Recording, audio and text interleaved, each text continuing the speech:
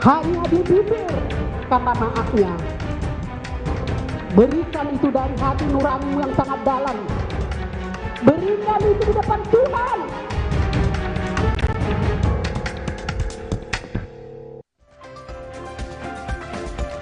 Terdakwa pembunuhan Brigadir Yosua, Ricky Rizal, menyampaikan permohonan maaf kepada ayah dan ibu Yosua di persidangan. Ricky mengaku lega dapat bertemu langsung dengan orang tua Yosua. Permintaan maaf Ricky Rizal kepada ayah dan ibu Yosua disampaikan saat persidangan. Ricky meminta maaf atas kebodohannya dan ketidaktahuan dirinya saat peristiwa Yosua meninggal. Ricky mendoakan agar keluarga Yosua diberi kesabaran.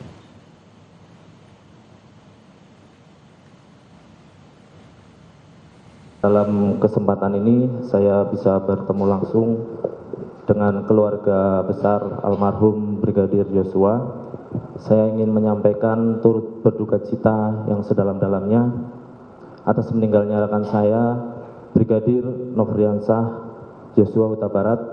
Semoga almarhum diterima di sisi Tuhan Yang Maha Esa serta keluarga diberikan kekuatan dan kesabaran. Saya juga berharap kepada Ibu Rosti Simanjuntak, Bapak Samuel Huta Barat, serta keluarga besar almarhum Yosua untuk dapat memberikan maaf kepada saya atas kebodohan dan ketidaktahuan saya pada saat terjadi situasi saat itu. Terima kasih Yang Mulia. Sementara itu terdakwa Kuat Maruf di hadapan keluarga Yosua juga menyampaikan bela sungkawa atas meninggalnya Yosua. Kuat Maruf mengaku tidak berniat seperti yang didakwakan penuntut umum. Kuat berharap proses pengadilan dapat menentukan dirinya bersalah atau tidak. Saya turut berduka cita atas meninggalnya almarhum Yosua. Dan semoga almarhum Yosua diterima di sisi Tuhan Yang Maha Esa serta keluarga besar diberi ketabahan dan kesabaran. Dan saya berharap biar proses pengadilan yang akan menentukan salah atau tidaknya saya, karena demi Allah saya tidak ada niat apa seperti yang didakwakan kepada saya. Terima kasih Yang Mulia. Ibunda dari Brigadir Yosua, Rosti Simanjuntak, mengungkapkan kekecewaannya kepada terdakwa Kuat Maruf yang juga merupakan sopir dari Verdi Sambo. Rosti menyatakan ia kecewa karena Kuat tidak menolong Yosua, namun malah mengikuti skenario Sambo untuk membunuh anaknya. Rosti Simanjuntak menyebut terdakwa Kuat Maruf dan Ricky Rizal tidak punya hati nurani karena membiarkan Yosua tewas dalam skenario yang dibuat oleh Verdi Sambo. Rosti juga meminta Kuat dan Ricky untuk berkata jujur di persidangan.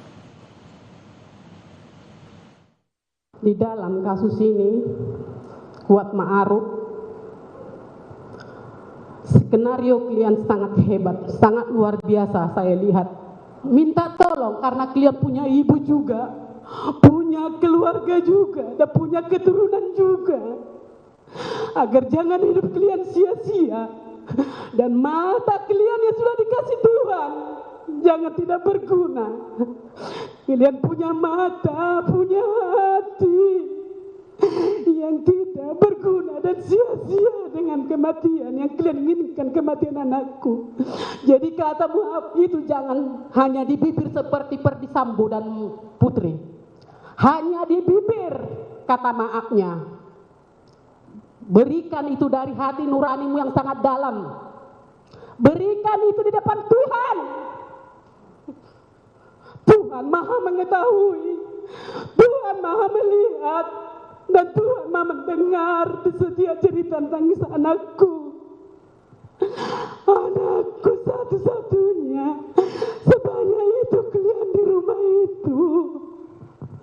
Aduh, luar biasa, di mana hati kalian? Hewan aja mati, hewan aja mati, pasti mendapatkan pertolongan. Ini kalian manusia diciptakan Tuhan normal, punya mata, punya hati, tapi satu pun kalian di rumah Verdi Sambo itu mengikuti skenario atasanmu itu.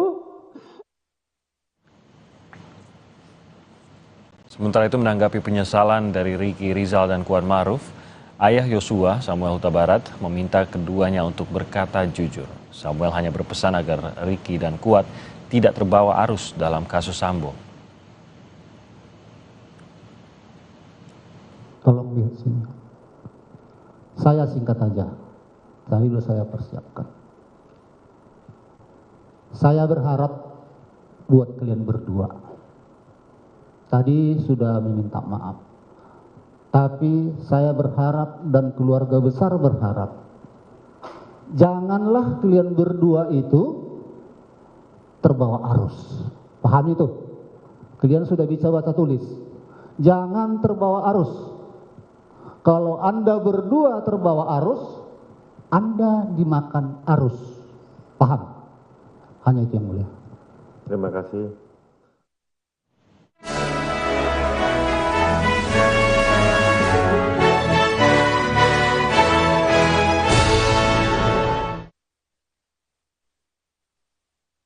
Habis itu Om Kuat nyuruh saya untuk Persidangan pemeriksaan saksi kasus pembunuhan Brigadir Yosua menjadi sorotan masyarakat, terutama saat majelis hakim meminta keterangan dari saksi yang berasal dari asisten rumah tangga Verdi Sambo dan Putri Chandrawati. Pada sidang pemeriksaan saksi yang dilakukan Selasa, 1 November 2022, majelis hakim terlihat mencoba mengorek saksi dan meminta saksi untuk tidak berbohong. Dengan tegas, hakim meminta Susi untuk berkata jujur dan tidak berbelit-belit saat memberikan keterangan. Terus yang keempat, Mas Arka. umur berapa Arka? Setahun setengah. Setahun setengah. Sejak kapan bergabung dengan ke rumah Saguling?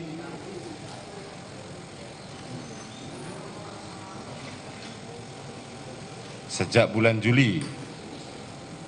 Om Kuat. Bukan, saudara Arka, anaknya yang nomor kecil. Sejak kapan? Dulu lahir di Bangka. Lahir di Bangka. Anaknya siapa yang melahirkan? Ibunya siapa yang melahirkan? Ibu Putri Chandrawati. Saudara bohong? Saudara sudah disumpah loh.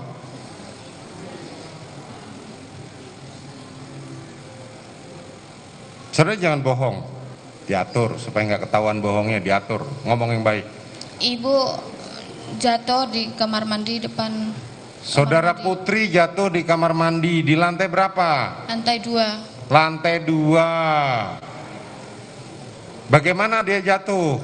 Saya tidak tahu, soalnya saya disuruh Om Kuat untuk ngecek ibu ke atas. Saya nemuin ibu udah keadaan kayak gitu, tergeletak di depan kamar mandi. Tergeletak di kamar mandi jam berapa tepatnya?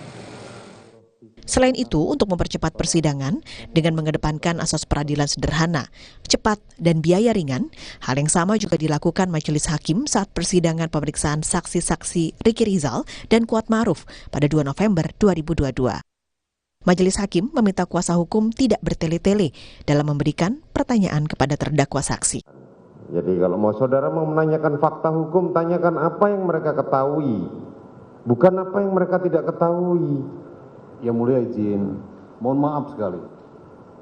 Justru karena dakwaan jaksa ini, saya yakin bahwa 11 saksi ini betul-betul dimaksudkan oleh JPU untuk membuktikan surat dakwaannya terkait dengan pasal 340, 338, dan 55. Sehingga karena diuraikan di sini, ya, tentang rangkaian konstruksi hukumnya, kami berpendapat bahwa ini harus menjadi fakta hukum terhadap terdakwa Ricky Rizal Wibowo, klien kami. Itu yang kami maksudkan. Ya, bahwa pasti jawabannya, kami sudah menduga bahwa jawabannya pasti tidak akan mengetahui. Tetapi ini jangan sampai menjadi asumsi, ya, tetapi harus menjadi fakta hukum. Itu pertimbangan kami yang mulia. betul. Bisa Nanti saudara tulis di dalam pembelaan atau kesimpulan saudara di akhir sidang ini. Hal yang sudah diketahui tidak perlu dipertanyakan lagi, saudara penuntut umum. Mengingat persidangan ini berasaskan cepat, sederhana, dan murah, silakan lanjutkan pertanyaan yang lain. Sebelumnya Ketegasan hakim dalam memimpin persidangan kasus pembunuhan Brigadir Yosua memang jadi sorotan masyarakat. Majelis hakim terlihat kentara memimpin sidang tanpa melewatkan sedikit pun. Majelis hakim memimpin sidang sesuai dengan asas peradilan sederhana, cepat, dan biaya ringan. Masni Rahmawati, Bimo Wicaksana, Kompas TV, Jakarta.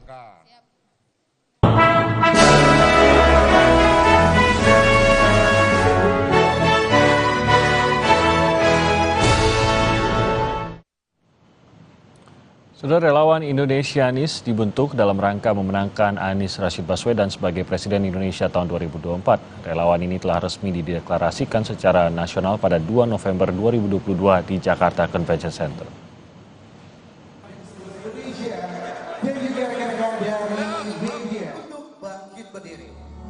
Deklarasi Nasional Relawan Indonesianis bertema merawat semangat kebangsaan, merentas jalan keadilan ini dihadiri langsung oleh Anies Baswedan. Deklarasi ini dihadiri oleh perwakilan relawan dari berbagai latar belakang serta daerah yang nantinya akan melaksanakan deklarasi di wilayah masing-masing. Ya, terima kasih. Saya apresiasi sekali dukungan dari relawan Indonesianis. Kita siap untuk berjuang bersama-sama. Saya memandang ini sebagai sebuah amanah, sebuah kepercayaan yang kita jaga bersama. Karena itu saya sampaikan tadi, kita berjalan untuk menjaga perasaan persatuan, kita berjalan untuk mengikhtiarkan hadirnya rasa keadilan, dan tadi saya sampaikan jangkau semua, kirimkan pesan yang positif, hindari hoax, dan lebih baik memenangkan hati, karena itulah yang harus kita kerjakan. Acara Deklarasi Nasional Relawan Indonesianis menampilkan pentas budaya, parade kebangsaan, narasi anak bangsa, ikrar, dan testimoni, serta ditutup dengan pidato kebangsaan oleh Anies Baswedan. Relawan Indonesianis sendiri optimis dengan sederet prestasi, pengalaman, dan rekam jejak karya yang sudah direalisasikan oleh Anies Baswedan menjadi dasar dukungan penuh untuk pemilihan Presiden 2024 mendatang. Tim Liputan, Kompas TV.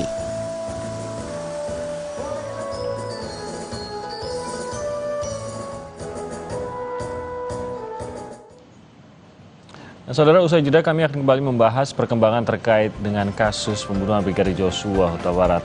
Kuat Maruf membantah pernah mengancam membunuh Brigadir Joshua, seperti kesaksian dari kekasih Joshua, Vera Simanjuntak. Bantahan itu disampaikan dalam sidang pemeriksaan saksi pada Rabu kemarin. Usai sidang, apa tanggapan kuasa hukum terdakwa dan bagaimana mengungkap peran dari Kuat Maruf dan Ricky Rizal dalam kasus pembunuhan Joshua? Bayu Sutiono akan menghadirkan pembahasannya untuk Anda usai jeda berikut ini.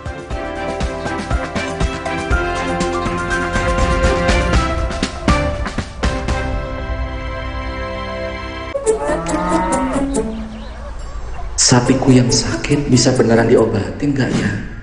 Jangan percaya, sapinya dijual ke saya aja.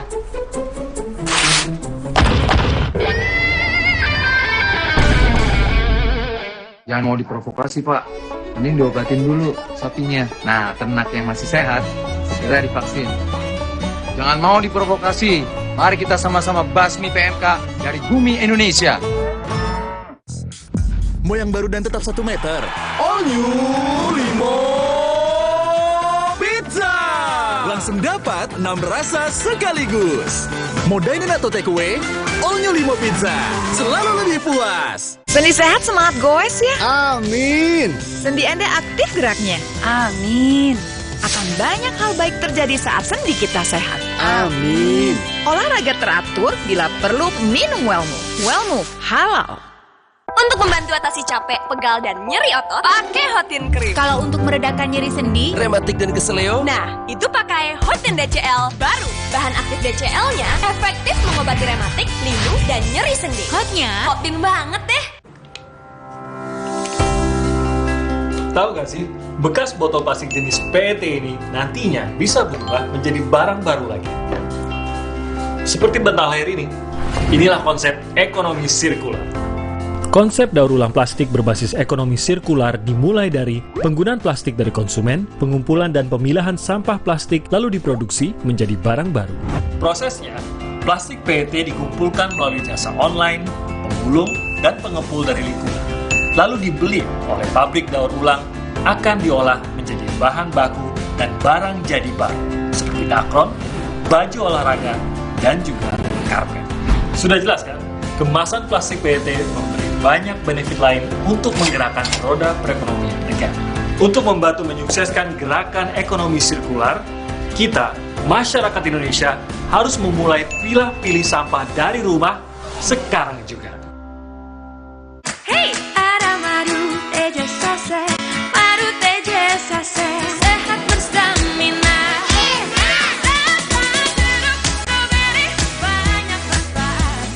Madu teja saset, enak sehatnya. Bahaya kurang vitamin D. Onde-mande vitamin D. Berjemur aja, cukup nggak ya? Minum MyWell Vitamin D 1000 IU. Penuhi kebutuhan vitamin D, jaga imun well everyday. MyWell Vitamin D 100% well everyday. Mau yang baru dan tetap 1 meter? All new Limo Pizza! Langsung dapat 6 rasa sekaligus. Mau dine-in atau take away? All new Limo Pizza. Selalu lebih puas. Tahu nggak sih, bekas botol plastik jenis PET ini nantinya bisa berubah menjadi barang baru lagi. Seperti bantal leher ini, inilah konsep ekonomi sirkular. Konsep daur ulang plastik berbasis ekonomi sirkular dimulai dari penggunaan plastik dari konsumen, pengumpulan dan pemilahan sampah plastik lalu diproduksi menjadi barang baru. Prosesnya, plastik PET dikumpulkan melalui jasa online, penggulung, dan pengepul dari lingkungan. Lalu dibeli oleh pabrik daur ulang, akan diolah menjadi bahan baku dan barang jadi baru, seperti dakron, baju olahraga, dan juga karpet. Sudah jelas kan? Kemasan plastik PET memberi banyak benefit lain untuk menggerakkan roda perekonomian negara. Untuk membantu menyukseskan gerakan ekonomi sirkular, kita, masyarakat Indonesia, harus memulai pilih sampah dari rumah sekarang juga.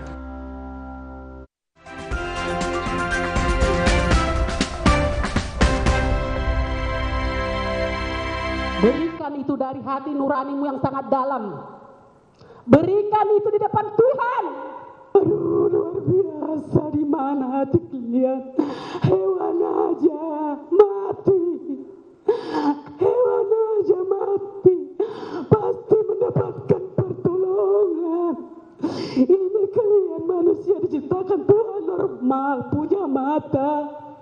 Punya hati. Tapi satu pun kalian di rumah Ferdi Sambo itu mengikuti skenario atasanmu itu dan putrimu yang kau banggakan itu. Jadi kalau kamu lagi-lagi emosi ibunda almarhum Yosua Huta Barat tak terbendung ketika dihadapkan dengan terdakwa pembunuh anaknya, yakni Kuat Ma'ruf dan Ricky Rizal pada sidang pemeriksaan saksi Rabu 2 November 2022. 12 saksi kembali dihadirkan. 10 diantaranya adalah keluarga almarhum Yosua. Dalam persidangan, terdakwa Kuat Ma'ruf membantah pernah mengancam Brigadir Yosua saat berada di rumah Sambo di Magelang. Bantahan ini terkait dengan kesaksian kekasih Yosua, Vera Simanjuntak, yang pernah mendapat cerita Yosua melalui sambungan telepon tepat 1 hari sebelum Yosua dibunuh atau 7 Juli 2022. Mbak Vera ada apa tadi lupa saya? Kalau naik aku bunuh. Terus apa yang tidak benar? Karena tidak ada bahasa seperti itu waktu kejadian itu. Begini, itu kan saksi Vera tadi menjelaskan tidak menyebutkan siapa yang menyebutkan tersebut. Saksi Vera hanya menceritakan korban bercerita dan dia diberi ancaman apabila kamu naik maka akan kubunuh. Berbeda dari terdakwa lainnya, Kuat Ma'ruf satu-satunya yang tidak meminta maaf kepada orang tua almarhum Yosua. Sebelumnya, terdakwa pembunuhan berencana Brigadir Yosua, Ferdi Sambo, sudah menyampaikan permintaan maaf secara langsung kepada ayah dan ibu almarhum Yosua. Begitu juga dengan istri Sambo, Putri Chandrawati, meski permintaan maaf keduanya dinilai tidak tulus. Terdakwa lain, Ricky Rizal dan Eliezer, juga menyampaikan permintaan maaf kepada keluarga Yosua. Bahkan Eliezer sampai bersimpuh di kaki ibunda almarhum Yosua Huta Barat. Tim Liputan, Kompas TV.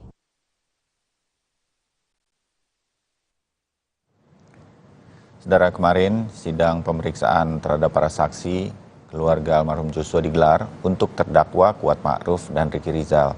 Seperti juga Ferdi Sambo dan Putri Chandrawati sebelumnya, bantahan terdengar dari persidangan.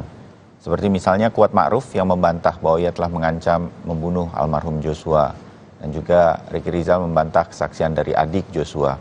Nah, bagaimana sebenarnya peran Ricky Rizal berdasarkan dakwaan dan kesaksian? Kami akan membahas beberapa hal diantaranya bersama penasihat hukum Ricky Rizal, Erman Umar, serta psikolog forensik Reza Indragiri. Mas Reza, Bang Erman, selamat pagi. Salam sehat untuk kita semua. Selamat pagi, Assalamualaikum. Waalaikumsalam warahmatullahi wabarakatuh. Bang Erman, banyak yang orang langsung berkomentar bahwa kira-kira ya lebih dan kurang. Mohon maaf kalau kemudian saya juga tidak persis begitu kata-katanya. Ada permintaan maaf dari Ricky Rizal kemarin kan Bang Erman. Di titik ini saya ingin tahu, ini Bang Erman yang sampaikan untuk Ricky Rizal minta maaf atau Ricky sudah mengatakan dari dirinya sendiri bahwa saya akan minta maaf? Bang Erman? Benarnya niat untuk menyampaikan pertama tentunya langsung kawa dan duka cita yang dalam atas meninggalnya sahabatnya. Tetapi selama ini dia ini dalam kondisi kan ditahan, tidak bisa bertemu dengan publik, sementara pers menganggap opini menganggap dia adalah salah satu dilibatkan ya. Pada saat mulai awal sidang itu permintaan maaf itu sejak mulai awal sidang sudah disampaikan turut berduka cita, apalagi pada saat hadirnya para orang tua, para keluarga. Jadi tidak ada dari awal tuh dari terdakwa sendiri. Tapi harus diingat catatan bahwa duka cita yang mendalam dari Ricky. Yang kedua permohonan maaf. Permohonan maaf yang dia lakukan adalah menyatakan atas ketidakberdayaan dia tidak mampu mencegah terjadinya kejadian pembunuhan itu.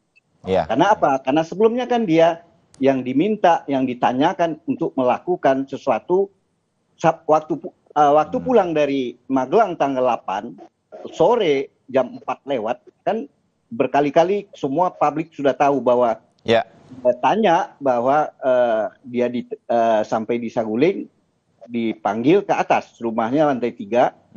Dia tanya, kamu tahu nggak? Karena yang bawa mobil dari Magelang salah satunya Ricky. Kamu tahu nggak kejadian di Magelang? Nah, saya tidak tahu, Pak. Sampaikanlah sama Sambo dengan katanya dengan mimik nangis, dengan nada geram. Ya saya nggak tahu Pak. Nah, ibu dilecehkan. Oleh karena itu dia minta kamu kalau saya panggil Joshua, kalau dia melawan, kamu berani nggak backup saya dan berani nggak kamu menembak? Kira-kira itu permintaan.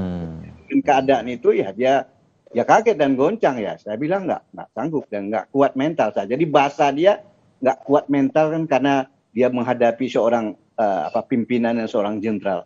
Mungkin di hati kecil dia saat ini kita tanya kenapa kamu nggak bilang bahwa itu tidak benar. Kalau saya bilang itu bahwa ini tidak benar dan melanggar hukum ya saya jangan-jangan yang ditembak.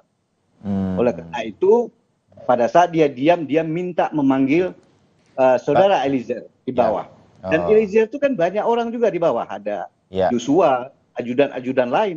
Dan tidak mungkin dia menyampaikan kepada Eliezer, kamu dipanggil untuk menembak sih. Kan nggak mungkin. Tadi dia membatin saja. Gitu. Jadi Bang Erman, dari cerita Ricky, dia itu dalam pikiran saya itu kan sempat, paling tidak publik mengetahuinya, Ricky Rizal sempat disuruh menembak, tetapi dia tidak kuat mental atau dia menolak. Jadi bahasanya itu kata-katanya kalau saya FS gitu, Ricky, kamu tembak ya Joshua nanti, bukan begitu? Atau katakannya seperti kira-kira tadi Bang Erman katakan, nanti kalau ada Joshua melawan atau apa, kamu backup ya, kamu tembak ya atau apa? Nah kira-kira begitu. Jadi mana yang benar? Perintahnya tegas disuruh menembak atau seperti apa? Kalau yang dia terhadap Ricky, ya awal itu cerita bahwa nanti kalau dipanggil si Joshua melawan, Kemudian karena ya gimana ya, mereka kayak siap-siap aja tuh berdiri, kemudian setelah ujungnya baru dia langsung menyatakan tidak karena menyebut ujungnya tembak kan. Oh, oke. Ya. Oke, terbayang. Kira-kira nanti. Dan saya akan sampai nanti, mudah-mudahan saya ingat untuk balik lagi kepada ketidakberdayaan ini begitu. Mas Reza, kalau kita mendapatkan informasi berkaitan dengan peran dari Ricky Rizal dan Kuat begitu ya. Salah satunya, nanti saya kembali juga ke Bang Herman. Kemarin tuh walaupun kemudian ada permintaan maaf, ini karena ada Bang Herman kita agak fokus ke Ricky Rizal begitu, tetapi mengaku bahwa dia tidak tahu ada rencana akan membunuh Joshua begitu.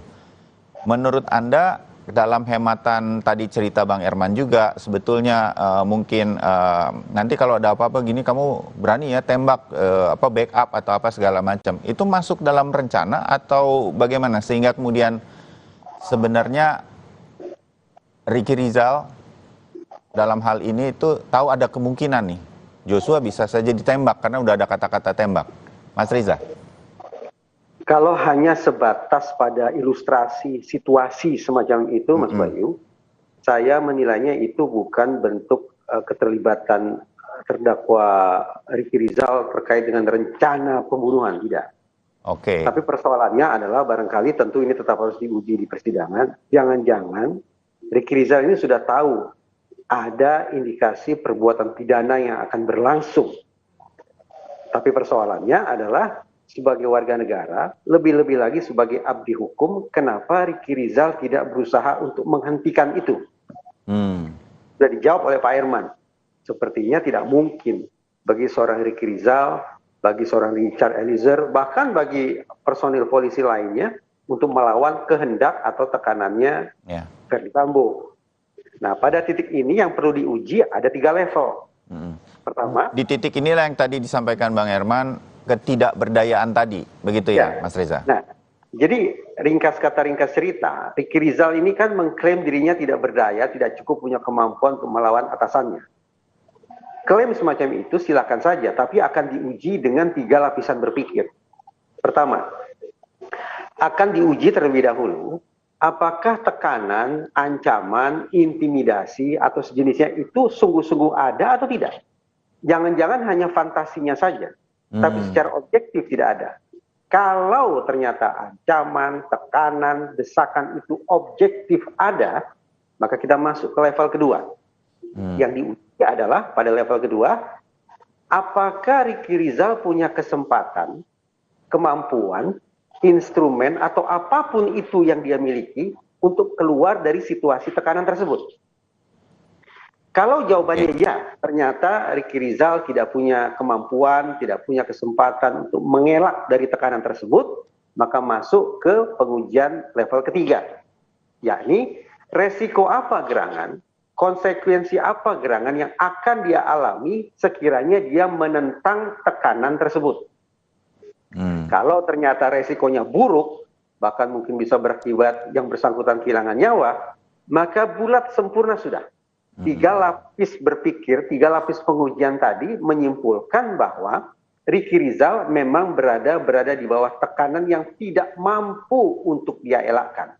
Dengan simpulan semacam itu, psikologi forensik berpandangan bahwa Ricky Rizal memenuhi 1 dari 6 kondisi psikologis manusia yang bisa membuat yang bersangkutan terbebas dari pertanggungjawaban pidana.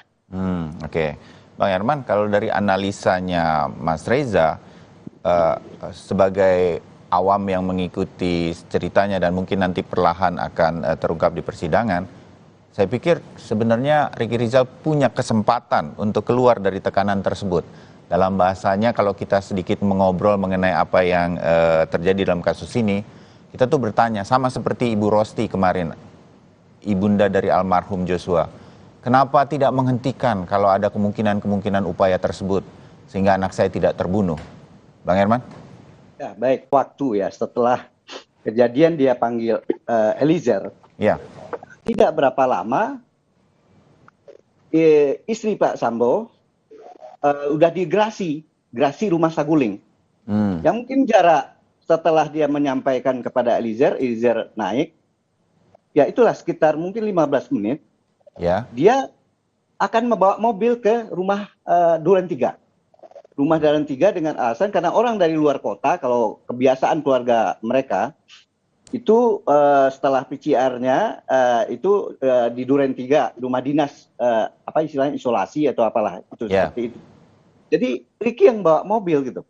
Nah, coba kita pikir 15 menit setelah dia mendengar, kemudian Eliezer 15 menit kemudian dia sampai parkir mobil di mana, di rumah Duren 3.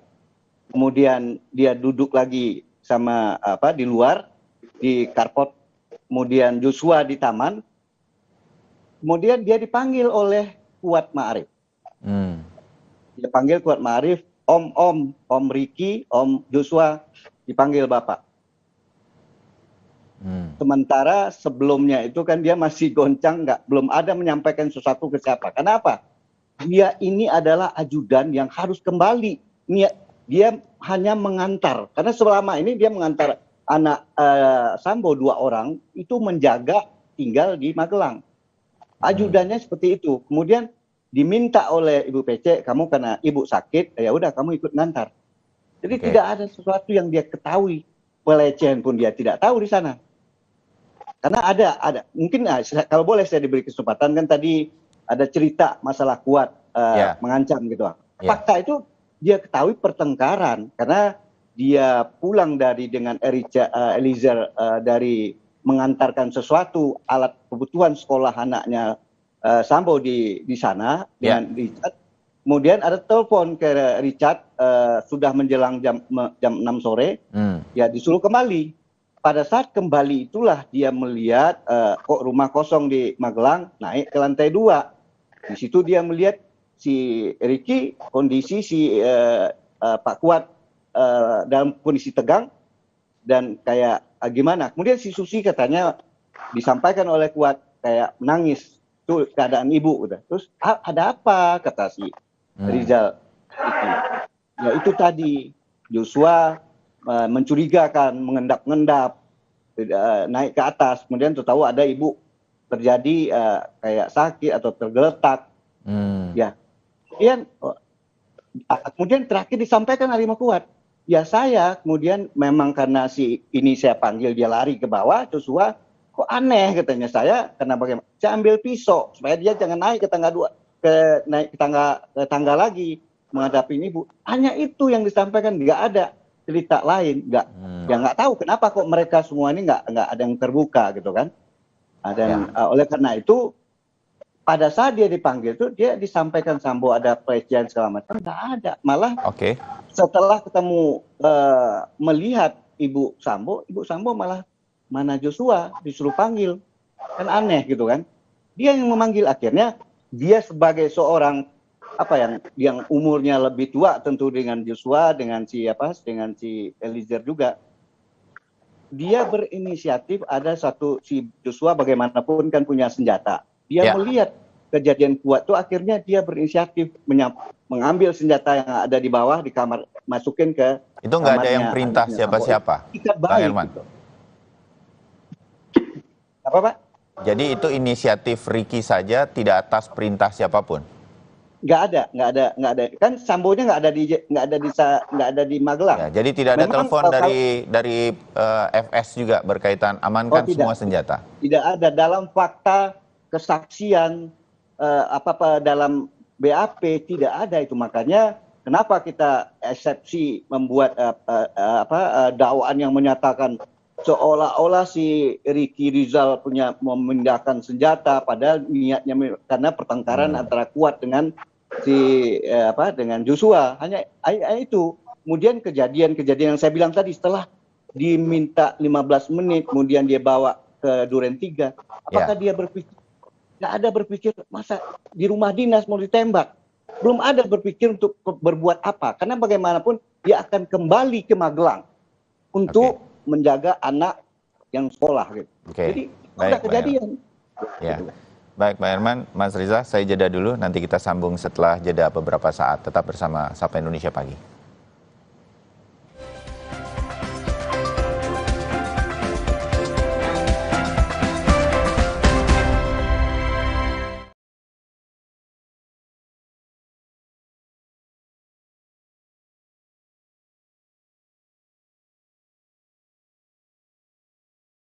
langsung, nggak bikin tangan panas.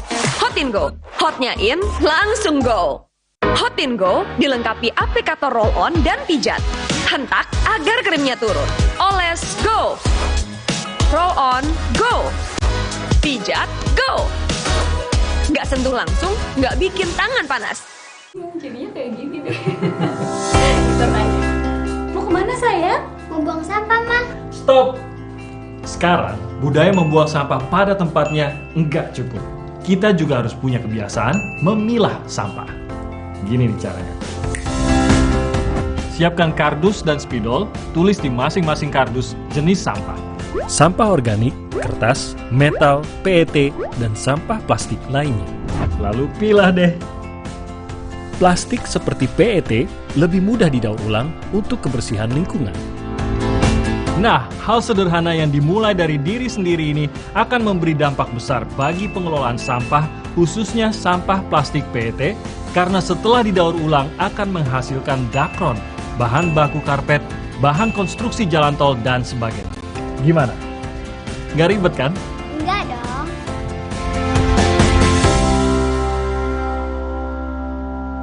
Omehar, minyak ikan pilihan dari laut dalam. Omehar, suplemen omega 3 esensial. Dalam mini kapsul, lebih mudah ditelan.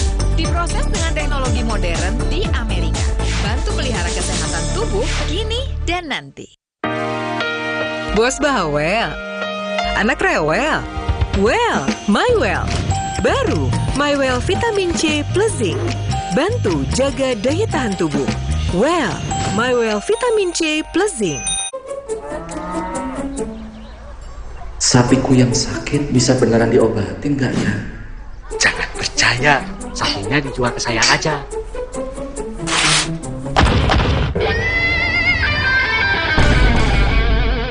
Jangan mau diprovokasi, Pak. Mending diobatin dulu sapinya. Nah, ternak yang masih sehat, segera divaksin. Jangan mau diprovokasi. Mari kita sama-sama basmi PMK dari bumi Indonesia. Fresh Care dipercaya masyarakat Indonesia. Panasnya nyaman. Aromanya fresh. Pilihanku insya Allah halal. Dan hangatnya selalu bikin fresh. Fresh Care. Fresh Care kini hadir dengan Fresh Care Press and Relax.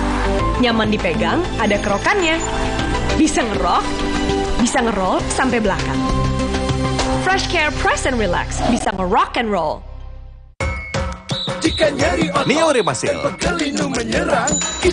Neoremasil, formula efektifnya redakan nyeri otot, nyeri sendi, dan pegal linu. Neoremasil, nyeri otot dan pegal linu reda, rezeki datang. Neoremasil. Wah, enak banget. Mau better dong? Coba better. Ya, biskuitnya crunchy, vanilanya creamy. Dilapisi coklat full dan tebal.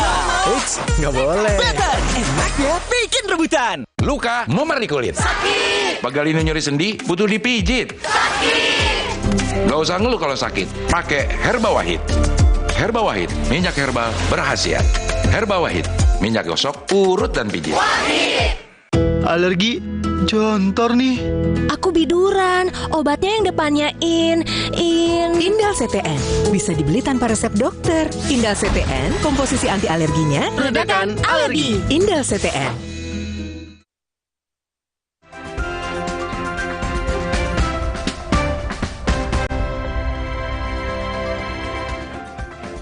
Ya, saudara, kami masih bersama Erman Umar, penasihat hukum Ricky Rizal, salah satu terdakwa dalam kasus pembunuhan berencana terhadap Brigadir Joshua, juga Reza Indragiri, pakar psikolog forensik berkaitan dengan apa yang terjadi dalam persidangan kemarin, dan menjawab mungkin keingintahuan publik apa-apa saja yang menjadi peran dari Ricky Rizal, terutama karena ada Bang Erman Umar sebagai penasihat hukumnya pagi hari ini.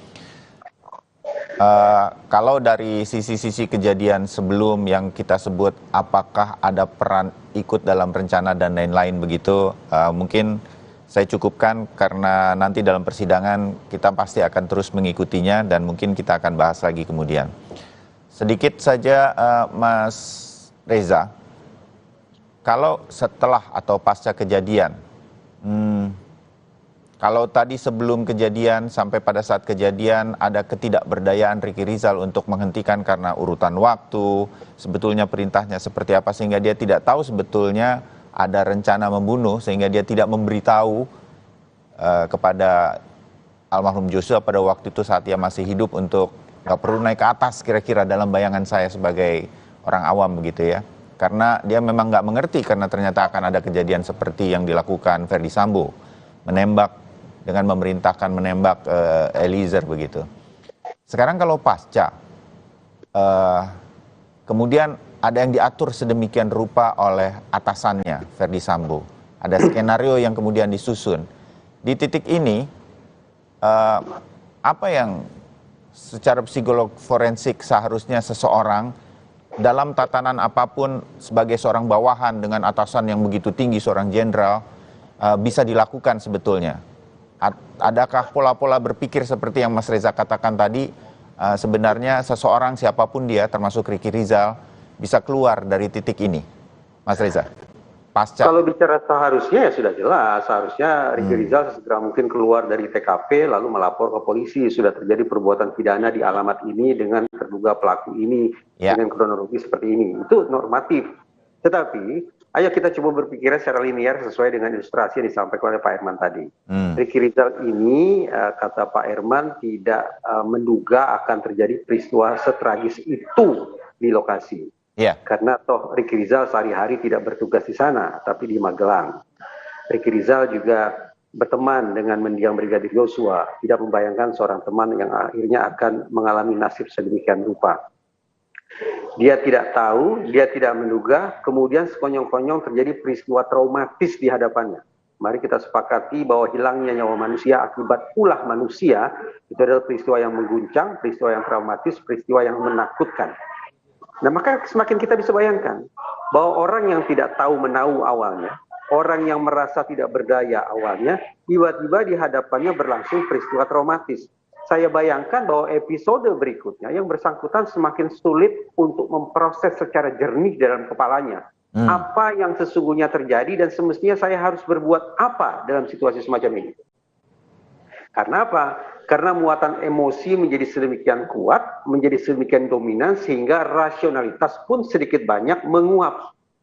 Kalau rasionalitas sudah menguap, akal sehat menguap, maka yang kita bisa spekulasikan atau kita prediksikan adalah yang bersangkutan akan fokus terlebih dahulu meredakan ketegangan batinnya. Perasaan takutnya, perasaan terguncangnya itu dulu yang akan dia jadikan fokus. Dia harus kembalikan kontrol dirinya, dia harus kembalikan ketenangan dirinya. Tidak ada pemikiran tentang akan melakukan A, B, C, dan seterusnya, karena rasionalitas itu yang tadi saya katakan menguap, digantikan oleh gelombang desakan emosi yang sedemikian hebat. Ya, berapa lama waktunya untuk kemudian dia bisa mengetahui bahwa, oh sekarang atasan saya bikin skenario nih, tembak, menembak, dan segala macam yang tidak kejadian sesungguhnya, kemudian datang orang-orang yang kemudian mendapat cerita yang bukan kejadian sesungguhnya. Kan Ricky Rizal tahu itu dan dia masih tetap diam saja. Apakah itu masih dalam keadaan terguncang, belum jelas, bahkan sampai hari ini misalnya, atau pada titik tertentu nanti dalam persidangan, dia sudah kembali mengetahui bahwa oke, kita berjalan di skenario ini adalah tidak benar begitu, Mas Reza? Immediate situation atau situasi yang langsung terjadi seketika tadi saya katakan adalah boleh jadi Ricky Rizal mengalami guncangan, mengalami shock gitu ya. Rasionalitasnya menguap, dia tidak berpikir tentang bagaimana melakukan A, B, C, dan seterusnya. Itu bukan fokusnya. Fokusnya saat itu adalah bagaimana bisa mengembalikan ketenangan dirinya terlebih dahulu. Tapi yang namanya tekanan, yang namanya ancaman atau pengaruh yang sedemikian kuat dari atasan, pada episode itu dan episode-episode berikutnya tetap ada. Sehingga tetap saja andaikan Ricky Rizal sudah berhasil mengendalikan emosinya, rasionalitasnya sudah pulih kembali, tapi pada saat yang sama dia tahu bahwa sesungguhnya tekanan, ancaman, keterbatasan bagi dia untuk berperilaku secara normatif itu tetap saja terbatas, terkungkung akibat adanya sosok Ferdi Sambo. Karena toh status dia tetap adalah sebagai anak buah Ferdi Sambo. Anak buah seorang komandan yang baru sesaat lalu berhasil merancang sebuah skenario pembunuhan yang sedemikian ekstrim. Oke, ya saya konfirmasi ke Bang Herman kalau begitu. Kira-kira seperti itu yang dialami Ricky Rizal sampai kemudian kita anggap sampai saat ini Ricky Rizal masih terus beberapa waktu lalu, sampai sebelum persidangan lah Bang Herman, sebelum ketemu Bang Herman lah. Karena Bang Herman kan di belakang ketika itu kemudian menjelang persidangan kemudian banyak memberikan keterangan-keterangan di balik layar dari seorang sosok Ricky Rizal begitu. Ketidakberdayaan lagi untuk tidak mampu keluar dari skenario yang disusun oleh Ferdy Sambo. Itu yang terjadi Bang Herman. Ya benar itu. Jadi kalau untuk selanjutnya silahkan ada kalau toh ada perbuatan lain ya. Karena setelah kejadian kan banyak polisi mungkin dari kesatuan Propam atau Propos udah muncul gitu. Dia berarti udah terjadi dia nggak berbuat apa. Kemudian malah dia disuruh si ibunya keluar rumah dibawa Sambo, kamu bawa antar nih ke rumah Seguling lagi. Jadi kalau saya lihat dalam kejadian itu udah selesai masalah kasus pembunuhan. Gitu. Hal-hal lain ya silakan aja. Kan yang sekarang Ricky Rizal menghadapi dakwaan adalah seolah dia turut serta dalam perkara 340. Jadi dari segi itu kita berbicara gitu. Bahwa dia tidak mengetahui itu, kemudian yang dia ketahui fakta iya dia. Kalau makanya selalu saya pada saat dalam kesempatan itu saya menganggap dia adalah sebenarnya seorang saksi yang mengetahui, tapi bagaimanapun dia kan dari Magelang, ini temannya dia, ada kejadian meninggal, ya kita juga tentunya nggak mungkin menghindar atas berlanjut proses hukum ini. Tinggal dia sabar menghadapi secara pelan, dibuktikan di pengadilan. Ya kalau yang selama ini ya kita sabar menunggu keadaan keluarga. Kalau untuk yang akan datang, kami juga ingatkan hakim, ayo kita sama-sama mencari keadilan, baik keadilan korban, keadilan para terdakwa, siapapun itu, apakah Sambo atau istrinya, Ricky Rizal, Kuat, mari sama-sama. Artinya asas praduga tak bersalah, agar majelis juga hargai. Gitu. Jangan kita akan juga mau fight kalau sesuatu hal, kalau hanya nanti majelis tekanan publik, kemudian kami akan juga mempersiapkan artinya sesuai dengan acara memperlihatkan sikap gitu. Oke. Ya, terbayang Bang Herman dari sidang kemarin ketika Ricky Rizal, paling tidak bagi saya dan mungkin pemirsa Kompas TV hari ini yang mengikuti perbincangan kita, apa ini maksudnya Ricky Rizal mengatakan dia minta maaf, tetapi kemudian dia kembali menyatakan bahwa saya tidak mengetahui ada rencana pembunuhan. Saya rasa terbayang pada pagi hari ini dari penjelasan Bang Herman Ulman yang saya meyakini ini berdasarkan keterangan dari Ricky Rizal yang didampingi. Nah, Mas Reza dan Bang Herman begini, dari situasi yang sekarang terjadi, paling tidak ada beberapa artikel yang kemarin, saya menganggap ini artikel yang kemudian menilai persidangan kemarin, terutama terhadap Ricky Rizal ya Bang Herman, bahwa tampaknya Ricky Rizal ada kemungkinan, sekali lagi, kita 2 atau 3 kali sudah berbincang dan banyak harapan bahwa Ricky Rizal akan menyatakan yang sebenar-benarnya untuk mengungkap apa yang sebenarnya terjadi. Ada beberapa hal yang tampaknya akan menjadi kunci kuat dari peristiwa sampai ke rekonstruksi yang belum terjawab, tetapi menurut kita sebagai orang awam, hanya ada beberapa orang yang ada di sekitar lokasi. Ketika pada satu kasus, Ferdy Sambo mengatakan dia tidak menembak. Richard Eliezer mengatakan Ferdy Sambo ikut menembak. Ada 2 orang lagi yang menurut kami ada di situ. Kalau kita hanya membaca BAP dan lain-lain, ada Ricky Rizal dan Kuat Ma'ruf. Apakah benar-benar tidak melihat dan lain-lain. Nah, hal semacam ini, terbukakah kemungkinan berdasarkan banyak orang yang juga menilai tampaknya Ricky Rizal ada kemungkinan akan membuka beberapa hal lagi di dalam peradilan nanti. Anda tadi juga sempat mengatakan kalau kemarin masih bertemu dengan saksi yang bisa disebut masih korban atau keluarga korban dari almarhum Joshua. Kita tunggulah nanti ketika nanti sudah pengadilan dan terutama majelis hakim menguak fakta-fakta untuk menguak keadilan terhadap masing-masing terdakwa. Jadi bisa saja ada beberapa hal yang kita anggap nanti akan dibuka oleh Ricky Rizal pada saat persidangan. Kalaupun belum Anda bisa katakan sekarang, tapi arahnya bisa ke sana. Bang Herman? Selama ini saya sudah menuntut dia selalu karena itu udah lama sebenarnya karena terjadi dispute ya sejak dari rekonstruksi. Eliezer menyatakan dalam rekonstruksi setelah dia menembak, Sambo adalah menembak walaupun dibantah oleh Sambo. Kemudian Ricky Rizal melihat Eliezer menembak, kemudian kan ada beberapa kali juga saya sampaikan ada masuk HT dari Romer. Romer itu ada ajudan yang masih berada di luar, ada beberapa orang. Rupanya Romer, ajudan mendengar tembakan, bergerak, dia salah penafsiran. Ricky posisi di belakang yang mengarah pintu. Dia berbalik arah, sudah kejadian kegoncangan dengan ada masuk AT dari temannya, dia mencoba berbalik arah setelah ada kejadian penembakan itu. Itulah yang membuat dia ada melipir, ada kosong waktunya. Inilah yang publik merasa ya nggak mungkin lah, pasti Ricky juga tahu.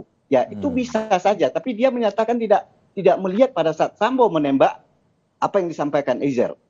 Jadi kalau sekarang dan itu berulang-ulang saya suruh membuat, kan awalnya saya juga mendorong supaya Ricky menyampaikan surat ke LPSK, sudah kita konsep, kita siapkan masih, tapi ternyata terakhir dalam BAP selanjutnya dia bilang, Bang Herman saya sudah bicara benar, bicara apa adanya. Saya bilang, kalau masih ada yang kamu simpan, kamu pasti menghadapi di persidangan dengan pimpinan kamu.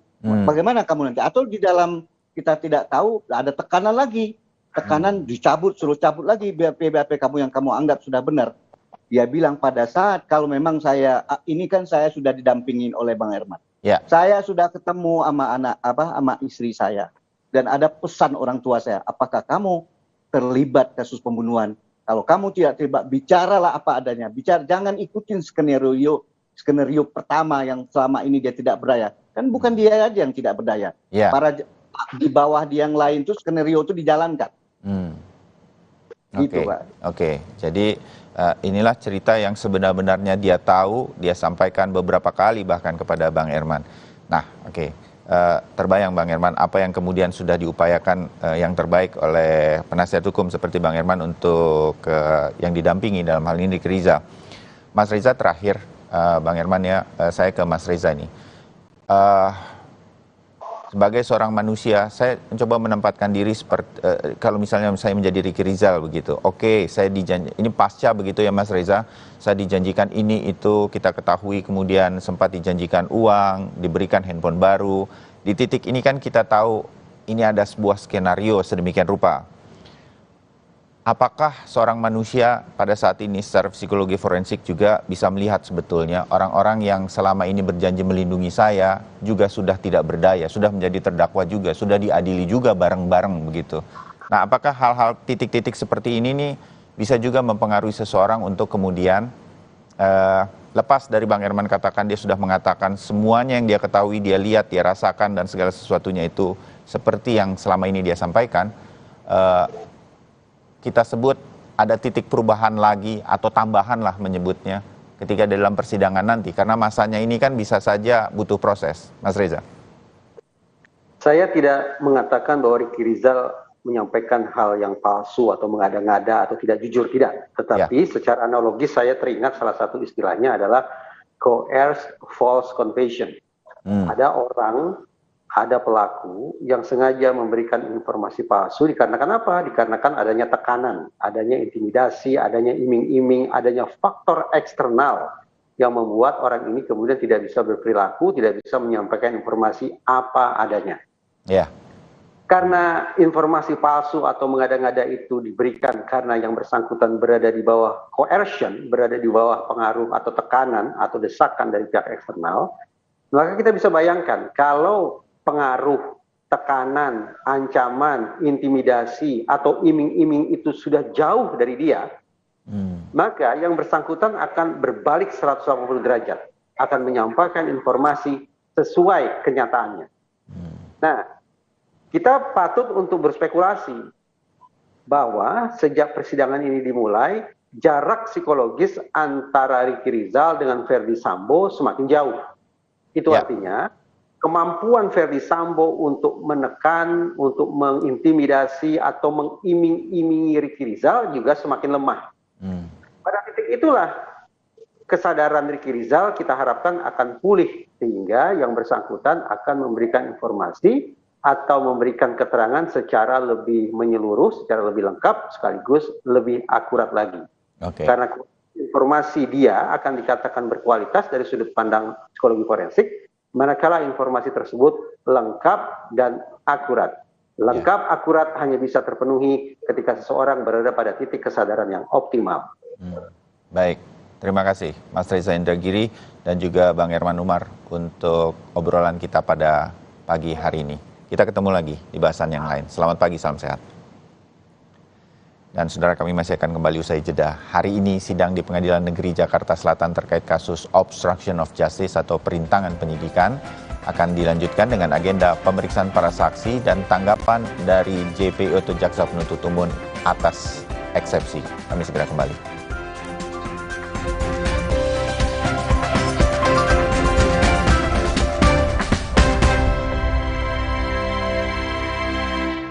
Inovasi baru dari Hotin. Hotin Go. Oles Go.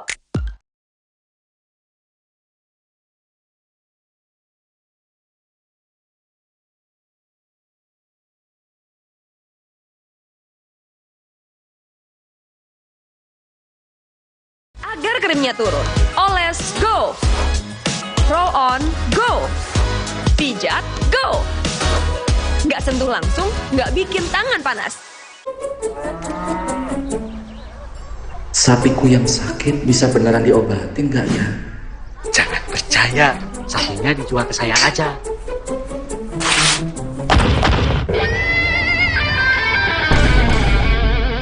Jangan mau diprovokasi, Pak. Mending diobatin dulu sapinya. Nah, ternak yang masih sehat, segera divaksin. Jangan mau diprovokasi. Mari kita sama-sama basmi PMK dari bumi Indonesia. Buat kesehatan, aku percaya Sido Muncul. Sido Muncul suplemen dibuat dengan bahan yang baik, riset yang panjang, quality control ketat, dalam bentuk soft capsule dengan varian vitamin dan herbal. Sido Muncul natural. Good health, better life. Jadinya kayak gini deh. Mau kemana sayang? Mau buang sampah, Ma. Stop! Sekarang, budaya membuang sampah pada tempatnya enggak cukup. Kita juga harus punya kebiasaan memilah sampah. Gini nih caranya. Siapkan kardus dan spidol, tulis di masing-masing kardus jenis sampah. Sampah organik, kertas, metal, PET, dan sampah plastik lainnya. Lalu pilah deh. Plastik seperti PET lebih mudah didaur ulang untuk kebersihan lingkungan. Nah, hal sederhana yang dimulai dari diri sendiri ini akan memberi dampak besar bagi pengelolaan sampah, khususnya sampah plastik PET, karena setelah didaur ulang akan menghasilkan dakron, bahan baku karpet, bahan konstruksi jalan tol, dan sebagainya. Gimana? Nggak ribet kan? Enggak dong.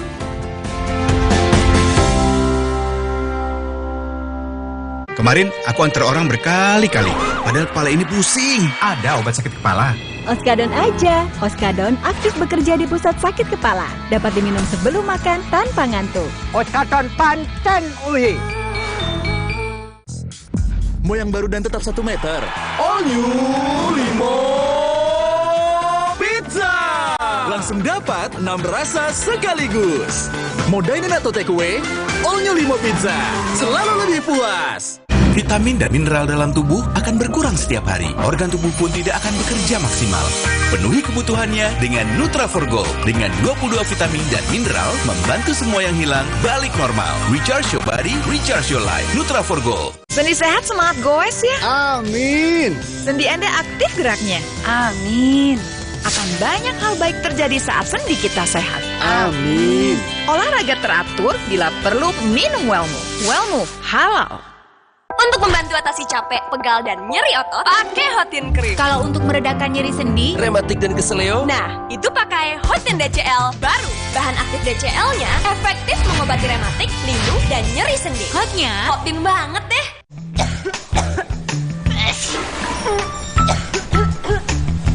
Batuk dan pilek, minum nih. Ultra Flu Extra dipercaya meringankan batuk dan flu yang mengganggu. Ultra Flu Extra, batuk dan flu reda, lega rasanya. Vitamin dan mineral dalam tubuh akan berkurang setiap hari. Organ tubuh pun tidak akan bekerja maksimal. Penuhi kebutuhannya dengan Nutra4Gold. Dengan 22 vitamin dan mineral, membantu semua yang hilang balik normal. Recharge your body, recharge your life. Nutra4Gold.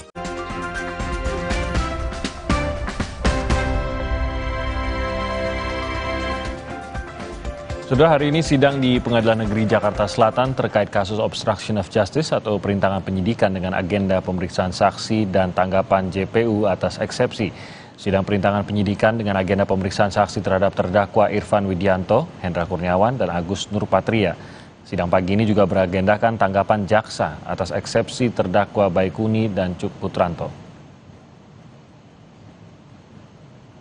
Dan di lokasi di Pengadilan Negeri Jakarta Selatan sudah ada rekan kami Asri Gunawan, jurnalis Kompas TV di sana. Selamat pagi Asri, pukul berapa sidang ini akan dimulai dan bagaimana nanti urutan dari sidang bagi para terdakwa ini? Selamat pagi Timothy dan Saudara, sidang akan digelar pukul 9.30 waktu Indonesia Barat. Nantinya akan dipisah ataupun ada digelar di dua ruangan. Yakni yang pertama di ruang sidang utama ada agenda pemeriksaan saksi atas terdakwa Hendra Kurniawan dan Agus Nurpatria.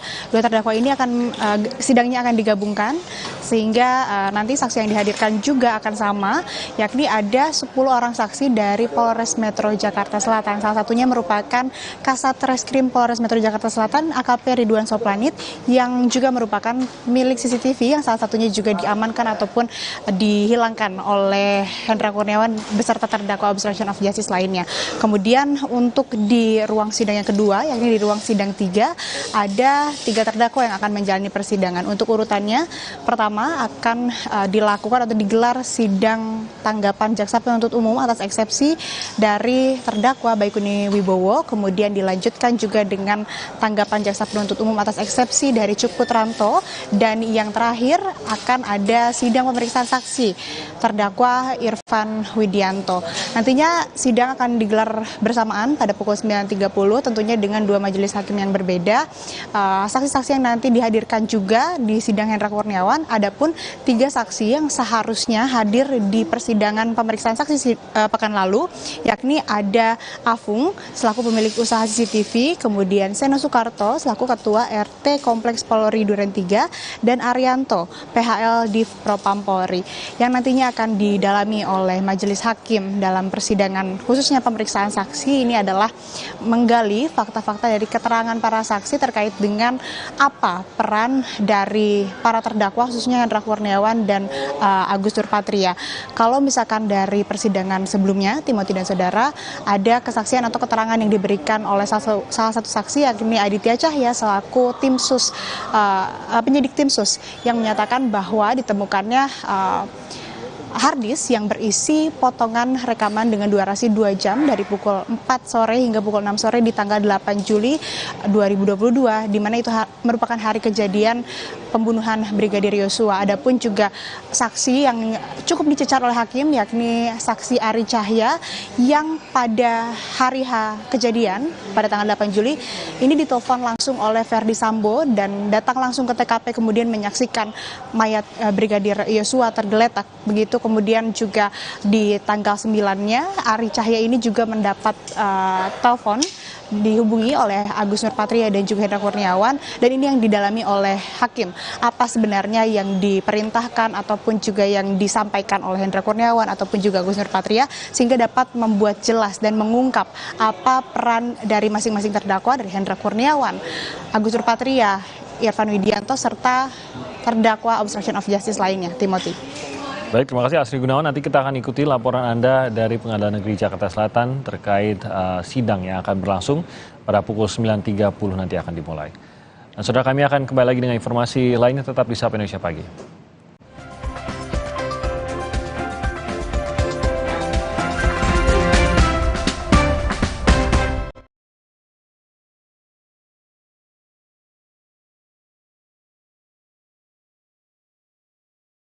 Nyesel nggak bisa ngomong keras-keras. Oreo wafer, 7 lapis, tebal, rasa coklatnya renyah. Hangat di konter pensil Clean untuk redakan nyeri otot. Sensasi counterpane cool untuk pendinginan saat olahraga. Hangat ke Counterpane Clean untuk redakan nyeri otot. Sensasi counterpane cool untuk pendinginan saat olahraga. Kemasan paket duo Counterpane. Beda kegiatan, beda masalah, beda counterpane-nya. Kemasan paket duo Counterpane. Harga hemat. Harga hemat, dapat 2 manfaat. Hangat ke Counterpane Clean untuk redakan nyeri otot. Sensasi counterpane cool untuk pendinginan saat olahraga. Oreo wafer. Nanti. Hah? Nyesel nggak bisa ngomong keras. Oreo wafer, 7 lapis, tebal, rasa coklatnya renyah. Hangat ke Counterpane Clean untuk redakan nyeri otot. Sensasi counterpane cool untuk pendinginan saat olahraga. Hangat ke Counterpane Clean untuk redakan nyeri otot. Sensasi counterpane cool untuk pendinginan saat olahraga. Kemasan paket duo Counterpane. Beda kegiatan, beda masalah, beda counterpane-nya. Kemasan paket duo Counterpane. Harga hemat, dapat 2 manfaat. Hangat ke Counterpane Clean untuk redakan nyeri otot. Sensasi counterpane cool untuk pendinginan saat olahraga. Kakek pingin tahu apa gigi palsunya bisa ngunyah ayam goreng yang renyah. Untung kakek pakai Poliden yang dengan kuat melekatkan gigi palsunya hingga 12 jam. Kakek pun bebas makan apa saja. Tersedia di apotek terdekat. Inovasi Indomie hype abis. Kebab Turki dan rendang Padang yang enaknya ngehits dimix di Indomie hype abis kebab rendang. Rasa smoky creamy kebab Turki sama gurihnya rendang Padang dimix asik. Indomie hype abis kebab rendang mix asik. Yuk cobain. Makin delicious, makin endes. Double ngehits di mulut. Indomie hype abis kebab rendang mix asik. Have you not seen my new phone yet? It literally folds in half. I would never switch to Samsung. I love my phone. What? It literally folds in half. You see, I love my phone. I would never switch to Samsung.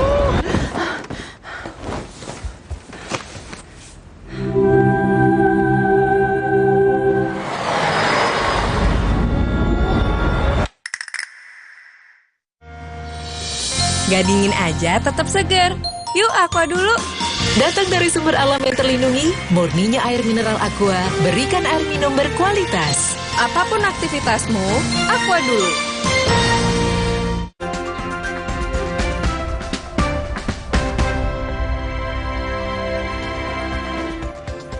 Ya, kami sebentar lagi akan mengakhiri Sapa Indonesia pagi hari ini untuk kemudian kami hadirkan breaking news Kompas TV berkaitan dengan adanya sidang lanjutan dari kasus obstruction of justice atau perintangan penyidikan untuk kasus pembunuhan Brigadir Joshua.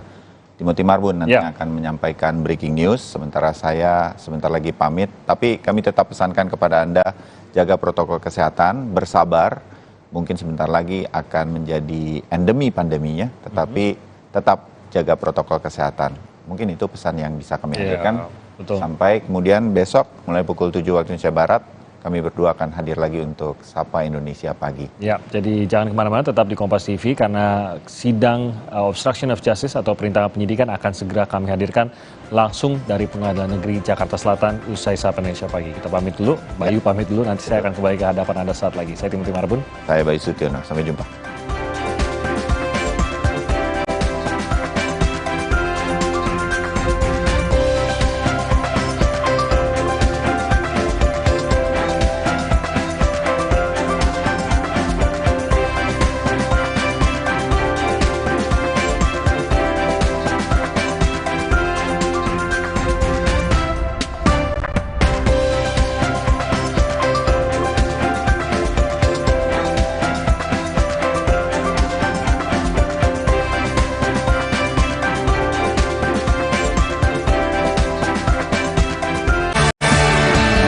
Dapatkan ragam informasi lewat portal video berita pertama di Indonesia yang menampilkan breaking news, peristiwa terkini, dan live streaming 24 jam.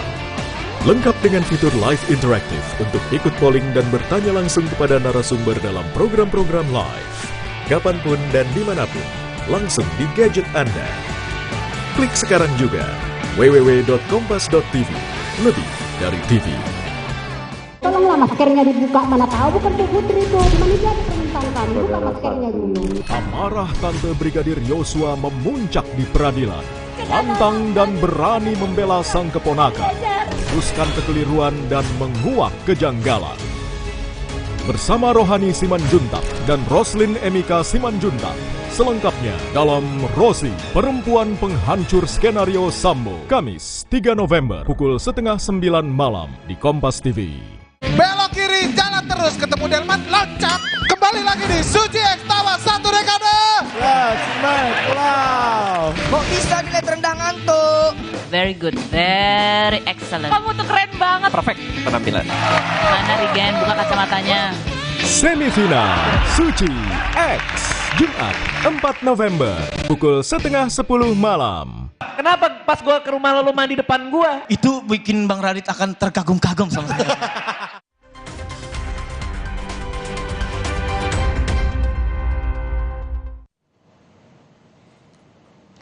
Saudara menyaksikan Breaking News Kompas TV, di mana kita akan mengikuti lagi perkembangan dari kasus terkait dengan pembunuhan Brigadir Yosua Huta Barat bersama saya Timothy Marbun. Hari ini agenda sidangnya adalah akan mengikuti kelanjutan dari kasus atau persidangan dari kasus perintangan penyidikan atau obstruction of justice yang melibatkan sejumlah terdakwa. Ada 3 terdakwa setidaknya yang akan disidangkan pada hari ini. Ini terkait dengan kasus perintangan penyidikan dengan agenda pemeriksaan saksi. Ada pemeriksaan saksi untuk terdakwa Hendra Kurniawan dan Agus Nurpatria serta Irfan Widianto. Selain itu juga ada agenda lainnya, yaitu mendengarkan tanggapan jaksa atas nota keberatan atau eksepsi yang diajukan oleh Baikuni Wibowo dan Cuk Putranto. Sidang kasus perintangan penyidikan pembunuhan Yosua dengan terdakwa Hendra Kurniawan ini dilanjutkan dengan agenda pemeriksaan saksi. Dan menurut pengacara Hendra, ada 10 saksi yang akan dihadirkan. Di antaranya adalah dari Polres Jakarta Selatan, dan salah satu yang dihadirkan ialah mantan Kasat Reskrim Polres Jakarta Selatan, Ridwan Soplanit. Sementara itu untuk terdakwa Irfan Widianto juga akan dilanjutkan dengan agenda pemeriksaan saksi. Pada sidang sebelumnya, saksi yang dihadirkan ialah Security Komplek Duren 3 dan 4 petinggi Polri pimpinan Arief Widianto. Arief didakwa mengganti DVR CCTV pasca tewasnya Brigadir Yosua tanpa dilengkapi surat tugas maupun berita acara penyitaan. Nah, selain pemeriksaan saksi, sidang kasus perintangan penyidikan pembunuhan Yosua ini juga digelar untuk terdakwa Baikuni Wibowo dan Cuk Putranto. Agenda sidang untuk Baikuni maupun Cuk Putranto adalah mendengarkan tanggapan jaksa atas nota keberatan yang diajukan oleh Baikuni dan Cuk Putranto. Dalam eksepsinya, Baikuni Wibowo terpaksa atau mengaku ia terpaksa menghapus rekaman CCTV yang menjadi bukti pembunuhan berencana Yosua karena ia dipaksa oleh 3 atasannya. Ketiga atasannya adalah Ferdi Sambo, Arif Rahman Arifin, dan Cuk Putranto. Sedangkan terdakwa Cuk Putranto mengajukan keberatan atau eksepsi karena ia tertekan atas perintah atasannya Ferdi Sambo untuk mengopi rekaman CCTV pasca Yosua tewas.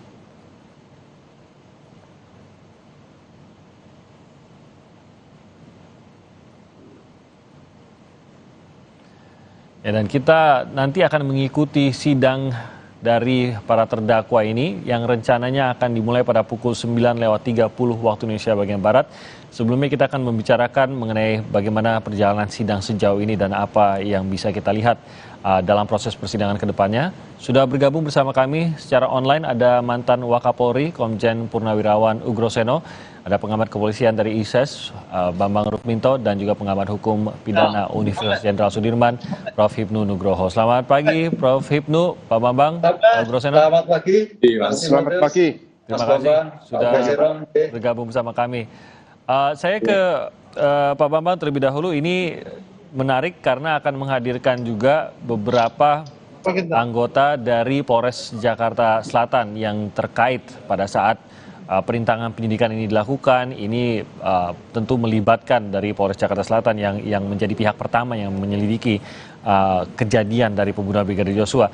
Pak Bambang, bagaimana Anda lihat, ada pengaruhkah tidak, atau bagaimana Anda meyakini bahwa seluruh saksi ini juga akan bisa menjelaskan, maupun tidak hanya menjelaskan mengenai apa yang mereka ingat, tapi mungkin juga mengenai proses-proses dalam kepolisian yang mungkin juga bisa membantu lebih terang benderangnya apakah memang perintah yang diberikan ini sudah jelas-jelas melanggar, jelas-jelas harus dipahami oleh setiap terdakwa di sini. Saya melihatnya begini, terkait dengan saksi-saksi yang dihadirkan nanti yang berasal dari Polres Jakarta Selatan, ini memang sangat penting sekali karena peran penyidik Polres Jakarta Selatan ini sangat vital dan mereka lah yang harusnya datang pertama kali terkait dengan sebuah kasus, apalagi dalam hal ini adalah kasus pembunuhan ya. Olah TKP ini harusnya yang dilakukan, yang penyidiknya adalah Polres Jakarta Selatan, makanya kalau kemudian yang sekarang terdakwakan ini dari di Propam ini memang juga menarik untuk dicermati karena sampai sekarang pun dari Polres Jakarta Selatan belum juga ada proses pidana ke arah proses pidana terkait dengan kawan-kawan yang di Polres Jakarta Selatan. Makanya apakah ini nanti kesaksian dari Polres Jakarta Selatan ini akan benar-benar objektif atau tidak, saya masih meragukan karena pengaruh-pengaruh di internal kepolisian ini memang masih sangat kuat ya, dan sampai sekarang pun masih terjadi. Kalau kemudian mereka memberikan kesaksian, ini pun juga memiliki risiko bahwa mereka pun juga nanti juga akan bisa saja ditersangkakan dan ditarik dipidanakan seperti itu. Makanya menurut Anda bisa jadi ada ketakutan untuk dilihat ikut bersalah walaupun mungkin berbeda dalam tingkat pengetahuan mengenai kejadian yang sebenarnya, tapi bisa saja dilihat kalau memberikan keterangan yang mungkin kurang tepat itu justru bisa membuat saksi pun di sini atau bahkan Polres Jakarta Selatan pada waktu itu terlihat malah bersalah juga, begitu Pak Bambang? Betul, karena di awal kan penyidik Polres Jakarta Selatan ini kan yang harusnya melakukan olah TKP, kemudian ini ada kewajiban mereka secara prosedural. Makanya kalau kemudian yang saat ini yang terdakwakan adalah satuan lain dalam hal ini adalah di kawan-kawan dari Propam, makanya jadi menarik. Apakah kesaksian ini benar-benar bisa objektif atau tidak, atau masih memiliki ketakutan-ketakutan karena banyak juga kawan-kawan yang seharusnya bertanggung jawab sampai sekarang juga belum diproses secara pidana seperti itu. Saya ingin tahu dari Pak Groseno, apakah Anda juga melihat ada konflik tersebut khususnya bagi para petugas dari Polres Jakarta Selatan dalam hal ini?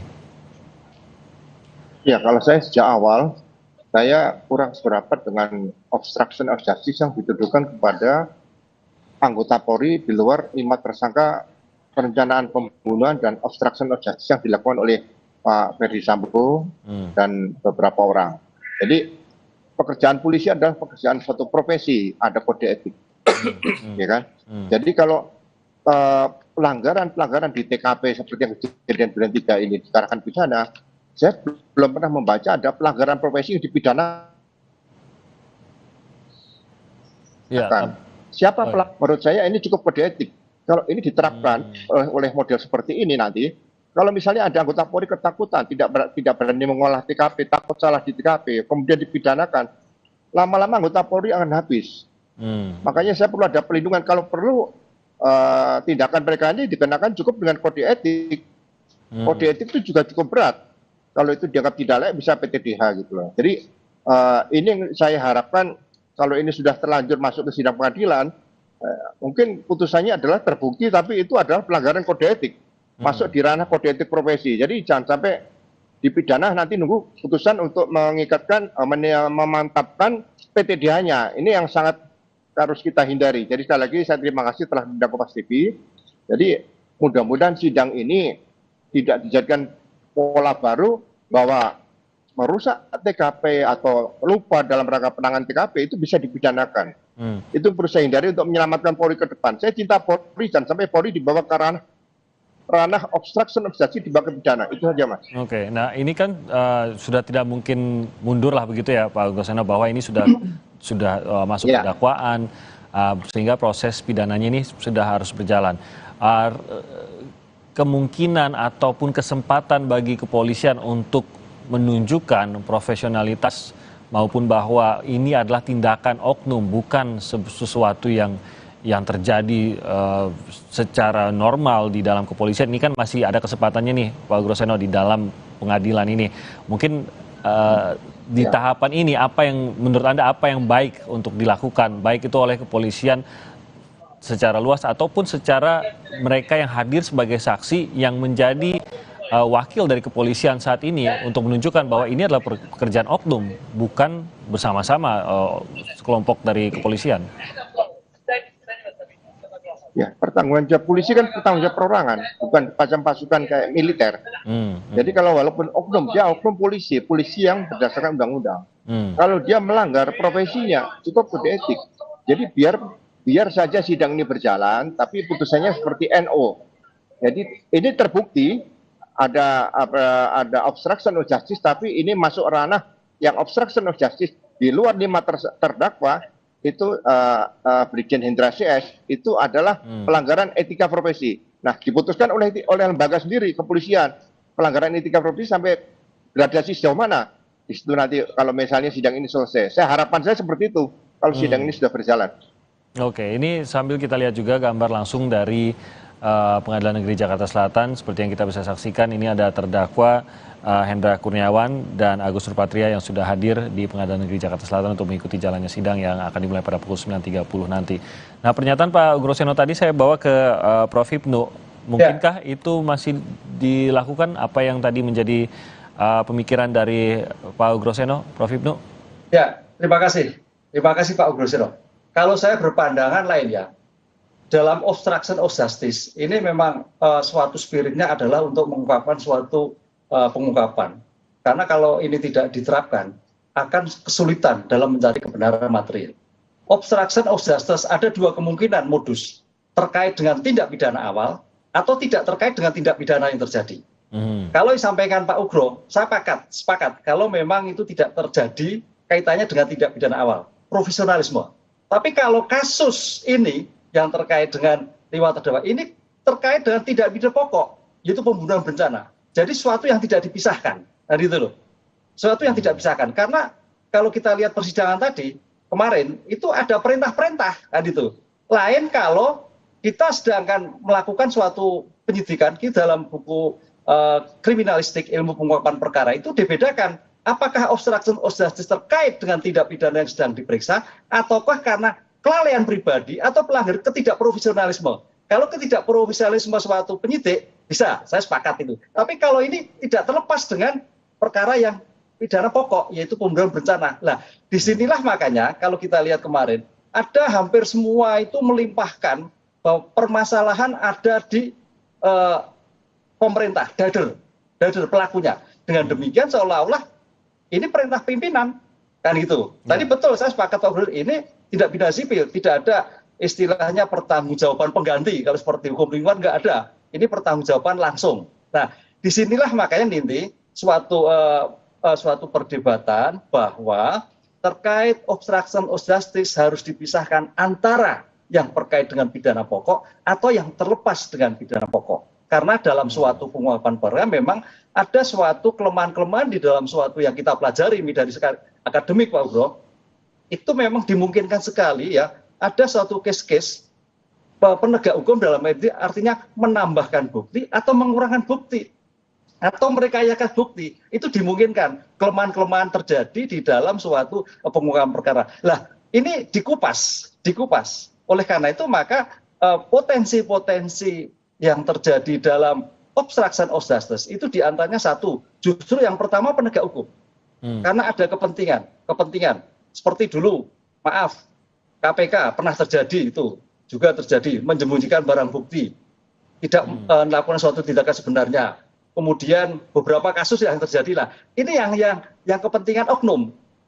Itu Mas Timotius. Tapi kalau kasus ini terkait dengan tindak pidana yang terjadi pembunuhan berencana, sehingga tidak bisa dilepaskan.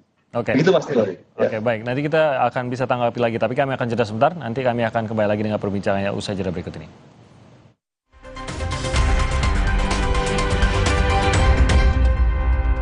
Counterpan Clean untuk redakan nyeri otot. Sensasi Counterpan Cool untuk pendinginan saat olahraga. Hangat Counterpan Clean untuk redakan nyeri otot. Sensasi Counterpan Cool untuk pendinginan saat olahraga. Kemasan paket duo Counterpain. Beda kegiatan, beda masalah, beda counterpain-nya. Kemasan paket duo Counterpain. Harga hemat. Harga hemat, dapat 2 manfaat. Hangat Counterpan Clean untuk redakan nyeri otot. Sensasi Counterpan Cool untuk pendinginan saat olahraga. Wah, enak banget. Mau better dong? Sudah better. Ya, biskuitnya crunchy, vanilanya creamy. Dilapisi coklat full dan tebal. Eits, nggak boleh. Better, enaknya bikin rebutan. Hangat Counterpan Clean untuk redakan nyeri otot. Sensasi Counterpan Cool untuk pendinginan saat olahraga. Hangat Counterpan Clean untuk redakan nyeri otot. Sensasi Counterpan Cool untuk pendinginan saat olahraga. Kemasan paket duo Counterpain. Beda kegiatan, beda masalah, beda counterpain-nya. Kemasan paket duo Counterpain. Harga hemat, dapat 2 manfaat. Hangat Counterpan Clean untuk redakan nyeri otot. Sensasi Counterpan Cool untuk pendinginan saat olahraga. Kemarin aku antar orang berkali-kali, padahal kepala ini pusing. Ada obat sakit kepala. Oskadon aja. Oskadon aktif bekerja di pusat sakit kepala. Dapat diminum sebelum makan tanpa ngantuk. Oskadon pancen uhi. Gak dingin aja, tetap segar. Yuk Aqua dulu. Datang dari sumber alam yang terlindungi, murninya air mineral Aqua, berikan air minum berkualitas. Apapun aktivitasmu, Aqua dulu. Have you not seen my new phone yet? It literally folds in half. I would never switch to Samsung. I love my phone. What? It literally folds in half. You see, I love my phone. I would never switch to Samsung.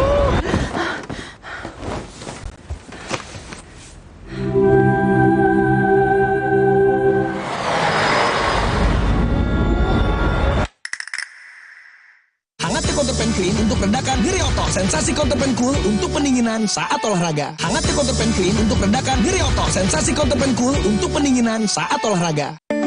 Kemasan paket duo Counterpain. Beda kegiatan, beda masalah, beda counterpain-nya. Kemasan paket duo Counterpain. Harga hemat, dapat 2 manfaat. Hangat Counterpan Clean untuk redakan nyeri otot. Sensasi Counterpan Cool untuk pendinginan saat olahraga. Inovasi Indomie hype abis. Kebab Turki dan rendang Padang yang enaknya ngehits. Dimix di Indomie hype abis kebab rendang. Rasa smoky creamy kebab Turki sama gurihnya rendang Padang. Dimix asik. Indomie hype abis kebab rendang mix asik. Yuk cobain. Makin delicious, makin endes. Double ngehits di mulut. Indomie hype abis kebab rendang mix asik.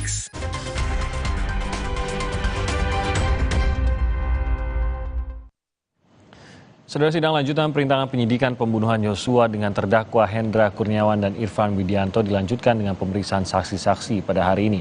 Yang menarik dalam keterangan keduanya selama persidangan ialah terpaksa merintangi penyidikan karena terpaksa dan takut atas perintah Sambo. Sidang lanjutan perintangan penyidikan pembunuhan Yosua dilanjutkan dengan memeriksa sejumlah saksi untuk terdakwa Hendra Kurniawan dan Irfan Widianto pada hari ini. Dalam sidang yang akan digelar hari ini, sejumlah saksi yang dihadirkan ialah mereka yang berada di Satuan Polres Jakarta Selatan yang mengetahui proses penyelidikan usai tewasnya Yosua. Dalam persidangan sebelumnya, Hendra Kurniawan menyebut jika semua yang ia lakukan atas perintah Sambo. Hal ini Hendra ungkapkan saat sidang pemeriksaan saksi terhadap kesaksian Kompol Aditya Cahya.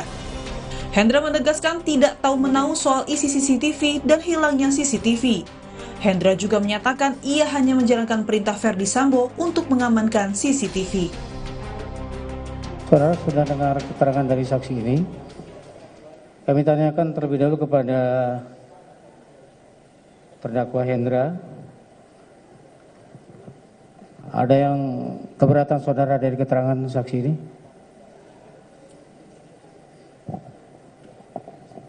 Terima kasih Yang Mulia. Pada prinsipnya kami itu tidak pernah tahu barangnya, apalagi isinya. Dan kami juga tidak pernah tahu siapa yang mengkopinya, kemudian siapa yang menontonnya. Dan kami berdua ini dari awal hanya melaksanakan perintah dari FS untuk cek dan amankan CCTV. Hanya sebatas itu saja.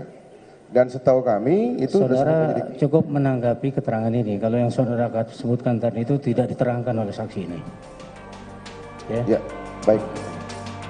Sedangkan terdakwa Irfan Widianto disebut jaksa mengganti rekaman CCTV yang mengarah ke rumah dinas Verdi Sambo.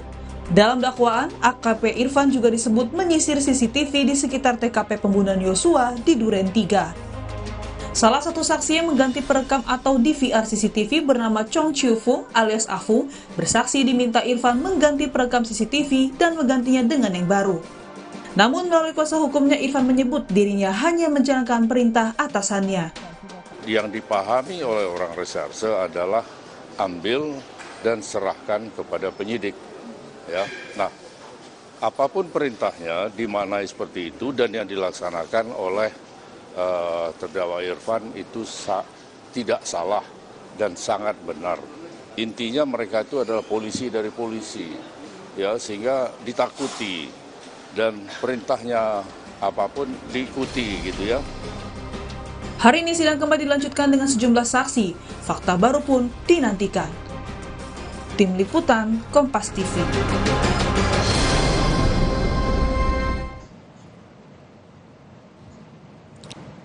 Ya, ini adalah gambar live dari dalam ruang sidang Pengadilan Negeri Jakarta Selatan di mana sidang lanjutan dari kasus perintangan penyidikan ini akan dilangsungkan pada pukul 9.30 nanti.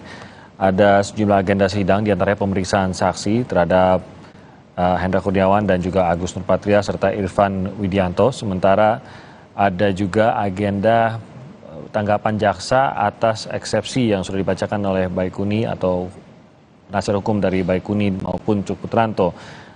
Ini akan dilangsungkan dalam dua ruang sidang yang berbeda. Jadi sidangnya nanti akan berlangsung mulai pukul 9.30. Sementara ada sidang lainnya juga masih terkait dengan kasus perintangan penyidikan yang berlangsung di ruang sidang yang berbeda, yang juga berlangsungkan bersamaan dengan sidang ini. Saya masih bersama tiga narasumber, ada Pak Bambang Rukminto dari SES, ada Komjen Purnawirawan Ugroseno, mantan Wakapolri, dan juga Prof. Hipnu dari Unsud yang juga masih bersama kami.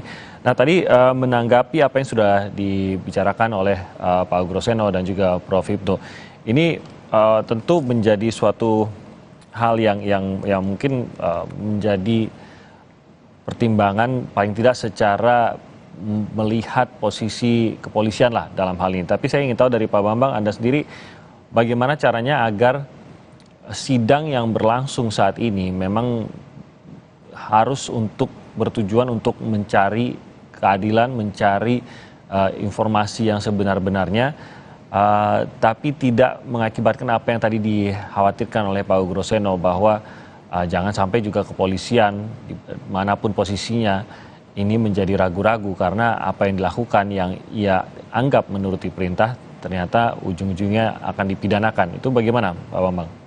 Saya melihat gini, ini kan sebuah yang berbeda ya, antara fakta-fakta yang ada di persidangan kemudian dengan fakta-fakta sosial terkait dengan kultur di kepolisian. Hubungan komando atasan bawahan itu masih memang sangat kental sekali. Dan yang menjadi catatan saya ini terkait dengan upaya melakukan reformasi kultural di tubuh kepolisian. Kalau kemudian instrumen-instrumen kode etik kemudian disandingkan dengan instrumen pidana, memang ada perbedaan-perbedaan gitu. Karena etik ini tentunya upaya etik ini tentunya ranah internal di kepolisian, sementara pidana ini adalah ranah umum seperti itu.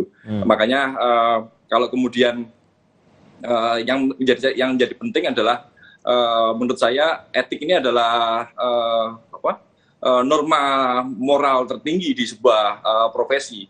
Makanya kalau kemudian pidana ini yang menjadi perdebatan ini pidana ini didulukan atau lebih dulu atau sebelum etik atau sesudah etik seperti itu. Yang jadi ramai kan seperti itu. Karena memang keduanya sangat berbeda sekali. Hanya saja kalau kemudian etik ini adalah standar moral tertinggi sebuah profesi, seharusnya lebih tinggi daripada ukuran-ukuran pidana. Makanya kalau kemudian saat ini pidana lebih dulu, memang akan menjadi patokan apakah hukuman etik ini memberikan sanksi lebih berat atau lebih rendah. Seharusnya ketika seseorang anggota polisi terkena sebuah kasus pidana, memang etik tertinggi, karena etik ini adalah norma tertinggi, ya hukumannya tidak layak untuk menjadi seorang anggota kepolisian. Artinya mereka layak untuk di PTDH seperti itu. Hanya problemnya kan sampai sekarang peraturan Kapolri 7/2022 ini kan tidak mengatur apakah sidang etik ini lebih dulu atau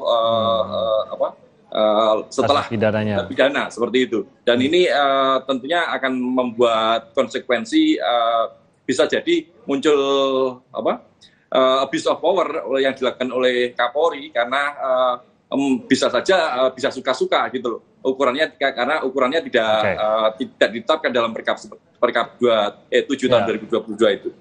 Kalau melihat efeknya, apakah Anda percaya memang bisa jadi ada efek buruk dari sidang yang berlangsung khususnya untuk perintangan penyidikan ini kepada kepolisian, atau justru inilah celah positif bagi kepolisian? Ya, satu sisi memang positif ya, hanya saja ini juga berpeluang kalau kemudian sanksi pidana yang diberikan ini tidak sesuai dengan peraturan Kapolri 7 tahun 2022 tersebut. Misalnya dalam peraturan yang tersebut bahwa seseorang yang layak di PTDH itu harus mendapatkan vonis lebih dari 3 tahun. Kalau kemudian terdakwa ini diberi sanksi kurang dari 3 tahun, artinya bisa lepas dari sanksi etik PTDH seperti itu. Oke. Nah, saya ke Pak Groseno. Kalau dari mata awam gitu Pak Groseno, kita melihat bahwa ini kan ada sebuah kasus pidana yang terjadi gitu. Nah, ini masih rangkaian dari peristiwa tersebut. Kalau tadi Pak Groseno Anda mengatakan ini seharusnya masuk ke ranah etik, khususnya mereka yang tidak terlibat dalam kasus utamanya, yaitu perencanaan pembunuhan itu, maka seharusnya masuk ke dalam sidang etik saja. Tapi apakah ini tidak tergantung kepada seberapa besar pengetahuan mereka mengenai kasus pidana utamanya itu sendiri? Kalau memang mengetahui, maka ya tentu saja harus dianggap masuk ke dalam pidana, begitu, tidak bisa hanya secara etik saja, atau bagaimana Pak Groseno menurut Anda? Iya, mereka kan bisa juga masuk kategori sengaja atau lupa atau karena tekanan dan sebagainya. Jadi saya katakan gini lah, ini aneh. Selama saya 35 tahun 2 bulan di polisi plus 8 tahun setelah pensiun ini, ya, saya waktu nangani TKP perampokan Bank CIMB di Medan, TKP itu rusak, hancur. Tentara masuk, polisi masuk, satpam masuk, ya, anggota DPR juga masuk. Nah, ini apakah mau ditindak obstruction of justice karena saya marah gitu? Kan nggak bisa. Jadi pelanggaran etika profesi tadi seperti katakan Pak Bang, saya sependapat. Jangankan ancaman 3 tahun, orang bolos kira-kira 21 hari atau 30 hari, itu sudah korupsi berapa jam kerja, itu perlu dianggap tidak layak dan di PTDH. Jadi sidang kode etik ini ya harus dilaksanakan, tidak usah menunggu pidana. Kalau itu dianggap tidak layak, ya diusulkan untuk melaksanakan sidang kode etik dalam rangka PTDH. Jadi lembaga atau pimpinan-pimpinan anggota Polri itu juga harus berani mengatakan, kamu masih layak, nah silahkan kamu lanjut jadi polisi. Kamu tidak layak, kamu PTDH. Jadi tidak usah dikaitkan pidana sama etika profesi gitu loh. Jadi ya etika profesi saya katakan dari awal, udahlah dibuka kepada publik sidangnya biar masyarakat tahu, seperti di Arizona. Begitu sidang diberitahu ke media, semuanya boleh nonton di situ. Nggak usah malu-malu. Kalau jelek untuk memperbaiki, kalau udah baik ya tingkatkan itu saja. Kasihan saya mereka anggota-anggota di luar 5 orang itu harus dipaksakan pasalnya sama dengan pasalnya Pak Ferdi Sambo di situ dan beberapa orang itu. Jadi ya titip lah, mudah-mudahan mereka tuh benar-benar masih bisa diharapkan jadi anggota Polri atau tidak bisa diharapkan ya tergantung lembaga yang menilai gitu aja. Kalau melihat efek dari perintangan penyidikan ataupun apa tindakan yang dilakukan oleh mereka yang terlibat dalam perintangan penyidikan ini kan dianggap sangat mempengaruhi terang benderangnya kasus utama yaitu pembunuhan ini, sehingga ada efeknya terhadap kasus utama, kasus pidana, kasus pembunuhan tersebut. Dari besarnya efek ini, tidakkah ini juga menjadi suatu kewajaran kalau memang akhirnya masuk ke dalam ranah pidana dan disidangkan seperti ini, Pak Groseno? Saya tetap katakan tidak bisa. Kalau sidang kode etik itu terbuat untuk publik, kemudian disampaikan melalui media kepada publik, itu kan juga bahan pertimbangan dari hakim dalam memutus perkara. Jadi jangan ragu-ragu membuka perkara ini sejelas-jelasnya dari sisi forensik, dari sisi scientific crime investigation, dari penyidikan lapangan, dari masalah pelanggaran etika profesi. Itu semua nanti akan terungkap. Justru ini lebih lengkap.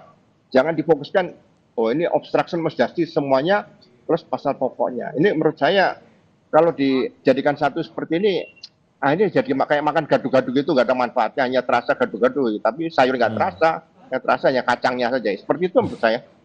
Oke, makasih Pak Groseno. Saya ke Prof. Hipnu. Ya. Kalau kita lihat ini kan sebenarnya seperti saya bilang tadi bahwa ada bukti-bukti yang hilang, dan bahkan sampai saat ini kan karena sudah kita dengar dakwaannya dihilangkan dengan sengaja begitu. Kembali lagi bahwa ini kesengajaan ini apakah merupakan sebuah perintahkah atau sebesar apa pengetahuan dari mereka yang terlibat? Apakah ini akan menentukan memang, dan haruskah memang melalui sidang seperti ini untuk mendapatkan keterangan sejelas-jelasnya mengenai apa yang mereka ketahui terkait dengan kasus pidana utamanya yaitu perencanaan pembunuhan ini? Ya, kita kembali kepada konsep penegakan hukum. Ya, di dalam konsep penegakan hukum itu memang seorang penegak hukum itu harus mampu memahami dan mengetahui. Apalagi penegak hukum dalam suatu proses pengungkapan perkara. Ini yang harus dibedakan antara kelalaian dan kesengajaan. Nah itu. Memang kasuistis, Mas Timotius. Kalau memang karena kelalaiannya akan ditaruh, oke, itu bisa, Timotius. Tapi dari kasus ini, itu adalah suatu kesengajaan. Nah itu loh, yang kita baca kemarin dalam surat dakwahnya. Memindahkan, merusak. Itu loh, itu kalau gitu, merusak. Bahkan IT-nya sudah begitu sulit untuk dibaca kembali. Disinilah maka, memang ini suatu yang baru. Obstruction of justice itu di dalam, kalau kita lihat KUHP itu memang sudah tercemin lama ya, maka ancamannya ringan. Tapi kalau kita lihat dari perkembangan dalam undang-undang, apalagi IT, apalagi dengan undang-undang korupsi ya, ini memang suatu hal yang sangat menghambat sekali dalam suatu penanganan suatu perkara. Sehingga di era sekarang ini menjadikan suatu perhatian tersendiri bagi penegak hukum harus betul-betul ekstra. Karena apa? Kalau itu sampai kesulitan, yang kesulitan sendiri juga penegak hukum nantinya. Apakah itu polisi, apakah itu... Kalau itu menjadi obskur, sulit. Dengan demikian, tujuan hukum tidak tercapai. Disinilah suatu perangkat hukum, makanya dikatakan bahwa menghendaki dan mengetahui seorang penyidik, oh saya itu sebagai penyidik loh, saya tahu loh ini kalau saya buka, saya juga kesulitan. Bagaimana buka kembali? Berarti perlu ilmu bantu forensik. Jangan. Nah gitu. Itu kalau pada orang lain. Dengan demikian, sebagai dia sendiri sebagai pelaku, makanya harus lebih paham. Dengan demikian, saya kok mengakui sepakat, memang kasuistis, kalau hal yang terkait dengan kasus-kasus obstruction of justice yang karena kelalaian, bisa PTDH ataupun etik yang lain. Tapi kalau memang kesengajaan, apalagi terkait, nah, ada beberapa kasus loh Mas Timothy, kalau terkait itu. Satu, dulu obstruction of justice, kalau nggak salah Mas Timothy ingat kenal istilah Pak Pao, ya itu kan, kasus KPK. Itu juga sama terkait dengan pidana pokoknya. Ini juga demikian juga lah. Inilah yang saya kira menjadikan perhatian kita semua, bukan dalam arti melemahkan atau menjadikan takut, tapi menjadikan suatu sosok yang betul-betul ada kemampuan untuk menolak pimpinan. Bahwa kemampuan kemandirian penegak hukum itu merupakan segala-galanya. Sehingga kalau sampai ini lupa atau lalai atau hilang, kesulitan sendiri bagi penegak hukum untuk mengungkap suatu perkara. Saya kembali lagi ke Pak Groseno, Pak. Saya ambilkan salah satu contoh dari perbuatannya itu sendiri. Kalau memang masih dalam sejalan dengan perintah-perintah yang biasa diberikan juga kepada kepolisian, tapi ada beberapa tindakan di sini yang rasa-rasanya sudah jelas-jelas tidak merupakan perintah kepolisian. Contohnya adalah merusak atau mematahkan laptop.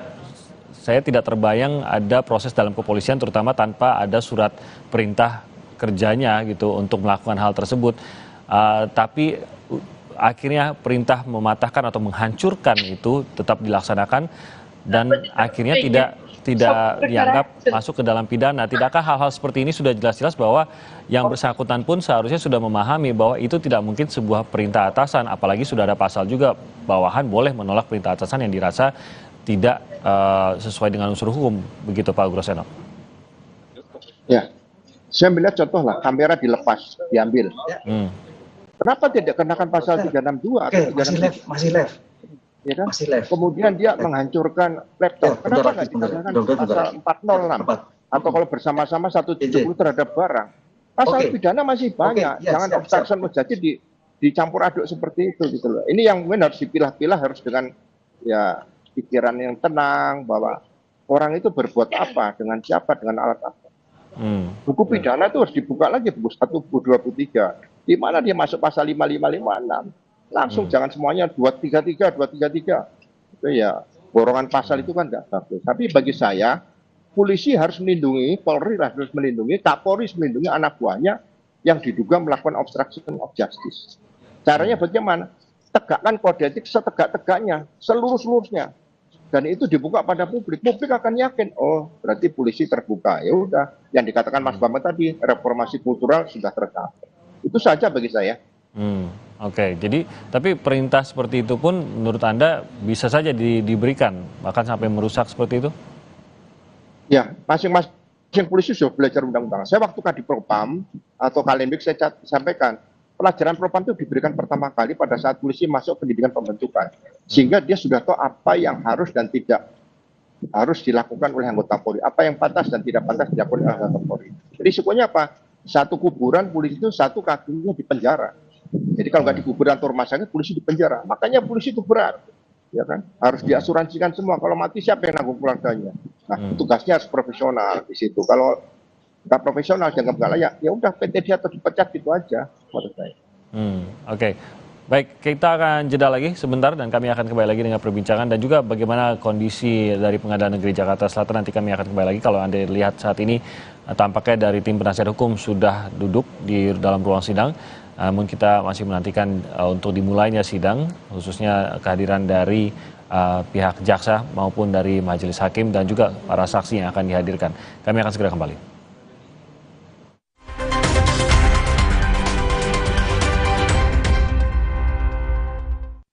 Counterpan Clean untuk redakan diri otot. Sensasi Counterpan Cool untuk pendinginan saat olahraga. Hangat Counterpan Clean untuk redakan diri otot. Sensasi Counterpan Cool untuk pendinginan saat olahraga. Kemasan paket duo Counterpain. Beda kegiatan, beda masalah, beda counterpainnya. Kemasan paket duo Counterpain. Harga hemat. Harga hemat, dapat dua manfaat. Hangat Counterpan Clean untuk redakan diri otot. Sensasi Counterpan Cool untuk pendinginan saat olahraga. Oreo wafer. Nanti. Hah? Nyesel nggak bisa ngomong keras. Oreo wafer, 7 lapis, tebal, terasa coklatnya renyah. Gak dingin aja, tetap segar. Yuk Aqua dulu. Datang dari sumber alam yang terlindungi, murninya air mineral Aqua, berikan air minum berkualitas. Apapun aktivitasmu, Aqua dulu. Kalau ada Indomie, kepikiran apa ya? Ya bikin warmindo aja. Dibikin jadi jajanan unik bisa loh. Kenapa enggak dibikin jadi yang keren? Bisa jadi sesuatu yang nyeni juga. Indomie, hidupkan inspirasimu. Hangat Counterpan Clean untuk redakan diri otot. Sensasi Counterpan Cool untuk pendinginan saat olahraga. Hangat Counterpan Clean untuk redakan diri otot. Sensasi Counterpan Cool untuk pendinginan saat olahraga. Kemasan paket duo Counterpain. Beda kegiatan, beda masalah, beda counterpainnya. Kemasan paket duo Counterpain. Harga hemat, dapat dua manfaat. Hangat Counterpan Clean untuk redakan diri otot. Sensasi Counterpan Cool untuk pendinginan saat olahraga. Gak dingin aja, tetap segar. Yuk Aqua dulu. Datang dari sumber alam yang terlindungi, murninya air mineral Aqua, berikan air minum berkualitas. Apapun aktivitasmu, Aqua dulu. Have you not seen my new phone yet? It literally folds now. I would never switch to Samsung. I love my phone. What? It literally folds in You see, I love my phone. I would never switch to Samsung.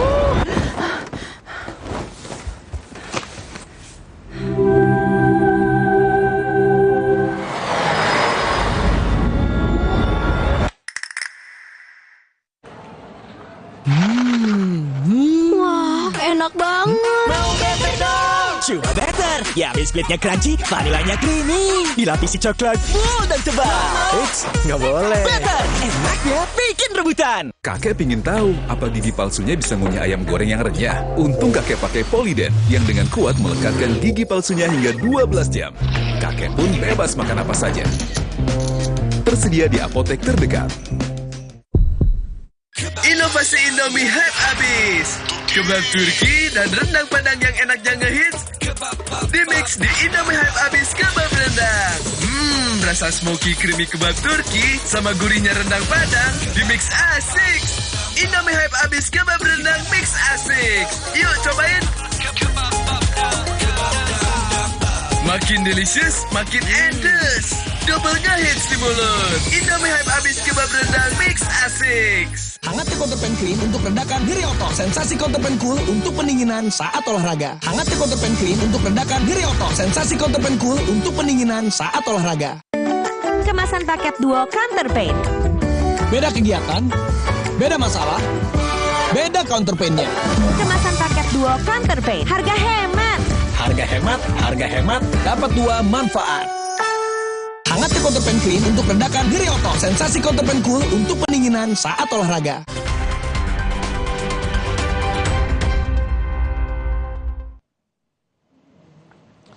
Kembali di Breaking News Kompas TV, saudara, hampir 100 oknum polisi sempat terseret di pusaran kasus Verdi Sambo. Namun hanya sebagian kecil yang diproses pidana perintangan penyidikan pembunuhan Yosua dan hanya yang melakukan pelanggaran etik berat yang dipecat sebagai polisi.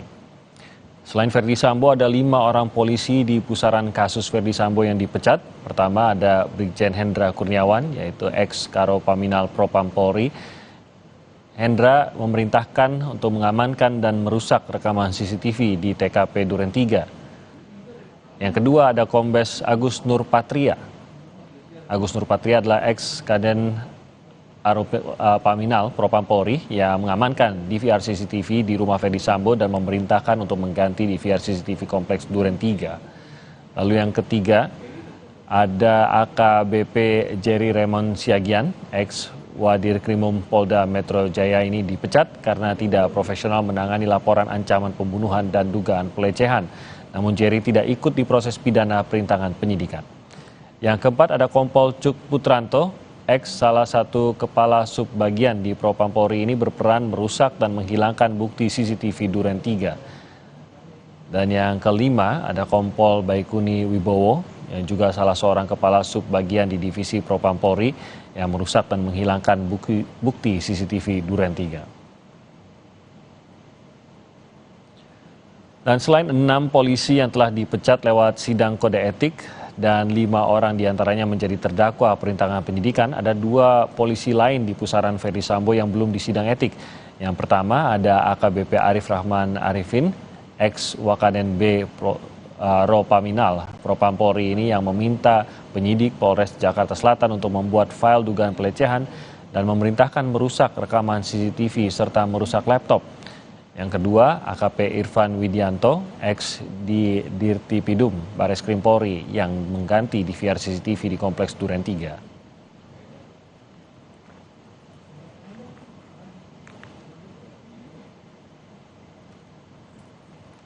Ya, dan saat ini kita masih memperlihatkan kepada Anda bagaimana suasana di dalam ruang sidang di Pengadilan Negeri Jakarta Selatan.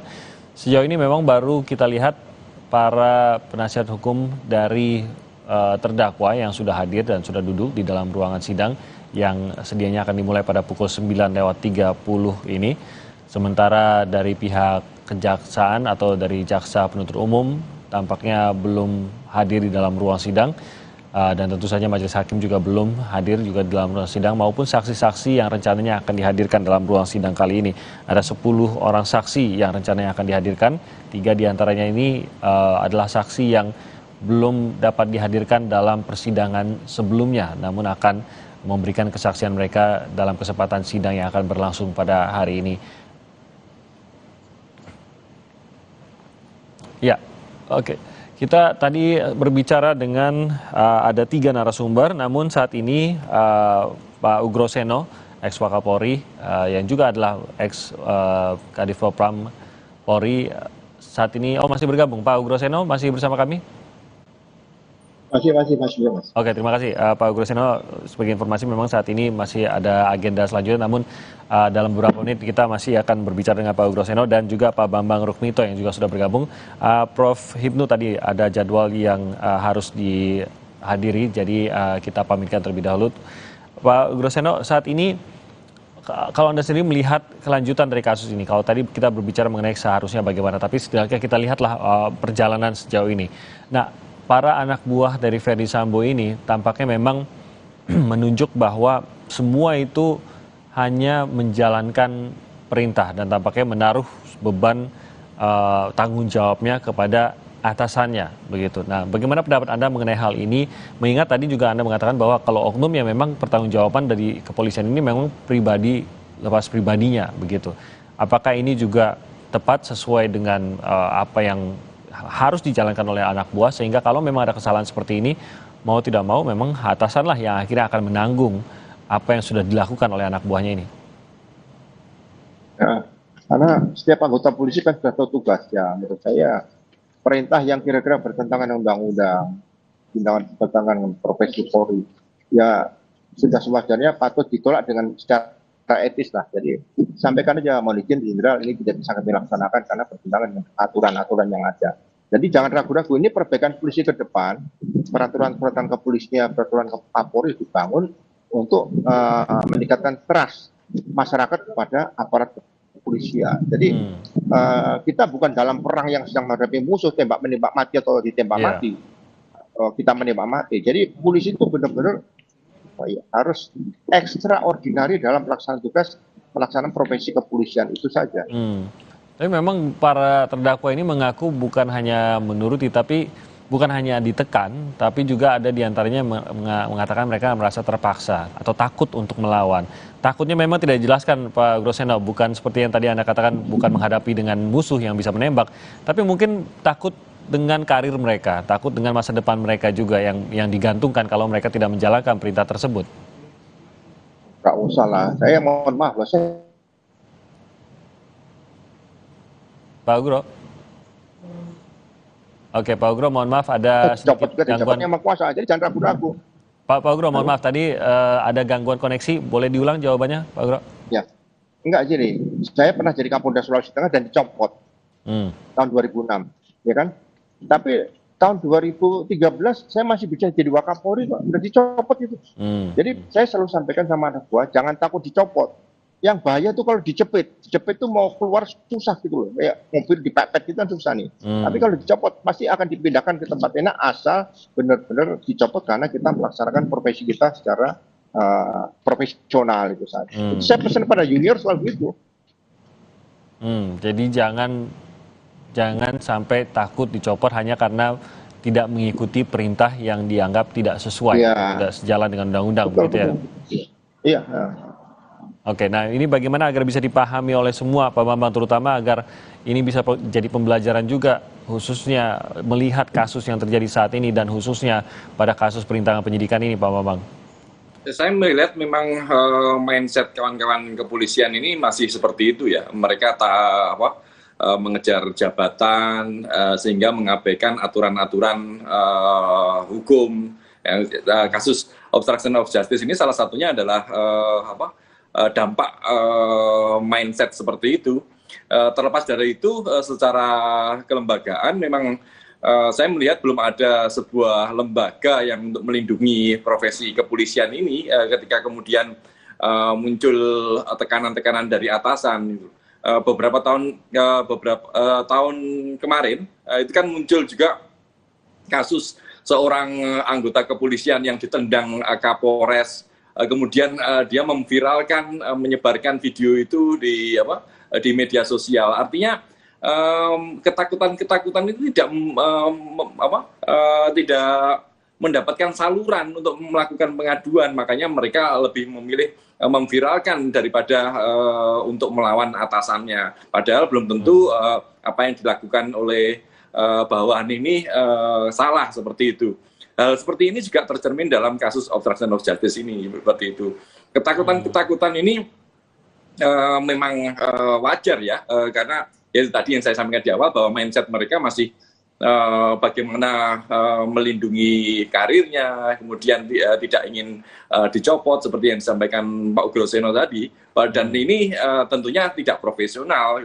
Seorang anggota polisi yang profesional tentunya tegak lurus pada aturan, bukan pada perintah atasan, apalagi perintah atasan yang tidak benar seperti itu. Tetapi ketika mereka menolak perintah atasan tidak benar ini, tentunya mereka secara psikologis mereka juga akan muncul ketakutan seperti itu. Makanya memang perlu ada sebuah lembaga untuk melindungi anggota yang melakukan penolakan pada perintah atasan. Sampai sekarang belum ada. Mereka mengadu pada siapa ketika kemudian bermasalah dengan atasannya seperti itu. Ya, Pak Ugroseno, apakah masih bersama kami?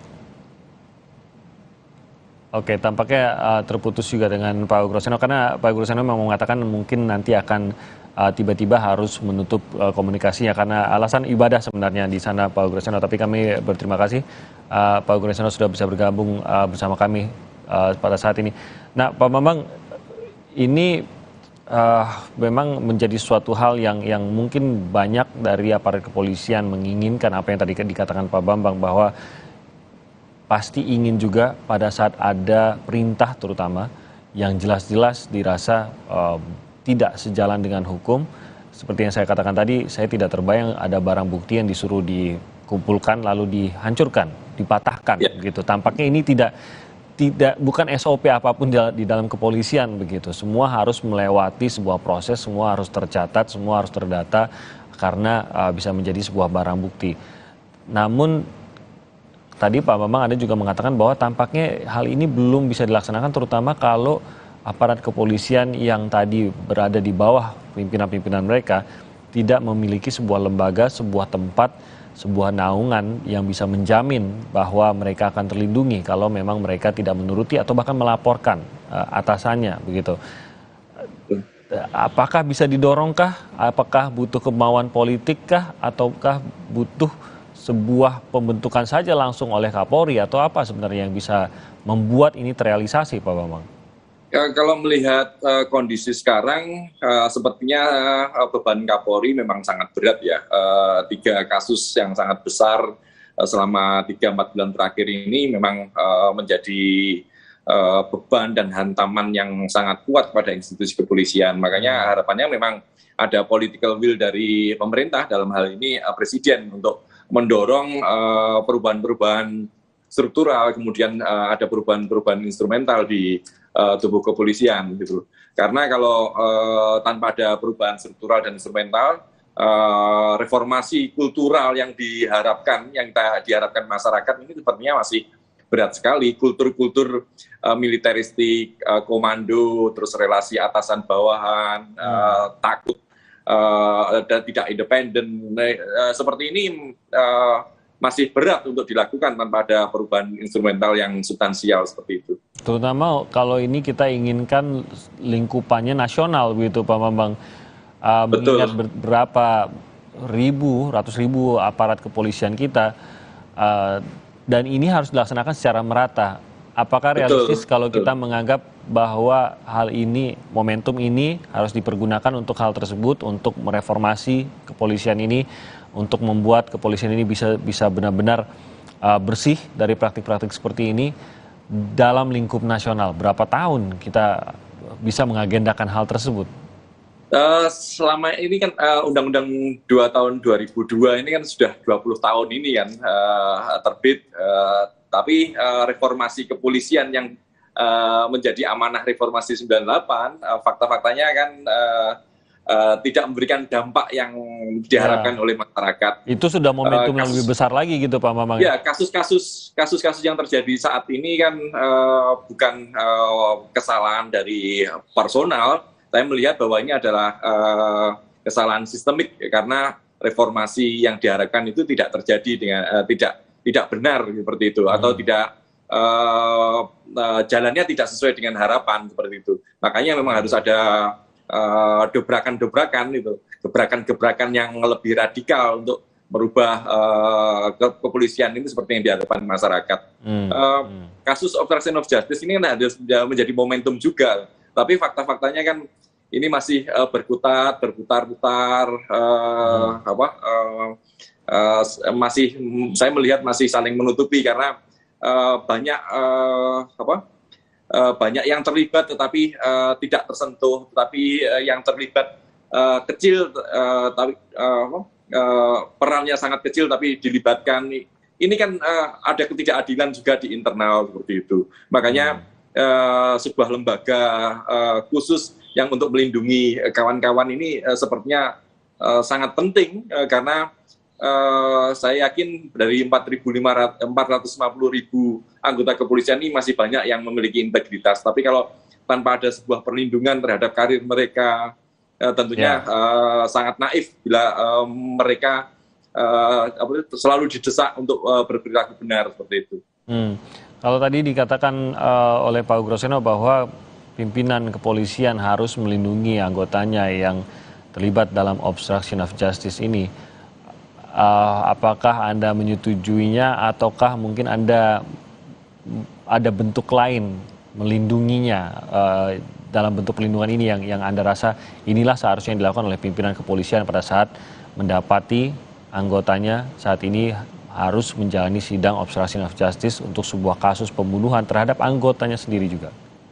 Benar, memang idealnya memang seorang pimpinan, pucuk pimpinan ini melindungi anak buahnya. Tetapi kan kerja seorang pimpinan ini kan tidak hanya untuk melindungi anggotanya, karena bebannya tentunya sangat berat sekali dan sangat luas. Makanya memang harus ada, hemat saya memang harus ada lembaga untuk melindungi kawan-kawan profesi kepolisian ini gitu, agar tidak muncul abuse of power. Karena kalau melihat peraturan yang ada sekarang, kecenderungan untuk abuse of power itu ada.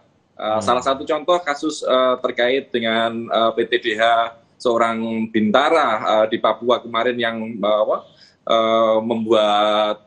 memvideokan ketika dia menjilat kue ulang tahun untuk HUT TNI sebulan kemarin, kemudian 2 hari kemudian di PTDH.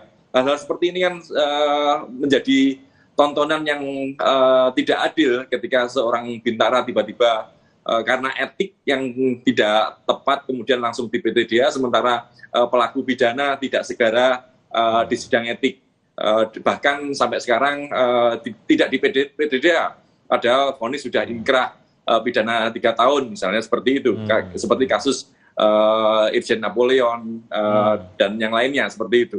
Makanya hal-hal seperti ini kan harus menjadi catatan dan menjadi evaluasi untuk melakukan perombakan instrumen agar kawan-kawan kepolisian ini juga ada dilindungi seperti itu. Oke, dan harus ditunjukkan ya kalau memang niatannya untuk memperbaiki kinerja, untuk mereformasi kepolisian, maka tidak hanya dalam ruang sidang ini, tapi ada beberapa kasus-kasus yang tadi sempat Anda sebutkan terkait dengan polisi atau aparat kepolisian atau oknum kepolisian lainnya. Ini juga harus ditindak lebih tegas juga kalau kita berbicara mengenai kepolisian yang menegakkan kode etik kepolisian, gitu Pak Bambang ya? Betul. Kasus obstruction of justice yang sekarang kita tonton ini kan puncak-puncak gunung es dari problematika di tubuh kepolisian. Kalau ini momentum ini terlewat begitu saja, kapan lagi, apakah menunggu momentum yang lainnya, dan kapan lagi akan muncul momentum-momentum yang mendorong tubuh kepolisian untuk berperilaku lebih baik seperti itu. Oke, Pak Bambang, terima kasih banyak sudah bergabung bersama kami pada pagi hari ini dan juga bergabung dalam perbincangan. Tapi masih akan ada, mungkin Pak Bambang masih bisa sampai sekitar 9.45, kami tahan sebentar. Nanti akan ada rekan saya Pascalis Siswari yang akan melanjutkan breaking news. Pak Bambang, terima kasih untuk bersama kami, dan kita akan nanti langsung menuju ke Pengadilan Negeri Jakarta Selatan untuk melihat bagaimana kelanjutan dari jalannya sidang yang rencananya akan dimulai pada pukul 9.30. Ini adalah suasana terakhir dari ruang sidang Pengadilan Negeri Jakarta Selatan. Tampaknya dalam beberapa menit ke depan kita akan mulai melihat pihak-pihak yang terkait dengan sidang ini akan segera memasuki ruangan sidang, termasuk jaksa penuntut umum, termasuk juga para saksi, dan tentu saja majelis hakim yang akan segera memasuki ruang sidang. Nanti akan ada rekan saya Pascalis Iswari yang akan melanjutkan breaking news saat lagi. Tetap bersama kami di Kompas TV.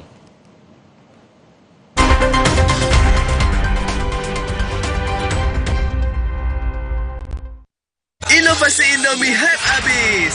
Kebab Turki dan rendang Padang yang enaknya ngehits di-mix di Indomie hype abis kebab rendang. Rasa smoky creamy kebab Turki sama gurihnya rendang Padang di-mix asik. Indomie hype abis kebab rendang mix asik. Yuk cobain. Makin delicious, makin endes. Double ngehits di mulut. Indomie hype abis kebab rendang mix asik. Hangat Counterpan Clean untuk redakan Hirioto. Sensasi Counterpan Cool untuk pendinginan saat olahraga. Hangat Counterpan Clean untuk redakan Hirioto. Sensasi Counterpan Cool untuk pendinginan saat olahraga. Kemasan paket duo Counterpain. Beda kegiatan, beda masalah, beda counterpainnya. Kemasan paket duo Counterpain. Harga hemat. Harga hemat, dapat 2 manfaat. Hangat Counterpan Clean untuk redakan Hirioto. Sensasi Counterpan Cool untuk pendinginan saat olahraga. Gak dingin aja, tetap segar. Yuk Aqua dulu. Datang dari sumber alam yang terlindungi, murninya air mineral Aqua, berikan air minum berkualitas. Apapun aktivitasmu, Aqua dulu. Inovasi Indomie hype abis. Kebab Turki dan rendang Padang yang enaknya ngehits di-mix di Indomie hype abis kebab rendang.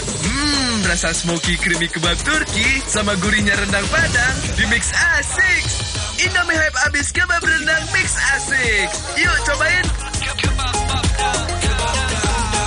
Makin delicious, makin endes. Double ngehits di mulut. Indomie hype abis kebab rendang mix asik. Wah, enak banget. Mau better dong? Sudah better. Ya, biskuitnya crunchy, vanilanya creamy. Dilapisi coklat full dan tebal. Eits, nggak boleh. Better, enaknya bikin rebutan. Hangat Counterpan Clean untuk redakan Hirioto. Sensasi Counterpan Cool untuk pendinginan saat olahraga. Hangat Counterpan Clean untuk redakan Hirioto. Sensasi Counterpan Cool untuk pendinginan saat olahraga. Kemasan paket duo Counterpain. Beda kegiatan, beda masalah, beda counterpainnya. Kemasan paket duo Counterpain. Harga hemat. Harga hemat, dapat 2 manfaat. Hangat Counterpan Clean untuk redakan Hirioto. Sensasi Counterpan Cool untuk pendinginan saat olahraga. Kakek pingin tahu apa gigi palsunya bisa ngunyah ayam goreng yang renyah. Untung kakek pakai Poliden yang dengan kuat melekatkan gigi palsunya hingga 12 jam. Kakek pun bebas makan apa saja. Tersedia di apotek terdekat. Inovasi Indomie hype abis. Kebab Turki dan rendang Padang yang enaknya ngehits di-mix di Indomie hype abis kebab rendang. Rasa smoky creamy kebab Turki sama gurihnya rendang Padang di-mix asik. Indomie hype abis kebab rendang mix asik. Yuk cobain. Makin delicious, makin endes. Double ngehits di mulut. Indomie hype abis kebab rendang mix asik. Hangat Counterpan Clean untuk redakan Hirioto. Sensasi Counterpan Cool untuk pendinginan saat olahraga. Hangat Counterpan Clean untuk redakan Hirioto. Sensasi Counterpan Cool untuk pendinginan saat olahraga. Kemasan paket duo Counterpain. Beda kegiatan, beda masalah, beda counterpainnya. Kemasan paket duo Counterpain. Harga hemat. Harga hemat, dapat 2 manfaat. Hangat Counterpan Clean untuk redakan Hirioto. Sensasi Counterpan Cool untuk pendinginan saat olahraga.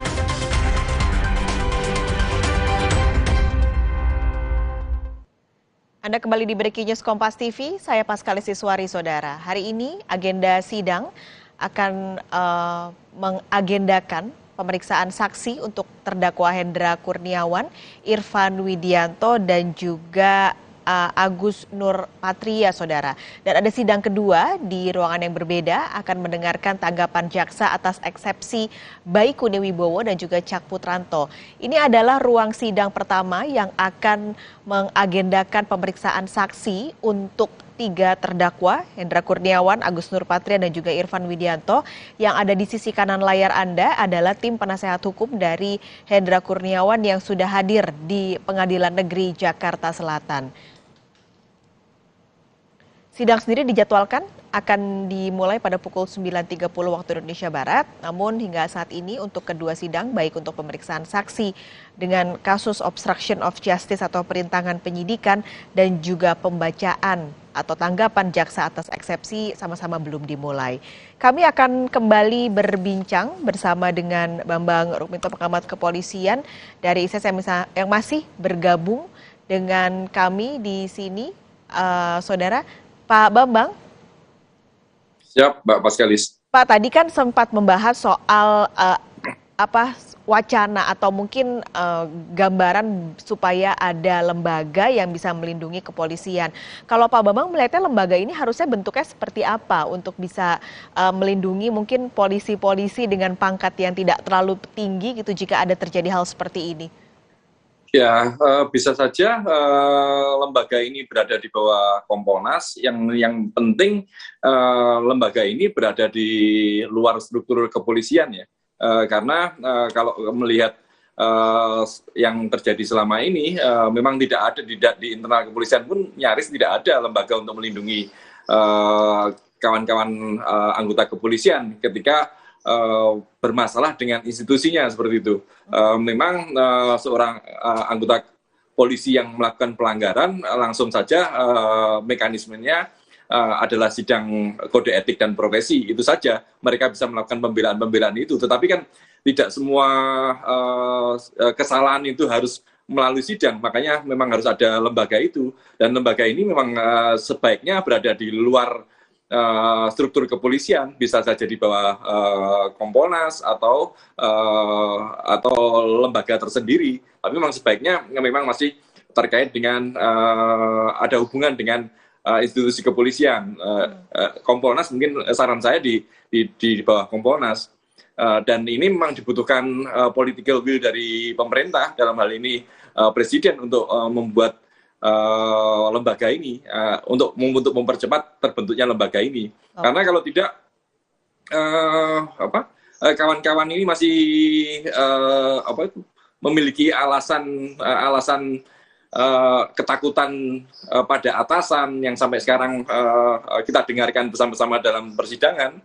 Mereka selalu menimpakan kesalahan kepada takut melawan perintah atasan, padahal seorang anggota polisi yang profesional tentunya tidak boleh takut pada atasan, tapi takut pada aturan, melanggar aturan, dalam hal ini hukum negara kita, seperti itu. Oke, jadi mungkin bentuknya seperti ombudsman begitu ya, yang tugasnya mengawasi jika ada hal-hal seperti ini terjadi.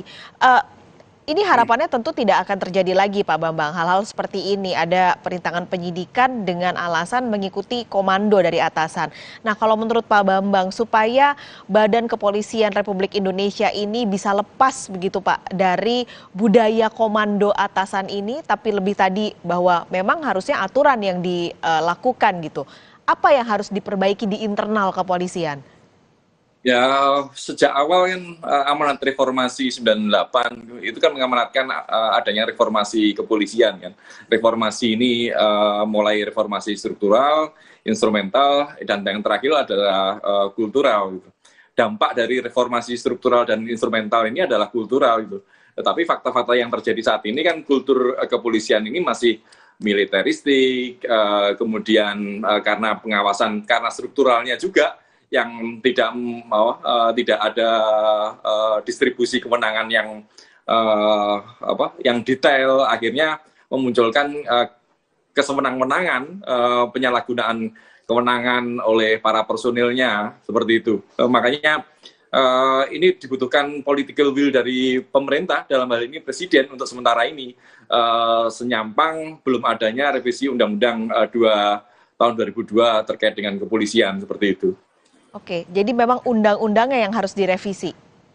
Ya, kalau tanpa revisi undang-undang kepolisian, sepertinya masih sangat berat sekali untuk melakukan reformasi struktural maupun instrumental di tubuh kepolisian, apalagi reformasi kultural gitu. Karena kewenangan perumusan kebijakan ini kan saat ini yang karena dalam amanat Undang-Undang 2 tahun 2002 ini kan pada kepolisian sendiri. Sementara masih saya melihatnya sangat susah kepolisian memiliki konflik kepentingan dalam merumuskan kebijakan-kebijakan atau merumuskan instrumen-instrumen di dalam kepolisian sendiri. Makanya harus ada distribusi kewenangan terkait perumusan kebijakan. Ide-ide yang seringkali muncul, wacana-wacana muncul kan bahwa kepolisian ini di bawah sebuah kementerian. Ini penting sekali karena kementerian inilah nantinya yang akan membuat rumusan kebijakan-kebijakan di internal kepolisian, bukan seperti saat ini. Karena kalau polisi sendiri yang melakukan perumusan kebijakan, efeknya seperti yang kita rasakan seperti saat ini gitu. Banyak peraturan-peraturan Kapolri yang lebih bukan untuk kemaslahatan umat, tetapi untuk menjaga kepentingan Polri sendiri seperti itu. Seperti Perkap 7 tahun 2022 yang sebelumnya ada revisi Perkap 14 tahun 2011 misalnya, seperti itu kan masih sangat rancu dan tidak detail seperti itu. Yang akibatnya yang saat ini terjadi, kita lihat saat ini terjadi ketika sidang etik ini dilakukan sesudah atau sebelum sidang pidana. Ini yang juga memunculkan abuse of power di tubuh kepolisian bagi anggotanya seperti itu.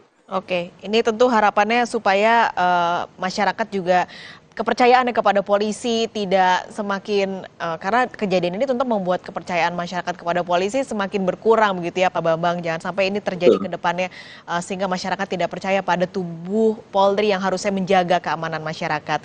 Pak Bambang, terima kasih banyak pagi ini sudah menemani kami di Breaking News Kompas TV pada hari ini. Sehat selalu Pak Bambang. Sama-sama Pak Kalis, salam sehat. Salam sehat juga. Dan saudara, ini adalah gambar terkini yang kami dapatkan dari tim di Pengadilan Negeri Jakarta Selatan.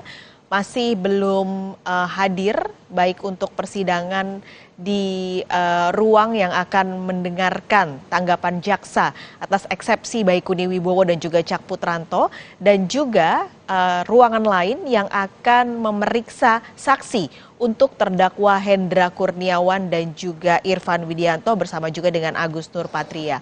Kita akan langsung menuju ke Pengadilan Negeri Jakarta Selatan. Sudah ada jurnalis Kompas TV ini Putu Trisnanda di sana. Putu, jadi kira-kira akan mulai pukul berapa persidangan ini, karena ada 2 yang diagendakan? Ya, selamat siang Pascal dan juga saudara. Kalau sesuai dengan agenda yang kemudian dijadwalkan oleh Pengadilan Negeri Jakarta Selatan, memang kedua sidang ini akan dilaksanakan berbarengan. Ini dimulai pada pukul 9.30 waktu Indonesia bagian Barat. Sebetulnya sejumlah pihak yang nantinya ataupun juga terdakwa yang nantinya akan menjalani proses sidang ini juga sudah tiba di lokasi. Artinya memang tinggal menunggu sebentar lagi untuk kemudian bisa memulai proses persidangan. Untuk obstruction of justice atau penghalangan penyidikan sendiri, ini memang ada lebih banyak pihak yang terlibat, saksi juga banyak yang kemudian akan diperiksa, di mana total ada lebih dari 60 saksi yang akan diperiksa, sehingga majelis hakim yang mengawal kasus ini pun dibagi menjadi 2 bagian. Untuk sidang yang nantinya akan digelar di ruang sidang utama yang agendanya adalah pemeriksaan saksi untuk Hendra Kurniawan, Agus Nurpatria dan juga Irfan Widianto, ini nanti akan dipimpin oleh Hakim Ketua Ahmad Suhel dengan Hakim Anggota Juyamto dan juga Hendra Yuristiawan. Sementara untuk sidang dengan agenda pembacaan dari tanggapan jaksa atas eksepsi atau nota keberatan yang disampaikan oleh terdakwa Cuk Putranto dan Baikuni nanti akan diselenggarakan di ruang sidang 3. Ini akan dipimpin oleh Hakim Ketua Afrizal Hadi yang nanti anggotanya adalah Ari Muladi dan juga M. Ramdes. Sebetulnya yang kemudian menarik dalam proses persidangan hari ini, Paskalis dan juga saudara, tentu saja berkaitan dengan apa yang akan disampaikan oleh saksi-saksi. Hari ini merupakan sidang lanjutan di mana sebelumnya Hendra Kurniawan, kemudian juga Agus Nurpatria dan juga Irfan ini sudah menjalani proses persidangan sebelumnya yang kemudian menghadirkan sejumlah orang saksi.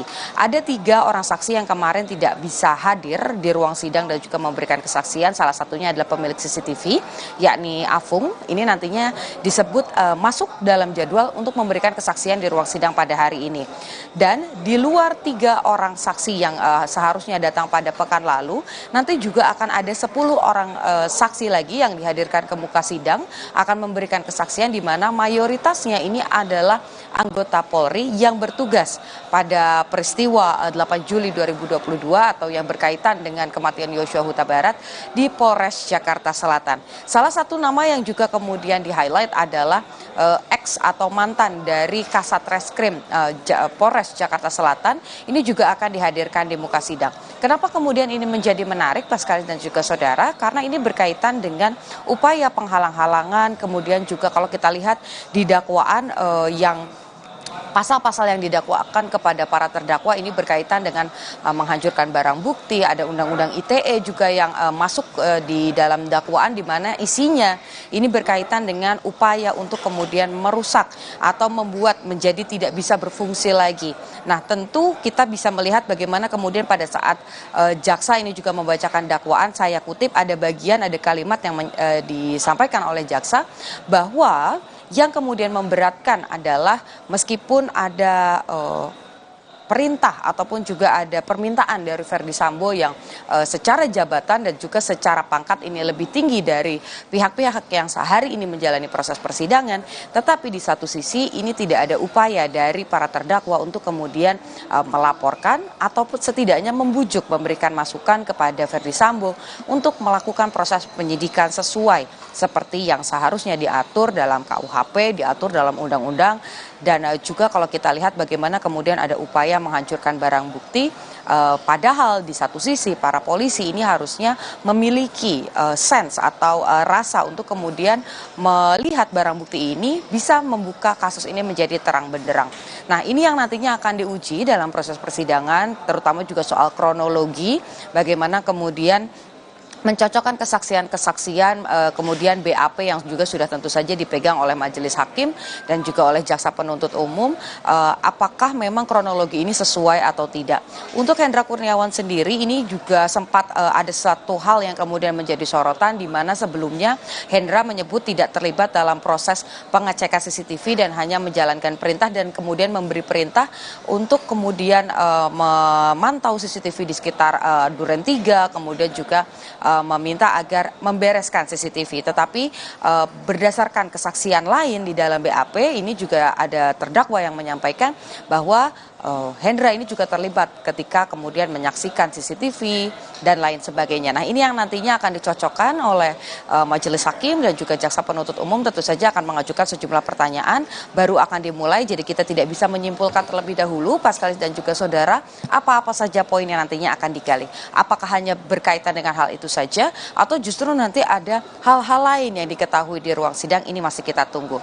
Kalau kita bergeser ke ruang sidang 3 yang nantinya agendanya adalah pembacaan tanggapan dari jaksa penuntut umum dengan 2 orang terdakwa, Cuk Putranto dan juga Baikuni, ini juga tentu saja bisa menjadi hal yang menarik begitu, bagaimana kemudian kita bisa melihat pertimbangan jaksa, apakah menerima atau menolak, apa saja poin-poin yang kemudian bisa memberatkan para terdakwa jika memang nantinya kebijakan atau keputusan dari jaksa penuntut umum adalah menolak seluruh eksepsi, dan nanti ini juga kita kembalikan lagi ke majelis hakim pada putusan sela, apakah akan mengikuti jaksa penuntut umum atau justru akan mengikuti permohonan dari terdakwa untuk kemudian membuat bebas dari dakwaan. Jadi kita masih menanti bagaimana jalannya proses sidang, baik itu pemeriksaan saksi ataupun juga tanggapan jaksa atas eksepsi 2 terdakwa Cuk Putranto dan juga Baikuni. Paskalis. Baik, terima kasih nih Putu Trisnanda laporan Anda. Nanti kita akan mengupdate kembali dari sana atas jalannya sidang. Saudara, ini adalah gambar dari ruang 3 di Pengadilan Negeri Jakarta Selatan. Akan ada persidangan dari pembacaan tanggapan jaksa atas eksepsi. Yang pertama kali dibacakan adalah untuk terdakwa Baikuni Wibowo, dan ini sudah dimulai persidangannya, saudara, di ruang 3 Pengadilan Negeri Jakarta Selatan.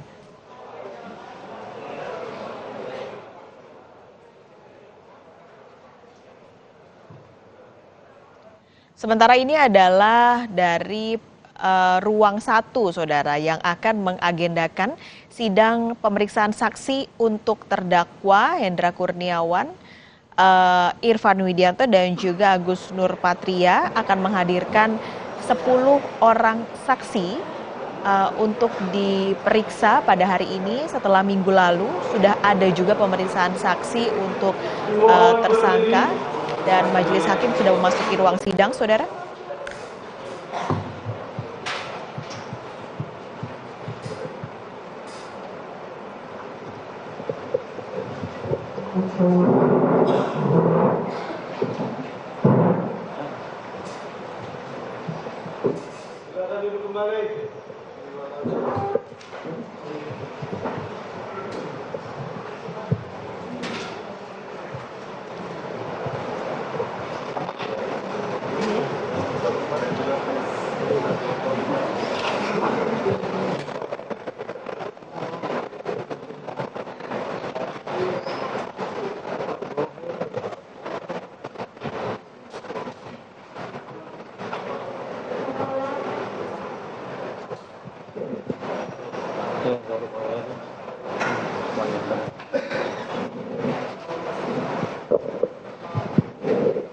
Ya, sebentar saya anukan.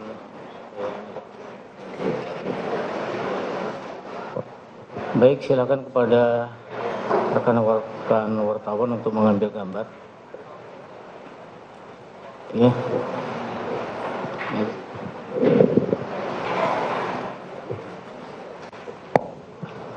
Baik ya, seizin Ketua Majelis Hakim, saya sampaikan kepada rekan-rekan awak media ya, silahkan mengambil gambar. Kemudian yang penting tidak di live streaming ya. Ya, oke, silahkan nanti untuk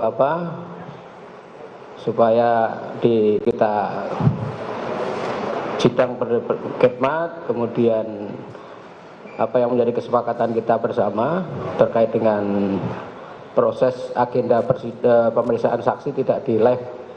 Itu saja, silahkan nanti mengambil informasi dari audio yang disediakan di ruang sidang ini. Baik, terima kasih.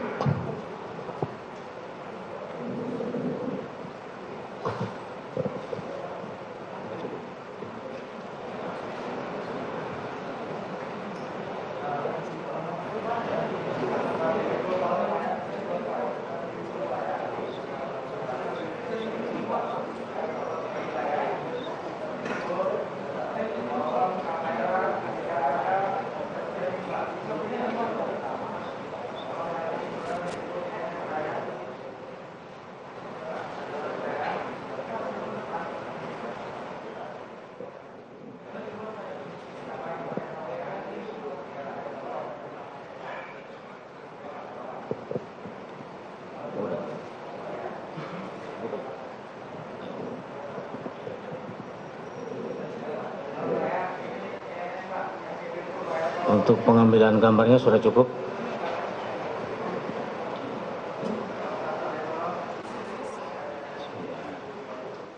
Jadi kalau pemeriksaan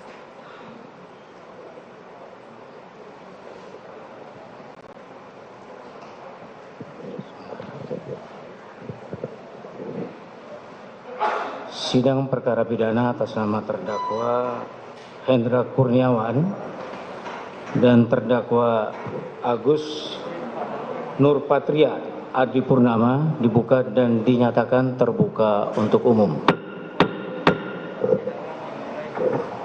Terdakwa sehat. Bisa kita lanjutkan pemeriksaan perkara saudara ya. Silakan saudara duduk di sebelah penasihat hukum saudara.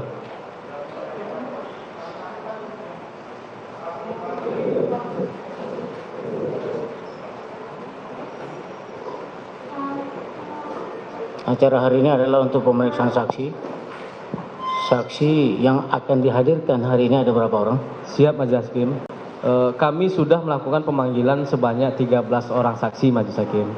Yang datang pagi ini itu sudah 9 orang. Tetapi 4 orang karena juga ada sidang dengan terdakwanya Irfan Widianto 4 orang, jadi 5 orang yang bisa kita hadirkan pagi ini di sini di ruangan ini Majelis Hakim. Untuk hari ini 5 orang.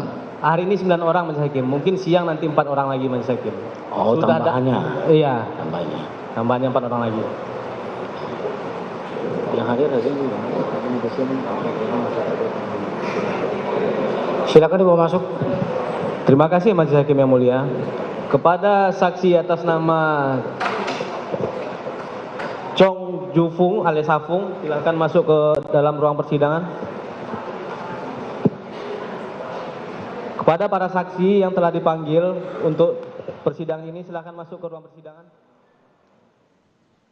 Persidangan untuk pemeriksaan saksi terdakwa Hendra Kurniawan dan juga Agus Nurpatria sudah dimulai, saudara. Akan ada 13 saksi yang sebenarnya akan diperiksa pada hari ini. 10 orang saksi baru dan 3 orang saksi yang merupakan limpahan dari persidangan pekan lalu yang tidak bisa hadir ketika pemanggilan pertama pemeriksaan saksi. Namun karena ada sidang bersamaan dengan jadwal sidang pada hari ini yaitu dengan terdakwa Irfan Widianto, maka untuk pagi hari ini yang dipanggil terlebih dulu adalah 9 orang saksi karena sisanya juga sama-sama diperiksa untuk terdakwa Irfan Widianto.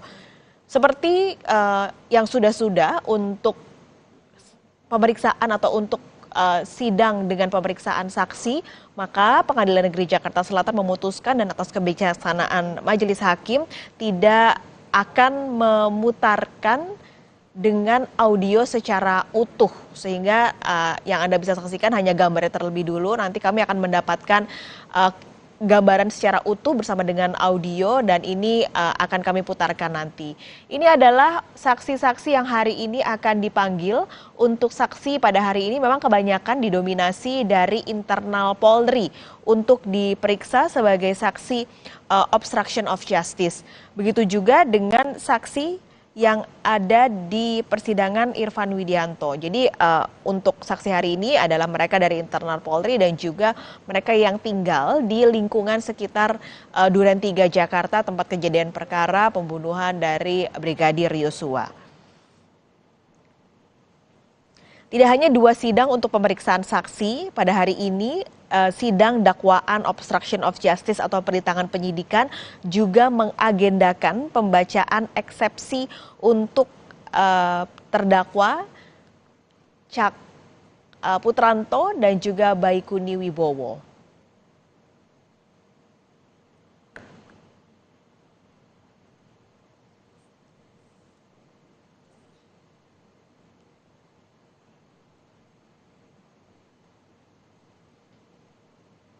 Kalau tadi dari ruang sidang 3 untuk pembacaan eksepsi yang saat ini sedang berlangsung adalah pembacaan eksepsi dari jaksa penuntut umum untuk terdakwa Baikuni Wibowo, saudara. Nantinya baru akan disusul kemudian pembacaan tanggapan jaksa untuk eksepsi Cak Putranto.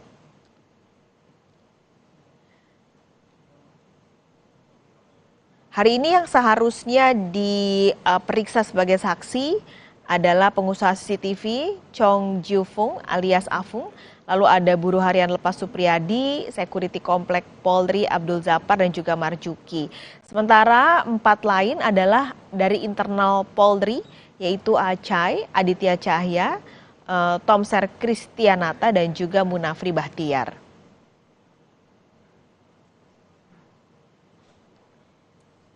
Dan kemungkinan akan ada panggilan juga untuk Ketua RT di Kompleks Polri Duren 3, tempat Verdi Sambo tinggal, sekaligus merupakan tempat kejadian perkara dari pembunuhan Brigadir Joshua di Duren 3 Jakarta, yaitu Majen Purnawirawan Seno Soekarto.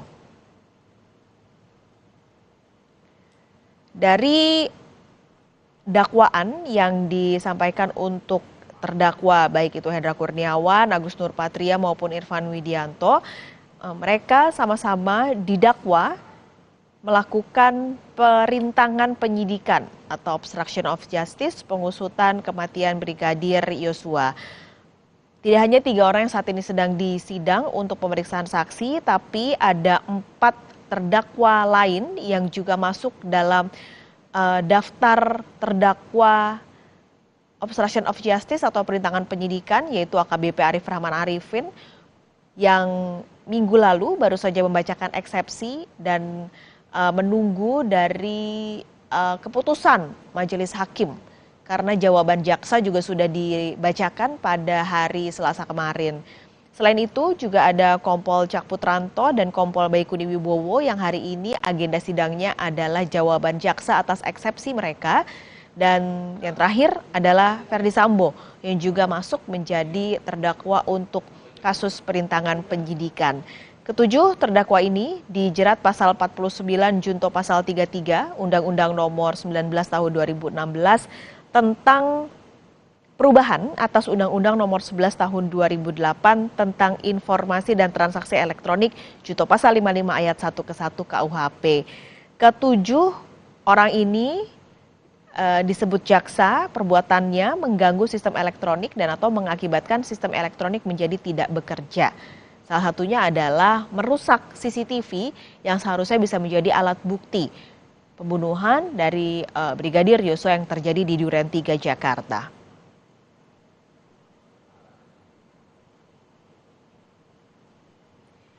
Saksi-saksi yang dihadirkan tentu akan dilihat apakah dakwaan jaksa ini terjawab atau tidak soal perusakan barang-barang yang seharusnya menjadi alat bukti untuk pembunuhan Brigadir Yosua. Kalau berkaca pada eksepsi atau nota keberatan yang disampaikan terdakwa-terdakwa ini, yang menjadi kesamaan adalah mereka menyebut bahwa mereka adalah bawahan yang hanya mengikuti perintah dari atasannya, yaitu Ferdi Sambo.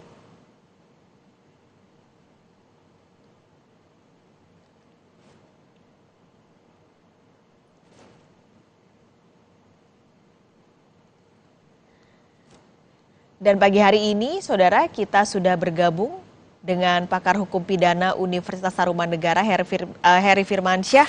Mas Heri, halo, selamat pagi. Selamat pagi, Mbak. Oke, ini sudah mulai karena ada 7 terdakwa dan sepertinya timeline-nya berbeda-beda ya, karena kalau yang saat ini Hendra Kurniawan, Agus Nur Patria dan juga Irfan Widianto sudah masuk ke pemeriksaan saksi kedua, sementara yang lain ada yang masih dalam tahap eksepsi. Untuk yang pemeriksaan saksi dulu, hari ini ada total 13 orang untuk 3 tersangka, tidak terdakwa, meskipun ini terpisah. Mas Heri, ini peran dari saksi yang akan dihadirkan pada hari ini apa, Mas Heri? Ya, tentunya tidak jauh dari kualifikasi saksi ya, Mbak ya, bahwa dia pasti adalah orang yang melihat, mendengar, mengalami sendiri. Itu adalah kualifikasi saksi yang diatur dalam Kitab Undang-Undang Hukum Acara Pidana, Undang-Undang 8 tahun 1981. Jadi ketiga hal itu harus dikuasai betul oleh seorang saksi. Jangan sampai saksi ini dia mendengar dari orang lain, menceritakan sesuatu pun atas dalil yang disampaikan orang lain. Maka ini yang perlu diuji adalah pengetahuan orang-orang tersebut. Khususnya karena ini bicara tentang obstruction of justice, dalam hal katakanlah menghilangkan bukti, upaya untuk menyembunyikan satu proses hukum yang berjalan. Kalau saya nggak salah ada penempatan pasal 221 KUHP juga kan di situ. Atau kita lebih mudah katakan dalam konteks pasal 221 KUHP ini adalah adanya menyembunyikan satu tindak pidana. Nah, maka akan kemudian dikaitkan dengan keterangan informasi dari saksi berkaitan dengan peran-peran dari terdakwa tadi. Apakah mereka mengetahui, apakah proses-proses misalnya yang lebih konkret lagi, karena ini sudah menyentuh pokok perkara, apakah mereka mengetahui siapa yang mengambil DVR CCTV-nya, siapa yang memerintahkan untuk mengganti, dijelaskan nggak penggantian alasannya itu apa.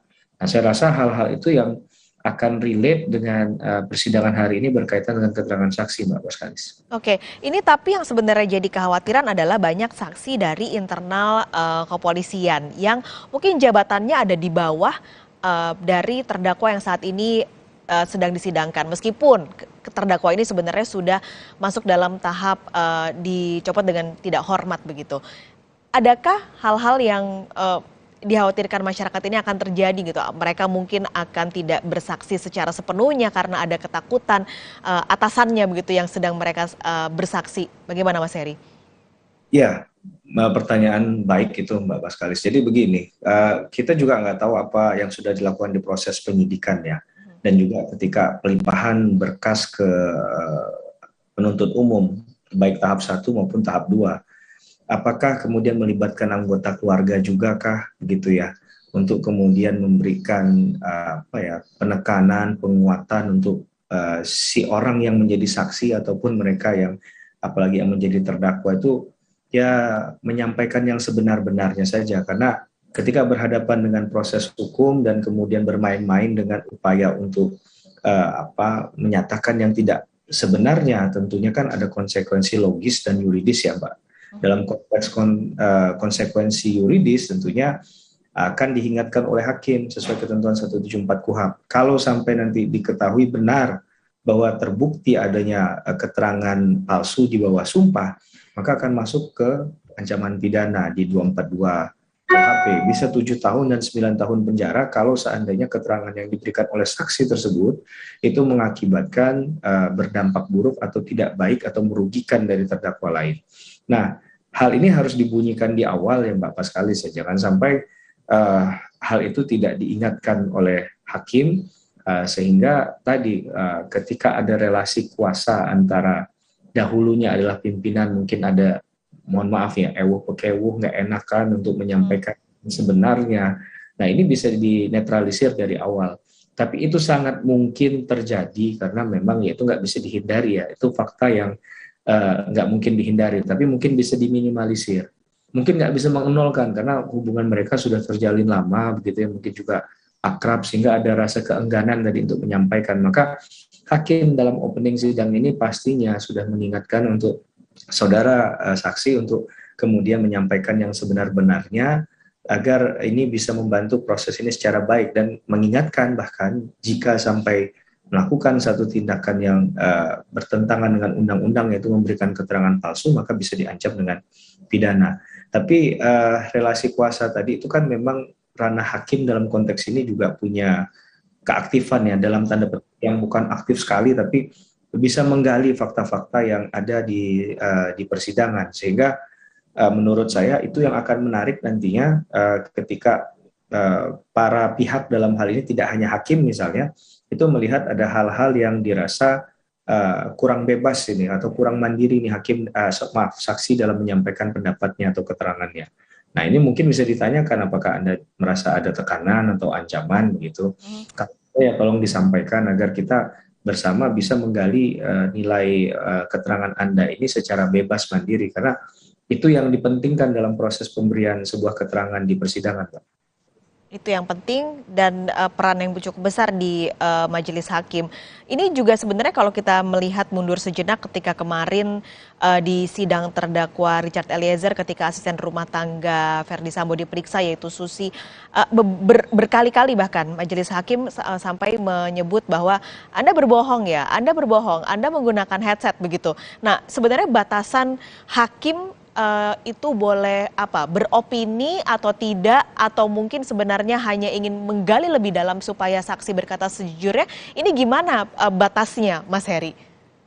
Ya, memang ranah praktik ini kan kadang nggak bisa seiring sejalan sama persis dengan teori Mbak ya. Teori yang kita baca di kelas hukum acara pidana atau kita bicara tentang praktik hukum acara pidana dalam konteks belum ke ranah yang sebenarnya begitu ya, masih bentuknya adalah simulasi begitu. Jadi ini bisa dipahami bahwa dalam ranah praktik itu kan yang penting dia tidak kemudian melanggar ketentuan hukum acaranya.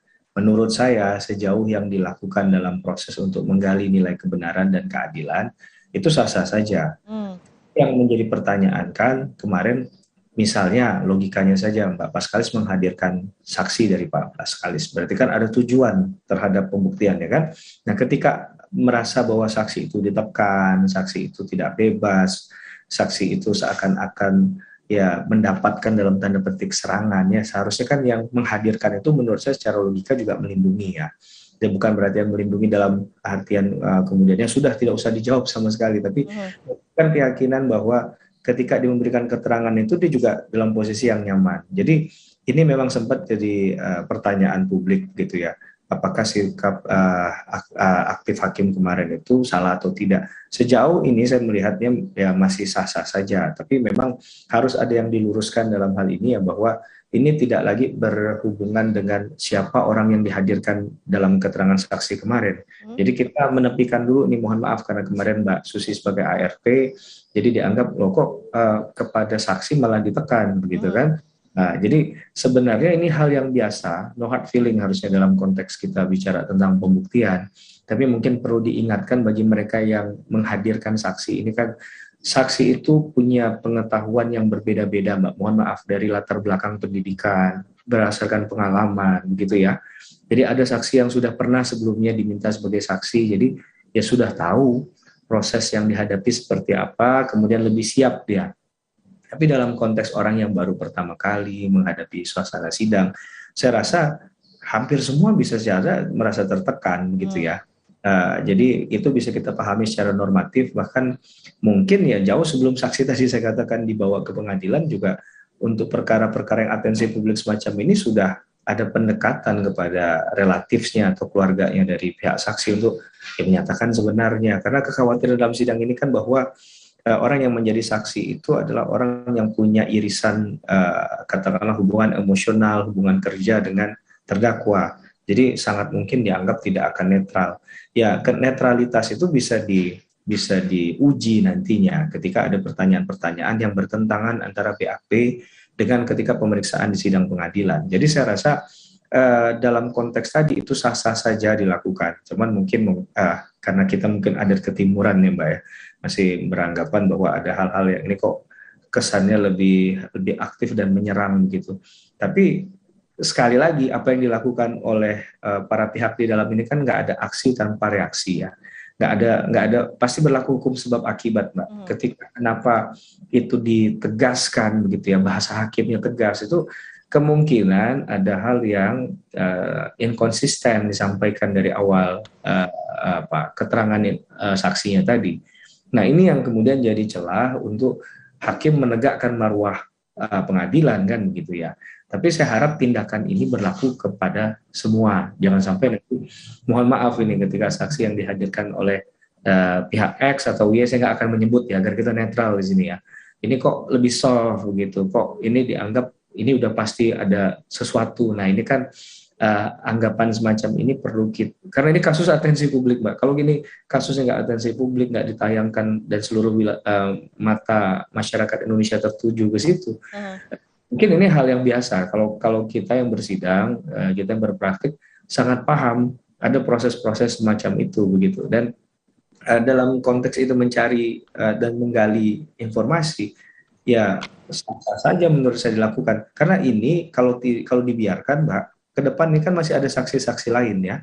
Nah jangan sampai ini di copy paste nih, di copy paste oleh saksi-saksi lain dengan melihat celah bahwa oh kalau begini ya boleh-boleh saja begitu kan, nggak digali pun nggak apa-apa, padahal kehadiran mereka itu untuk memang digali, tidak hanya dari BAP mungkin, karena hakim itu, majelis hakim kan pasti sudah baca berkasnya secara utuh ya Mbak, ada hal-hal yang mungkin dia rasa janggal antara faktanya tadi dengan keterangan. Nah mungkin ini yang kemudian jadi bagian, tapi memang kita berharap nilai-nilai pembuktian di sini tuh yang langsung ya bisa menjelaskan kepada kita berkaitan dengan substansi perkaranya. Jadi jangan sampai, ini tidak bermaksud mengajari, ini harapan menurut saya. Jadi harapan saja, mudah-mudahan bisa jadi rekomendasi.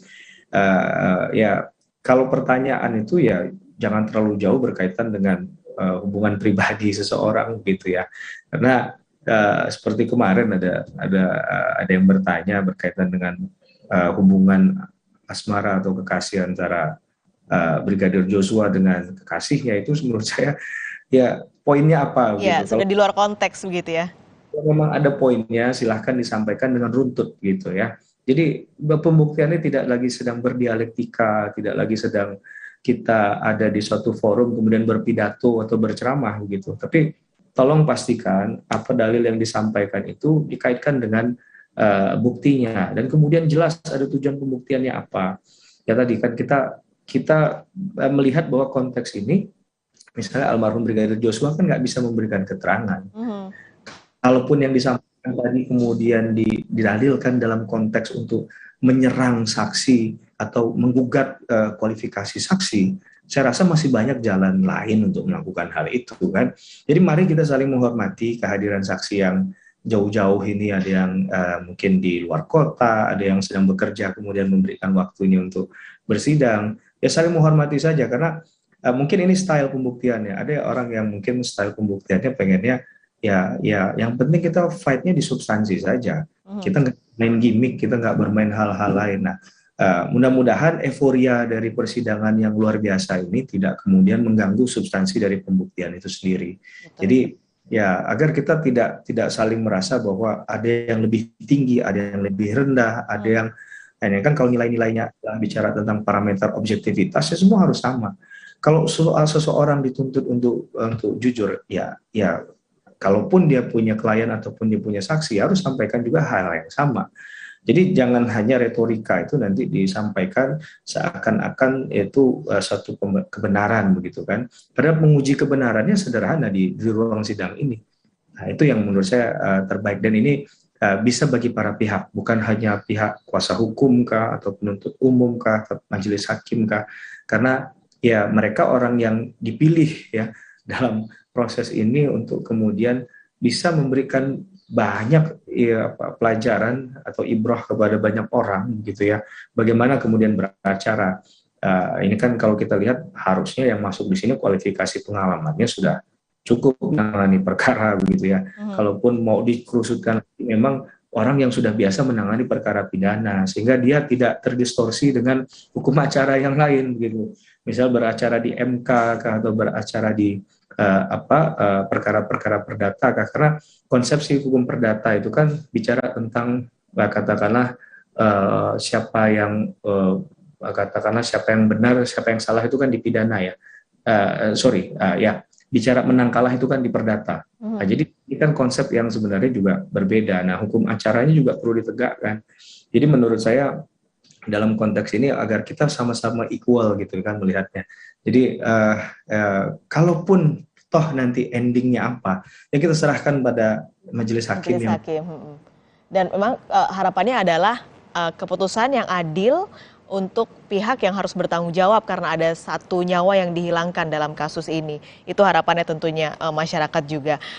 Mas Heri, kita jeda sejenak sebentar, nanti kita akan ngobrol-ngobrol lagi soal sidang yang masih berjalan di Pengadilan Negeri Jakarta Selatan.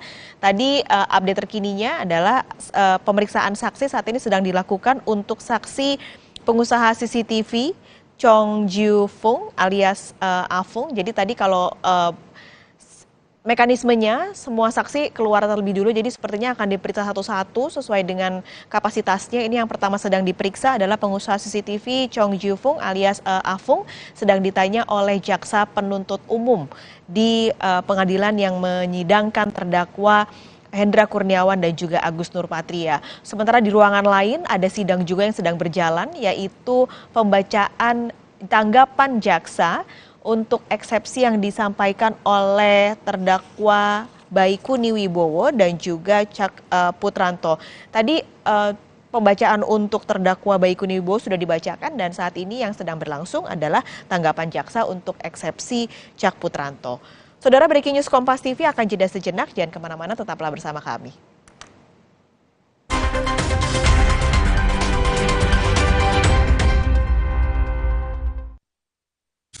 Mau yang baru dan tetap 1 meter?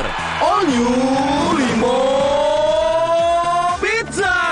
Langsung dapat 6 rasa sekaligus. Mau dine-in atau take away? All new Limo Pizza, selalu lebih puas.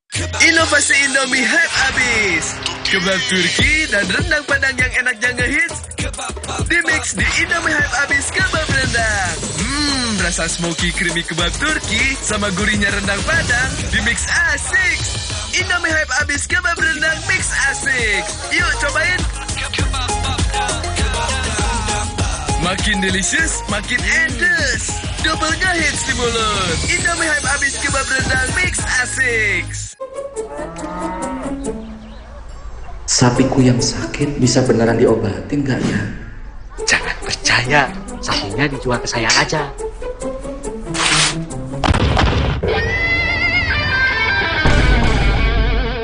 Jangan mau diprovokasi, Pak. Mending diobatin dulu sapinya. Nah, ternak yang masih sehat, segera divaksin. Jangan mau diprovokasi. Mari kita sama-sama basmi PMK dari bumi Indonesia. Oxivit. Oxivit. Oxivit. Oxivit baru, vitamin D3 1000 IU, penuhi kebutuhan vitamin harian dengan Oxivit. Dexa. Have you not seen my new phone yet? It literally folds in half. I would never switch to Samsung. I love my phone. What? It literally folds in half. You see, I love my phone. I would never switch to Samsung.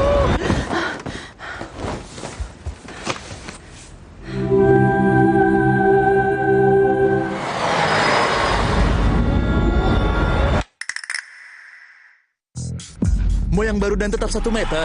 All new Limo Pizza. Langsung dapat 6 rasa sekaligus. Mau dine-in atau take away? All new Limo Pizza. Selalu lebih puas. Sapiku yang sakit bisa beneran diobatin nggak ya? Jangan percaya, sapinya dijual ke saya aja.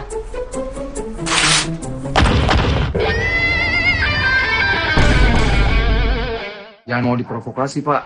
Mending diobatin dulu sapinya. Nah, ternak yang masih sehat, segera divaksin. Jangan mau diprovokasi. Mari kita sama-sama basmi PMK dari bumi Indonesia. Oxivit. Oxivit.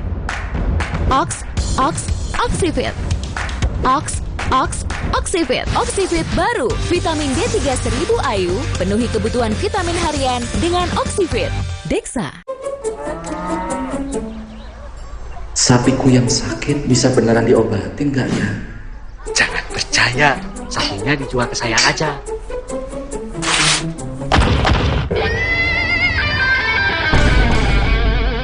Jangan mau diprovokasi, Pak. Mending diobatin dulu sapinya. Nah, ternak yang masih sehat, segera divaksin. Jangan mau diprovokasi. Mari kita sama-sama basmi PMK dari bumi Indonesia. Mau yang baru dan tetap 1 meter. All new Limo Pizza. Langsung dapat 6 rasa sekaligus. Mau dine-in atau take away? All new Limo Pizza. Selalu lebih puas.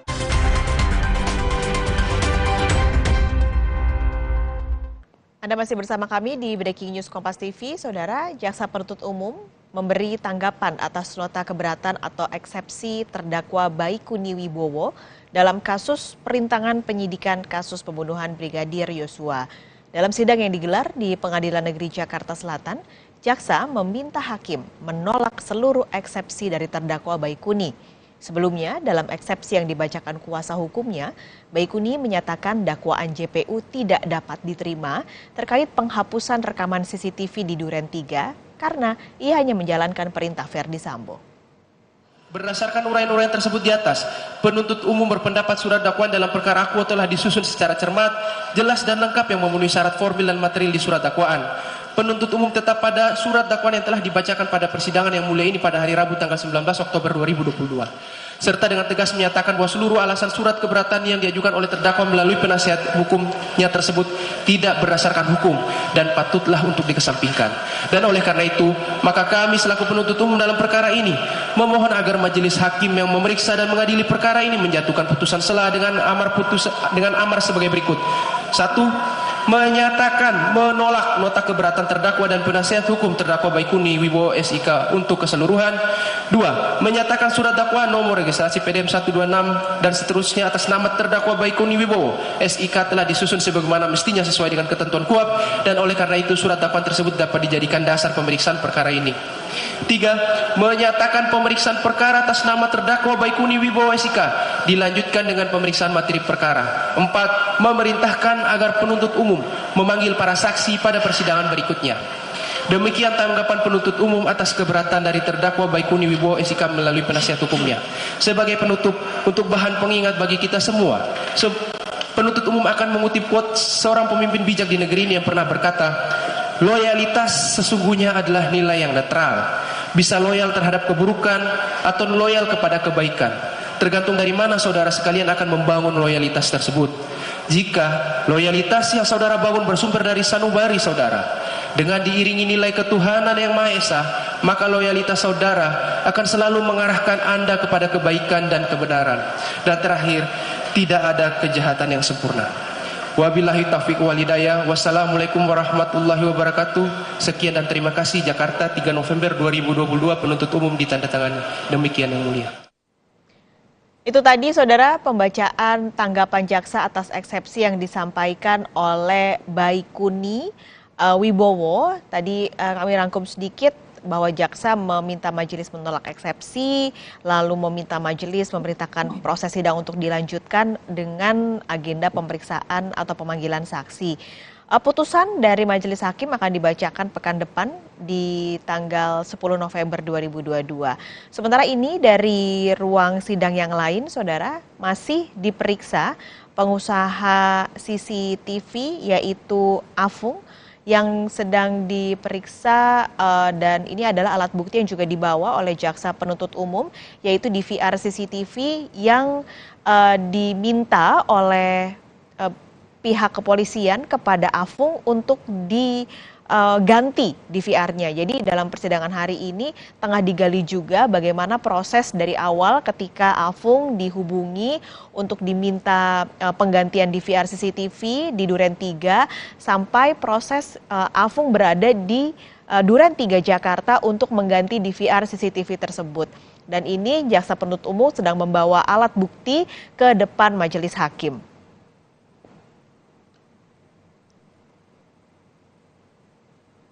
Kami masih bergabung siang ini dengan pakar hukum pidana dari Universitas Tarumanegara, Heri Firmansyah. Mas Heri, kita ngobrol lagi terutama soal eksepsi-eksepsi yang disampaikan oleh beberapa terdakwa yang semua menggarisbawahi bahwa mereka hanya mengikuti perintah dari atasan. Semuanya berkata seperti itu, sama begitu, seragam. Nah, ini bagaimana nanti supaya persidangan bisa menyampingkan alasan tersebut dan akhirnya menjawab dakwaan yang disampaikan oleh jaksa penuntut umum? Ya, sayangnya kita nggak bisa mendengar secara keseluruhan eksepsi yang diajukan oleh masing-masing terdakwa ya. Kalau tidak salah kan ada 6 terdakwa dalam obstruction of justice. Kalau tidak salah sekali lagi 3 mengajukan eksepsi, 3-nya tidak. Nah, sayangnya yang mengajukan itu kita tidak tahu semua detailnya dan kemudian juga jawaban atau tangkisan dari jaksa jika sudah ada.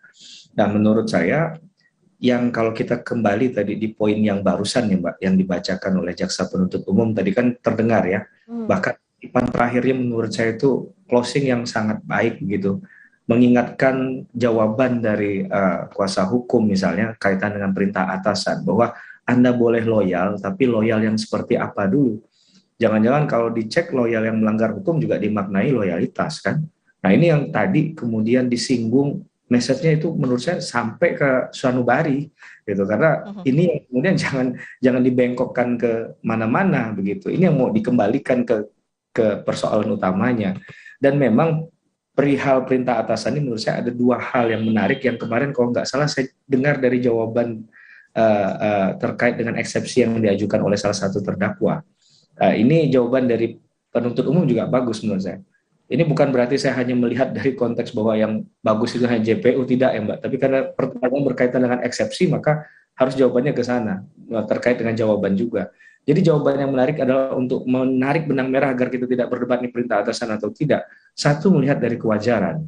Nah, kewajaran ini kan tentu bergantung pada nilai-nilai yang ada di Tribrata dan Catur Prasetya kalau nggak salah saya. Itu ada kondisi-kondisi di mana itu sebagai nilai moral yang dibangun di sana.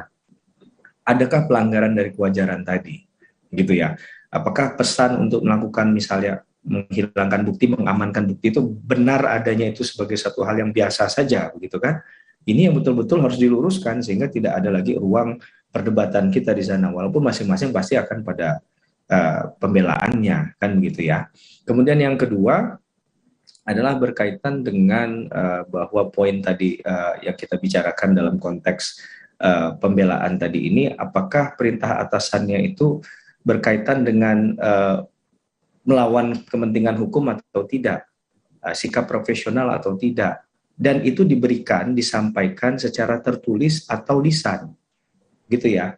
Umumnya biasanya kalau ini tidak melanggar ketentuan undang-undang ya Mbak, umumnya, saya bicara umumnya nih, bisa juga nanti di case yang lain berbeda, tapi biasanya itu pasti tertulis. Pertanyaannya, adakah perintah tertulis untuk mengamankan bukti tadi, untuk mengganti DVR tadi, itu tertulis? Dari siapa dia? Karena kalau sampai ini tertulis kan berarti bisa diuji, gitu ya. Berarti ada terang benderang di situ, jelas. Ya, biasanya kalau main di zona yang absurd, yang abu-abu, biasanya nggak akan berani untuk melakukannya tertulis. Tapi kalau ada bukti itu, alangkah baiknya itu dibawa, begitu ya, untuk membuktikan bahwa ini antara dalil dikatakan perintah atasan dengan buktinya itu jelas, gitu kan? Nah, jadi saya rasa ini juga jalan di mana jawaban dari jaksa penuntut umum itu akan disambut baik oleh penasihat hukum, karena kita kan belum sampai kepada tahap bukti membuktikan ya. Jangan-jangan ke kuasa hukum punya itu buktinya. Nah, kalau dia punya, silahkan itu dibawa, dibuktikan di persidangan. Maka clean and clear bahwa ini perintah atasan, gitu kan. Nah, tapi tentunya kan pasti ada batu uji lagi. Apakah perintah atasan yang seperti itu tadi memiliki nilai kewajaran atau tidak. Nah, itu tidak bisa 1 menit 2 menit menjelaskan ya, perdebatannya bisa 1 harian itu Mbak. Kalau orang hukum itu kan ada 2 orang hukum pendapatnya bukan 2 Mbak Baskalis, bisa 8, bisa 10 kira-kira. Oke, ini kalau tadi Mas Heri bilang harus ada yang tertulis sebagai bukti dari yang terus disampaikan bahwa mereka hanya menjalankan komando dari atasan. Kalau nggak ada, ya berarti nggak bisa ya untuk dibawa menjadi sesuatu yang bisa meringankan hukuman para terdakwa. Kita tetap menjunjung tinggi asas praduga tidak bersalah, bahwa sampai sebelum ada putusan pengadilan yang inkrah van gewisde, yang sudah final and binding, yang sudah final sifatnya, baru kita mengatakan tertutup semua kemungkinan Mbak. Tapi kalau belum, berarti masih ada asa. Kita tinggal menunggu prosesnya. Setidak-tidaknya kita memberikan poinnya sama begitu ya, poin baik yang ke jaksa penuntut umum maupun ke pihak lain, yaitu kuasa hukum. Ya, kita pun tadi kan meminta ini agar equal kan, tapi jawaban-jawaban tadi itu saya rasa bukan sekedar jawaban yang nanti dijawab dengan pakai kalimat saja, pakai pendapat saja tanpa bukti, kan begitu ya. Jadi agar ini jelas ini, sehingga kalaupun atasannya itu mohon maaf adalah Pak FS juga punya bukti, dia nggak pernah menyuruh itu kan. Nanti kan masing-masing pihak jadi bermain dengan dalil sendiri ini kan. Nah, ini kasus ini mohon maaf sekali dari awal kan ada pihak yang dominan, seakan-akan kalau menurut ceritanya dari keluarga ya, tidak boleh ini didatangi sampai ke rumah begitu, ada katanya ada oknum yang melakukan proses-proses tadi. Nah, sekarang kan satu persatu ya mungkin ya sudah tidak lagi berpikir untuk orang lain ya. Masing-masing orang sudah berpikir untuk kepentingan hukumnya sendiri dalam konteks pembelaan. Maka tentunya hal ini diarahkan ke sumber lain gitu ya, ke terdakwa yang lain. Nah, ini yang kemudian kita maknai dalam proses ini, mulai kalau kita baca sidangnya secara utuh udah mulai pelan-pelan terjadi kan. Yang ini mengatakan tidak melakukan, ini atas perintah si A, kemudian ada juga yang sudah melakukan permohonan maaf, walaupun nanti bisa lagi nih Mbak dijawab lagi ya, meminta maaf, melakukan permohonan maaf itu bukan berarti mengakui perbuatannya. Nah, ini kan nanti kan. Nah, jadi silahkan saja kalaupun itu sudah dilakukan permintaan maaf tapi tetap mengatakan tidak bersalah, itu sekali lagi hak hukum setiap orang. Jadi kita kalau katanya harus adil, ya adilnya sejak dalam pikiran, semuanya harus adil. Jadi jangan bicara adil di luar, tapi ketika dalam prosesnya ya menuntut orang untuk membuktikan begini begitu, tapi dianya nggak mau membuktikan yang sebenarnya. Nah, ini kan yang menjadi kesulitan dalam sidang kali ini. Saya rasa ya semua terdakwa pun sudah memahami proses ini secara jauh ya. Mereka sudah kehilangan banyak waktu, tenaga, pikiran. Kita juga ya tetap memiliki rasa empati terhadap semua, walaupun ya tadi ya entah itu nanti diputus bersalah atau tidak, dalam proses ini semuanya akan merasakan dampaknya, terutama pasti keluarga korbannya. Ya, karena khawatirnya nanti kita kalau nggak menyinggung keluarga korban dianggap kita nggak berempati. Tentu udah pasti empati di korban dulu. gitu ya. Karena ini korbannya sudah tiada, maka keluarga korbanlah yang paling utama merasakan dampaknya. Sehingga kalau kita lihat kemarin di persidangan suasananya riuh rendah begitu ya, banyak luapan emosi. Ini yang perlu juga kita ingatkan, jangan sampai emosi yang terlalu dalam tadi itu akhirnya melupakan esensi yang ingin disampaikan di persidangan. Ya mudah-mudahan itu tidak terjadi. Dan saya juga berharap dalam proses ini kita semua melihat bahwa penegakan hukumnya itu equal untuk masing-masing pihak. Kalau sidang biasa bahkan biasanya akan diingatkan oleh hakim. Bukan berarti nggak boleh menangis ya Mbak. Itu nama kondisi emosional. Apalagi seorang ibu, kita paham semua itu. Tapi tentunya akan diingatkan agar jangan sampai nanti itu mempengaruhi keterangan beliau di persidangan. Karena kalau kondisi emosional itu sangat mungkin, saya bukan orang psikologi gitu ya, tapi secara manusiawi saja kalau orang lagi emosional biasanya kan ya yang disampaikan mungkin ada yang tidak utuh begitu ya, atau ada yang lupa. Ini kan sayang sekali ruang persidangan itu memang adalah fasilitas untuk seseorang menyampaikan secara konstitusional hak-haknya yang kemudian dianggap dirugikan oleh orang lain. Apalagi apapun yang diperiksa saksi yang keluar di ruang persidangan akan menjadi fakta hukum ya untuk jadi bahan pertimbangan majelis hakim membuat keputusan. Ya, betul sekali Mbak. Jadi kalau kita lihat runtutan dari semua yang diproses pada konteks pembuktian persidangan ini akan dibuat jadi jalinan cerita yang utuh bagi akhirnya suatu tuntutan jaksa. Maka ya inilah dalil untuk saling membuktikan tadi. Jadi di sini ada cover both side-nya, ada dua sisinya, tidak hanya sisinya kuasa hukum, tidak hanya sisinya jaksa penuntut umum, tapi keduanya. Jadi kalau merasa ada yang ini salah, ya koreksinya dengan membuktikan di persidangan keterangan saksi yang berkesesuaian, atau ada nanti keterangan ahli kita tunggu, kemudian kalau enggak ada persesuaian dengan alat bukti yang ada. Maka ini jadi clean and clear di situ kan, bahwa ini memenuhi tadi misalnya poinnya perintah atasan. Nah itu yang dikaitkan. Kalau dalilnya adalah pemahaman mandiri bahwa kita kembali lagi ke perintah atasan, itu sangat subjektif. Maka nggak bisa dinilai itu Mbak. Kalau setiap perintah atasan itu dimaknai seperti tadi, ya sudah, saya karena di perintah atasan, titik sampai di situ. Ini konsep hukum dari perbuatan pidana, ya. Oke, Mas Heri, maaf saya potong sejenak tadi karena kita sudah mendengarkan dari jaksa setelah jaksa penuntut umum meminta hakim menolak eksepsi dari terdakwa perintangan penyidikan kasus pembunuhan Brigadir Yosua Baikuni Wibowo. Nah, saat ini kami juga sudah memiliki pernyataan dari kuasa hukum Baikuni yang menilai kalau tanggapan jaksa tidak menjawab poin-poin keberatan yang mereka ajukan. Ya kami sudah dengar apa yang disampaikan oleh JPU dalam tanggapannya ya, dan kami menantikan bagaimana hakim dalam memutus apa yang kami ajukan dalam eksepsi. Secara keseluruhan kami tidak lihat bahwa tanggapan JPU telah menjawab berbagai hal yang kami ajukan. Malah jadinya ada kesalahpahaman menurut saya tentang apa itu yang dimaksud dengan tindakan administrasi negara. Ya. Karena tindakan administrasi negara itu yang menjadi objek sengketa TUN tidak hanya beseking, ya, dalam artiannya penetapan tertulis, karena tindakan administrasi negara yang menjadi kewenangan TUN itu juga ada namanya material data atau perbuatan faktual. Sedangkan tindakan administrasi negara yang bersifat rehling itu menjadi kewenangannya Mahkamah Agung langsung, dan itu pun masuk kamarnya TUN dalam Mahkamah Agung. Jadi di situ ada salah pengertian menurut saya, dan ini mesti diupdate pengetahuannya berkaitan dengan prajudicial. Tadi disampaikan oleh JPU dalam tanggapannya bahwa itu dikutip peraturan-peraturan yang itu belum berlaku, Undang-Undang 30/2014, sehingga rezim administrasi pemerintahan belum ada. Dan itu pun kami sampaikan di dalam eksepsi kami, bahwa semenjak Undang-Undang 30/2014, maka ada rezim administrasi pemerintahan yang harus dipertimbangkan, yang itu menjadi bagian dalam pengertian kita terkait dengan apa itu prejudicial gesil.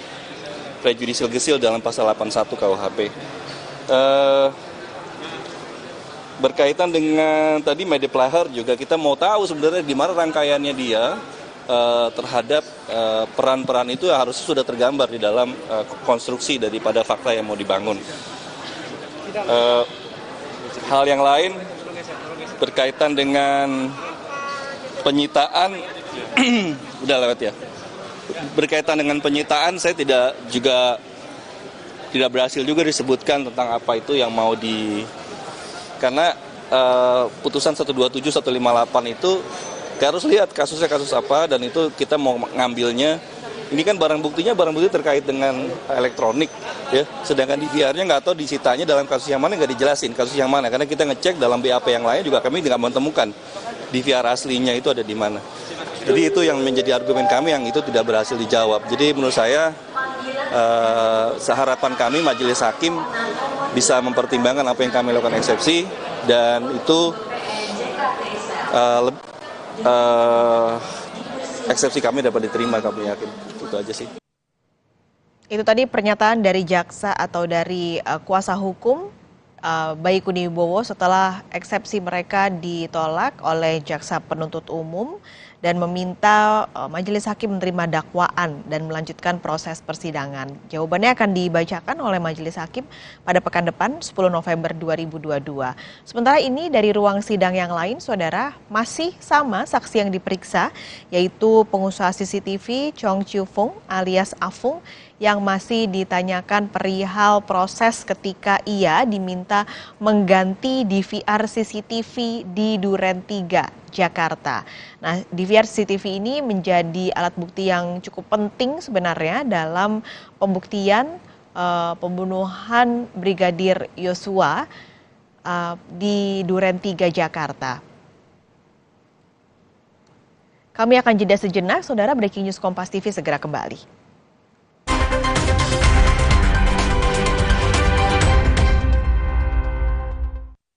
Have you not seen my new phone yet? It literally folds in half.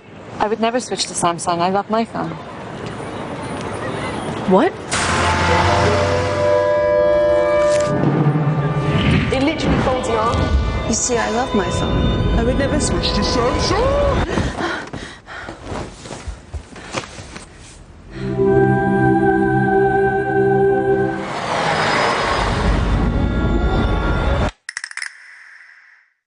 Inovasi Indomie hype abis. Kebab Turki dan rendang Padang yang enaknya ngehits dimix di Indomie hype abis kebab rendang. Rasa smoky creamy kebab Turki sama gurihnya rendang Padang dimix asik. Indomie hype abis kebab rendang mix asik. Yuk cobain. Makin delicious, makin endes. Double ngehits di mulut. Indomie hype abis kebab rendang mix asik. Gak dingin aja, tetap segar. Yuk Aqua dulu. Datang dari sumber alam yang terlindungi, murninya air mineral Aqua, berikan air minum berkualitas. Apapun aktivitasmu, Aqua dulu. Have you not seen my new phone yet? It literally folds in half. I would never switch to Samsung. I love my phone. What? It literally folds in half. You see, I love my phone. I would never switch to Samsung.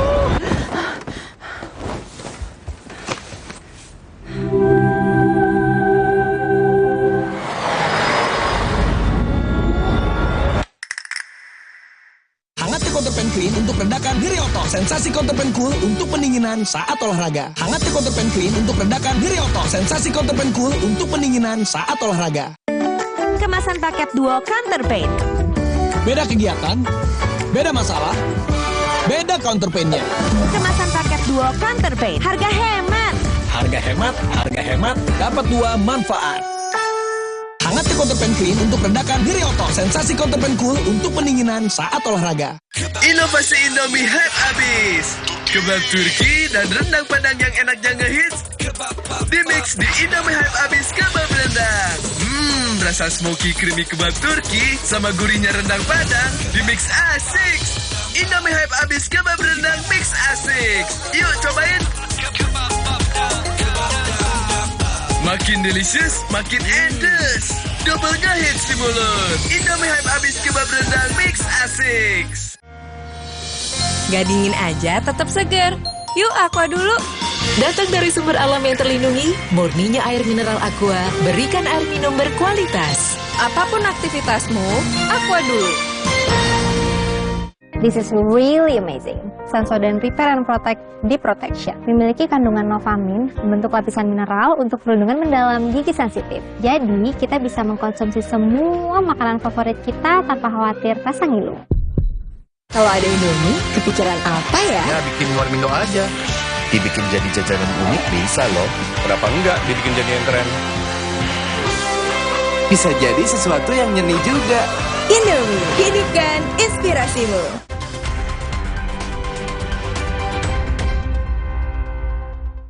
Kembali di Breaking News Kompas TV, saudara, ini masih dari ruang sidang untuk pemeriksaan saksi dengan terdakwa Hendra Kurniawan dan juga Agus Nurpatria. Yang masih diperiksa adalah saksi dari pengusaha CCTV yaitu Afung. Sidang perintangan penyidikan pembunuhan Brigadir Yosua dengan terdakwa mantan anak buah Sambo di Divisi Propam Polri yaitu Hendra Kurniawan dan juga Agus Nurpatria kembali digelar dan ini masih berlanjut, saudara. Jaksa penuntut umum hari ini akan menghadirkan 9 orang saksi. Selain ini pengusaha CCTV akan ada beberapa anggota Polri yang juga menjadi saksi pada hari ini. Nah, yang masih diperiksa yaitu Afung yang merupakan pekerja lepas teknisi CCTV yang jasanya disewa terdakwa AKBP Irfan Widianto untuk mengganti DVR CCTV di Kompleks Polri Duren 3. Kan saksi ini pekerjaannya sehari-hari sebagai apa? Ya, di sini saya bisa perjelas bahwa saya adalah pekerja freelance, jadi teknisi CCTV menerima pemasangan untuk perbaikan penggantian CCTV yang rusak sesuai dengan permintaan customer saya. Oke, freelance atau saksi punya toko sendiri? Toko dulu sempat join sama teman tapi sudah lama. Hampir udah 15 tahun yang lalu lah. Berarti sekarang freelance, berarti masang aja. Barangnya saksi ambil atau beli sendiri atau ada yang masuk gimana? Enggak, saya ngambil sama toko. Ngambil sama toko. Langganan saya. Saksi pernah nggak ke Komplek Polri Duren 3? Belum pernah. Ke perumahan Komplek Polri Duren 3? Belum pernah. Belum pernah? Belum pernah. Belum pernah, sama sekali belum pernah? Iya, belum pernah. Sampai sekarang? Kemarin yang pas penggantian DVR aja. Nah, kan udah pernah itu. Ya. Pas penggantian DVR. Kapan itu? Tanggal 9 Juli. Kemarin. 9 Juli tahun? 2022. 9 Juli 2022. Ya. Itu saksi ke Komplek Polri Duren 3. Ya. Jam berapa? Jam sebelum jam 6 ya, 5.45 atau 5.50. 5.50 sore atau pagi? Sore. Sore. Itu saksi ke sana sendiri atau ada yang menghubungi atau bagaimana? Coba ceritakan. Oke. Jadi pertama saya jam 3 lebih itu saya di WA oleh saudara Irfan. Dia mengatakan izin Pak Afung, saya Irfan. Saya bilang iya Pak. Ada yang bisa saya bantu, saya bilang. Lalu dia melalui telepon WA. Dia berkata, saya Irfan, saya mau ada kebutuhan penggantian 2 unit DVR. Oh, saya bilang bisa saya bantu nanti. Oke, itu saksi dihubungi ya? Iya. Melalui WhatsApp call? Siap. Jam 3.20 atau 3.30 lah. Sore? Siang ya, 3.30 siang. Itu saksi udah lama kenal dengan Irfan? Saya secara ini tidak mengenal langsung ya. Mungkin dulu dia pernah menghubungi saya. Karena customer saya mungkin ada nama Irfan juga, Pak. Tapi saya kurang memperhatikan, jadi yang intinya saya mendapat permintaan customer itu, berarti saudara Irfan ini sebagai customer saya. Si tahu nggak Irfan ini yang menelpon saksi, dia itu tahu nggak, kenal nggak dengan dia, tahu nggak pekerjaannya apa? Saya sebelumnya kurang jelas ya. Sebelumnya tidak jelas? Iya. Kembali lagi, pada saat ditelepon itu, yang dikatakan Irfan kepada saksi, kan tadi meminta pergantian 2 unit DVR. Betul. Iya. Ya. Ini disebutkan nggak lokasinya di mana? Tidak. Jadi apa yang dikatakan Irfan? Saya bilang, sudah apa? Iya Pak Irfan, mesinnya seperti apa dan hadisnya berapa besar, nanti saya coba cek harganya. Lalu dia mematikan telepon, kata nanti saya hubungi kembali. Oh, awalnya cuma mau nanya harga, belum minta ganti? Belum? Ya. Cuma nanya harga? Enggak, dia ada permintaan penggantian mesin, tapi saya memastikan itu mesin itu mereknya apa, kapasitas hard disk yang di dalam DVR itu berapa besar, supaya nanti saya bisa cek harganya, nanti saya info kepada saudara Irfan.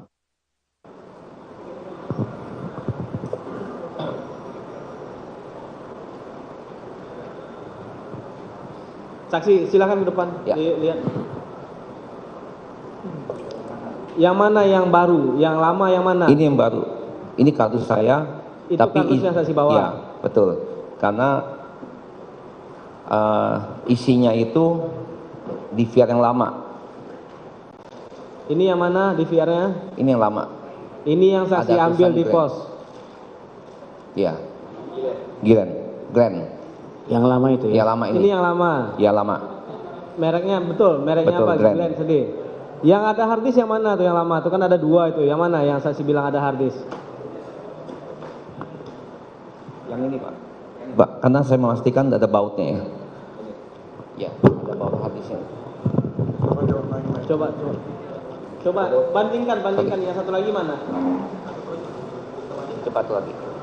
Jadi agak ya beratnya beda antar. Yang tadi saudara katakan yang lama yang ada harddisknya, terus yang tidak ada harddisknya itu yang mana? Ini ringan, berarti tidak ada harddisknya. Dari mana saudara tahu kalau itu tidak ada harddisknya karena ringan? Posisi baut di belakang ini, Pak. Kenapa baut di belakang? Yang mulia, bautnya tidak dipasang.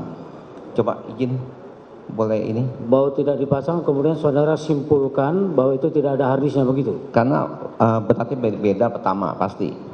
Begitu? Nah, karena baut ini untuk mengunci harddisk supaya tidak kena getaran, gitu. Tanpa harus dilihat, saudara sudah tahu itu ya? Secara pengalaman saya biasa memastikan juga, oh tidak, karena ada lubang kecil-kecil itu tidak ada isinya. Beda ya? Beda dari sisi berat. Tapi masih berfungsi nggak yang lama ini, yang tidak ada harddisknya? Masih berfungsi? Iya, karena yang utama yang adalah ini, yang ini cuma hanya untuk menu.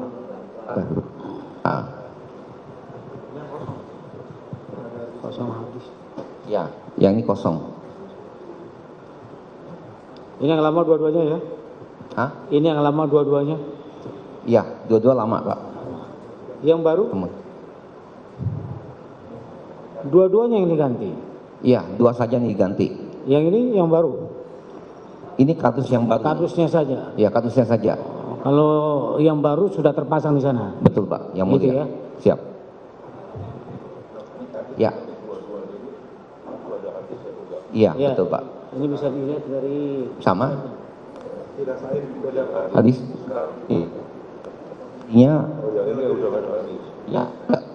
Saksi ini hanya membedakan dari sisi berat. Tanpa melihat dia sudah... Yang nggak ada hadis itu. Silakan dirasakan. Waktu diangkat ya. Ya.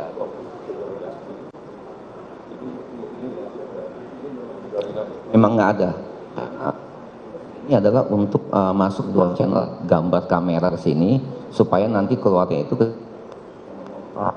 maka di 9 kotak itu, kotak yang keempat itu ada pembagian 4 lagi kotak, cuma 2 yang di split ya. Siap. Iya, memang nggak merekam, cuma menumpang gambar aja, input gambar. Cukup. Oke. Silakan. Itu tadi beberapa yang kami ambil dari pemeriksaan saksi Afung soal proses penggantian DVR CCTV di Duren 3. Begitupun tadi ada alat bukti yang ditunjukkan ke depan majelis hakim. Kembali kita akan berbincang siang ini dengan pengamat hukum pidana Universitas Tarumanegara Heri Firmansyah. Mas Heri, ini mau bahas soal saksi Afung ini tadi juga ditunjukkan alat buktinya yaitu DVR CCTV-nya. Sebenarnya seberapa kuat kesaksian dari Afung dan juga alat bukti tadi dalam dakwaan ini, Mas Heri? Ya, kalau kita lihat, kita perhatikan secara seksama jawaban dan keterangan saksi ini atas pertanyaan yang disampaikan. Saya entah mengapa menganggap bahwa beliau ini salah satu saksi kunci juga untuk obstruction of justice-nya ya. Karena ini orang yang langsung dihubungi ya untuk mengganti posisi DVR yang lama dengan yang baru. Nah, sayangnya tadi kan keterangannya tidak kemudian menjelaskan bahwa secara detail tadi ya apa informasi yang diminta. Jangan-jangan memang dari awal pun informasi itu putus demikian saja, memang hanya ya seperti business as usual gitu ya, cuman ya hanya untuk mengganti saja tanpa tahu apakah diinformasikan lain atau tidak begitu. Nah, itu yang sebenarnya perlu digali ya. Tapi dalam konteks bahwa memastikan kalau versi yang sebelum-sebelumnya kalau tidak salah kan ada yang menyatakan itu terbakar atau sebelum-sebelumnya hilang gitu kan. Nah, ini kan untuk membantah dalil-dalil tersebut. Kalaupun dikatakan rusak, yang lama itu rusaknya karena apa gitu ya. Karena sesuatu insiden kah yang tidak mungkin untuk dihindari karena faktor alam misalnya, atau memang ada faktor kesengajaan untuk dirusak. Nah, ini kan pengertian yang berbeda ya nantinya, dan akibat hukumnya pun bisa berbeda. Jadi sangat sentral sekali peran dari Pak Afung tadi ya dalam memberikan keterangan, karena ini langsung bersinggungan dengan hal yang menjadi persoalan utama dalam pembuktian kali ini, yaitu adanya upaya untuk menghalang-halangi proses penyidikan dengan menutupi atau menghilangkan barang bukti kan gitu. Nah, barang bukti yang dimaksud dalam konteks ini kan CCTV yang merekam keadaan peristiwa di mana terjadinya pembunuhan almarhum Brigadir Joshua kan. Jadi poinnya di situ ya, sehingga saya katakan tadi sekali lagi bahwa apa yang disampaikan ini sangat penting untuk kemudian dicermati, dan mungkin bisa porsinya lebih lama ya menurut saya, dibandingkan dengan saksi-saksi lain. Kita lebih ingin lebih banyak lebih tahu terkait dengan apa yang kemudian menjadi penyebab digantinya tadi, siapa saja yang berperan dalam proses yang diketahui oleh saksi, yang mengontak, yang kemudian tadi ada yang membayar begitu kan, yang kemudian juga ada yang mengarahkan ke sisi A, B, C terkait dengan CCTV tadi. Ini kan penting untuk mendapat kejelasan informasi secara utuh gitu. Oke, meskipun tadi nama yang disebut baru satu ya, terdakwa Irfan Widianto, tapi pastinya atau perannya ini akan sama pentingnya untuk terdakwa-terdakwa lain di kasus obstruction of justice. Betul. Ya, tanpa menafikan peran dari saksi lain ya. Saksi yang lain kan juga sebenarnya pasti sudah di-mapping. Begitu juga kalau kuasa hukum menghadirkan saksi, pasti kan punya tujuan ya. Dalam semua proses yang terselenggara ini, saya yakin dan percaya bukan tanpa satu tujuan tentunya untuk menghadirkan keterangan saksi tadi. Karena ya sekali lagi kita berfokus pada hal yang ingin ditujukan dalam pembuktiannya apa. Sebenarnya fokus pembuktian itu jauh lebih penting daripada terlalu banyak yang ingin dibuktikan gitu ya. Jadi kalau biasanya dalam proses-proses seperti ini, mereka akan memilih poin yang kira-kira penting saja, 1 atau 2 poin tadi. Karena biasanya juga kalau saksi melebar kemana-mana, nanti ceritanya malah menjadi nggak utuh dan nggak fokus sekali lagi, gitu. Jadi karena terlalu banyak kesaksian yang disebut, apalagi ini tadi kan ada 10 saksi plus tambahan 3 dari minggu lalu. Mas Heri, boleh sedikit soal tadi eksepsi, tadi sudah ada tanggapan juga dari jaksa atau dari kuasa hukum Baikuni, sempat menyebut soal aturan prajudisial yang belum berlaku. Itu apa, Mas Heri? Iya, tadi kan mungkin bicara dalam konteks banyak aturan undang-undang, ada mungkin peraturan teknis ya, yang mungkin kalau dilihat dari segi tahun, kalau nggak salah saya tadi terdengar 2022 ya Bapak Skalis ya.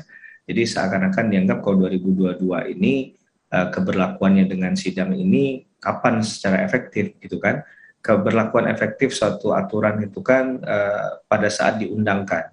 Nah, biasanya ada memang tahap sosialisasi sebelumnya dan juga setelah undang-undang itu diundangkan. Biasanya masa berlakunya itu 2 tahun untuk dalam proses tadi ya.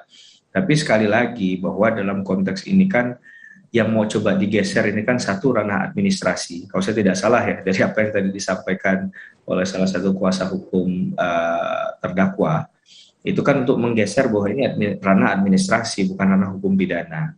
Nah, tanpa bermaksud membela, tapi dalam konteks keyakinan atau pemahaman saya bahwa kasus ini bisa saja mau ditarik kemana-mana, Mbak. Ranah administrasi bisa dicarikan dalilnya. Tapi persoalan ya, kasus ini kan sudah ada terdakwanya, gitu ya, sudah melalui proses lidik, sidik begitu, bahkan naik ke tahap persidangan.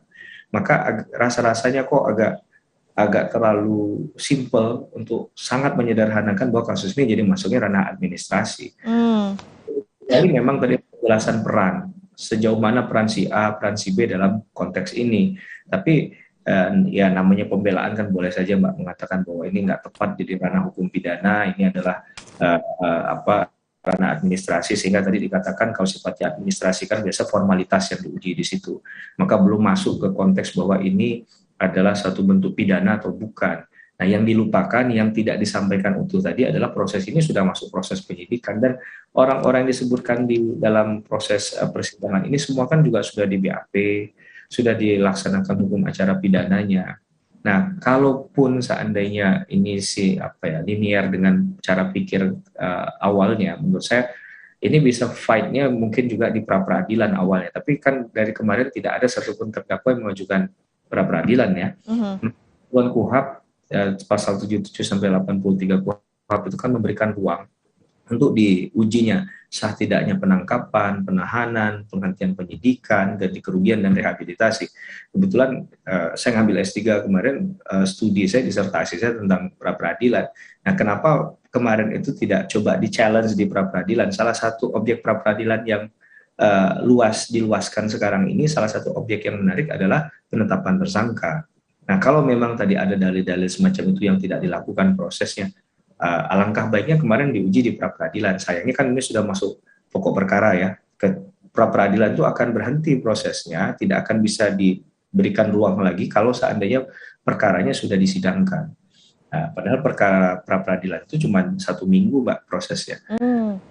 Oke, ini berarti nanti akan dilihat juga tanggapannya ataupun keputusannya dari majelis hakim pekan depan. Apakah mana yang diterima nih untuk eksepsi dari jaksa ataupun kuasa hukumnya. Mas Heri, kita jeda sejenak. Nanti usai jeda ada rekan kami juga Harjuno Pramudito yang akan menemani Mas Heri dan juga saudara dalam Breaking News Kompas TV. Tapi kita jeda sejenak, jangan kemana-mana.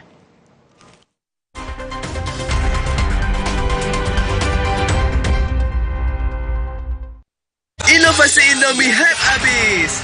Kebab Turki dan rendang Padang yang enaknya ngehits dimix di Indomie hype abis kebab rendang. Rasa smoky creamy kebab Turki sama gurihnya rendang Padang dimix asik. Indomie hype abis kebab rendang mix asik. Yuk cobain. Makin delicious, makin endes. Double ngehits di mulut. Indomie hype abis kebab rendang mix asik. Kemarin aku antar orang berkali-kali, padahal kepala ini pusing. Ada obat sakit kepala?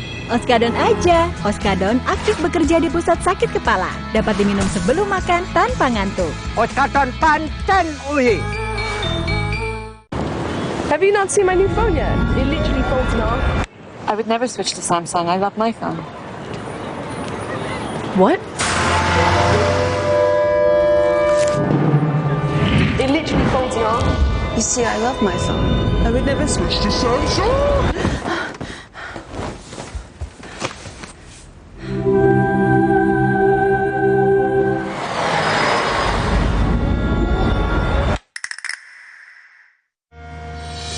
Gak dingin aja, tetap segar. Yuk Aqua dulu. Datang dari sumber alam yang terlindungi, murninya air mineral Aqua, berikan air minum berkualitas. Apapun aktivitasmu, Aqua dulu.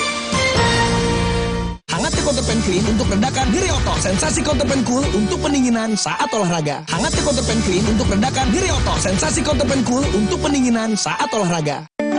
Kemasan paket duo Counterpain. Beda kegiatan, beda masalah, beda counterpain-nya. Kemasan paket duo Counterpain. Harga hemat. Harga hemat, harga hemat, dapat 2 manfaat. Hangat Counterpan Clean untuk redakan nyeri otot. Sensasi Counterpan Cool untuk pendinginan saat olahraga. Wah, enak banget. Mau better dong? Coba better. Ya, biskuitnya crunchy, vanilanya creamy. Dilapisi coklat full dan tebal. Eits, nggak boleh. Better, enaknya bikin rebutan. Kalau ada Indomie, kepikiran apa ya? Ya, bikin warmindo aja. Dibikin jadi jajanan unik bisa loh. Kenapa enggak dibikin jadi yang keren? Bisa jadi sesuatu yang nyeni juga. Indomie, hidupkan inspirasimu. Kakek pingin tahu apa gigi palsunya bisa ngunyah ayam goreng yang renyah. Untung kakek pakai Poliden yang dengan kuat melekatkan gigi palsunya hingga 12 jam. Kakek pun bebas makan apa saja. Tersedia di apotek terdekat. Inovasi Indomie hype abis. Kebab Turki dan rendang Padang yang enaknya ngehits di-mix di Indomie hype abis kebab rendang. Rasa smoky creamy kebab Turki sama gurihnya rendang Padang di-mix asik. Indomie hype abis kebab rendang mix asik. Yuk cobain. Makin delicious, makin endes. Double ngehits di mulut. Indomie hype abis kebab rendang mix asik. Dek, siap ya? Oke, Kak. Ya, Roma kelapa. Tas dulu ya. Terus dicelup-celup. Oke. Gurih ya? Enak. Roma kelapa, dicelup mau lagi dan lagi.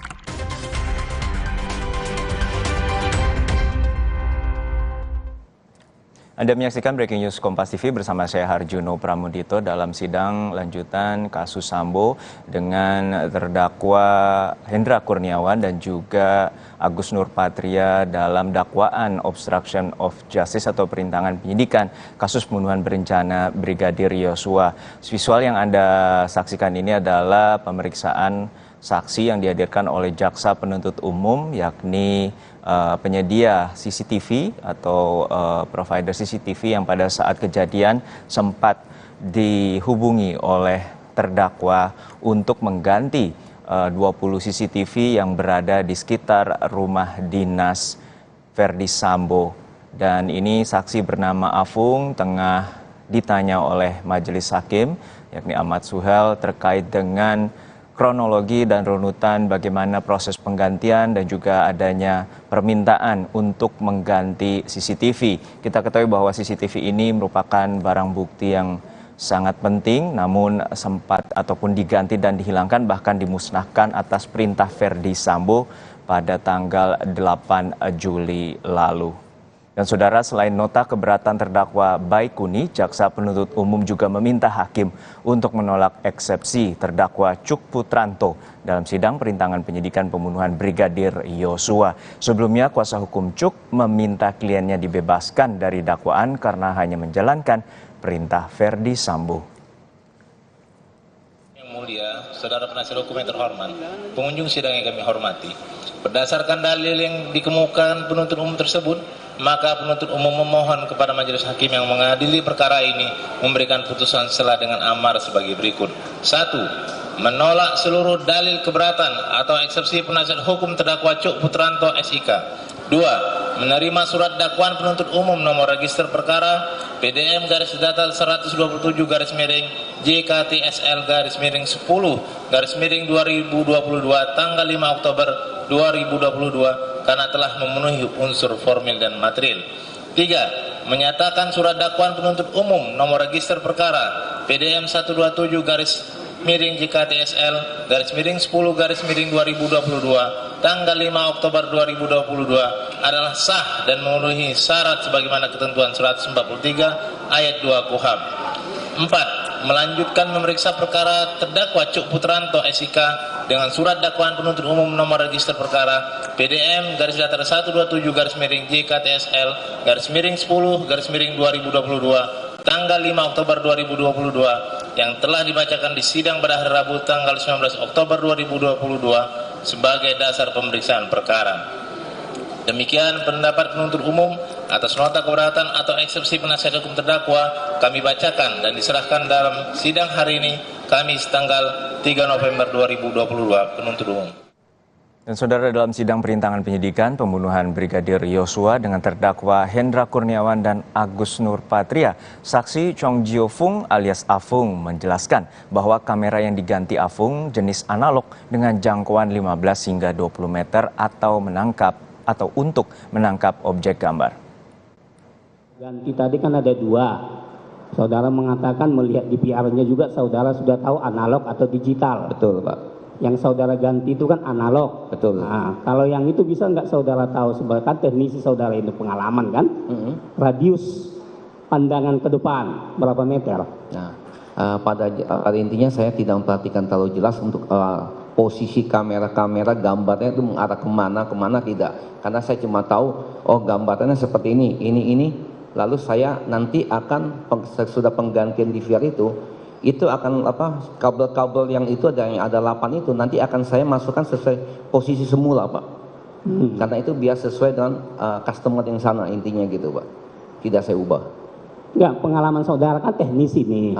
Berapa meter jangkauan kamera ini maksudnya? Oh, gitu. Jadi jenis kameranya saya tidak melihat modelnya, tapi kalau saya melihat itu mungkin jangkauannya antara 10 sampai 15 juga lah. Ke depan ya? Untuk maksimal ya. Maksimal ya ke depan ya. Tapi 20 masih dapat, tapi ya mungkin kurang jelas. Kalau ke sampingnya begini radiusnya bisa nggak?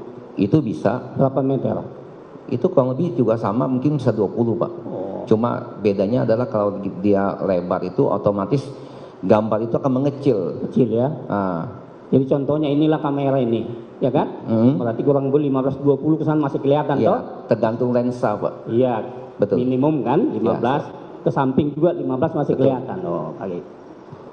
Satu tadi saya tegaskan, yang mesan Irfan, yang membayar adalah Indra Wijaya. Cukup majelis dari kami. Itu tadi kesaksian dari penyedia CCTV bernama Afung, dan saksi di tengah ditanyakan oleh jaksa terkait dengan teknis spesifikasi CCTV yang ia ganti atas permintaan Irfan Widianto, terdakwa Irfan Widianto, dan juga atas perintah atasannya mantan Karopaminal Hendra Kurniawan. Dan sejumlah pertanyaan telah diajukan terkait dengan penggantian CCTV berjumlah 20, dan juga ada DVR yang berada di pos Sapam di sekitaran Komplek Polri Duren 3 Jakarta Selatan. Saat ini kami telah terhubung dengan pakar hukum pidana Universitas Tarumanegara, Mas Heri Firmansyah. Selamat siang, Mas Heri. Semoga dalam kondisi sehat selalu ya. Amin, semua sehat. Amin. Ya, Mas Heri, ini jaksa menanyakan secara spesifik tadi terkait dengan bagaimana CCTV berfungsi, jenisnya analog bukan digital, dan juga bagaimana spesifikasi mampu menjangkau gambar hingga sekian meter, 10, 15 hingga 20 meter.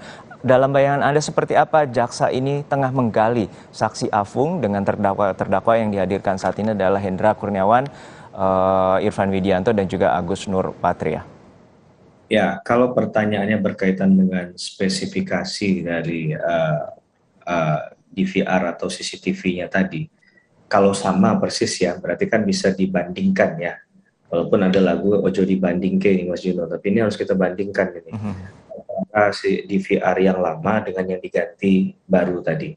Nah, kalau sama spesifikasinya, maka sangat mungkin di bayangan Pak Jaksa, dia ingin melihat bahwa capture atau tangkapan dari CCTV itu bisa sejauh mana.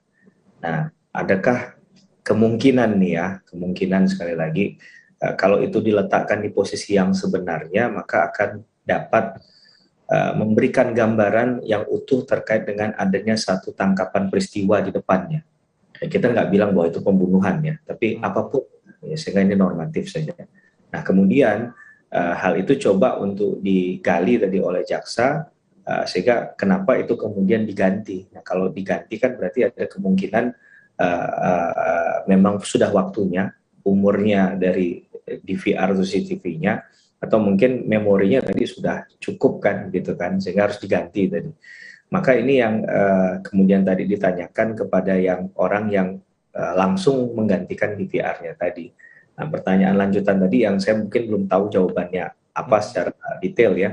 Apakah memang itu diganti karena sudah habis masanya, ini kan bahasa-bahasa teknis dalam konteks penggantian tadi ya. atau pemahaman bahwa secara teknis memang ada kerusakan. Nah, nanti akan ditanyakan kalau itu kerusakan apa. Kalau tidak, ya apakah ada indikasi itu diganti dengan alasan-alasan yang ya mungkin tidak dapat dicarikan kebenarannya begitu ya.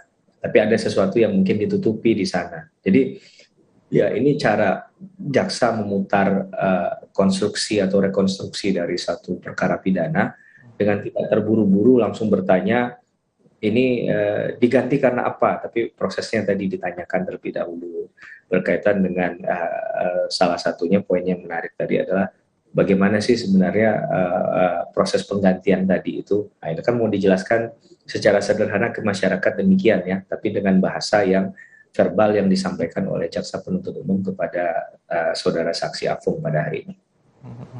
Ya, selain itu kita juga membahas terkait dengan substansi bahwa sebelumnya dari dakwaan jaksa bahwa para terdakwa ini dalam kasus perintangan penyidikan ini memiliki dakwaan primer terkait dengan Undang-Undang ITE.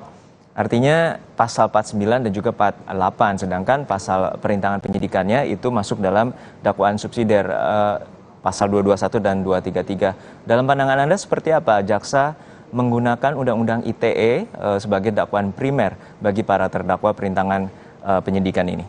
Ya, dalam hukum pada umumnya itu kan ada dikenal yang namanya asas lex specialis terrogat legi generali, bahwa hal-hal yang bersifat khusus itu akan menyampaikan hal-hal yang bersifat umum. Di ketentuan KUHP pasal 103 itu kan memberikan ruang adanya pengaturan tindak pidana lain di luar dari KUHP. Berarti KUHP itu lex generalisnya yang umum. Kalau di luarnya maka akan melekat kepada undang-undang organiknya. Nah, salah satu undang organik yang khusus mengatur terkait hal tertentu itu adalah Undang-Undang ITE ya 11 tahun 2008. Kemudian direvisi di Undang-Undang 19 tahun 2016. Nah, dalam konteks ini kalau kita lihat substansinya, Mas Juno, perkara ini kan adalah upaya merintangi penyidikan dengan menghilangkan kata-kata mengganggu sistem keamanan atau proses yang berjalan dari sistem elektronik ya. Nah, sistem elektronik berkaitan dengan dokumen elektronik, maka buktinya pun sifatnya elektronik. Karena ini CCTV ya, DVR dan lain sebagainya itu kan kaitan dari ya, proses tadi ya, sistem elektronik. Maka menggunakanlah undang-undang khusus tadi, yaitu Undang-Undang ITE, tidak kemudian menempatkan KUHP di depannya. Nah, jadi saya rasa dalam hal penempatan dakwaan, ya kalau kita bicara pada hukumnya tadi, pada teori hukumnya tadi, maka apa yang dilakukan oleh jaksa menurut saya masuk di akal. Artinya juga ancamannya bahkan lebih maksimal ya daripada pasal yang berada di KUHP menggunakan Undang-Undang ITE ini hingga 10 tahun pidana penjaranya, begitu ya Mas Heri? Ya memang saya nggak bisa mengatakan jeleknya ya, tapi ya, kalau lex spesialis ini undang-undang khusus itu biasa ancaman pidananya lebih tinggi Mas dibandingkan dengan KUHP. Ya, sehingga tadi mungkin ada yang menggugat kenapa nggak pakai KUHP saja, karena tindakannya sudah tertentu. Walaupun tadi kan kalau kita lihat apakah itu batas minimal khusus atau maksimal khusus ya. Kalau kita lihat dalam misalnya ancaman pidananya 10 tahun, nah boleh nggak kalau hakim nanti memutusnya di bawah itu, gitu kan. Tapi tentunya keyakinan hakim dalam memutus itu kan berdasarkan minimum 2 alat bukti ya. Karena kita akan berbicara di 183 KUHP berkaitan dengan teori negatif minimum pembuktian. Bahwa hakim itu akan yakin terhadap suatu perbuatan orang itu salah atau tidak, awalnya pasti dengan 2 alat bukti dulu. Nah, kalau itu sudah terpenuhi, maka baru menimbulkan keyakinannya bahwa orang inilah yang bersalah dalam konteks perbuatan pidana. Maka hakim tidak melulu hanya mengandalkan keyakinannya saja. Maka ya inilah ruang terbuka bagi para terdakwa, termasuk di kasus Pak FS dan Bu PC kan. Yeah. Mereka punya ruang untuk melakukan pembelaan. Ya, yang kita minta ya orang memang jangan sampai menghakimi sebelum hakim ketok palu nantinya, karena mungkin saja ada ekspektasi publik yang luar biasa gitu kan. Kemudian nanti kalau ternyata ada pertimbangan hakim yang berbeda dengan pendapatnya netizen atau masyarakat umum, ya kita harus hargai dan hormati itu sebagai satu bentuk ketaatan kita pada hukum, gitu saja. Baik. Kami masih akan terus mengikuti jalannya persidangan dan saat ini pemeriksaan saksi, yakni saksi pertama dari terdakwa Hendra Kurniawan dan juga Agus Nurpatria. Jaksa penuntut umum menghadirkan saksi penyedia CCTV yang bernama Afung dan saat ini masih mendapat pertanyaan atau digali keterangannya dari pihak jaksa penuntut umum. Kami masih akan membahasnya secara lebih dalam dengan pakar hukum pidana Universitas Tarumanegara Mas Heri Firmansyah dan kami akan lanjutkan Breaking News Kompas TV setelah jeda.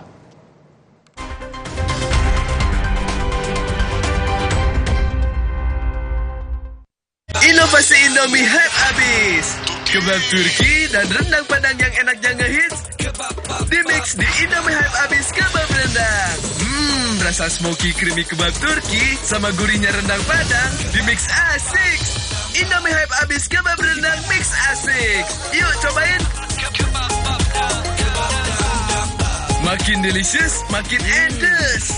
Double ngehits di mulut. Indomie hype abis kebab rendang mix asik.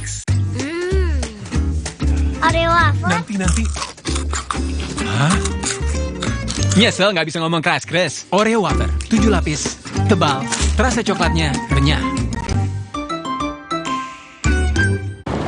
Have you not seen my new phone yet? It literally folds in half. I would never switch to Samsung. I love my phone. What? It literally folds in half. You see, I love my phone. I would never switch to Samsung.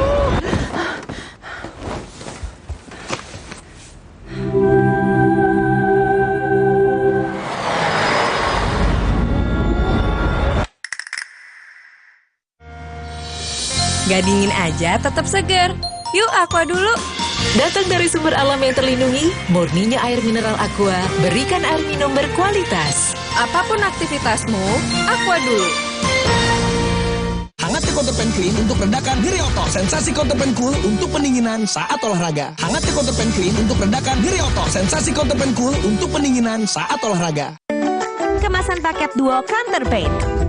Beda kegiatan, beda masalah, beda counterpainnya. Kemasan paket duo Counterpain. Harga hemat. Harga hemat, dapat 2 manfaat. Hangat Counterpan Clean untuk redakan nyeri otot. Sensasi Counterpan Cool untuk pendinginan saat olahraga. Wah, enak banget. Mau better dong? Coba better. Ya, biskuitnya crunchy, vanilanya creamy. Dilapisi coklat full dan tebal.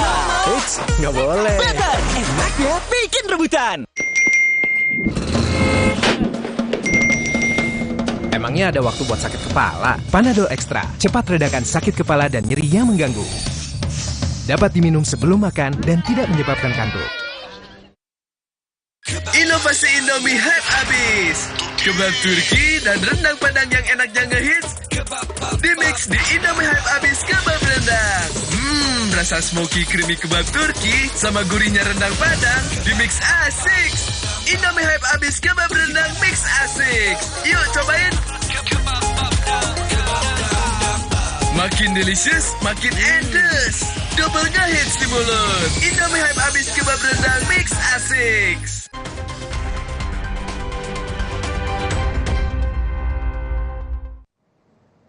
Anda masih menyaksikan Breaking News Kompas TV dalam sidang lanjutan kasus Sambo perintangan penyidikan atas pembunuhan berencana Brigadir Yosua Huta Barat. Saat ini terdakwa yang dihadirkan adalah Hendra Kurniawan dan juga Agus Nurpatria.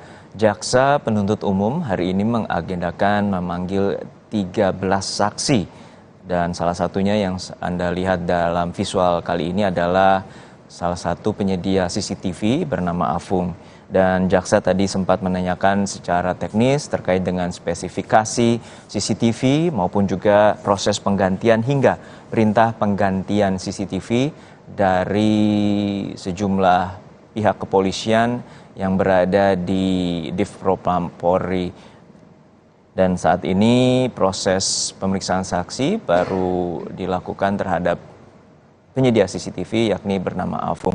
Sangun Ragahdo, kuasa hukum yang mewakili terdakwa Hendra Kurniawan dan Agus Nurpatria bertanya kepada saksi Afung teknisi CCTV yang diminta Irfan Widianto untuk mengganti DVR mengenai perintah dari kliennya kepada saksi. Dan saksi menyebut bahwa ia tidak pernah bertemu, dihubungi hingga diperintah oleh kedua terdakwa. Saudara saksi tadi sudah bercerita panjang mengenai DVR dan CCTV yang diperintahkan oleh saudara Irfan. Ya. Saudara saksi, di sini saya ingin bertanya, apakah saudara saksi pernah bertemu dengan terdakwa Hendra? Belum pernah. Bagaimana dengan terdakwa Agus? Belum pernah. Apakah saudara saksi pernah dihubungi, meskipun belum pernah ketemu, pernah dihubungi oleh mereka berdua? Belum. Diperintah? Belum. Cukup dari saya. Mungkin lanjutkan rekan saya yang mulia. Afung atau Chong Chiu Fung, saksi pertama yang hadir dalam persidangan kasus perintangan penyidikan pembunuhan Brigadir Yosua Huta Barat terhadap terdakwa Hendra Kurniawan, mantan Karopaminal Propampori, dan juga Agus Nurpatria, mantan Wakadem Propampori, mengatakan salah satu DVR CCTV di Kompleks Polri Duren 3 yang ia ganti tidak terdapat harddisk, dan ia menerangkan bahwa harddisk berguna untuk merekam hasil rekaman kamera pemantau atau CCTV. Mengatakan ada 2 DVR CCTV, ada yang harddisknya 1 kalau itu berat, baru ada baut-bautnya, ya. Gitu kan? Betul. Ada 1 yang ringan, nggak ada baut-bautnya. Apa gunanya? Apa yang ada harddisk atau enggak ini? Jadi begini, pada kasus seperti ini memang ada cara teknik seperti ini untuk memaksimalkan kamera yang sudah nyala, karena di DVR nomor 8 itu channel 1 sama 8 itu mati, jadi otomatis kamera 2 itu nggak kepake.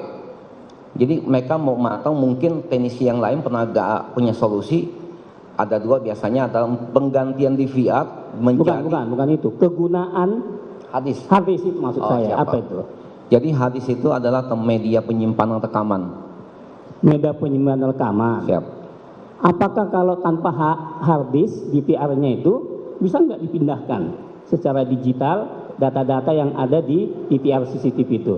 Pindahkan data rekaman tidak bisa. Nggak bisa ya. Jadi yang bisa hanya kalau DVR CCTV punya harddisk. Ya. Baik. Itu tadi pertanyaan dari Jaksa Penuntut Umum terkait dengan spesifikasi atau mekanisme cara kerja dari CCTV dan juga perangkat terkait dengan perekaman, yakni harddisk yang berada di Kompleks Duren 3. Dan saat itu pihak dari Propampori terutama mendapatkan perintah dari Verdi Sambo yang juga sebagai terdakwa perintangan penyidikan, merintahkan sejumlah anak buahnya untuk segera memeriksa, menghilangkan dan juga memusnahkan CCTV yang berada di sekitar rumah dinas Kompleks Polri Duren 3. Dan saat itu ada 20 CCTV yang telah dicopot ataupun diganti dan dihilangkan oleh sejumlah pihak, terutama anak buah Verdi Sambo. Dan saudara, kami masih terhubung dengan pakar hukum pidana Universitas Tarumanegara, Heri Firmansyah. Mas Heri, tadi pengacara atau penasehat hukum dari Agus Nurpatria dan juga Hendra Kurniawan menyatakan bahwa bertanya kepada saksi, saksi tidak mengetahui ataupun tidak mengenali terdakwa yang hadir saat ini. Walaupun demikian, Afung menyatakan bahwa ia mendapatkan kontak ataupun dihubungi oleh Irfan Widianto. Nah, ini seperti apa? Karena kita ketahui bahwa Verdi Sambo sempat meminta kepada Hendra Kurniawan yang saat itu sebagai Karopaminal untuk mengontak AKBP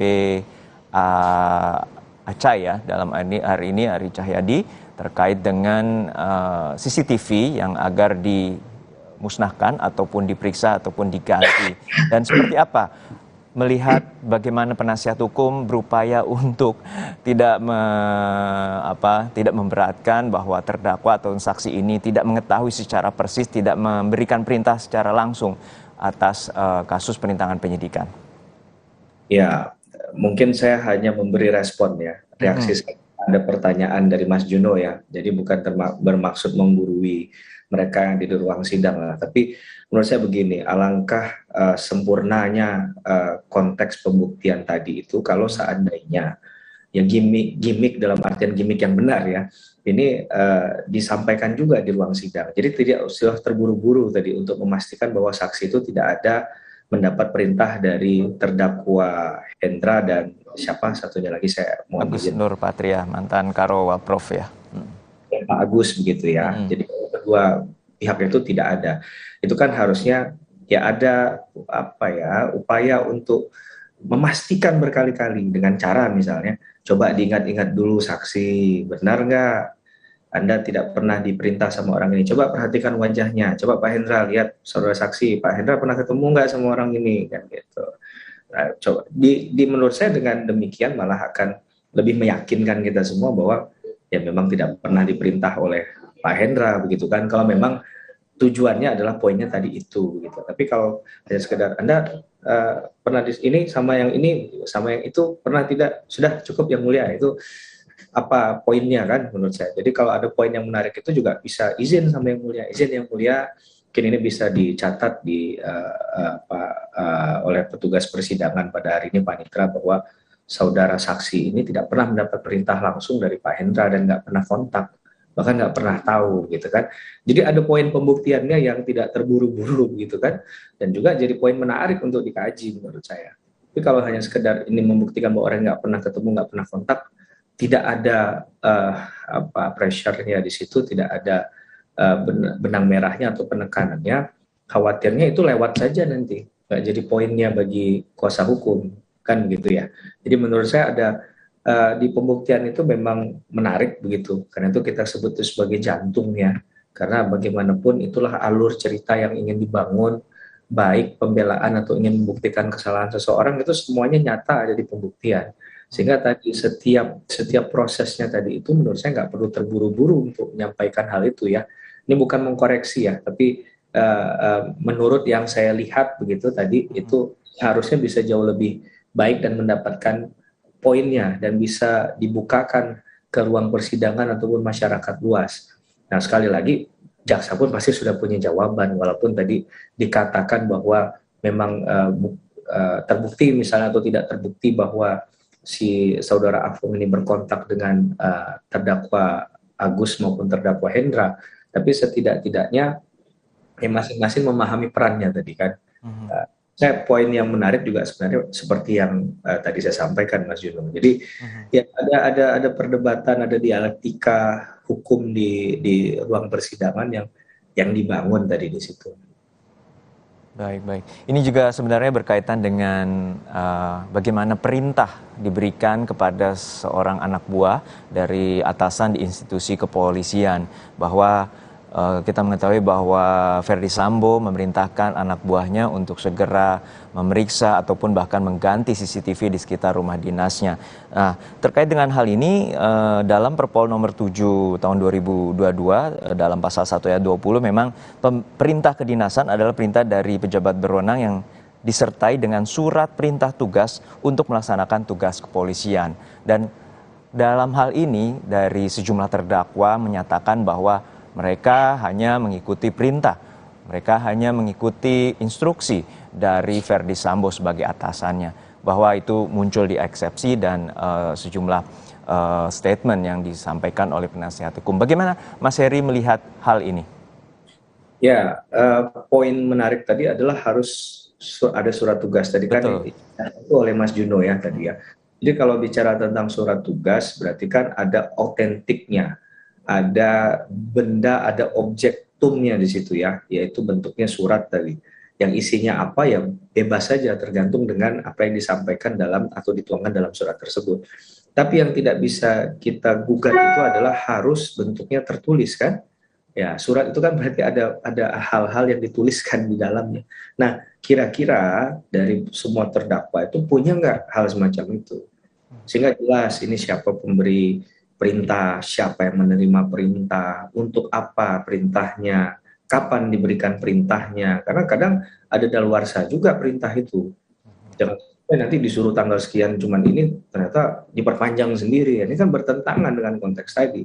Bahkan kalau dia sampai isinya dipalsukan, itu bisa nanti kena katakanlah pemalsuan dokumen, pemalsuan surat begitu kan. ada aturan KUHP terkait hal itu. Jangan-jangan suratnya nggak pernah ada, dibuat ada, atau ada tapi isinya sudah ditambah-tambahi atau dikurangi. Nah ini kan kalau ada pun akan diuji lagi nantinya. Nah jadi ya ini memang satu hal yang tindakan yang setiap tindakan yang diambil ada konsekuensi logisnya untuk membuktikan selanjutnya. Jadi bukan berarti kalau udah megang suratnya juga suratnya nggak diuji forensik, suratnya nggak dicek kembali kebenarannya dan lain sebagainya ya. Jadi ini perlu dipahami juga. Jangan sampai apalagi memahaminya tadi yang agak obskur tadi menurut saya adalah memahami perintah atasan. Bahwa kalau atasan memerintah A ya harus dilaksanakan karena nggak boleh kita melawan perintah atasan. Nah, tapi di atas atasan ini kan ada bangunan norma, ada mungkin mohon maaf ya, ada kode etik profesi masing-masing gitu. Kalau di polisi ada kepolisiannya, maka kalau nggak salah Perpolnya bicara itu. Yep. Maka proses penyidikan pidana pun ada itu aturan peraturan Kapolri terkait dengan manajemen penyidikan tindak pidana seperti apa. Sehingga ini yang jadi guidance-nya, ini yang jadi pedoman utuh bagi mereka tribrata begitu ya dalam melaksanakan tugas pokok dan fungsinya. Khawatirnya kalau ini nggak diluruskan segera lewat jalur pengadilan ini, ya akan banyak mereka yang salah membaca atau salah menafsirkan isi dari aturan tersebut, atau memang sengaja salah menafsirkan tadi. Itu yang perlu kita uji ya. Jadi kalau memang ternyata bagian dari untuk salah menafsirkan, ya perlu diluruskan dengan diberikan pengetahuan, gitu kan.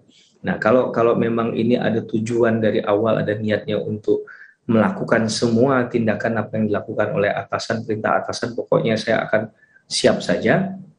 Nah ini yang perlu dikoreksi. Jadi kasus ini juga mudah-mudahan jadi reformasi kepolisian ya. Pak Listio juga nanti ke Kejaksaan Agung, ke Mahkamah Agung dan lain sebagainya dalam sistem peradilan kita khususnya pidana, untuk kemudian juga ada penjelasan-penjelasan teknis macam ini nih.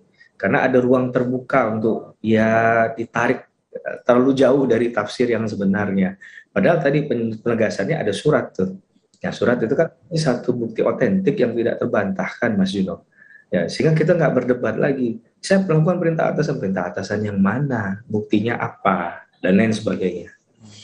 Ya artinya dalam hal ini perintah yang dijalankan atau dilakukan oleh Verdi Sambo ini semuanya berbentuk lisan ataupun hanya bisa jadi melalui sambungan telepon seperti itu. Jadi bisa jadi apakah ini menjadi alasan bagi para terdakwa bahwa ataupun juga bahwa terdakwa tampak memiliki dugaan pelanggaran terkait dengan kode etik tadi melalui peraturan kepolisian terkait dengan tidak adanya surat resmi, tidak adanya surat perintah terkait dengan hal ini.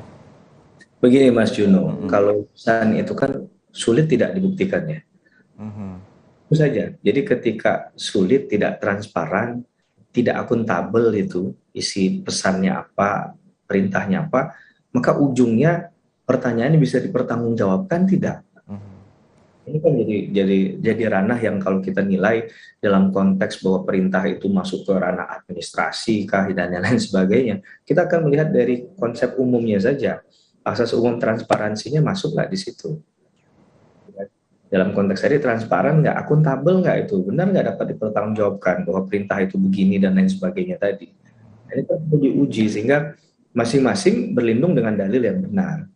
Ya. Dalilnya mungkin nggak sepenuhnya salah menurut saya. Secara logika umum manusia bisa dimengerti perintah atasan. Tapi ketika ini masuk ke logika hukum, nah ini yang berbenturan tadi. Kalau logika manusia biasa kita bisa pastikan, wah namanya orang bekerja disuruh atasan ya pasti dilakukan kan, Mas Juno kan? Perintah atasan nggak mungkin menolak kan, tapi isi ketika bicara dalam konteks yang lain ada kecukupan untuk berpikir do or not to do gitu ya, melakukan atau tidak melakukan. Saya rasa di konteks itu pun sudah dapat diperdebatkan dari awal gitu ya. Ya orang kan pasti diberikan logika berpikir, juga punya independensi juga, bahwa bukan berarti bahwa ketika atasan memberikan arahan ya pasti benar semua kan. Mungkin saja namanya atasan bisa saja melakukan kesalahan karena ya dia manusia biasa. Dalam kasus ini kalau kita mau real faktanya, ada perintah kalau nggak salah ya, ini mohon maaf dan mohon diluruskan kalau saya salah menyampaikan. Pak FS memerintahkan Bribka RR untuk melakukan satu tindakan ke almarhum Brigadir Joshua, tapi beliau menolak dengan mengatakan alasannya kan. Nah akhirnya pada faktanya yang melakukan tidak Bribka RR tapi Baradae. Nah ini yang perlu untuk dipahamkan juga, ternyata ada juga yang bisa menolak begitu kan dengan dalil yang disampaikan. Jadi kalau kondisinya objektif dalam menilai ini, ya tentunya lebih mudah gitu ya. Tapi kalau ada subjektivitas demi kepentingan diri pribadi atau pembelaan, ya tentunya hal apapun bisa dijadikan dalil, Mas Juno. Iya, ya bahkan kita juga mengetahui bahwa tupoksi dari Propam bukan melakukan penyidikan terhadap kasus tindak pidana umum, terutama di lokasi terkait dengan dugaan waktu itu skenario baku tembak antara Richard Eliezer dengan korban Brigadir Yosua Huta Barat. Baik, kita masih nantikan atau mengikuti persidangan lanjutan dari kasus Sambo, perintangan penyidikan terkait dengan pembunuhan berencana terhadap Brigadir Yosua Huta Barat. Informasinya akan kami hadirkan sesaat lagi.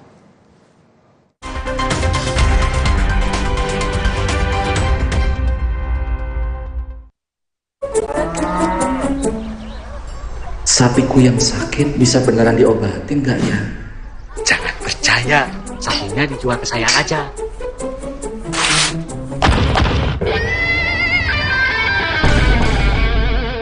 Jangan mau diprovokasi, Pak. Mending diobatin dulu sapinya. Nah, ternak yang masih sehat, segera divaksin. Jangan mau diprovokasi. Mari kita sama-sama basmi PMK dari bumi Indonesia. Walau pengap dan sesak, jangan buka masker. Inovasi baru, Fresh Care Patch. Tinggal tempel, bikin fresh seketika. Maskeran nyaman. Cool kan? Fresh Care Patch. Saatnya rilekskan kulitmu. Fresh Living minyak zaitun. Kelembutan alami dari wajah hingga ke ujung kaki. Dengan aroma mewah yilang-yilang, Fresh Living minyak zaitun. Cantik terlindungi. Di masa kehamilan, asupan air mineral sangat penting. Harus terjamin kualitasnya. Untuk itu, kita pilih Le Mineral. Galonnya begitu bening, selalu baru. Jadi tenang buat aku dan calon buah hatiku. Galon Le Mineral.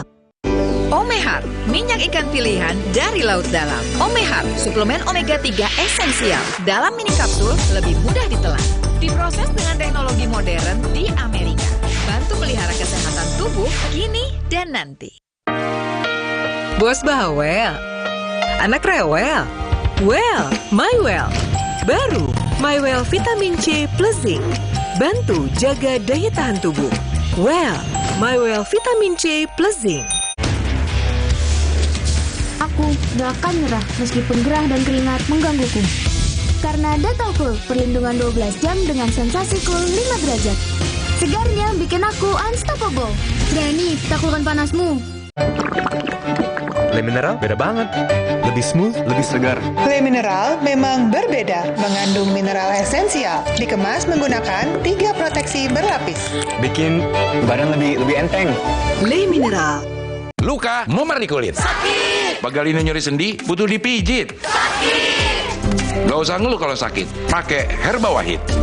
Herba Wahid, minyak herbal berkhasiat. Herba Wahid, minyak gosok, urut dan pijit. Wahid. Alergi, jontor nih. Aku biduran, obatnya yang depannya Indal CTN. Bisa dibeli tanpa resep dokter. Indal CTN, komposisi anti alerginya redakan alergi. Indal CTN. Mau yang baru dan tetap 1 meter? All new Limo Pizza! Langsung dapat 6 rasa sekaligus. Mau dine-in atau take away? All new Limo Pizza. Selalu lebih puas. Fresh Care dipercaya masyarakat Indonesia. Panasnya nyaman. Aromanya fresh. Pilihanku insya Allah halal. Dan hangatnya selalu bikin fresh. Fresh Care. Fresh Care kini hadir dengan Fresh Care Press and Relax. Nyaman dipegang, ada kerokannya. Bisa ngerok, bisa bisa nge-roll sampai belakang. Fresh Care Press and Relax bisa nge-rock and roll. Di masa kehamilan, asupan air mineral sangat penting. Harus terjamin kualitasnya. Untuk itu, kita pilih Le Mineral. Galonnya begitu bening, selalu baru. Jadi tenang buat aku dan calon buah hatiku. Galon Le Mineral.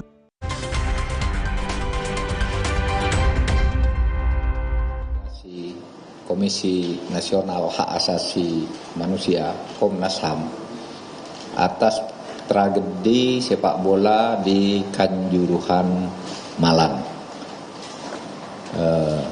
Saya sudah berdiskusi, sudah paham apa semua isinya dan fakta-fakta yang menjadi pendukungnya. Tetapi saya tentu hanya akan menampung ini untuk disampaikan ke pemerintah dalam rangka mengambil langkah-langkah lanjutan sejauh yang diperlukan, baik langkah jangka pendek maupun jangka panjang. Kalau jangka pendek itu mungkin penegakan hukum dan tindakan administratif, jangka menengahnya penyataan organisasi, jangka panjangnya perlengkapan infrastruktur yang halus maupun yang keras. Yang harus itu tata aturan pengorganisasian yang lebih bagus ditambah dengan sarana prasarana fisik yang jelas. Nah, untuk itu materinya saya persilahkan dari teman Komnas HAM. Sesudah Komnas HAM selesai, nanti kita berhenti kira-kira 2 menit biar orang Komnas HAM ini pulang ke rumahnya masing-masing. Saya nanti akan menyampaikan pengumuman tentang Hari Pahlawan. Saya persilakan. Nanti aja. Baik, Assalamualaikum warahmatullahi wabarakatuh. Selamat siang Pak Menko Polhukam yang kami hormati dan seluruh jajarannya serta teman-teman media ya. Kemarin kami sudah sampaikan konferensi pers kami secara menyeluruh ya. 2,5 jam saya kira lebih kami sudah sampaikan secara lengkap. Pada hari ini kami hanya menyampaikan pokok-pokok atau poin-poin utamanya saja.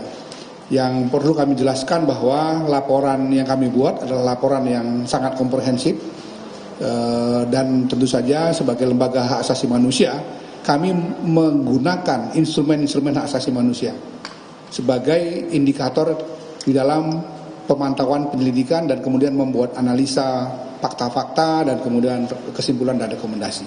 Kami juga menambahkan satu lagi instrumen hak asasi manusia yang jarang sekali digunakan, yaitu business and human rights, jadi bisnis dan hak asasi manusia. Karena di sini ada aspek-aspek bisnis yang sebetulnya dalam standar internasional sudah kita akui juga di dalam standar nasional kita. Setiap entitas bisnis itu harus mematuhi ya, prinsip-prinsip hak asasi manusia. Jadi kami gunakan itu untuk mengukur apakah kepatuhan dari entitas bisnis yang mengelola sepak bola kita ini itu benar-benar terjadi atau tidak. Sebab terjadi satu peristiwa pelanggaran hak asasi manusia, ada 7 poin kami sebut di sini, yang itu mengakibatkan 135 orang meninggal dunia. Jadi ini satu peristiwa besar, peristiwa kemanusiaan yang sangat menyakitkan. Tidak saja bagi bangsa Indonesia, tapi kita tahu seluruh dunia ikut berduka dengan itu. Dan ada ratusan lagi orang yang cedera, ada kerusakan properti baik milik pemerintah maupun milik masyarakat. Jadi ini tidak bisa kita anggap ringan. Ini persoalan sangat serius. Karena itu isi laporan ini poinnya adalah meminta supaya ada evaluasi menyeluruh.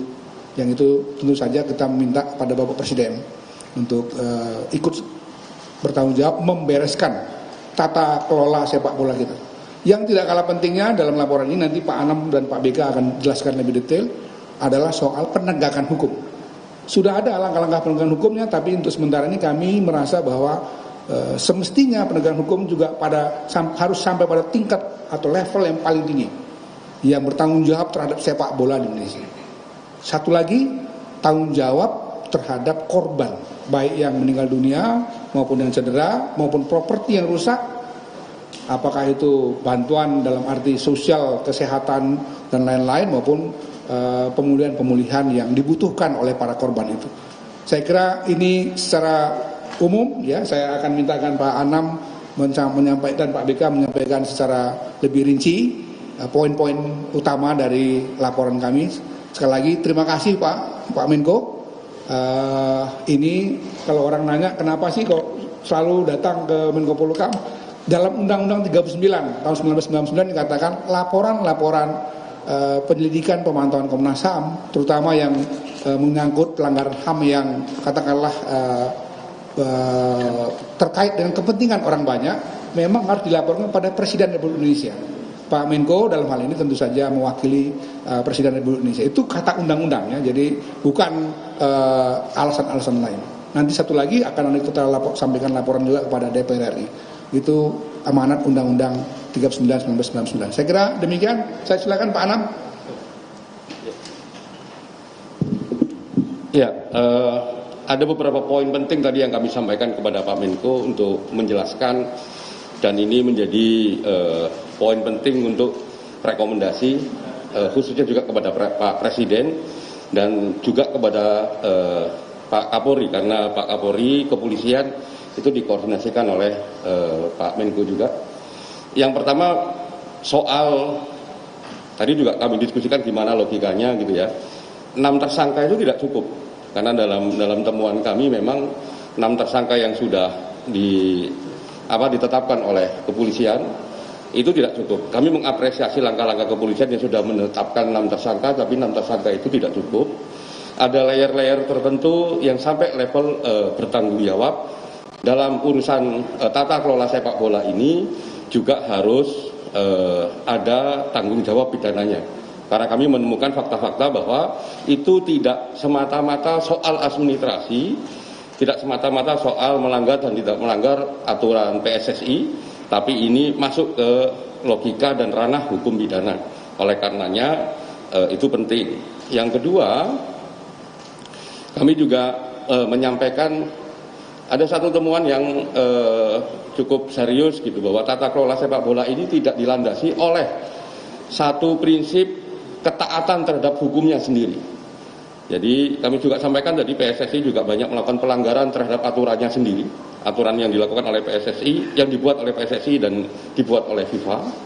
Terus juga nggak ada standarisasi soal para penyelenggaranya, sehingga ini menjadi rekomendasi kami soal penyelenggara pertandingan ini, ya, untuk ada standarisasi. Jika tidak ada standarisasi, ya, kami tadi sampaikan, ditanyakan juga sama Prof. Mahfud, itu memang Presiden mengajak FIFA untuk monitoring standarisasi, ya, standarisasi instrumen-instrumen harus dilakukan.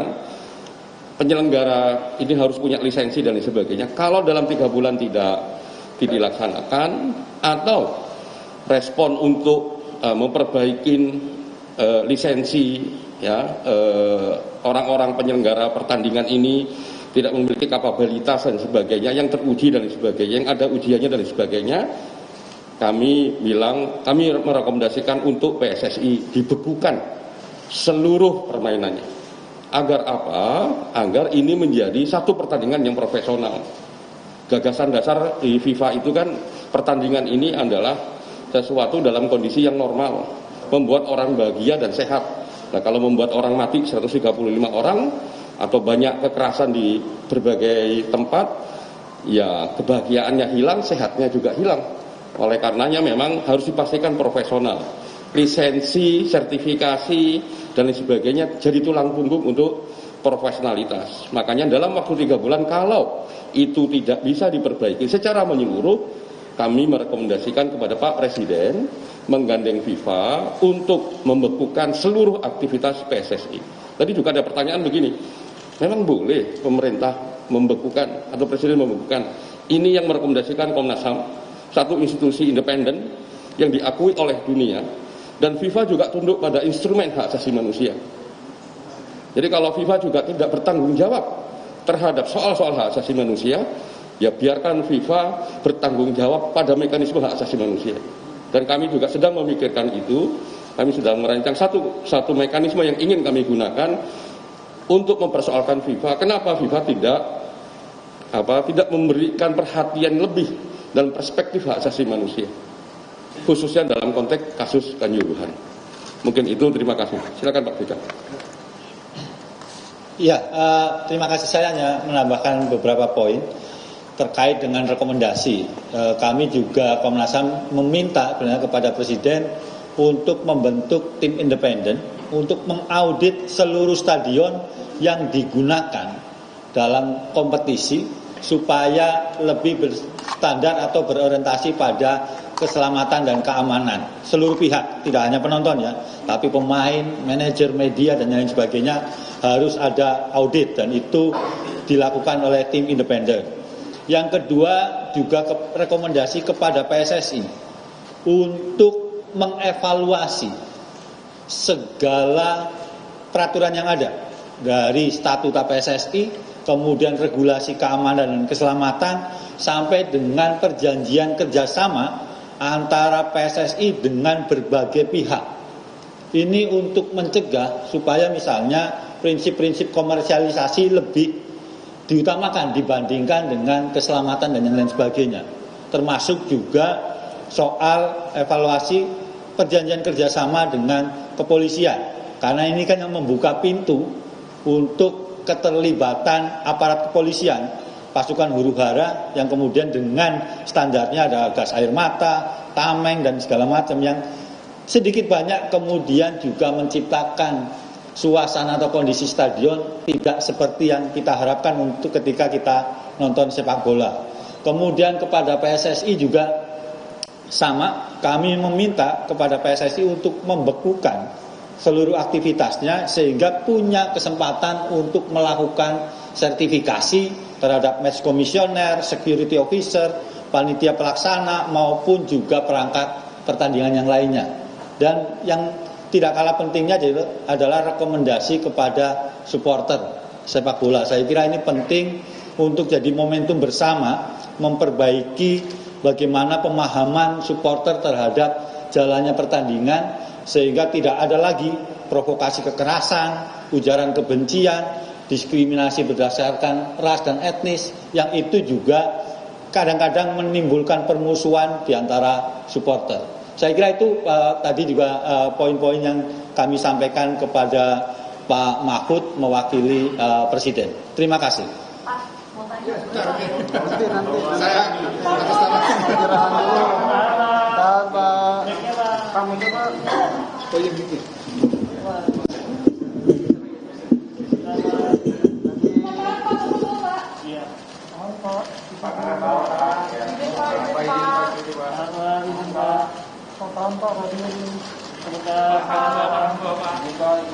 Oke.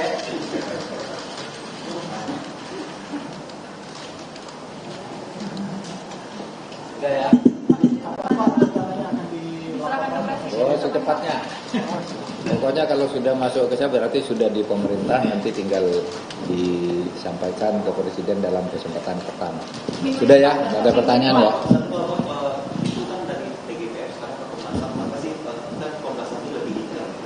Hal baru yang lebih dari teman TGPF kemarin yang disampaikan. Hampir sama ya, tetapi ini lebih keras biasanya kan. Pokoknya jangan hanya itu yang ditindak tuh, di atasnya ada lagi gitu, kayak gitu tadi. Artinya sekarang semua misalnya tindakan hukum pemerintah sudah ada 6 tersangka, sudah ada yang ditahan dan seterusnya. Komnas HAM bilang ya betul tuh, harus ada yang bertanggung jawab secara berjenjang karena yang di atasnya masih banyak lagi. Itu yang baru misalnya. Yang lain-lain ya hampir sama gitu, tetapi Komnas HAM lebih detail dan lebih datanya lebih lebih dilengkapi lagi daripada yang kita dulu. Tapi substansinya hampir sama. Gimana memastikan teman ini tidak kompong ketika di lapangan itu? Kan ada kritik kemarin di banyak laporan tapi pelaksananya juga tidak semua dilaksanakan. Nah itu yang bohong. Tahu enggak kamu bahwa peristiwa kerusuhan sepak bola ini sudah memakan, sebelum Kanjuruhan itu sudah memakan 89 korban di berbagai tempat, di berbagai waktu. Selalu dibentuk TGPF. Tapi selalu ompong. Yang sekarang Anda tahu, ya kan? Sebentar lagi KLB. Itu kan rekomendasi TGPF. Kita tidak boleh memecat dan ikut campur organisasinya, tapi itu tanggung jawab hukum dan organisasi, tapi tanggung jawab moral Anda harus punya. Oleh sebab itu Anda mundur melalui KLB kalau Anda mau mundur begitu. Itu kan kemudian yang sekarang diperiksa polisi semua kan, dulu tidak pernah ada orang dihukum karena ini, sekarang udah. Nah, iya kan? Renovasi stadion sudah mulai sekarang, mulai dari Kanjuruhan sampai nanti itu 18 stadion. Kemudian aturan-aturan, ya rekomendasi sama aja nanti diperbarui, suruh ubah aturan kan tidak bisa jadi sekarang kita ini. Jadi pertanyaan seperti itu sebenarnya refleksi dari belasan tim masa lalu yang tidak pernah ada gunanya. Terjadi lagi, dibuat lagi, terjadi lagi. Sekarang tindakan hukumnya ada sekarang, yang dulu tidak ada. Sekarang sudah mulai kan, sudah 6. Kalau ditambah dengan Komnas HAM tadi bisa 8, bisa 10. Nanti kita kawal juga, gitu. Oke, cukup lah ya, cukup yang ini. Silakan diberitakan aja. Nanti. Ayo.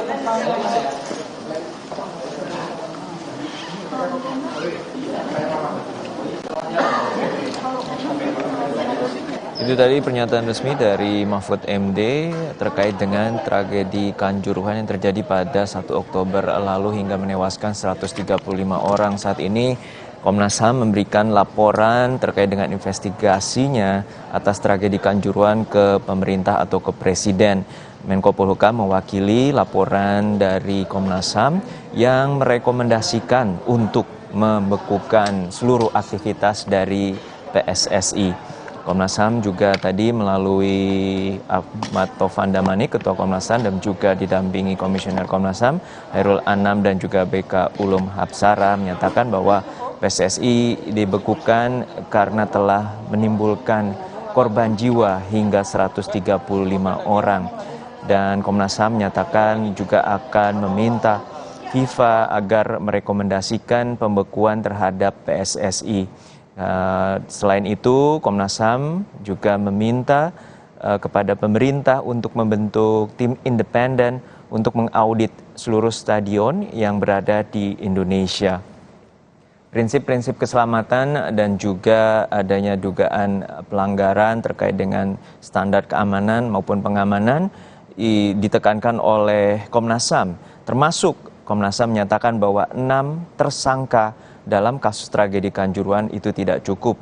Dalam hal ini, Komnas HAM juga meminta PSSI untuk mengevaluasi seluruh standar keamanan ataupun pengamanan dalam pertandingan sepak bola di Indonesia. Breaking News Kompas TV masih kami lanjutkan terkait dengan sidang lanjutan kasus Sambo perintangan penyidikan terkait dengan pembunuhan berencana terhadap Brigadir Yosua. Nantikan informasinya dalam Breaking News Kompas TV setelah jeda.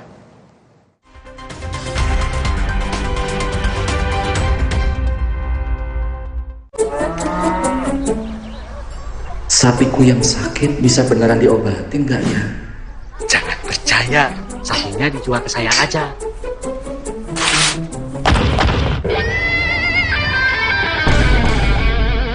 Jangan mau diprovokasi, Pak. Mending diobatin dulu sapinya. Nah, ternak yang masih sehat segera divaksin. Jangan mau diprovokasi. Mari kita sama-sama basmi PMK dari bumi Indonesia. Dek, siap ya? Oke, Kak. Ya, Roma kelapa. Tas dulu ya. Terus dicelup-celup. Oke. Gurih ya? Enak. Roma kelapa, dicelup mau lagi dan lagi. Dulu aku pikir semua air mineral itu sama. Ternyata ya le mineral itu beda. Di luar panas banget. Iya, di sini minum le mineral rasanya smooth banget. Ganas? Iya, kayak ada manis-manisnya. Le mineral memang berbeda. Sumber airnya mengandung mineral esensial. Dikemas menggunakan 3 proteksi berlapis. Segernya. Bikin badan lebih enteng. Pilih sehat, pilih le mineral. Sakit tenggorokan? Jangan sembarangan minum obat. semprot dulu Cooling 5, antiseptik untuk mulut dan tenggorokan. Cooling 5 meredakan sakit tenggorokan. Dengan cepat, Cooling 5, antiseptik untuk mulut dan tenggorokan. Halal. Di masa kehamilan, asupan air mineral sangat penting. Harus terjamin kualitasnya. Untuk itu, kita pilih Le Mineral. Galonnya begitu bening, selalu baru. Jadi tenang buat aku dan calon buah hatiku. Galon Le Mineral. Oxivit. Oxivit. Oxivit. Oxivit baru. Vitamin D3 1000 IU. Penuhi kebutuhan vitamin harian dengan Oxivit. Dexa. Mau yang baru dan tetap 1 meter? All New Limo Pizza! Langsung dapat 6 rasa sekaligus. Mau dine-in atau take away? All New Limo Pizza. Selalu lebih puas. Hey, ada madu teja sase, madu teja sase, sehat berstamina.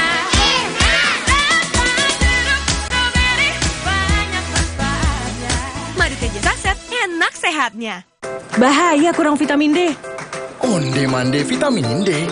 Berjemur aja, cukup nggak ya? Minum MyWell Vitamin D 1000 IU. Penuhi kebutuhan vitamin D, jaga imun well everyday. MyWell Vitamin D 100% well everyday. Aku pikir semua air mineral itu sama. Le Mineral itu beda, lebih fresh dari yang lain. Le Mineral memang berbeda, mengandung mineral esensial, dikemas menggunakan 3 proteksi berlapis. Segernya. Le Mineral. Aku gak akan nyerah meskipun gerah dan keringat menggangguku. Karena Dettol Cool, perlindungan 12 jam dengan sensasi cool 5 derajat. Segarnya bikin aku unstoppable. Berani taklukkan panasmu. Saya pilih Entrasol dengan ekstrak buah zaitun dan tinggi serat. 4 kali lebih kuat tangkal radikal bebas. Bantu jaga kesehatan jantung saya. Tinggi proteinnya bantu jaga massa otot saya. Entrasol. Kilaf sama makanan. Gue sih sering banget. Terus ya nyesel banget sih. Habis makan langsung Benekol. Plan Stanol esternya hajar kolesterol dari makanan yang habis kita makan. Nutrif Benekol. Cara enak turunkan kolesterol.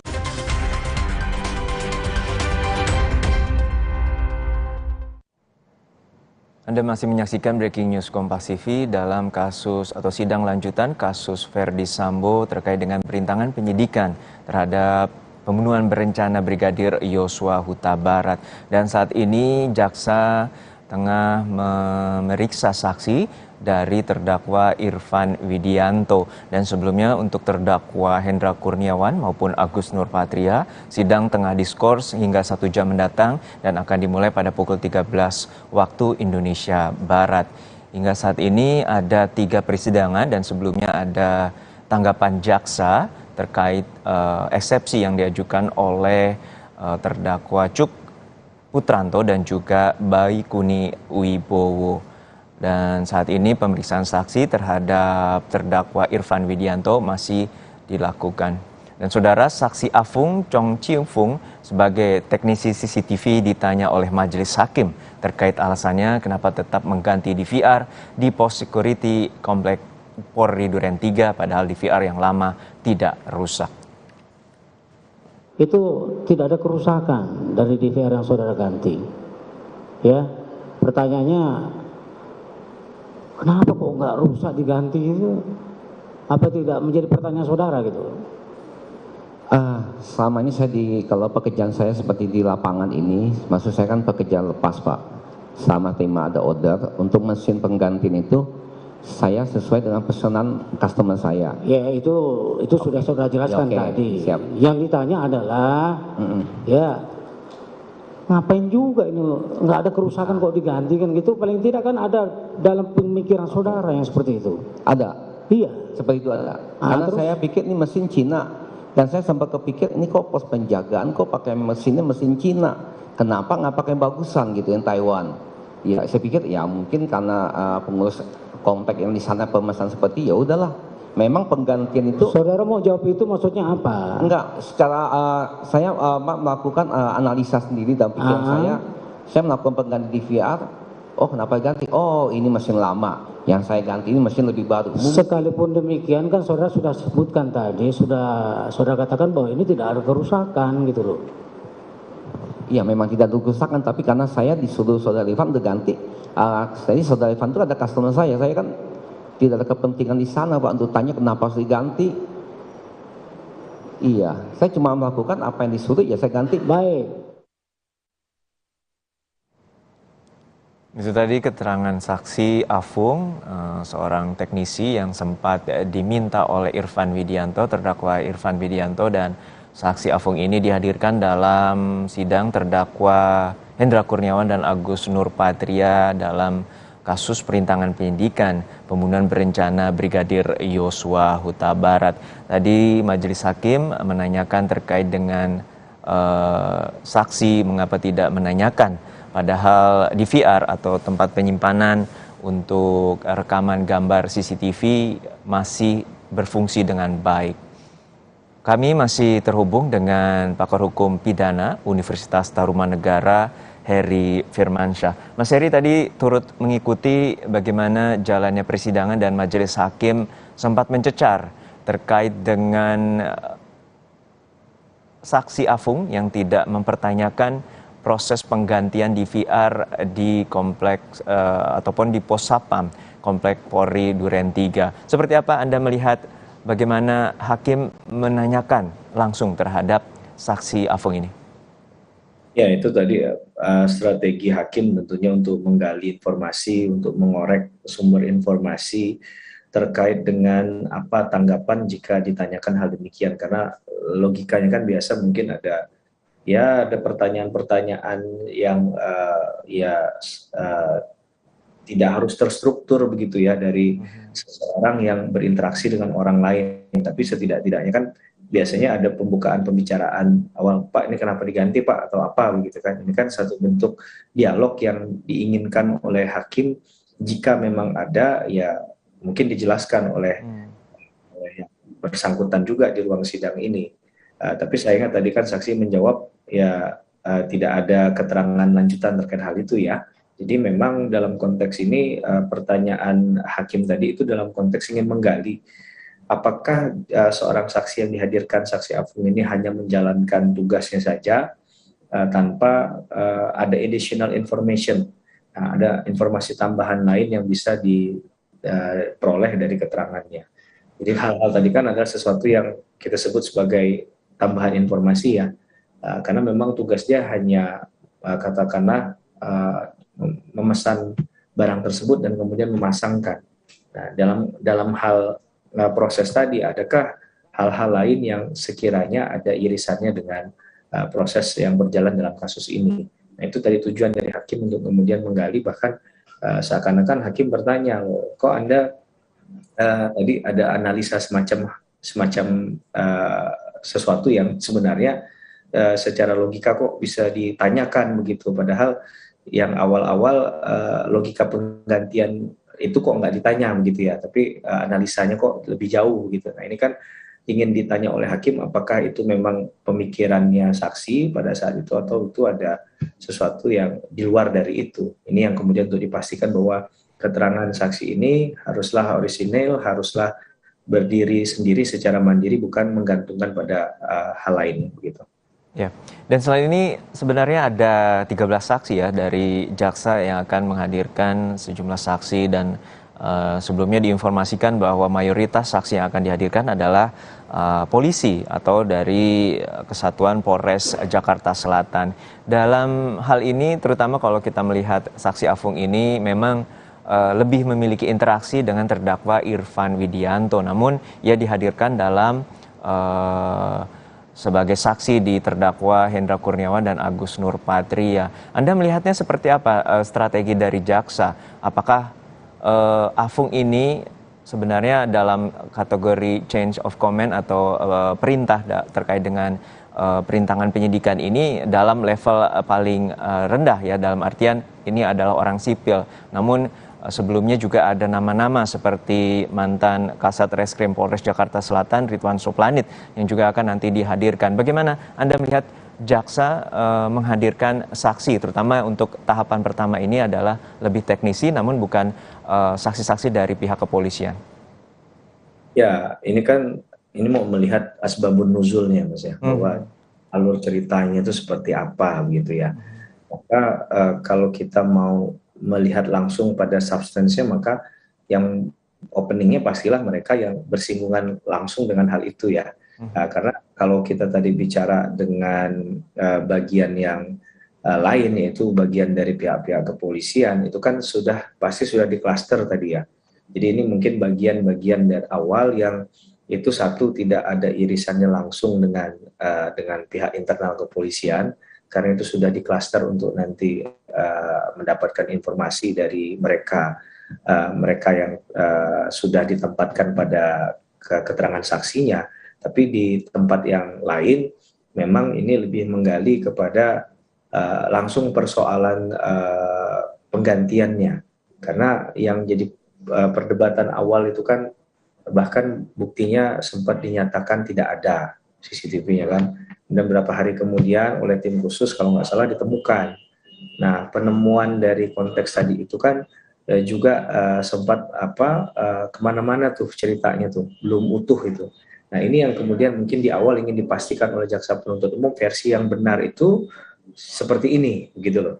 Ya, jadi memang dari awal ada upaya untuk penggantian DVR, CCTV itu terjawab di saksi Afung, gitu ya.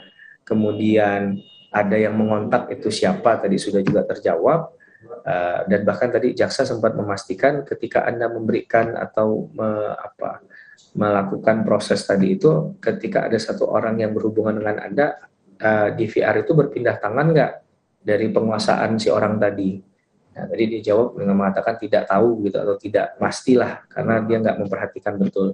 Nah, itu pun dikejar dengan dalil jaksa ingin memastikan bahwa penguasaan tadi itu hanya pada satu orang yang mungkin saja dari awal berkomunikasi dengan Pak Afung ini.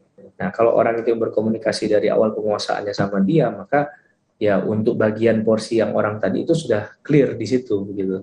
Jadi tidak lagi mengatakan saya tidak tahu menahu gitu kan, saya hanya disuruh saja, saya hanya memesan. Tapi kan ini akhirnya jadi jalinan ceritanya jelas bagaimana part-part tadi itu mulai tersimpulkan dengan baik gitu. Baik, ini tentu masih panjang prosesnya, namun kalau kita melihat bahwa jaksa memiliki strategi yang seperti Anda sebutkan untuk mengklaster dari pihak baik sipil, nanti kemudian nanti dari klaster pihak kepolisian yang berkaitan langsung dengan dugaan kasus perintangan penyidikan terhadap pembunuhan berencana Brigadir Yosua Huta Barat. Mas Heri, terima kasih. Kami tahu bahwa Mas Heri ada agenda lain dan telah berbagi perspektif bersama kami di Breaking News Kompas TV dari sejak pagi tadi. Terima kasih sekali lagi, sehat selalu. Heri Firmansyah, pakar hukum pidana Universitas Tarumanegara telah berbagi bersama kami di Breaking News Kompas TV. Dan saudara, nantikan persidangan lanjutan dari kasus Verdi Sambo, perintangan penyidikan pembunuhan berencana Brigadir Yosua Huta Barat setelah jeda.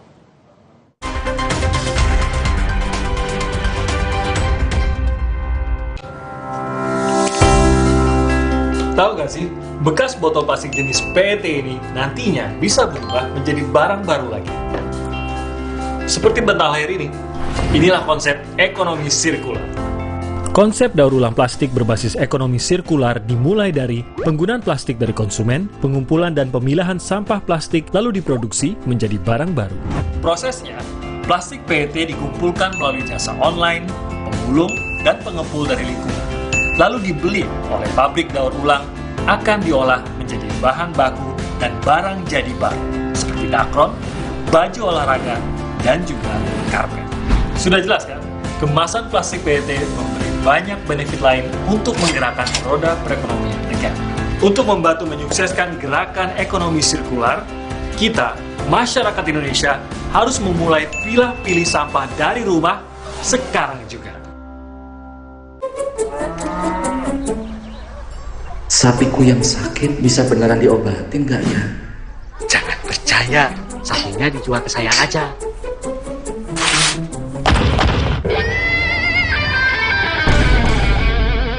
Jangan mau diprovokasi, Pak. Mending diobatin dulu sapinya. Nah, ternak yang masih sehat, segera divaksin. Jangan mau diprovokasi. Mari kita sama-sama basmi PMK dari bumi Indonesia. Fresh Care dipercaya masyarakat Indonesia. Panasnya nyaman. Aromanya fresh. Pilihanku insya Allah halal. Dan hangatnya selalu bikin fresh. Fresh Care.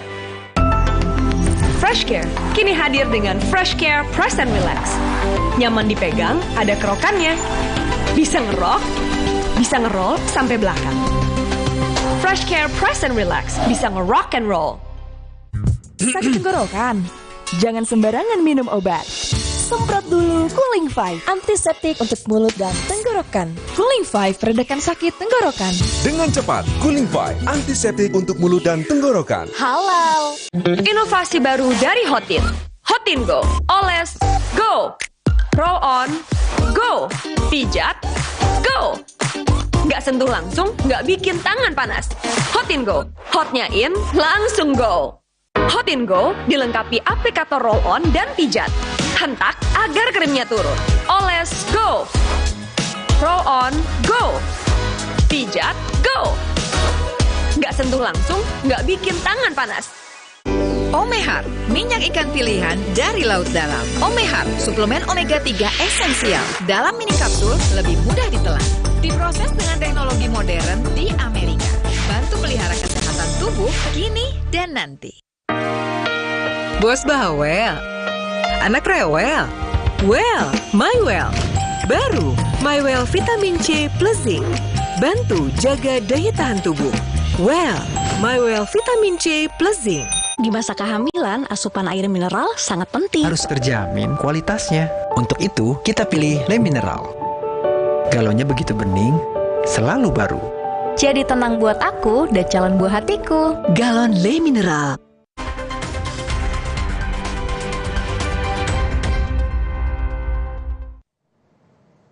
Ya, saudara, Anda masih menyaksikan Breaking News Kompas TV dari sidang lanjutan kasus Verdi Sambo di perintangan penyidikan terhadap pembunuhan berencana terhadap Brigadir Yosua Huta Barat yang terjadi pada 8 Juli lalu. Jaksa memberi tanggapan atas nota keberatan atau eksepsi terdakwa Baikuni Wibowo dalam kasus perintangan penyidikan kasus pembunuhan Brigadir Yosua Huta Barat. Dalam sidang yang digelar di Pengadilan Negeri Jakarta Selatan, jaksa meminta hakim menolak seluruh eksepsi dari terdakwa Baikuni Wibowo. Sebelumnya dalam eksepsi yang dibacakan kuasa hukumnya, Baikuni menyatakan dakwaan dari jaksa tidak dapat diterima terkait penghapusan rekaman CCTV di Duren 3 karena ia hanya menjalankan perintah Verdi Sambo. Berdasarkan uraian-uraian tersebut di atas, penuntut umum berpendapat surat dakwaan dalam perkara akuo telah disusun secara cermat, jelas dan lengkap yang memenuhi syarat formil dan material di surat dakwaan. Penuntut umum tetap pada surat dakwaan yang telah dibacakan pada persidangan yang mulia ini pada hari Rabu tanggal 19 Oktober 2022. Serta dengan tegas menyatakan bahwa seluruh alasan surat keberatan yang diajukan oleh terdakwa melalui penasihat hukumnya tersebut tidak berdasarkan hukum dan patutlah untuk dikesampingkan. Dan oleh karena itu, maka kami selaku penuntut umum dalam perkara ini memohon agar majelis hakim yang memeriksa dan mengadili perkara ini menjatuhkan putusan sela dengan amar sebagai berikut. 1. Menyatakan menolak nota keberatan terdakwa dan penasihat hukum terdakwa Baikuni Wibowo SIK untuk keseluruhan. 2. Menyatakan surat dakwaan nomor registrasi PDM 126 dan seterusnya atas nama terdakwa Baikuni Wibowo SIK telah disusun sebagaimana mestinya sesuai dengan ketentuan KUHP dan oleh karena itu surat dakwaan tersebut dapat dijadikan dasar pemeriksaan perkara ini.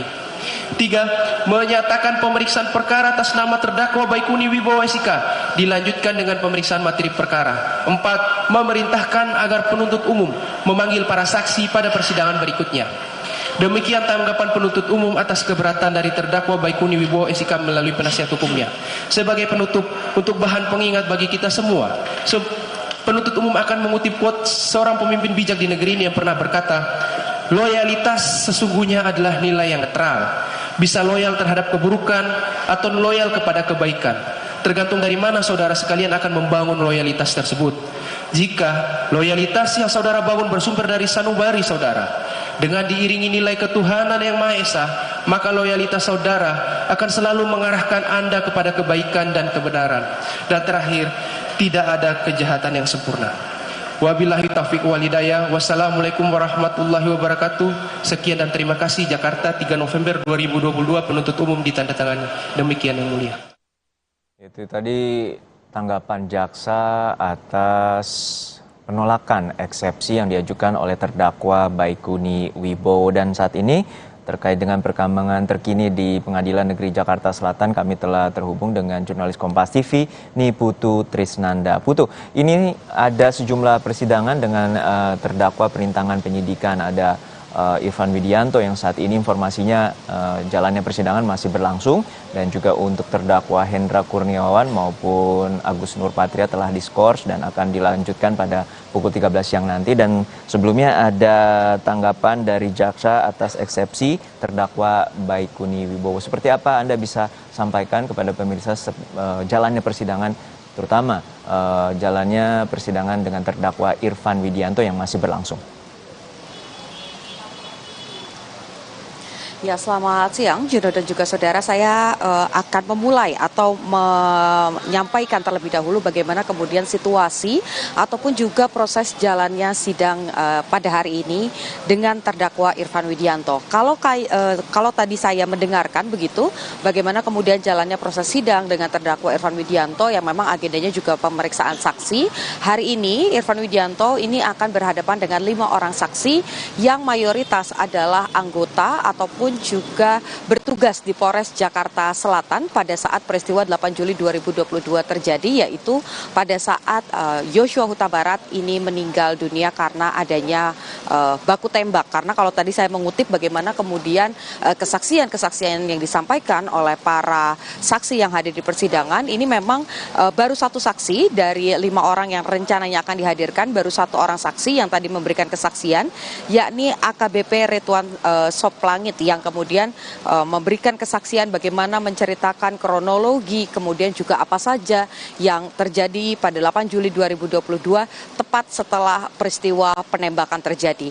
Kalau berdasarkan pernyataan dari Ridwan yang saat itu menduduki posisi Kasat Reskrim Polres Jakarta Selatan, ini memang menyampaikan bahwa pada saat itu dipanggil dan datang sendiri terlebih dahulu, kemudian juga dijelaskan oleh Verdi Sambo terkait dengan apa yang terjadi sampai akhirnya ada jenazah yang tergeletak di rumah dinas mantan Kadif Propam Polri yang ada di Duren 3. Menurut keterangan dari saksi Ridwan, ini menyampaikan Verdi Sambo menyampaikan cerita yang sesuai dengan skenario awal untuk supaya Anda lebih mudah memahami begitu ya pembagiannya.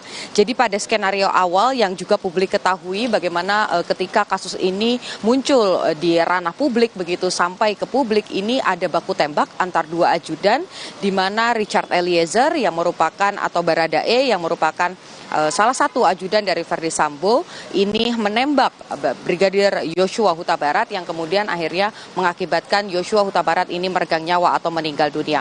Pada saat tiba di lokasi, yakni pada 8 Juli 2022, menurut keterangan Ridwan, ini memang dijelaskan bagaimana pada saat itu Verdi Sambo ini terlihat marah, matanya berkaca-kaca, bahkan sempat memukul tembok saat menjelaskan bahwa sebetulnya peristiwa ini terjadi karena ada pelecehan yang dilakukan di Duren 3 dan juga sempat terjadi pelecehan yang dilakukan di Magelang.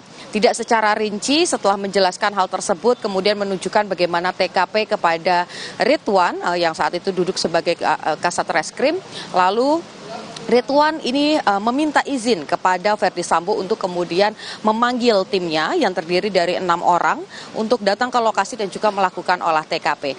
Nah, pada saat itu, saat menelpon ini pada kurang lebih tadi disampaikan pada pukul 18.00 waktu Indonesia bagian Barat, dan pada momen itu juga Verdi Sambo ini menitipkan pesan kepada Ridwan bahwa diizinkan untuk kemudian memanggil tim, melakukan olah TKP, tetapi kalau bisa jangan ribut-ribut dulu. Itu yang tadi saya kutip bagaimana pernyataan ataupun juga kesaksian Ridwan di depan majelis hakim.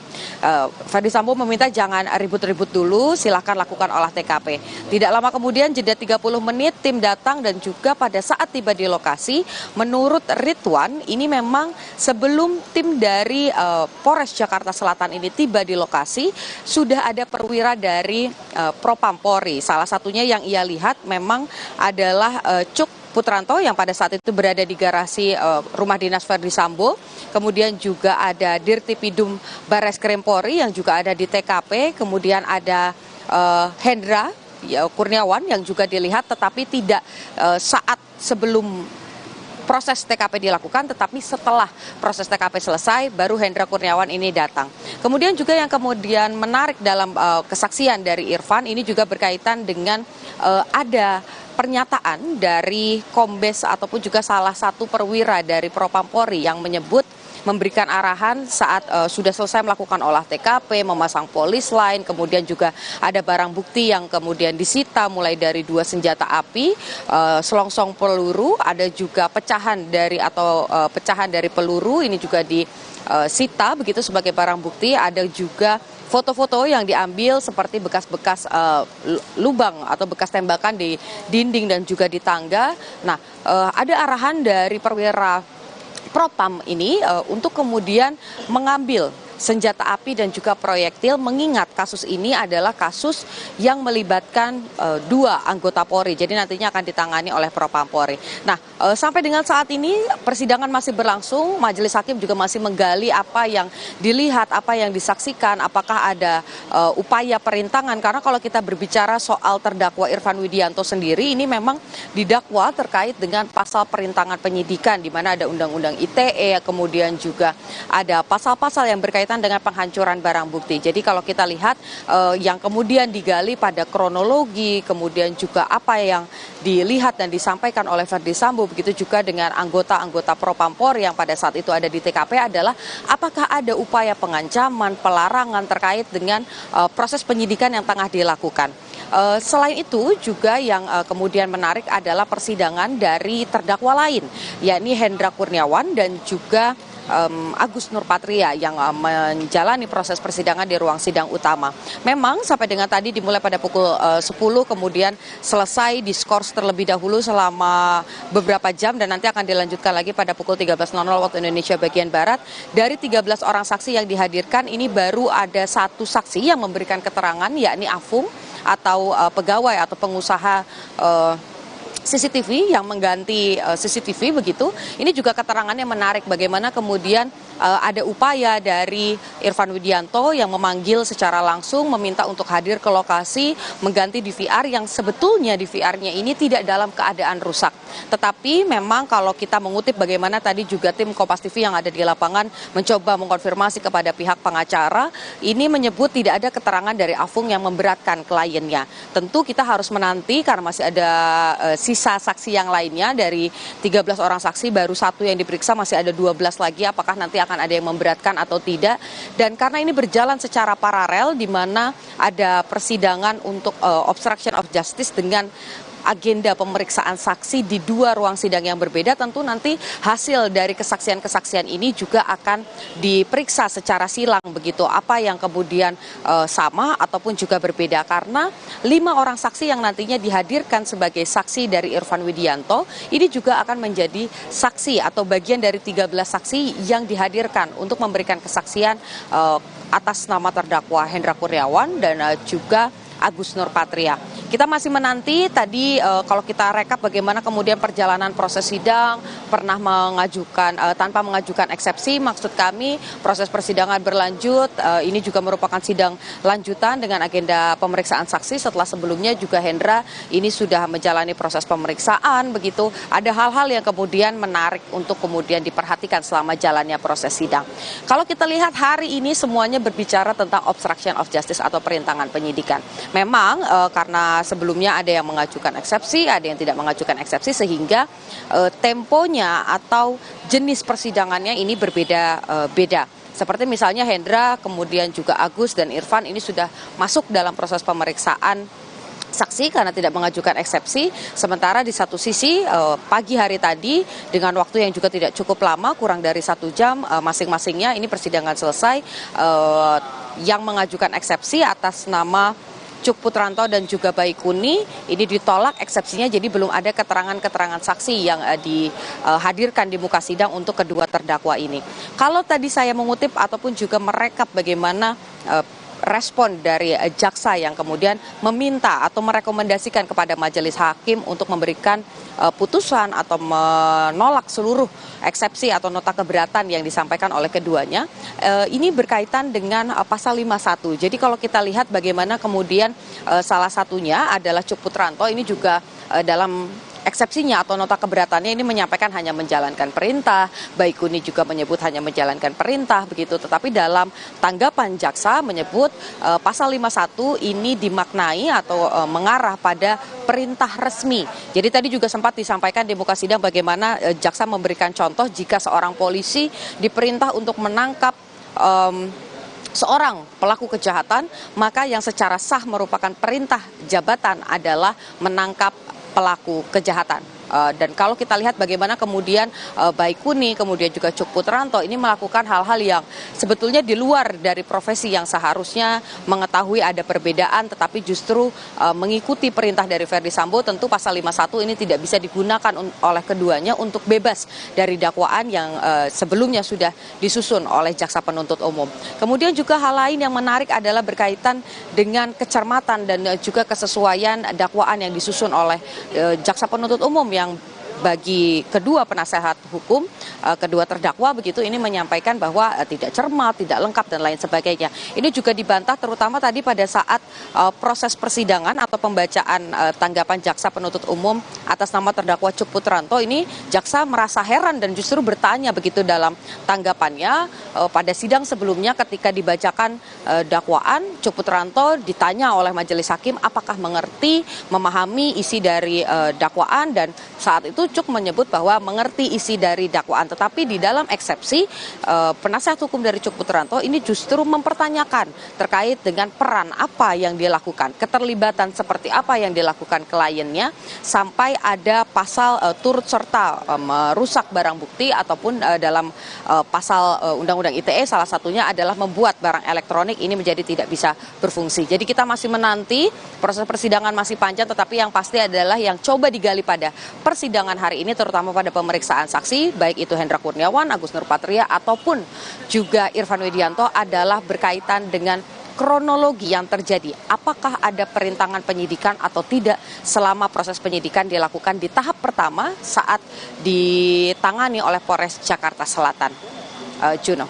Ya, Putu, terakhir terkait dengan saksi-saksi yang akan dihadirkan atas terdakwa Hendra Kurniawan dan Agus Nurpatria bahwa masih ada 12 orang saksi lagi. Dalam list dari jaksa, mayoritas adalah pihak dari anggota kepolisian, terutama dari Polres Jakarta Selatan. Anda bisa meng-highlight siapa saja yang nanti akan dihadirkan dan seperti apa peran ataupun keterkaitan, terutama dengan runutan peristiwa yang terjadi pada 8 Juli lalu.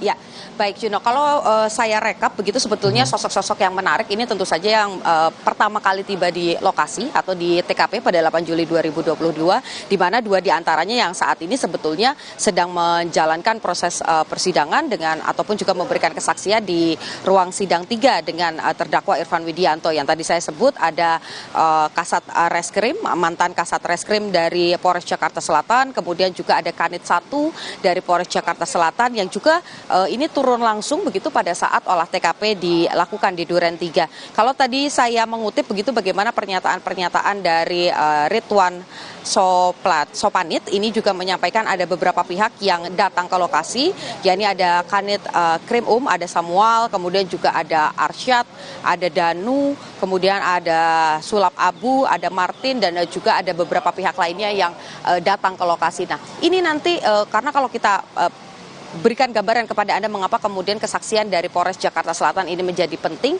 terutama bagi tim yang tiba di lokasi pertama kali, adalah untuk mengetahui bagaimana posisi jenazah Yosua pada saat itu.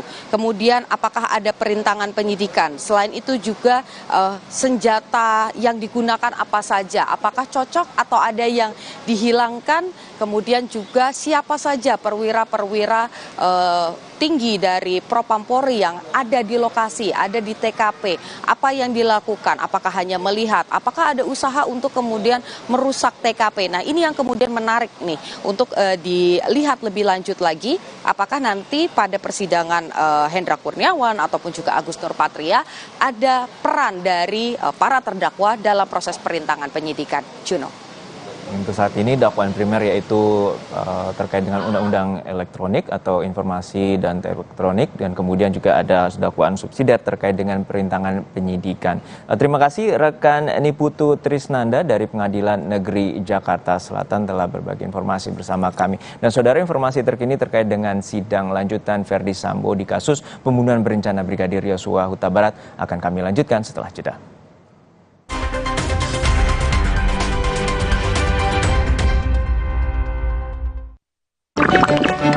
Le Mineral beda banget. Lebih smooth, lebih segar. Le Mineral memang berbeda, mengandung mineral esensial, dikemas menggunakan 3 proteksi berlapis. Bikin badan lebih enteng. Le Mineral. Sapiku yang sakit bisa beneran diobatin nggak ya? Jangan percaya, sapinya dijual ke saya aja.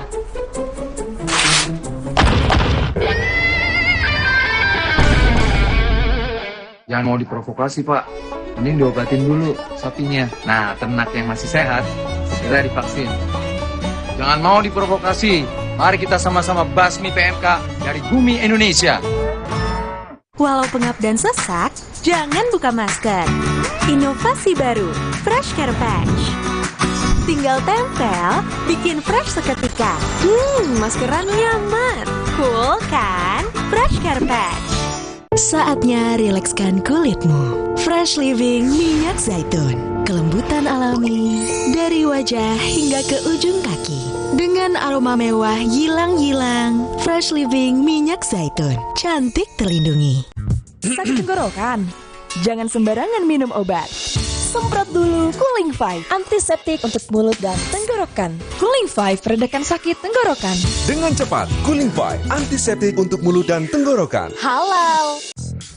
Mau yang baru dan tetap 1 meter? All New Limo Pizza! Langsung dapat 6 rasa sekaligus. Mau dine-in atau take away? All New Limo Pizza, selalu lebih puas. Jadinya kayak gini deh. Mau kemana sayang? Mau buang sampah, Ma. Stop! Sekarang, budaya membuang sampah pada tempatnya enggak cukup. Kita juga harus punya kebiasaan memilah sampah. Gini nih caranya. Siapkan kardus dan spidol, tulis di masing-masing kardus jenis sampah. Sampah organik, kertas, metal, PET, dan sampah plastik lainnya. Lalu pilah deh. Plastik seperti PET lebih mudah didaur ulang untuk kebersihan lingkungan. Nah, hal sederhana yang dimulai dari diri sendiri ini akan memberi dampak besar bagi pengelolaan sampah, khususnya sampah plastik PET, karena setelah didaur ulang akan menghasilkan dakron, bahan baku karpet, bahan konstruksi jalan tol, dan sebagainya. Gimana? Nggak ribet kan? Enggak dong.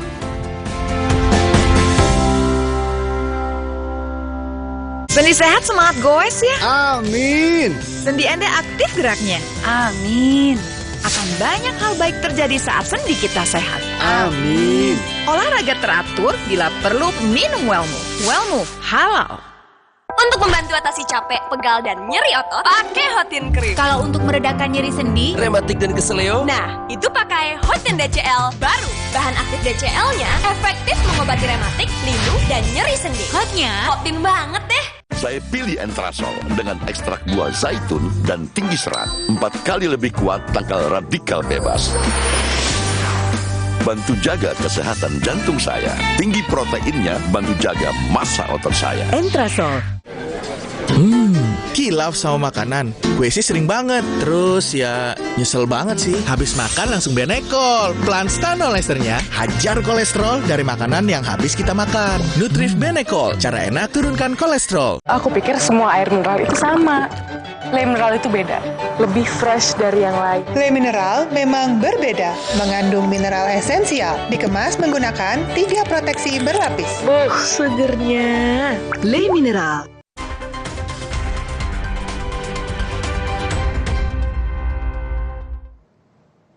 Anda masih menyaksikan Breaking News Kompas TV. Dalam sidang lanjutan Verdi Sambo di perintangan penyidikan pembunuhan berencana Brigadir Yosua Huta Barat.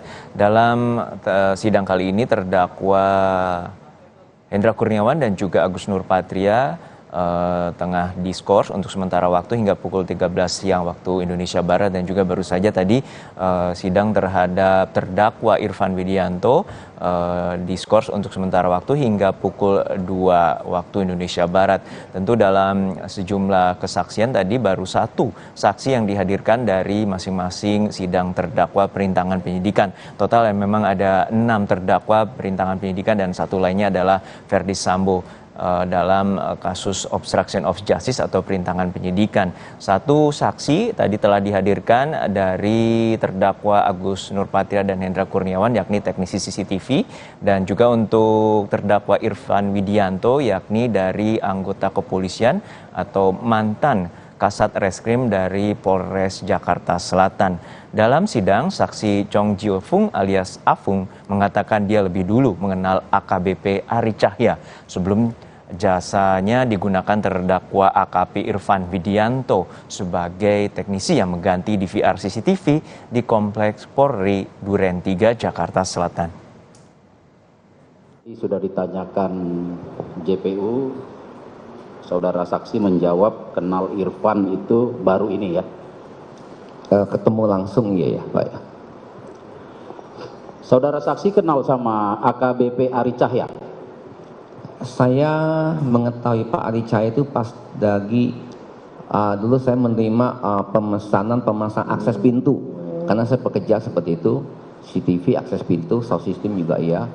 Dan ini saya ada permintaan dulu pas saudara Pak Ari Cahya itu ada di Polda Metro Jaya, kalau tidak salah tuh di Jatantas ya. Ya. Duluan mana kenal Ari Cahya atau sama Irfan? Pak Ari Cahya, Pak. Hah? Pak Ari Cahya. Pak Ari Cahya. Pernah Bapak dipakai jasanya oleh Pak Ari Cahya? Ada, karena kan saya ada melakukan perbaikan pemasangan di daerah kantor Jatantas itu, dan dia juga sempat konsultasi masalah CCTV ke saya, dan ada beberapa kali memang perbaikan untuk di rumah dia. Baik. Apakah Bapak pernah dipakai jasanya untuk mengganti CCTV di kilometer 50? Tidak, saya tidak mengetahui itu. Baik. Bapak dihubungi Irfan, tadi Bapak jawab jam 15, sekitar jam 15. Tanggal berapa? Tanggal 9, hari Sabtu. Sebelumnya belum pernah berhubungan sama Irfan? Iya, belum. Baik. Dalam persidangan, saksi Chong Jiofung alias Afung, teknisi CCTV yang diminta terdakwa AKP Irfan Widianto mengganti DVR CCTV di Kompleks Polri Duren 3, sempat lupa apakah Irfan mengirimkan print screen bukti resi pembayaran jasa sebesar Rp3.550.000 kepadanya. Hakim mempertanyakan bukti transfer yang diterima Afung karena bukan atas nama Irfan Widianto, melainkan Indra Wijaya. Tolong Pak cek. Ya sudah masuk apa belum? Saya cek langsung ke M-Banking. Nah baik, pada waktu itu dikirim enggak resi pembayarannya, di WA kan enggak kepada saudara? Di screenshot enggak kepada saudara? Tidak ada. Hah? Tunggu. Bukti pembayarannya? Di screenshot enggak kepada saudara? Saya lupa yang mulia nih. Iya jangan, kalau pas ditanya seperti itu terus saudara lupa. Banking 355. Nih, nomor 16. Ya. Sepertinya ada kali Pak Mulia. Hah? Ada? Kalau ada, pertanyaannya adalah apakah nomor telepon yang mengirimkan screenshot kepada saudara masih nomor telepon yang saudara dihubungi? Betul. Saudara Irfan. Iya. Iya, benar. Kok bisa muncul ya pengirimnya bukan nama si Irfan, tapi nama Indra Wijaya, pada handphone yang sama? Nah itu jadi pertanyaan jadinya kan. Ini kan intinya ya kalau saudara intinya terima bayaran kan sudah. Iya. Iya. Jadi saya melakukan transaksi pembayaran itu ya jumlah sekian. Kalau customer saya membayar saya dengan atas nama online, ya saya tidak terlalu perhatikan karena yang penting nilai sama. Gitu. Gitu ya. Ya yang menyampaikan dan saudara Irfan ya oke. Baik mulia. Itu tadi kesaksian dari Afung, teknisi CCTV yang sempat dikontak oleh terdakwa Irfan Widianto. Namun Afung ini dihadirkan dalam kesaksian dari terdakwa Hendra Kurniawan dan Agus Nurpatria. Sejumlah saksi akan dihadirkan, yakni ada 12 orang saksi lagi yang mayoritas adalah anggota kepolisian dari Kesatuan Polres Jakarta Selatan, dan sidang akan dilanjutkan pada pukul 13 ataupun 13.30 waktu Indonesia Barat. Informasi terkininya akan kami hadirkan setelah jeda.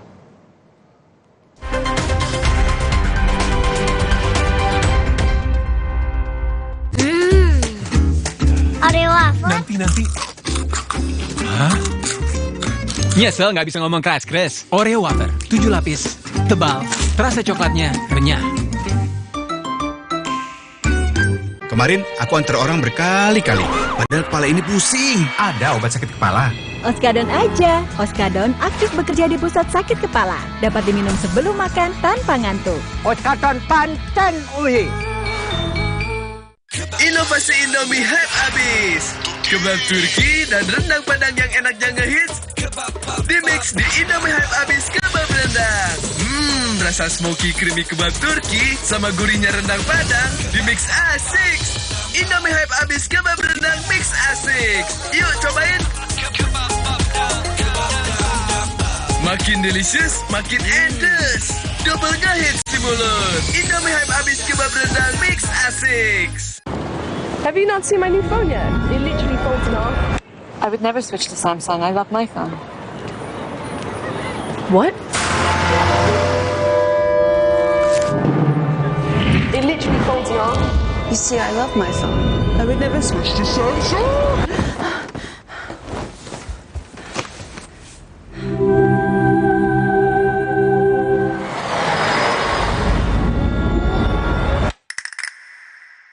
Kalau ada Indomie, kepikiran apa ya? Ya, bikin warmindo aja. Dibikin jadi jajanan unik bisa loh. Kenapa enggak dibikin jadi yang keren? Bisa jadi sesuatu yang nyeni juga. Indomie, hidupkan inspirasimu. Gak dingin aja, tetap segar. Yuk Aqua dulu. Datang dari sumber alam yang terlindungi, murninya air mineral Aqua, berikan air minum berkualitas. Apapun aktivitasmu, Aqua dulu. Hangat Counterpan Clean untuk redakan nyeri otot. Sensasi Counterpan Cool untuk pendinginan saat olahraga. Hangat Counterpan Clean untuk redakan nyeri otot. Sensasi Counterpan Cool untuk pendinginan saat olahraga. Kemasan paket duo Counterpain. Beda kegiatan, beda masalah, beda Counterpain-nya. Kemasan paket duo Counterpain. Harga hemat. Harga hemat, dapat 2 manfaat. Hangat Counterpan Clean untuk redakan nyeri otot. Sensasi Counterpan Cool untuk pendinginan saat olahraga.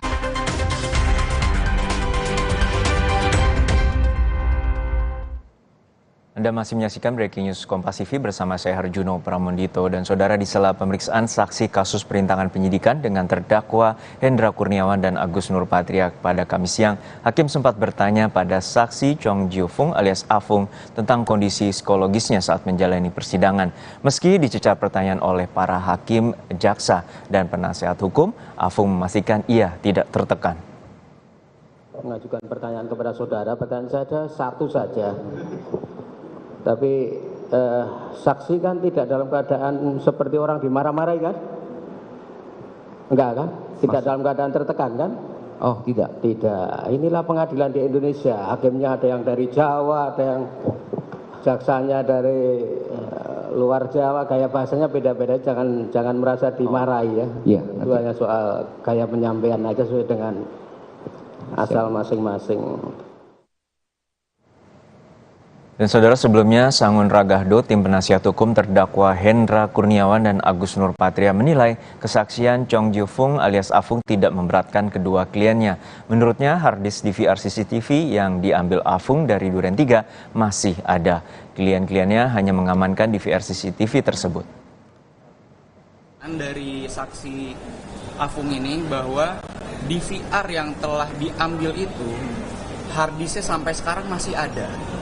Jadi yang kita lihat ini sekarang bisa kita ya sejauh inilah bisa kita simpulkan kan ada barang bukti yang dirusak. Barang bukti yang dirusak ini adalah kopinya sebetulnya. Jadi sesungguhnya kalau misalnya majelis hakim berkenan atau mau untuk memperlihatkan apa sih sebetulnya isi dari DVR itu sendiri, bisa saja, karena tadi sudah ditanyakan oleh rekan saya, PH juga, hingga saat ini isi hard disk dari DVR tersebut masih bisa diperlihatkan, sehingga masih dalam keadaan baik, tidak dalam keadaan rusak. Jadi untuk afung ini sendiri menurut hemat kami, kalau tadi pertanyaannya apakah memberatkan terdakwa sih, menurut kami tidak sih. Jadi Anda mau bilang bahwa klien Anda tidak merusak barang bukti gitu? Ya seperti penglihatan kita kan tadi kita dengar bersama, tidak ada hubungannya dengan Hendra Kurniawan maupun dengan Agus Nurpatria. Jadi ya hingga saat ini tidak ada sangkut pautnya terhadap perbuatan dilakukan oleh terdakwa sebagaimana didakwakan oleh penuntut umum. Hanya merusak kopinya aja berarti? Ya, kopinya pun itu pun bukan dirusak oleh klien kami. Kan ya itu ada di dakwaan, siapa yang merusak itu kan jelas. Tapi kan perintah untuk mengganti DVR itu kan dari Pak Hendra juga. Perintah untuk mengganti sebetulnya sesuai dengan apa yang dinyatakan oleh Pak Agus Nurpatria dalam sidang minggu lalu. Perintah yang disampaikan adalah untuk mengamankan dan mengkoordinasikan dengan penyidik Jaksel. Dan di situ juga kemarin kami sudah bertanya kepada beberapa pihak-pihak reserse, apa sih yang kalian pahami tentang mengamankan ini apa? Apakah kita jaga, kita tongkrongin dengan senjata atau bagaimana? Mengamankan itu bagi mereka orang reserse yang sudah lama bertugas di reserse itu adalah ya mengambil dan menggantinya agar barang yang diambil itu tetap dapat berfungsi dengan baik sehingga dapat yang diambil itu dapat dilakukan penyelidikan lebih lanjut. Mas, Irfan bilang nggak dapat kontak afung dari mana? Sampai saat ini sih saya nggak pernah mendalami dapat kontak afung dari mana, karena menurut kami ini ingin fokus terhadap perbuatan yang didakwakan pada terdakwa Irfan. Jadi kita nggak pernah nanya masalah. Tidak ada cerita misalnya dia disuruh untuk menghubungi afung, kontak itu dari mana? Enggak sih, saya nggak pernah mendalami itu karena menurut kami juga nggak ada hubungan dengan perbuatannya.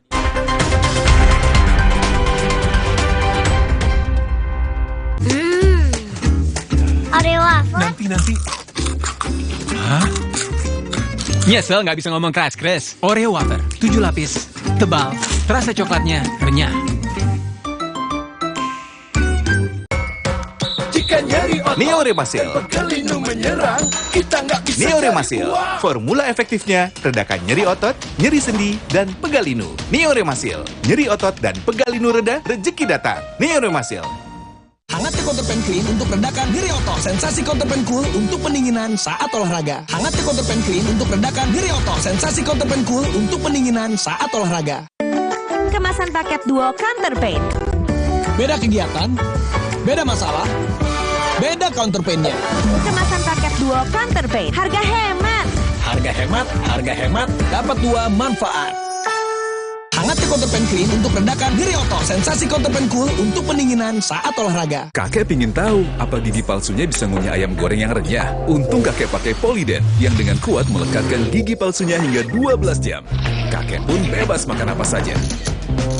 Tersedia di apotek terdekat. Inovasi Indomie hype abis. Kebab Turki dan rendang Padang yang enaknya ngehits di-mix di Indomie hype abis kebab rendang.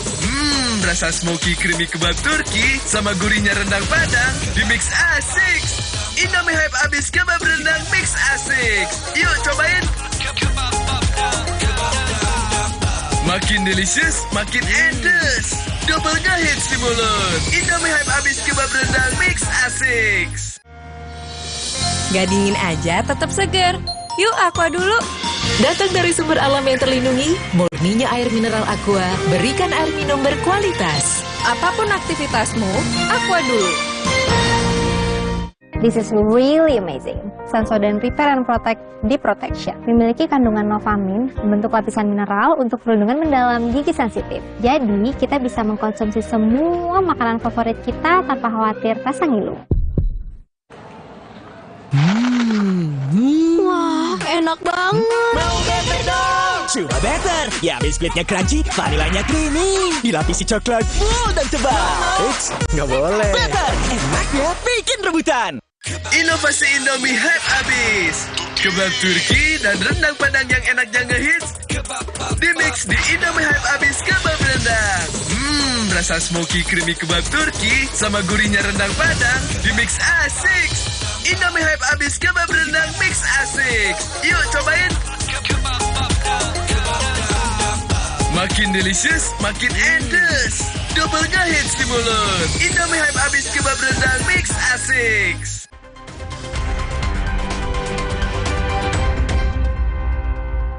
Ya, saudara, Anda masih menyaksikan Breaking News Kompas TV dari sidang lanjutan kasus Verdi Sambo di perintangan penyidikan pembunuhan berencana terhadap Brigadir Yosua Huta Barat. Teknisi CCTV Chong Jiofung alias Afung dalam persidangan, terdakwa Hendra Kurniawan dan Agus Nurpatria pada Kamis siang juga ditanyai Hakim Ketua Ahmad Suhel tentang kronologi saat ia membongkar DVR CCTV di pos pengamanan Kompleks Polri Duren 3 pada 9 Juli lalu. Afung mengaku ia hanya melakukan penggantian DVR sesuai perintah terdakwa AKP Irfan Widianto. Saudara menanyakan Pak seperti ini, kemudian Satpam datang, ya. Satpam datang, saudara katakan tadi saudara sedang membongkar DVR yang baru. Betul. Saudara tidak perhatikan. Betul, Yang Mulia. Nah, baik. Apakah ada orang lain yang melihat? Irfan misalnya? Jadi posisinya adalah waktu itu ada berapa orang? Di dalam ruangan itu ada 3 orang. 3 orang. Satu lagi selain Irfan. Irfan ya? Ya, Irfan, baik. saya sama Sapam. Ya, pada waktu Irfan ada di situ, ya, siapa yang diperhatikan? Apakah saudara yang sedang membongkar DVR yang baru atau Satpam? Saya tidak perhatikan, Yang Mulia. Tidak perhatikan? Iya. Baik. Setelah itu, selesai saudara mengerjakan, kemudian saudara serahkan DVR ini kepada saudara Irfan. Betul, Yang Mulia. Baik. Saudara Irfan kemudian membawa DVR ini kemana? Jadi sesuai saya kasih izin sama Sapam untuk menuju ke parkiran mobil saya tidak biasa jelas. Intinya saya melihat saudara Irfan tidak membawa kantong plastik karena dia langsung sampai tempat parkir bertanya sama saya masalah pembayaran aja. Di situ. Baik. Begini ya, pada waktu saudara kan sudah membongkar, menyerahkannya di mana kepada Irfan? Menyerahkan di dalam ruangan. Di ruangan pos security. Iya, Yang Mulia. Setelah itu saudara pergi berdua dengan Irfan atau saudara pergi duluan atau bagaimana? Sama-sama saudara Irfan. Sama-sama pergi? Ya. Pergi kemana? Ke tempat parkir mobil di depan kios itu. Bukan saudara Irfan pergi ke salah satu rumah yang ada di situ, di dekat situ? Tidak, Yang Mulia. Tidak? Tidak. Jadi langsung menuju dengan membawa DVR yang diganti tadi yang sudah saudara serahkan kepada Irfan, saudara berdua keluar dari pos penjaga itu. Kemana? Ke tempat parkir mobil. Terus? Lalu di sana ya saudara Irfan bertanya berapa biaya pembayarannya, dan saya di situ dia melihat dia langsung saya bilang 3.550.000. Lalu dia mengambil handphone untuk saya pikir M-Banking saya nggak ngerti, yang penting intinya saya nggak sembarang di mobil saya. Lalu dibilang tolong dicek katanya Pak Afung. Baik, bukan menuju ke ATM untuk mentransfer? Tidak. Tidak? Tidak. Gitu ya. Jadi di situ juga ya, di luar komplek, di dekat parkiran mobil saudara, dilakukanlah pembayaran yang sudah saudara ganti tadi. Iya. Melalui handphonenya. Iya. Iya. Iya, dia selesai apakah cek. handphone yang sama itu yang dipakai untuk mentransfer? Saya tidak perhatikan, Yang Mulia. Karena kan posisi kan dia pegang handphone, kan lagi merapikan alat pelengkapan kerjaan saya. Itu tadi Hakim mencecar saksi Afung, teknisi CCTV yang dihadirkan oleh Jaksa Penuntut Umum terhadap terdakwa Hendra Kurniawan dan juga Agus Nurpatria. Dan sidang saat ini masih diskors dan rencananya akan kembali dihadirkan atau dimulai pada pukul 13 waktu Indonesia Barat. Ada 12 saksi lagi yang dihadirkan oleh Jaksa Penuntut Umum dan informasinya adalah anggota kepolisian yang mayoritas dari Kesatuan Polres Jakarta Selatan, dan juga ada persidangan terhadap terdakwa Irfan Widianto, dan tadi sidang sempat diskors dan akan dimulai pada pukul 14 waktu Indonesia Barat. Breaking News Kompas TV masih akan kami lanjutkan dan akan dibawakan oleh rekan saya Irianda Mardanus dan saya Harjuno Pramundito. Pamit undur diri, terima kasih, sampai jumpa.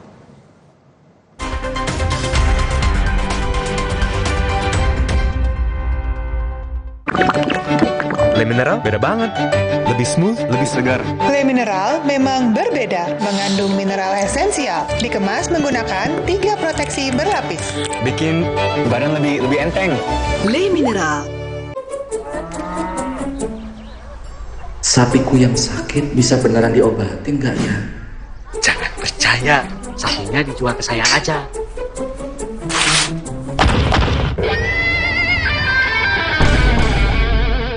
Jangan mau diprovokasi, Pak.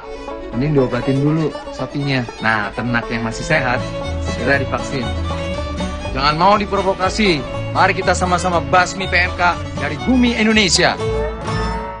1000 mg vitamin C untuk membantumu tetap sehat. 4 rasa menyegarkan untuk pilihan sesuai selera. Dengan lisensi dan sertifikat terpercaya untuk produk berkualitas. Healthy inside, fresh outside. Di masa kehamilan, asupan air mineral sangat penting. Harus terjamin kualitasnya. Untuk itu, kita pilih Le Mineral.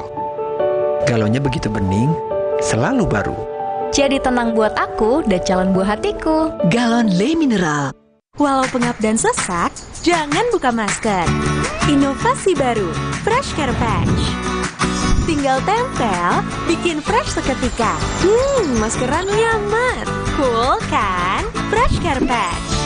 Saatnya rilekskan kulitmu. Fresh Living minyak zaitun. Kelembutan alami dari wajah hingga ke ujung kaki. Dengan aroma mewah yilang-yilang. Fresh Living minyak zaitun. Cantik terlindungi. Gaya dan hobi kita boleh beda. Mantapnya ABC Kopi Susu Gula Aren satukan semua. Baru dengan gula aren asli yang berpadu sempurna. Temani keseruan momennya. ABC Kopi Susu Gula Aren. Gula aren asli, mantap kopi susunya. Omehar, minyak ikan pilihan dari laut dalam. Omehar, suplemen omega 3 esensial. Dalam mini kapsul, lebih mudah ditelan. Diproses dengan teknologi modern di Amerika. Bantu pelihara kesehatan tubuh kini dan nanti. Bos bawel, anak rewel, well, my well. Baru, my well vitamin C plus zinc. Bantu jaga daya tahan tubuh. Well, my well vitamin C plus zinc. Aku pikir semua air mineral itu sama. Le Mineral itu beda, lebih fresh dari yang lain. Le Mineral memang berbeda, mengandung mineral esensial, dikemas menggunakan 3 proteksi berlapis. Segernya. Le Mineral. Sapiku yang sakit bisa beneran diobatin nggak ya? Jangan percaya, sapinya dijual ke saya aja.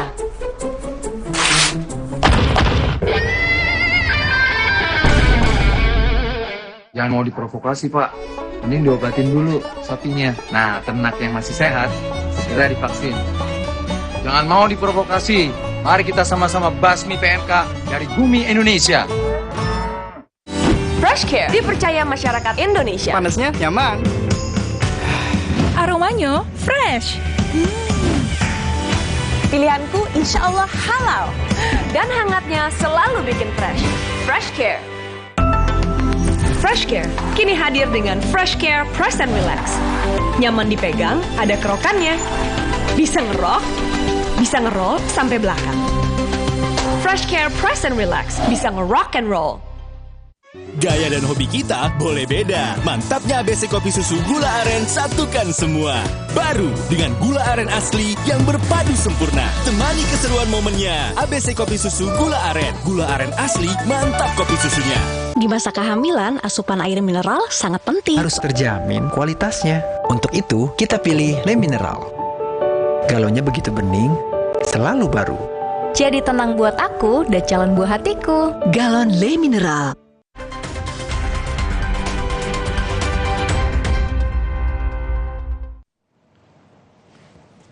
Anda kembali di Breaking News Kompas TV, saya Iriana Mardhanus. Selamat datang juga bagi Anda yang mungkin baru bergabung di Breaking News Kompas TV siang hari ini.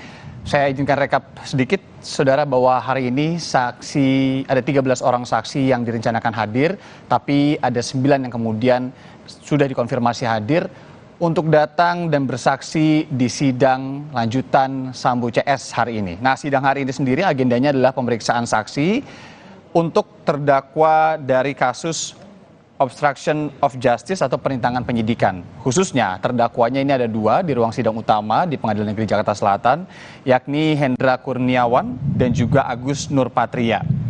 Di ruang sidang terpisah ada juga terdakwa dalam kasus yang sama, perintangan penyidikan dengan nama Irfan Widianto, kemudian Cuk Putranto dan juga Baikuni Wibowo yang digelar di ruang sidang 3 Pengadilan Negeri Jakarta Selatan. Nah, informasinya memang pemeriksaan saksinya ini sama dalam 2 sidang terpisah ini, namun memang ini dipisah-pisah. Tadi untuk terdakwa Hendra Kurniawan dan juga Agus Nurpatria, diperiksa 1 orang saksi yang merupakan teknisi CCTV yang bernama Chong Chiu Fung atau disapa lebih dekat tadi dengan sapaan pendek Afung begitu ya. Tadi kemudian sidang diskors dan memang rencananya ini akan dimulai kembali pukul 13 waktu Indonesia Barat, ini sudah lebih 9 menit, tapi kita lihat ini adalah visual terkininya di ruang sidang utama Pengadilan Negeri Jakarta Selatan. Sepertinya ini memang sudah akan dimulai kembali. Di sebelah kiri layar kaca Anda itu ada jaksa penuntut umum yang menghadirkan saksi. Kemudian di sebelah kanan adalah meja tempat di mana penasihat hukum dari Hendra Kurniawan dan juga Agus Nurpatria. Kemudian kalau dilihat ini masih kosong tempat duduk majelis hakim, itu tandanya memang masih harus menunggu majelis hakim untuk datang ke ruang sidang ini. Saudara, saksi Rifaizal Sumual yang menjadi saksi untuk AKP Irfan Widianto ini menjawab pertanyaan hakim soal kronologi penyelidikan di Duren 3. Menurut Rifaizal, saat hadir di TKP Duren 3 sejumlah saksi yang kini menjadi terdakwa yakni Kuat Ma'ruf dan Barada Richard Eliezer mengaku ada pelecehan seksual terhadap Putri Chandrawati di Duren 3. Terus saudara bertolak dari situ meninggalkan lokasi pada itu kira-kira pukul berapa? Izin kami melanjutkan yang mulia. Kami bertolak dari TKP kurang lebih jam 10 atau jam 22.00 atau 22.30. Berarti jam 10 malam? Siap, betul. Terus yang mulia. Apa saja saudara lakukan di situ? Pada saat itu izin menjelaskan, setelah ambulans pergi, setengah jam kemudian Kapolres datang dan bertanya terkait apa yang disampaikan Kasat, di mana barang bukti, di mana saksi. Saya sampaikan bahwa saksi dibawa oleh Propam. Kami diarahkan untuk mengejar saksi tersebut untuk berkoordinasi dan melanjutkan pemeriksaan. Ya, setelah perintah dari beliau, kami melanjutkan olah TKP sampai jam 10. Setelah itu kami untuk berangkat. Interogasi awal ya. Siap. Siapa aja yang saudara interogasi atau memberikan keterangan awal terhadap kejadian itu? Siap. Ada Eliezer, siapa lagi? Kemudian saudara Kuat Ma'ruf dan saudara Riki. Yang menerangkan apa keterangannya? Bahwa kejadian tersebut diawali adanya pelecehan seksual kepada Ibu PC. Oleh siapa? Oleh almarhum. Pada saat itu beliau menyampaikan oleh almarhum. Ya, di mana katanya itu? Pelecehan seksual itu apakah di lokasi tersebut atau di mana? Di rumah Duren 3 di kamar Ibu PC. Pada hari itu juga kah? Pada hari itu juga. Bukan yang di Magelang, bukan ya? Siap, tidak yang mulia. Pada saat pada hari itu juga. Richard menyampaikan hari itu juga. Pada hari itu juga. Siap. Kuat Ma'ruf juga mengatakan pada hari itu juga. Kuat Ma'ruf juga mengatakan pada hari itu juga. Ya, pada mereka bertiga mendengar ada suara minta tolong dari ibu yang membuat akhirnya mereka turun. Kalau untuk saudara Riki dari arah luar maju mengarah ke arah ruang tengah. Dan terjadi peristiwa tembak menembak. Saudara dari keterangan saudara apa adanya saja, ya dosa takut-takut ya. Betul yang mulia. Kami sampaikan apa adanya. Menerangkan pelecehan inti ada di Magelang dan itu terserah saudara aja. Apa sesuai dengan yang saudara tahu tentu walaupun itu dari integrasi saudara. Ya. Baik yang mulia. Jadi pada saat itu belum ada informasi terkait masalah di Magelang yang kami ketahui. Belum ada ya. Belum ada. Setelah kami berangkat ke Biro Provos Mabes Polri, di situ kami bertemu kepada para saksi-saksi. Kemudian kami sempat bertemu dan dipersilakan untuk melakukan interogasi singkat. Di mana? Setelah ada di mana tadi? Biro Provos Mabes Polri. Oh, siap. Ya. Jadi setelah dari situ ke Biro Provos. Siap. Hari itu juga. Hari itu juga yang mulia. Siapa aja yang ke sana? Saya bersama Bapak Kasat Reskrim pada saat itu. Kemudian anggota kami atas nama Aibtu Sulap. Sulam ya. Termasuk juga Ferdi Sambo juga ke sana? Ada Bapak Ferdi Sambo, ada Pak Hendra Kurniawan, ada Pak Beni Ali, ya. Kemudian di situ juga kami bertemu Kompol Cuk Putranto, ya. Kami juga bertemu, seingat kami itu saja yang mulia. Ya. Irfan Widianto, apakah ada pada ikut juga ke sana pada itu? Siap, tidak ada. Tidak ada. Yang Anda saksikan visual terkininya, saudara, ini adalah di ruang sidang utama di Pengadilan Negeri Jakarta Selatan. Sidang pemeriksaan saksi untuk dua terdakwa, yaitu Hendra Kurniawan dan Agus Nurpatria. Keduanya adalah polisi, ini kembali dilanjutkan. Dan yang dihadirkan saat ini informasinya merupakan salah satu asisten rumah tangga atau ART dari Ferdi Sambo dan juga Putri Chandrawati. Ya, bernama Diryanto.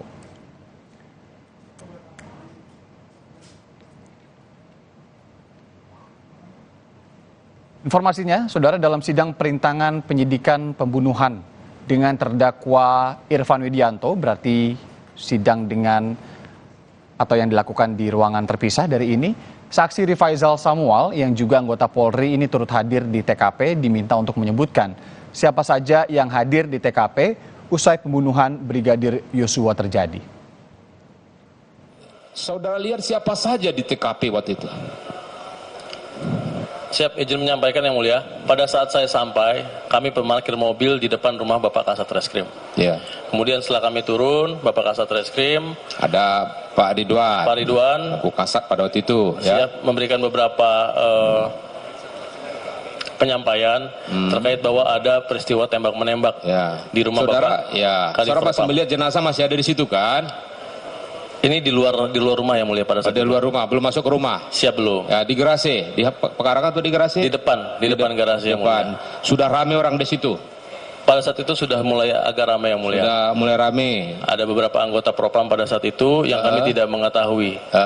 Kemudian setelah perjalanan masuk ke dalam, kami bertemu dengan melalui garasi saudara masuk? Siap. Di depan garasi kami bertemu dengan AKBP Ari Cahya senior kami. Ari Cahya Nugraha. Siap. Siapa lagi? Kemudian ada AKP Irfan pada saat itu. AKP Irfan, saudara juga ada di situ? Di depan rumah yang mulia. Di depan rumah ada AKP Irfan Widianto, saudara lihat? Betul yang mulia. Di depan rumah ya sebelum masuk garasi? Sebelum masuk ke garasi. Setelah kami masuk ke dalam garasi, kemudian ke dapur, di situ sudah cukup ramai, tapi seingat saya itu dari garasi melalui dapur baru ke ruangan tengah. Ke ruangan tengah kurang dari 10 orang. Yang saya ingat pada saat itu ada BJP Beni Ali. Siapa namanya? Brigadir Jenderal Polisi Beni Ali, Karo Provos, berpangkat Jenderal Bintang 1. Kemudian ada Brigadir Jenderal Polisi HK, Hendra Kurniawan. Hendra Kurniawan ada di situ. Siap. Itu pukul berapa tadi itu? Kira pukul? Pada saat di situ lebih kurang? Seingat saya 17.20 yang mulia. 17.20-an. Ulangi, 18.20. Kurang 18.20. 18.20. Jadi perjalanan kami dari Polres Jakarta Selatan menuju ke TKP kurang lebih setengah jam. Setengah jam lah ya. Hampir setengah jam. Jadi di situ nyampe di situ sekitar pukul 18.20 yang mulia. 18.20. Kemudian saksi Rifaizal Samuel, saudara, dalam kesaksiannya pada sidang dengan terdakwa Irfan Widianto tadi juga mengungkapkan soal senjata yang ditemukan di lokasi sebagai alat bukti pembunuhan Brigadir Yosua Huta Barat. Pada itu saudara kan sudah sempat memfoto apa-apa yang ada di situ kan, termasuk juga senjata jenis pistol itu. Betul yang mulia. Kami memfoto pistol jenis HS yang diidentifikasi adalah milik almarhum, kemudian jenis Glock yang diidentifikasi adalah milik Richard Eliezer. Ada 2 senjata ya. Peluru yang ada di situ tuh apakah semua masih berisi di magazin atau udah kosong semua? Pada saat itu magasin udah kosong?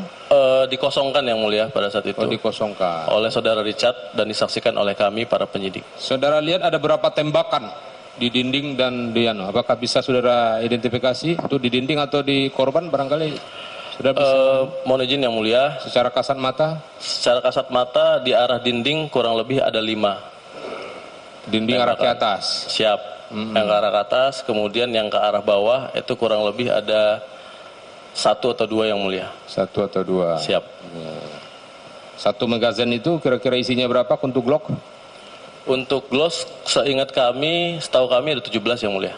Kaliber berapa itu? Mau izin saya lupa yang mulia. Lupa. Untuk HS berapa magazin dan kaliber berapa? Untuk HS saya juga lupa yang mulia. Lupa juga. Terus kemudian setelah lakukan olah TKP secara sementara ya, siap, TKP darurat istilahnya ya. Kemudian jenazah tersebut diangkut melalui ambulan ya. Siap. Setelah itu izin melanjutkan yang mulia. Setelah proses tersebut saksi dibawa dan barang bukti dibawa, kami melakukan dokumentasi. Setelah itu kami diperintahkan oleh Kasat Reskrim untuk memanggil ambulans, memanggil ambulans, dan saya arahkan Kasubnit saya, anggota saya beserta 1 anggota penyidik untuk mencari ambulans terdekat untuk membawa jenazah. Pada saat itu jenazah dikawal oleh KBP Susanto dan anggotanya, untuk dari Jakarta Selatan oleh Ibda Arsyad dan Bribtu Reinhardt. Jadi 2 orang dari kami yang mulia. Dibawa kemana? Rumah sakit dibawa ke Rumah Sakit Keramat Jati. Keramat Jati. Siap. Rumah sakit terdekat dari lokasi. Siap. Itu kurang lebih 19.30. Kemudian kami lanjutkan proses. Tidak dibawa ke Rumah Sakit Bayangkara ya? Keramat Jati yang mulia. Ya, Keramat Jati. Siap. Rifaizal Semual yang juga menjadi saksi barusan, saudara, ini menyatakan bahwa ia tiba di TKP Duren 3 sempat menginterogasi Eliezer soal siapa yang menembak Yosua. Namun Verdi Sambo yang saat itu juga ada di lokasi menegur Rifaizal agar jangan terlalu banyak bertanya dan menekan Eliezer. Sambo menurut Rifaizal menyebut Eliezer telah membela keluarga Verdi Sambo. Saya tanyakan pada saat itu, siapa ini yang nembak? Richard langsung menyampaikan, siap, saya komandan. Oh, Richard, saudara ada tanya siapa yang menembak? Siap, saya lakukan interogasi singkat yang mulia. Iya, betul, interogasi. Tentu ya. Saya lanjutkan interogasi, di mana kamu melakukan posisi menembak? Siap, di lantai 2. Coba kamu ceritakan, seperti apa awal ceritanya? Kemudian dia menceritakan, dia turun ke bawah. Sempat rekonstruksi singkat pula waktu itu ya? Saya tanyakan yang mulia, izin saya lanjutkan. Kemudian, kamu melihat posisi almarhum, sekarang coba kamu praktekkan seperti apa gerakan yang almarhum lakukan. Kemudian dia menjelaskan ke saya yang pada intinya meyakinkan saya sebagai penyidik bahwa terjadi peristiwa tembak-menembak. Dalam proses saya bertanya kepada saudara Richard, saya dipanggil oleh Bapak Verdi Sambo. Dinda, sini kamu. Siap. Perintah Jenderal, kamu akpol berapa? Siap, saya 2013 Jenderal. Perintah untuk kami Jenderal. Kemudian beliau menyampaikan, kamu jangan kenceng-kenceng nanyanya ke Richard. Dia udah ngebela keluarga saya. Dia telah membela keluarga saya. Dia sudah membela keluarga saya. Kalau kamu nanyanya begitu, dia baru mengalami peristiwa yang membuat psikologisnya terganggu. Bisa ya? Saya sampaikan, siap, bisa Jenderal. Jadi pada saat itu kami merasa mungkin saya yang salah yang mulia. Karena saya bertanya terlalu keras dan menyecar saudara Richard pada saat itu. Setelah itu tidak lama kemudian kami melanjutkan proses olah TKP yang dilakukan oleh tim identifikasi kami, Polres Metro Jakarta Selatan. Kami ikut mengawasi, beberapa ruangan dan kami memastikan bahwa ruangan tersebut terdokumentasi dengan baik. Kemudian kami melanjutkan proses pengambilan barang bukti. Dan pada saat itu seperti yang disampaikan oleh kasat kami, bahwa ada penyampaian dari Kombes Pol Susanto yang beliau menyatakan bahwa terkait masalah senjata dan saksi kami bawa ke Propam. Dan perintah tersebut adalah perintah dari Bapak Irjen Pol Verdi Sambo. Saudara, jam beranjak karena Breaking News Kompas TV masih akan kembali usai jeda berikut ini.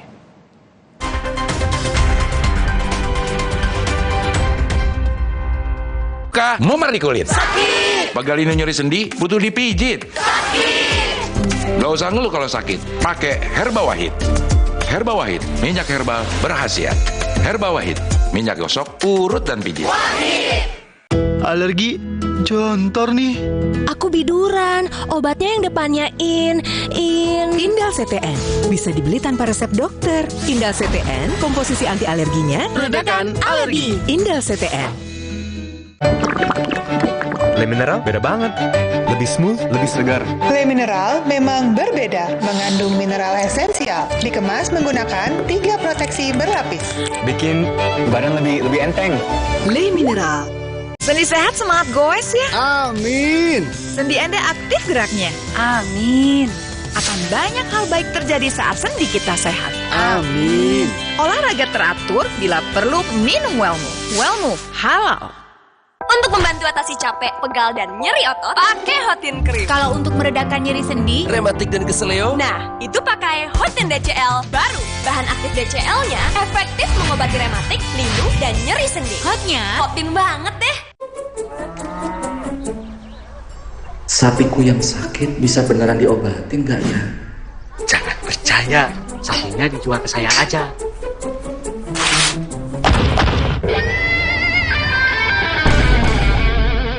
Jangan mau diprovokasi, Pak. Ini diobatin dulu sapinya. Nah, ternak yang masih sehat segera divaksin. Jangan mau diprovokasi. Mari kita sama-sama basmi PMK dari bumi Indonesia. Di masa kehamilan, asupan air mineral sangat penting. Harus terjamin kualitasnya. Untuk itu, kita pilih Le Mineral.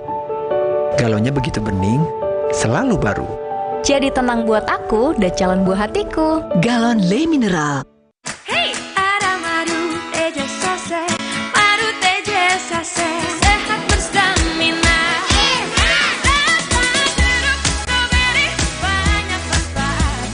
Madu Teja Saset, enak sehatnya. Bahaya kurang vitamin D. Onde-mande vitamin D. Berjemur aja, cukup nggak ya? Minum MyWell Vitamin D 1000 IU. Penuhi kebutuhan vitamin D, jaga imun well everyday. MyWell Vitamin D 100% well everyday. Inovasi baru dari Hotin. Hotin Go. Oles, go. Roll on, go. Pijat, go. Nggak sentuh langsung, nggak bikin tangan panas. Hotin Go. Hotnya in, langsung go. Hotin Go dilengkapi aplikator roll on dan pijat. Hentak agar krimnya turun. Oles, go. Roll on, go. Pijat, go. Nggak sentuh langsung, nggak bikin tangan panas. Aku pikir semua air mineral itu sama. Le Mineral itu beda, lebih fresh dari yang lain. Le Mineral memang berbeda, mengandung mineral esensial, dikemas menggunakan 3 proteksi berlapis. Segernya. Le Mineral. Omehar, minyak ikan pilihan dari laut dalam. Omehar, suplemen omega 3 esensial. Dalam mini kapsul, lebih mudah ditelan. Diproses dengan teknologi modern di Amerika. Bantu pelihara kesehatan tubuh kini dan nanti. Bos bawel. Anak rewel. Well, MyWell. Baru, MyWell Vitamin C plus Zinc. Bantu jaga daya tahan tubuh. Well, MyWell Vitamin C plus Zinc. Sapiku yang sakit bisa beneran diobatin nggak ya? Jangan percaya, sapinya dijual ke saya aja.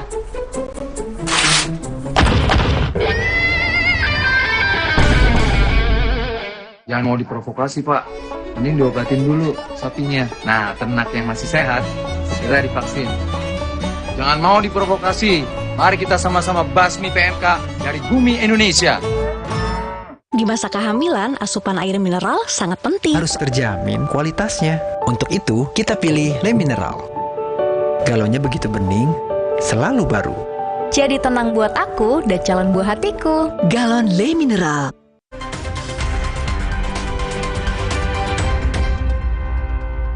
Saudara, persidangan Sambo CS berlanjut. Hari ini agendanya adalah pemeriksaan saksi untuk 5 terdakwa kasus perintangan penyidikan atau obstruction of justice. Sidang sendiri dibagi menjadi 2 di 2 ruang berbeda di Pengadilan Negeri Jakarta Selatan. Dari 13 saksi yang direncanakan hadir, yang konfirmasi hadir dan datang ada 9 orang saksi. Mayoritasnya saksi juga merupakan polisi. 5 terdakwa ini pun kita tahu adalah polisi. Yang Anda saksikan visual terkininya ini adalah di ruang sidang utama di Pengadilan Negeri Jakarta Selatan untuk dua terdakwa, yakni Hendra Kurniawan dan juga Agus Nurpatria. Saksi ini bernama Diryanto dan informasinya ini adalah asisten rumah tangga atau ART dari Verdi Sambo dan juga Putri Chandrawati. Bisa dilihat saat ini adalah jaksa penuntut umum salah satunya yang tengah mencoba menggali keterangan kesaksian dari saksi Diryanto. Tadi dalam sidang ini saksi yang pertama diperiksa adalah saksi bernama Chong Chiu Fung alias Afung. Afung mengatakan ia lebih dulu mengenal AKBP Ari Cahya sebelum jasanya kemudian digunakan oleh terdakwa AKP Irfan Widianto sebagai teknisi yang mengganti DVR CCTV di Kompleks Polri Duren 3. Tadi sudah ditanyakan JPU, saudara saksi menjawab kenal Irfan itu baru ini ya? Ketemu langsung ya Pak ya. Saudara saksi kenal sama AKBP Ari Cahya? Saya mengetahui Pak Ari Cahya itu pas dari dulu saya menerima pemesanan pemasang akses pintu. Karena saya bekerja seperti itu, CCTV, akses pintu, sound system juga iya. Dan ini saya ada permintaan dulu pas saudara Pak Ari Cahya itu ada di Polda Metro Jaya. Kalau tidak salah tuh di Jatantas ya. Ya. Duluan mana kenal Ari Cahya atau sama Irfan? Pak Ari Cahya, Pak. Hah? Pak Ari Cahya. Pak Ari Cahya. Pernah Bapak dipakai jasanya oleh Pak Ari Cahya? Ada, karena kan saya ada melakukan perbaikan pemasangan di daerah kantor Jatantas itu, dan dia juga sempat konsultasi masalah CCTV ke saya, dan ada beberapa kali memang perbaikan untuk di rumah dia. Baik. Apakah Bapak pernah dipakai jasanya untuk mengganti CCTV di kilometer 50? Tidak, saya tidak mengetahui itu. Baik. Bapak dihubungi Irfan, tadi Bapak jawab jam 15, sekitar jam 15. Tanggal berapa? Tanggal 9, hari Sabtu. Sebelumnya belum pernah berhubungan sama Irfan? Iya, belum. Baik. Di luar peristiwa soal penggantian DVR CCTV di Kompleks Polri Duren 3, saudara saksi teknisi CCTV Afung mengaku sudah kenal lama dengan AKBP Ari Cahya Nugraha alias Acai. Acai sendiri adalah personel dari Bareskrim Polri yang juga menjadi saksi dari kasus perintangan penyidikan pembunuhan Brigadir Yosua. Hakim mencecar Afung tentang riwayat order Acai kepadanya. Ya, saudara tadi sudah katakan bahwa saudara kenal dengan Aceh dari tahun 2011 ya? Kurang lebih, saya lupa ingat ya. Pas 2011 dan sudah beberapa kali saudara diminta tolong oleh Aceh untuk melakukan pergantian. Kalau untuk penggantian tidak Pak ya, jadi memang saya kan... Tadi saudara sudah jelaskan, saudara sudah beberapa kali diminta untuk melakukan pergantian. Perbaikan di rumah Pak. Iya. Pertanyaannya, pada waktu saudara diminta untuk mengganti oleh saudara Aceh, apakah yang diganti itu juga punya kerusakan yang tidak ada kerusakan? Seperti yang saudara ganti, diminta ganti. Ini masalah maaf Pak, maaf yang mulia. Itu tinggal dijawab saja. Ya, yang saudara diminta tolong oleh saudara Aceh tadi untuk mengganti DVR, ya, apakah yang diganti, yang diminta tolong tadi itu juga tidak dalam keadaan rusak? Izin yang mulia, DVR yang mana nih? Loh, yang di rumah atau?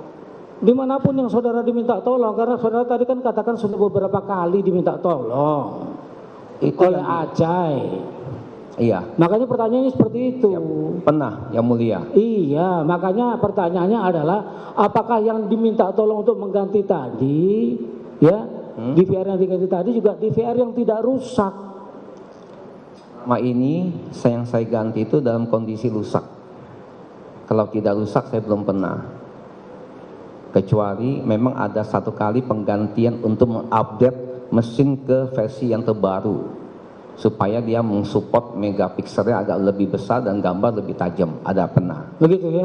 Betul. Nah, itu pertanyaan berapa kali sih saudara sudah diminta tolong sama Aceh untuk melakukan perubahan pergantian DVR seperti itu? Saya selama ini cuma dalam sebagai posisi dari 2011 loh ini. Iya betul, tapi kan tidak selalu tiap hari untuk ada pengganti. Iya nggak mungkin lah kalau tiap hari dari 2011 sampai 2022 itu berapa tahun itu?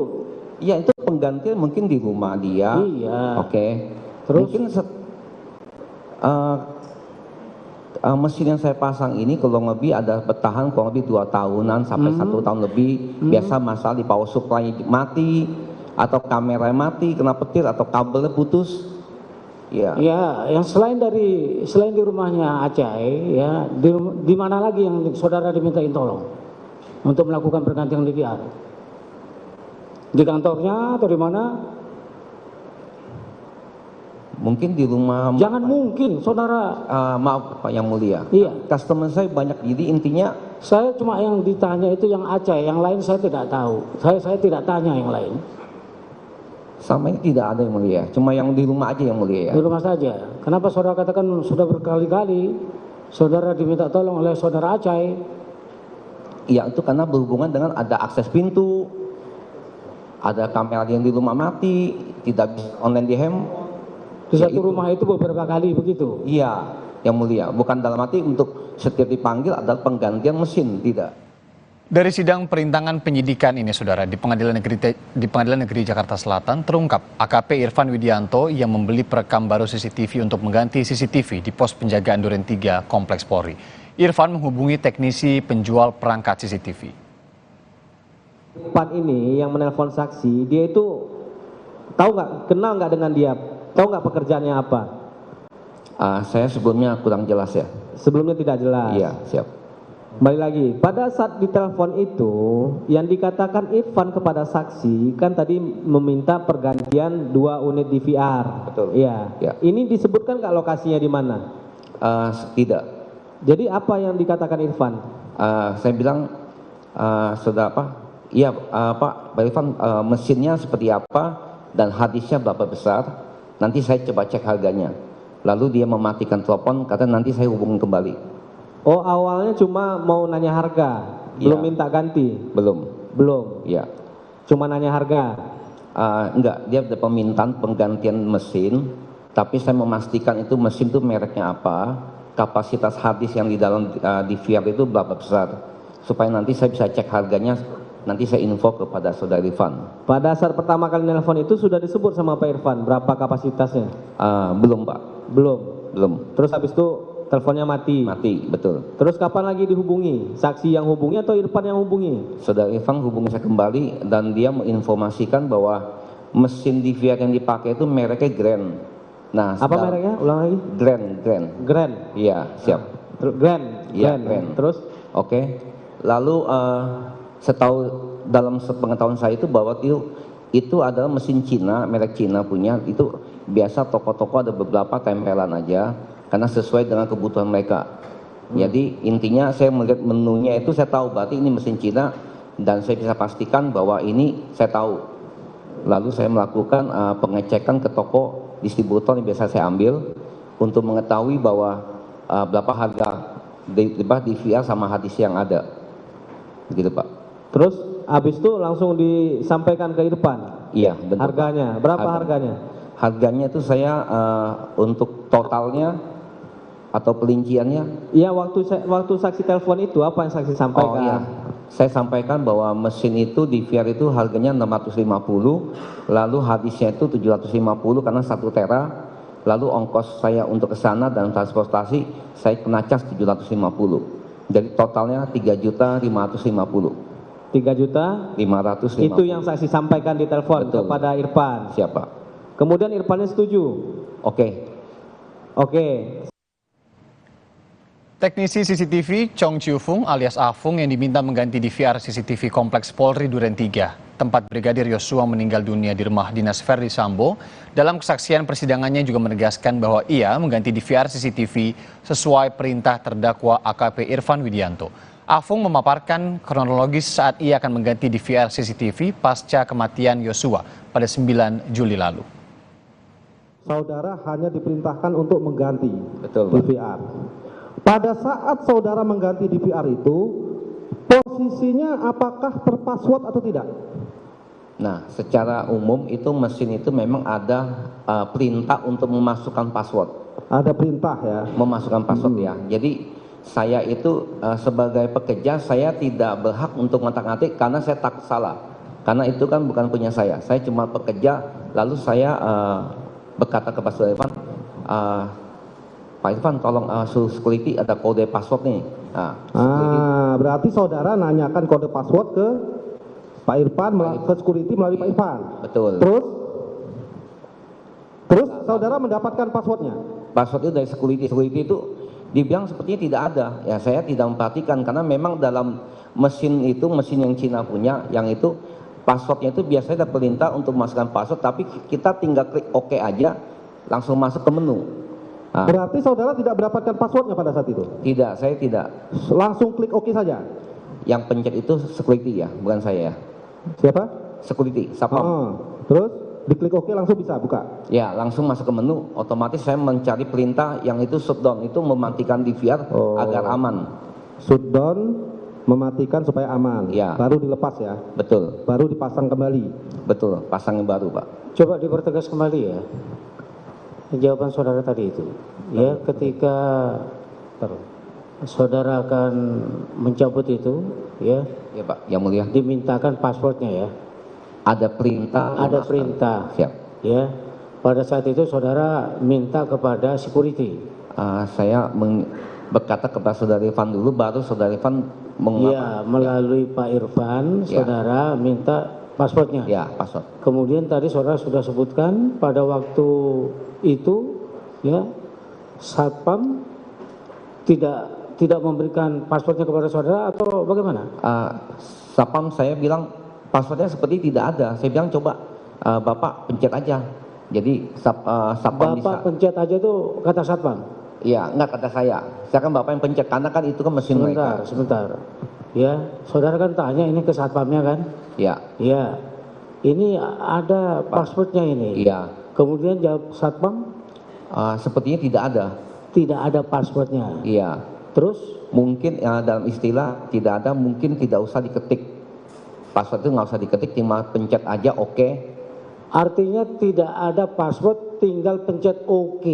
Betul. Kemudian itu sudah bisa terbuka. Masuk ke menu. Masuk ke menu. Ya, artinya kan tidak ada password kalau gitu ya? Iya. Karena langsung pencet OK ya? Iya, jadi kan itu cuma formalitas biasanya. Formalitas ya? Siap. Silakan lanjut. Cuman formalitas. Tetapi kalau dalam sepengetahuan saudara seharusnya bisa tidak itu di password? Bisa. Bisa di password. Kalau itu di password, apakah hanya dengan OK bisa terbuka? Tidak bisa. Tidak. Tidak. Saudara, Breaking News Kompas TV akan kami hadirkan kembali usai jeda berikut.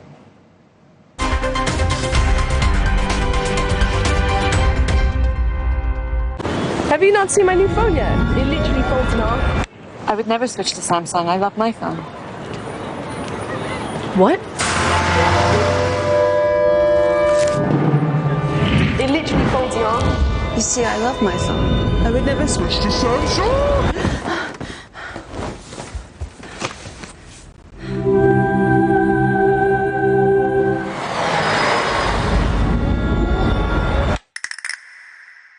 Kemarin aku antar orang berkali-kali, padahal kepala ini pusing. Ada obat sakit kepala. Oskadon aja. Oskadon aktif bekerja di pusat sakit kepala. Dapat diminum sebelum makan tanpa ngantuk. Oskadon panten uhi. Inovasi Indomie hype abis. Kebab Turki dan rendang Padang yang enaknya ngehits. Dimix di Indomie hype abis kebab rendang.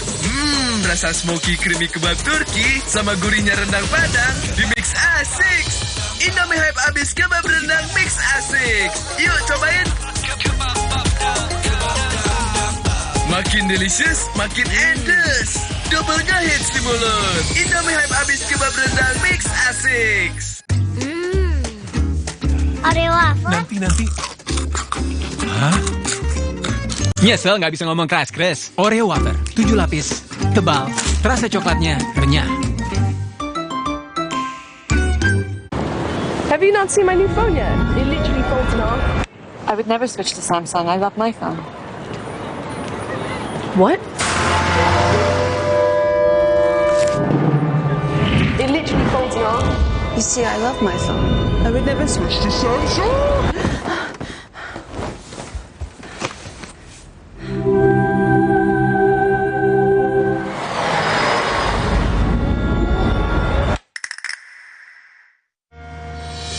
Gak dingin aja, tetap segar. Yuk Aqua dulu.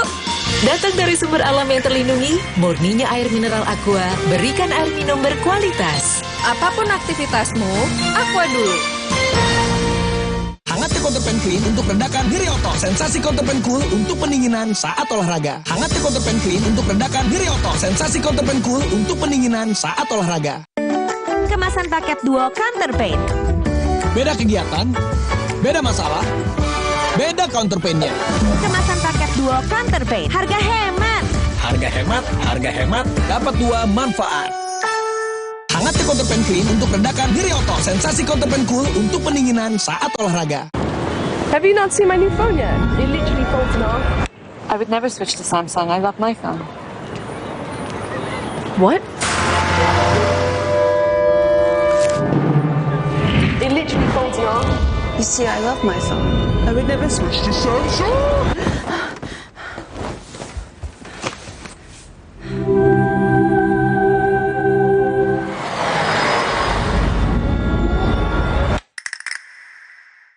This is really amazing. Sensodyne Repair and Protect Deep Protection memiliki kandungan novamin, membentuk lapisan mineral untuk perlindungan mendalam gigi sensitif. Jadi, kita bisa mengkonsumsi semua makanan favorit kita tanpa khawatir rasa ngilu. Dek, siap ya? Oke, Kak. Ya, Roma kelapa. Tas dulu ya. Terus dicelup-celup. Oke. Gurih ya? Enak. Roma kelapa, dicelup mau lagi dan lagi. Inovasi Indomie hype abis. Kebab Turki dan rendang Padang yang enaknya ngehits dimix di Indomie hype abis kebab rendang. Rasa smoky creamy kebab Turki sama gurihnya rendang Padang dimix asik. Indomie hype abis kebab rendang mix asik. Yuk cobain. Makin delicious, makin endes. Double ngehits di mulut. Indomie hype abis kebab rendang mix asik.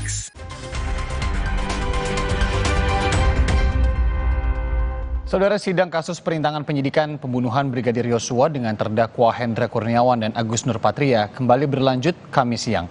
Asisten rumah tangga Verdi Sambo, Diryanto, dihadirkan sebagai saksi. Diryanto telah bekerja di rumah Verdi Sambo sejak tahun 2010.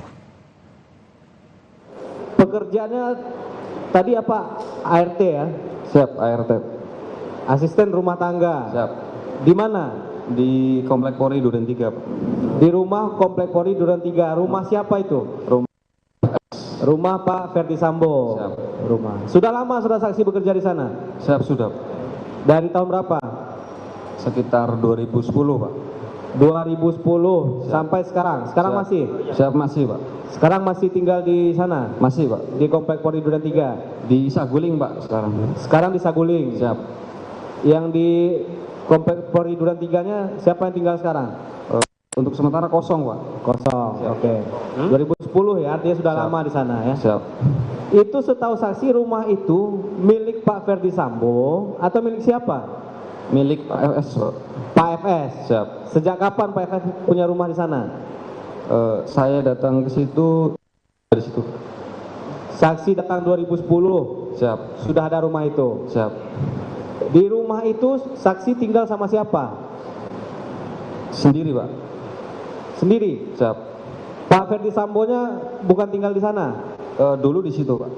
Dulunya apa? Dari 2010, Pak. Sampai? Sampai kurang lebih 2020, Pak. Sampai 2020 tinggal di sana. Itu tidak tinggal di sana lagi. Yang tinggal di sana sejak tahun 2020 siapa? Saya sendiri. Siap. Oke. Kemudian di rumah Komplek Polri Duren 3 itu yang tinggal kan saksi sendiri di sana. Siap. Pak Siap. Dan keluarga itu ada datang nggak ke sana atau ada menggunakan rumah tersebut nggak? Sering, Pak. Sering. Siap. Sering maksudnya sering berkunjung atau sering menginap atau sering untuk apa? Sering berkunjung Pak, isolasi juga sering. Berkunjung saja. Berkunjung, isolasi. Isolasi. Siap. Isolasi COVID. Siap. Itu yang isolasi siapa? Bapak Pak. Pak Ferdi Sambonya, Siap. Pak FS-nya. Siap. Yang lain ada? Para ADC Pak. Para ADC juga Siap. di sana. Siap. Isolasi. Oke. Nah, yang tadi Anda saksikan adalah yang juga tengah berlangsung saat ini merupakan pemeriksaan atas nama Saksi Diryanto yang merupakan asisten rumah tangga Ferdi Sambo di rumah dinas Kompleks Polri Duren 3 yang saat ini kosong dan sekarang ia masih bekerja dan tinggal di rumah Saguling begitu ya. Untuk sidang terdakwa lainnya yakni Irfan Widianto yang berada di ruang sidang terpisah di ruang sidang 3 Pengadilan Negeri Jakarta Selatan saat ini tengah diskors. Dan nanti akan dilanjutkan rencananya mulai pukul 14 waktu Indonesia Barat. Nah saudara, dalam sidang dengan terdakwa Hendra Kurniawan dan Agus Nurpatria ini, Saksi Diryanto yang Anda saksikan visual saat ini yang merupakan asisten rumah tangga Ferdi Sambo dicecar oleh JPU. Jaksa menilai saksi terlalu mencurigakan karena kerap memeriksa rekaman CCTV. Baik, saksi. Tadi saudara udah disumpah ya. Siap. Waktu ngasih BAP juga udah disumpah. Tadi saya lihat atas pertanyaan jaksa, lancar banget saudara ngejawab. Kayak menghafal. Siap, saya ngabak. Ya? Jangan bohong lah, jangan ketawa-ketawa. Saya ngabak Pak. Terlalu lancar, cepat ngomong gitu loh. Soalnya Anda udah tahu menghafal itu gitu maksudnya. Ya? Siap. Pikirkan dulu, jangan nanti salah kejebak loh. Ya? Coba ini. Di keterangan saudara ini, ya. Siap. Tentang ada 8 CCTV, ada CCTV di meja rias Ibu Putri nomor 6. Siap. Apa memang dikasih izin sama Ferdi Sambo kamu melihat itunya di CCTV itu? Siap Pak. Dikasih izin? Siap. Jadi kalau ngapa-ngapain Ibu Putri di situ kamu lihat dong di gambarnya itu? Tidak Pak. Jadi kan ada di TV-nya. Siap. Monitornya kan ada, kan nggak mungkin kamar pribadi. Saat itu rumah kosong Pak, saya sendiri Pak. Iya, tapi kan Bu Putri pernah ke situ kamu bilang kalau ini ada di sini. Siap. Iya, ini kamar pribadi loh, yang benar-benar aja lo bisa melihat di CCTV. Dari lancarmu itu loh. Kalau beliau di situ saya tidak boleh masuk. Iya, kan ini terekam ada depan CCTV. Kalau saudara cek-cek monitor bisa lihat di situ kan kamar pribadi ibu. Lancar banget saudara, ini kamar ini, hafal banget gitu loh. Saudara tahu lagi menerangkan kepada jaksa penuntut, tahu saudara yang menyala atau enggak, lihat monitor TV-nya. Berarti kan ada tergambar di situ. Siap. Kalau tiba-tiba ada di gambaran itu Ibu Putri lagi ngapa-ngapain? Tidak ada Pak. Logikanya, sehebat apa saudara kedekatan saudara dengan Ferdi Sambo sehingga saudara dikasih kewenangan untuk melihat-lihat CCTV itu? Hanya mengecek Pak. Memang tiap hari saudara cek? Tidak Pak. Iya, kenapa harus tanggal 15 Juni itu saudara cek? Kok bisa hafal banget tanggal 15 Juni jam sekian? Saudara kan diperiksa tanggal ini loh. Tanggal 10 September. Siap. Rusak Juni 3 bulan. Ingat banget saudara tanggal 25 September. Nah ini. Nggak logik. Tunggu dulu, saudara diperiksa bulan September. Ya kan? Siap. Nggak terlalu hebat. Ingatanmu gitu, ke tempat tanggal 25 September, jam sekian. Masuk akal. Saudara kan ART. Walaupun 10 tahun, sejauh mana kedekatan saudara dengan Ferdi Sambo? Siap. Sementara korban Yosua dalam BAP saksi-saksi di berkas ini, ya kan? Begitu dekatnya, iya Pak. Bisa mengecek CCTV itu. Saudara coba, ART coba. Kemudian saudara, ketika ditanya juga oleh jaksa, asisten rumah tangga Ferdi Sambo Diryanto menyatakan CCTV di rumah pribadi Ferdi Sambo di Jalan Saguling mati sejak 15 Juni. Saksi Diryanto mengaku sudah menyampaikan ke Brigadir Yosua untuk memperbaikinya, namun CCTV itu masih rusak hingga tanggal 9 Juli setelah Yosua meninggal dunia. Hal ini menuai kecurigaan jaksa penuntut umum. Setahu saksi, sampai dengan tanggal 9 itu kamera tersebut hidup atau mati? Mati Pak. Saksi tahu dari mana kamera itu mati? Terakhir saksi cek kapan? Tanggal 15 Juni Pak. 15 Juni. Juni. Siap. Tahun Kemarin, Pak. Saya ingatkan ya, saksi kan sudah disumpah nih ya. Siap. Berkatalah jujur sebagaimana sumpah saudara saksi tadi. Matinya tanggal 15 Juni. Siap.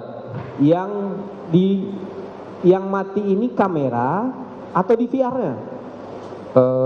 Setahu saya DVR-nya, Pak, karena tidak ada gambarnya, Pak, semuanya. Tidak ada gambarnya. Siap. Setahu saksi. Siap. Itu saksi sendiri yang ngecek mati. Siap. Iya, Pak. Jam berapa saksi cek waktu itu? Kalau nggak salah pagi, Pak. Saat saya bersih-bersih itu, Pak. Bersih-bersih dicek. Siap. Monitornya nggak ada gambar atau bagaimana? No sinyal, Pak. Ada tulisan tidak ada sinyal, Pak. No sinyal. Siap. Setelah saksi tahu itu tidak ada sinyalnya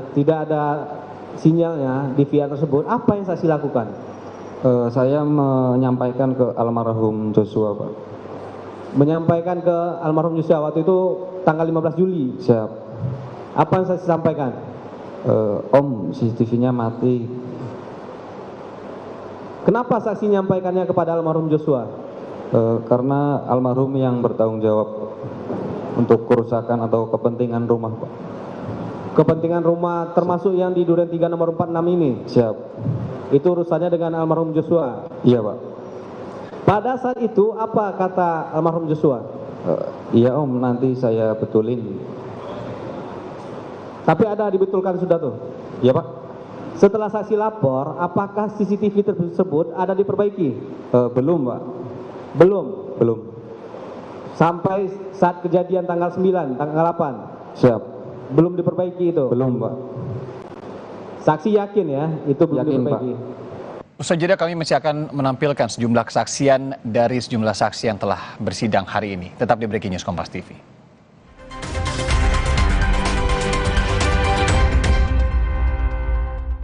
Have you not seen my new phone yet? It literally folds in half. I would never switch to Samsung. I love my phone.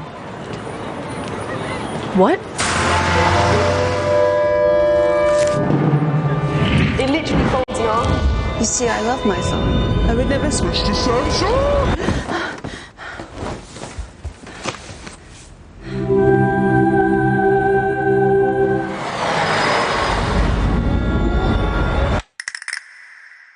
Hangatnya Counterpan Clean untuk redakan nyeri otot. Sensasi Counterpan Cool untuk pendinginan saat olahraga. Hangatnya Counterpan Clean untuk redakan nyeri otot. Sensasi Counterpan Cool untuk pendinginan saat olahraga.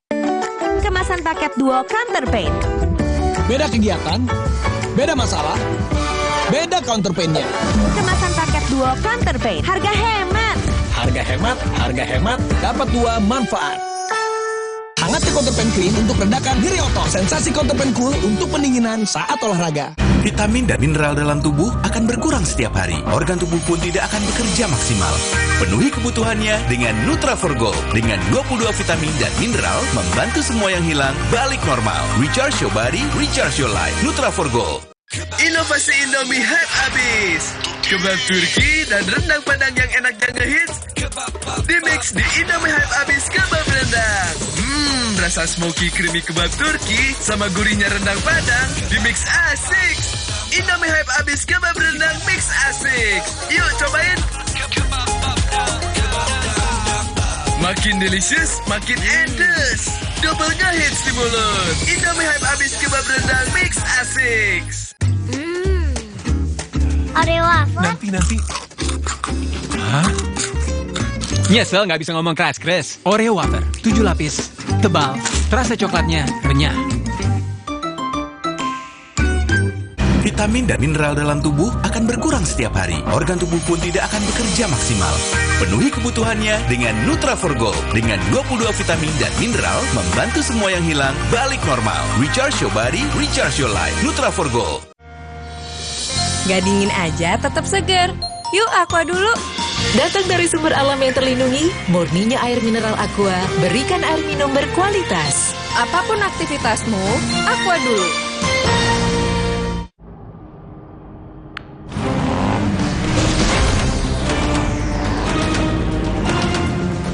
Gini serunya ketiban tontonan dari Prime Video dengan paket internet Telkomsel. Aktifkan sekarang di My Telkomsel.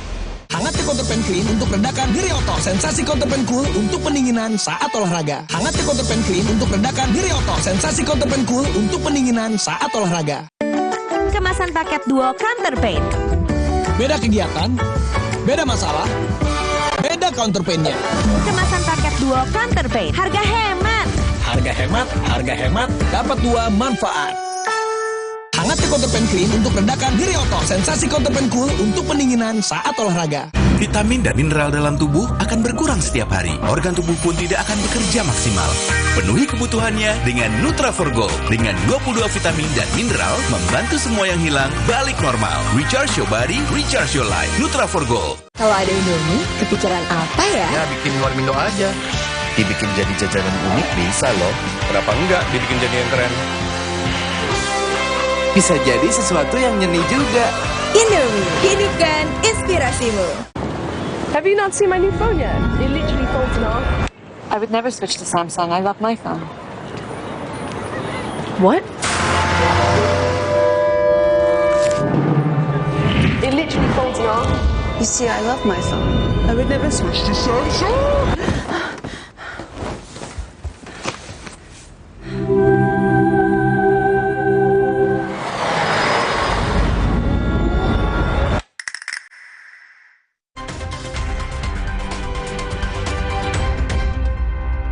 Terima kasih Anda kembali di Breaking News Kompas TV, Saudara. Terima kasih juga Anda masih menyaksikan beberapa rangkaian sidang kesaksian hari ini. Karena memang hari ini rencananya ini ada sidang dengan 5 terdakwa, yakni semuanya adalah anggota kepolisian.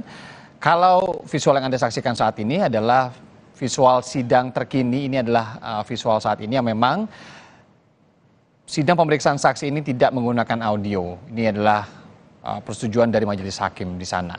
Karena sidang pemeriksaan saksi ini diharapkan ada diskresi pernyataan yang tidak kemudian ini menyebar ke saksi lainnya. Nah, agenda saksi hari ini rencananya menghadirkan 13 orang saksi, namun yang memang terkonfirmasi hadir ada 9 orang saksi yang datang. Saksi dibagi menjadi 7 orang, adalah polisi, kemudian 2 orang sipil, yakni Afung, ini teknisi CCTV yang sudah diperiksa pertama kali. Dan saksi yang saat ini adalah asisten rumah tangga dari Ferdy Sambo, yakni Dirianto. Saksi Afung dan saksi Dirianto, ini keduanya adalah dari sipil, diperiksa atas terdakwa Hendra Kurniawan dan juga Agus Nurpatria. Keduanya merupakan terdakwa dari kasus obstruction of justice atau perintangan penyidikan dari kasus yang juga melibatkan Ferdy Sambo, yakni pembunuhan berencana. Nah, 3 terdakwa lainnya, ini sidangnya dilakukan secara berbeda, terpisah di ruang sidang lainnya, tapi tetap di Pengadilan Negeri Jakarta Selatan. Yang juga tengah berlangsung, tadi ada persidangan dari terdakwa Irfan Widianto. Sidang perintangan penyidikan pembunuhan Brigadir Yosua, Saudara, dengan terdakwa Hendra Kurniawan dan Agus Nurpatria yang dilakukan di ruang sidang utama Pengadilan Negeri Jakarta Selatan dan visualnya sedang Anda saksikan saat ini menghadirkan rencananya 9 orang saksi. Salah satunya yang sudah diperiksa tadi sebelum Dirianto ini adalah Chong Chiu Fung alias Afung. Afung adalah seorang pekerja lepas yang dihubungi oleh terdakwa Irfan Widianto untuk mengganti DVR CCTV di Kompleks Polri Duren 3. Afung, Saudara, menyebut hanya mengganti 2 DVR. Silakan penuntut umum mengajukan pertanyaan kepada saksi. Terima kasih Majelis Hakim yang mulia. Saudara saksi saudara saksi, apakah sebelumnya pernah dilakukan pemeriksaan di penyidikan oleh penyidik polisi? Pernah di BAP. Itu sebelum waktu di BAP, apakah saksi ada diberi tekanan? Kalau bisa maskernya dibuka aja saksi, biar jelas. Apakah saksi ada pada saat dilakukan pemeriksaan ditekan atau dipaksa atau bagaimana? Tidak ada. Tidak. Itu keterangannya sudah saudara baca terlebih dahulu sebelum ditandatangani? Sudah. Oke. Kita mulai ya saksi ya. Pertama kami ingin nanyakan, saksi ini pekerjaannya sehari-hari sebagai apa? Ya. Di sini saya bisa perjelas bahwa saya adalah pekerja freelance, jadi teknisi CCTV, menerima pemasangan untuk perbaikan penggantian CCTV yang rusak sesuai dengan permintaan customer saya. Oke, freelance atau saksi punya toko sendiri? Toko dulu sempat join sama teman tapi sudah lama. Hampir udah 15 tahun yang lalu lah. Oh, berarti sekarang freelance, berarti masang aja. Barangnya saksi ambil atau beli sendiri atau ada yang masuk gimana? Enggak, saya ngambil sama toko. Ngambil sama toko. Langganan saya. Saksi pernah nggak ke Komplek Polri Durian 3? Belum pernah. Ke perumahan Komplek Polri Durian 3? Belum pernah. Belum pernah? Belum pernah. Belum pernah, sama sekali belum pernah? Iya, belum pernah. Sampai sekarang? Kemarin yang pas penggantian di VR aja. Nah, kan udah pernah itu. Ya. Pas penggantian di VR. Kapan itu? Tanggal 9 Juli. Kemarin. 9 Juli tahun? 2022. 9 Juli 2022. Ya. Itu saksi ke Komplek Polri Durian 3. Ya. Jam berapa? Jam sebelum jam 6 ya, 5.45 atau 5.50. 5.50 sore atau pagi? Sore. Sore. Itu saksi ke sana sendiri atau ada yang menghubungi atau bagaimana? Coba ceritakan. Oke. Jadi pertama saya jam 3 lebih itu saya di WA oleh saudara Irfan. Dia mengatakan izin Pak Afung, saya Irfan. Saya bilang iya Pak. Ada yang bisa saya bantu, saya bilang. Lalu dia melalui telepon WA. Dia berkata, saya Irfan, saya mau ada kebutuhan penggantian 2 unit di VR. Oh, saya bilang bisa saya bantu nanti. Oke, itu saksi dihubungi ya? Iya. Melalui WhatsApp call? Siap. Jam? Jam 3.20 atau 3.30 lah. Sore? Siang ya, 3.30 siang. Itu saksi udah lama kenal dengan Irfan? Saya secara ini tidak mengenal langsung ya. Mungkin dulu dia pernah menghubungi saya.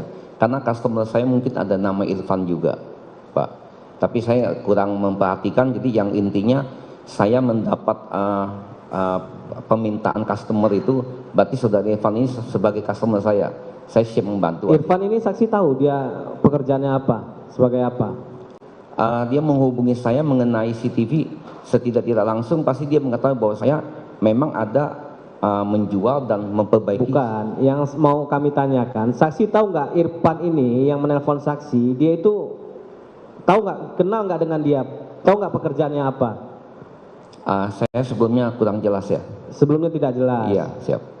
Kembali lagi, pada saat ditelepon itu, yang dikatakan Irfan kepada saksi, kan tadi meminta pergantian 2 unit di VR. Betul. Iya. Ya. Ini disebutkan nggak lokasinya di mana?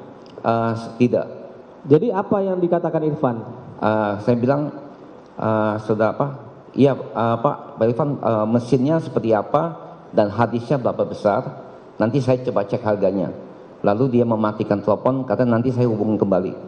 Oh, awalnya cuma mau nanya harga, belum minta ganti? Belum. Iya. Cuma nanya harga?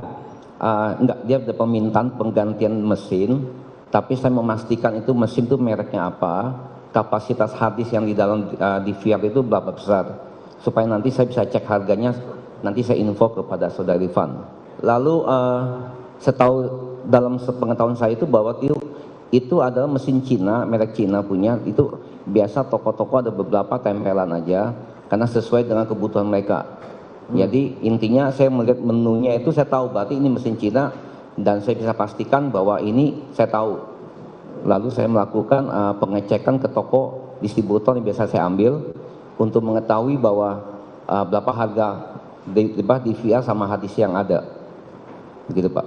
Terus habis itu langsung disampaikan ke Irfan? Iya, betul. Harganya, berapa harganya?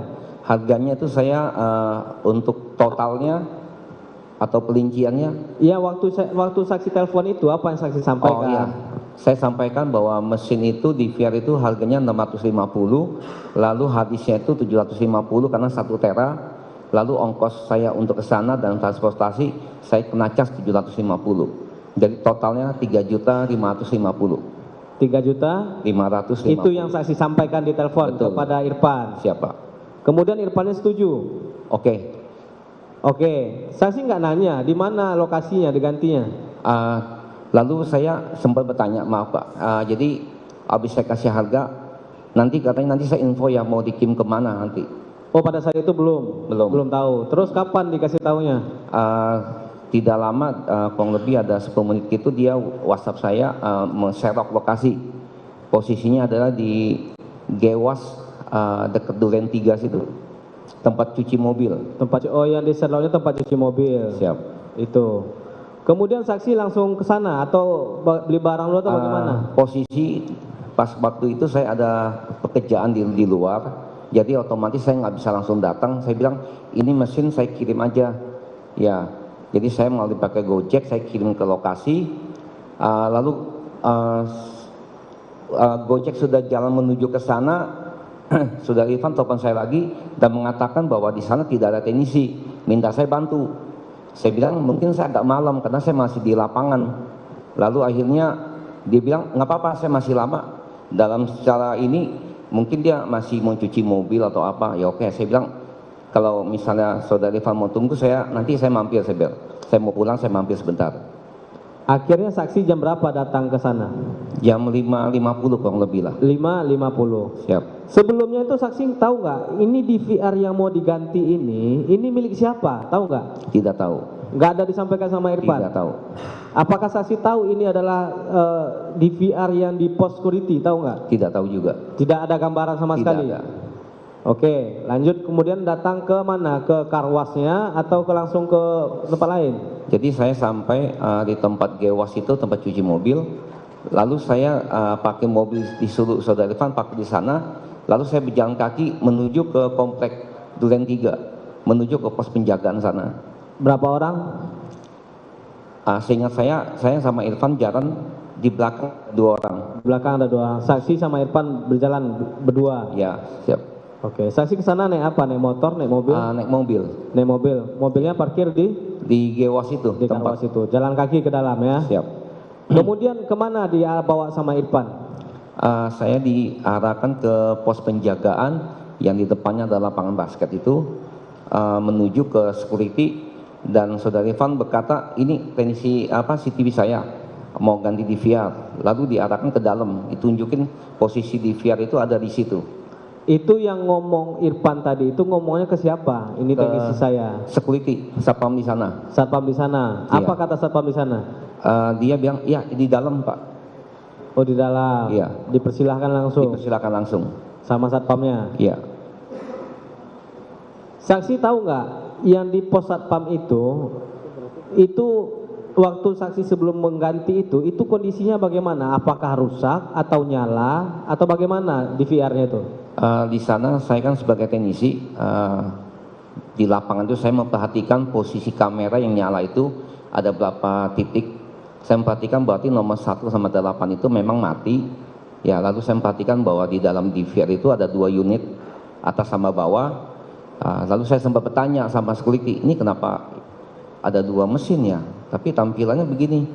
Lalu yang ini nomor 1 sama 8 ini memang mati input katanya. Jadi untuk colok ke kamera itu nomor 1 sama 8 itu mati.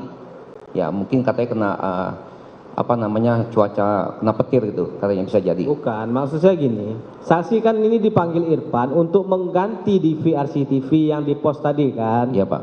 Saksi waktu itu nggak tahu atau nggak nanya kenapa ini diganti, apakah rusak, apakah memang keperluannya apa, waktu itu bagaimana? Yang saksi lihat langsung di pos itu, CCTV-nya itu hidup atau mati? Kok bisa masih diganti? Hidup. Itu masih hidup. Masih hidup, waktu saksi datang masih hidup? Masih merekam? Mas, kalau merekam saya tidak memperhatikan secara jelas karena intinya saya adalah pekerja, saya tidak mengambil bagian dalam untuk mengetahui apa kebutuhan customer saya Pak. Saksi nggak nanya berarti? Tidak tanya. Tidak tanya. Kenapa diganti tidak tanya? Iya benar Pak. Tapi yang saksi lihat itu masih hidup? Masih hidup Pak. Masih nyala? Masih nyala. Berapa channel yang saksi lihat waktu itu sebelum diganti ya? Iya. Jadi saya pastikan nomor 1 mati sama 8 mati, 2, 3 nyala. Channel yang kotak keempat itu ada 4 kotak, yang nyala itu 1, 2. Berarti 1, 2, 2, 3, 4 itu ada 4 kamera nyala, 2 kamera nyala, 4, 5, 6, 7 kamera yang nyala. 7 kamera nyala pada saat itu sebelum saksi ganti ya? Siap, 7 kamera. Tapi tetap ada 2 DVR, tapi tetap monitornya 1. Iya, betul Pak. Pas saksi ganti itu yang berubah apa? Sama tetap 8 kamera juga, atau cuma di VR-nya aja yang saksi ganti atau bagaimana? Oh, yang untuk penggantian itu karena permintaan itu penggantian unit di VR aja. Jadi saya sebelum saya ganti, saya pastikan itu posisinya biar nanti pas pemasangan itu sesuai yang semula. Jadi saya copot di VR-nya saja. Hadisnya itu di dalam tidak saya ubah, tidak saya bongkar karena tidak ada permintaan seperti itu. Berarti yang saksi ambil cuma di VR Di saja? VR saja. Satu set di VR itu? Satu set di VR, betul. Dua di VR apa satu di VR? Tadi kan ada dua nih bertingkat Ya, kan? dua-duanya Pak. Dua-duanya saksi ambil? Betul. Saksi ganti menjadi dua di VR juga atau Dua di satu? VR juga. Dua di VR juga? Betul Pak. Artisnya? Sama. Jadi yang saya pastikan ada di VR pertama itu yang di atas itu agak kosong, ada hadisnya karena posisi saya ngangkat itu enteng Pak. Yang di bawah itu ada hadisnya. Benar tadi saudara hadir di situ atas ditelepon oleh kasat saudara. Benar yang mulia. Jabatan saudara di situ selaku apa? Jabatan saya pada saat itu Kanit 1 Kriminal Umum Satreskrim Polres Metro Jakarta tentu Selatan. Ini atasan saudara ya. Siap. Di Satreskrim ya. So, saudara diminta untuk datang ke. Kami diminta untuk datang ke TKP. TKP maksudnya Komplek Duren 3 itu ya. Siap. Barungkit Polri, tepatnya di rumah dinas. Pada saat itu kami diarahkan untuk mengarah ke rumah Kasat Reskrim yang mulia. Oh gitu, belum disampaikan. Siap, yang nelpon saudara siapa? Siap, pada saat itu senior kami AKBP Ridwan Soplanit. Oh, saksi ini. Siap. Terus apa yang diperintahkan dan disiapkan? Izin menyampaikan, pada saat itu kami dihubungi, kemudian beliau menyampaikan untuk membawa beberapa orang penyidik dan satu orang tim identifikasi untuk datang ke arah rumah saya. Jadi beberapa orang penyidik dan beberapa orang tim investigasi. Tim identifikasi pada saat identifikasi. Ya. Siap. Pada saat itu saya ditanyakan, pada saat itu saya bertanya kepada beliau, Bang izin, emang ada apa Bang? Pada saat itu beliau masih belum menyampaikan. Dia cuma manggil aja ya. Tapi saudara sedikit agak penasaran ya. Kami penasaran pada saat itu. Akhirnya kebetulan penyidik berada di depan ruangan saya. Akhirnya saya panggil penyidik, saya kumpulkan penyidik. Ada berapa orang waktu itu? Ada kurang lebih 6 orang kami berangkat bersama saya. Bersama saudara. Saudara pimpin lah waktu itu ya. Siap. Pada saat itu kami berangkat kurang lebih pukul 17.45 yang mulia. 17.45 berarti tentu sebelum itu ada panggilan itu ya, telepon melalui telepon WA. Siap, melalui telepon yang mulia. Telepon WA ya. Siap. Ridwan Sepelangit ya. Siap. Tapi tidak jelaskan, cuman katanya ke rumahnya saja. Kebetulan memang lokasi TKP ini persis berada di sebelah rumahnya. Pada saat itu belum ada. Pada saat itu disampaikan ada TKP. Rumahnya kan benar itu nomor 45. Betul yang mulia. Nama rumahnya FS yang di Duren 3 itu 46. Betul yang mulia. Betul ya. Walaupun memang tetangga, tapi mungkin kan komplek itu mungkin kan pekarangan juga luas kan. Betul yang mulia. Jadi tidak dempetan ya, bersebelahan ya, tidak persis dempetan dinding ya. Betul yang mulia. Mungkin halamannya cukup luas ya. Itu ya. Datang di situ dan saudara temukan apa di situ dan siapa aja saudara lihat di situ. Ini penting. Ini saya tanyakan ini untuk mengawali ya pasal dawat ini. Ya. Memang terkesan saya mengupas tentang 338 dan 3 ya, tapi ini harus saya kupas dulu. Ya.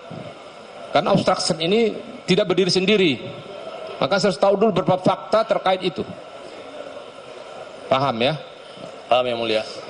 Jadi pada saat itu saudara lihat siapa saja di TKP waktu itu? Siap, izin menyampaikan yang mulia. Pada saat saya sampai, kami berparkir mobil di depan rumah Bapak Kasat Reskrim. Ya. Kemudian setelah kami turun, Bapak Kasat Reskrim, ada Pak Ridwan. Pak Ridwan, Aku Kasat pada waktu itu. Siap memberikan beberapa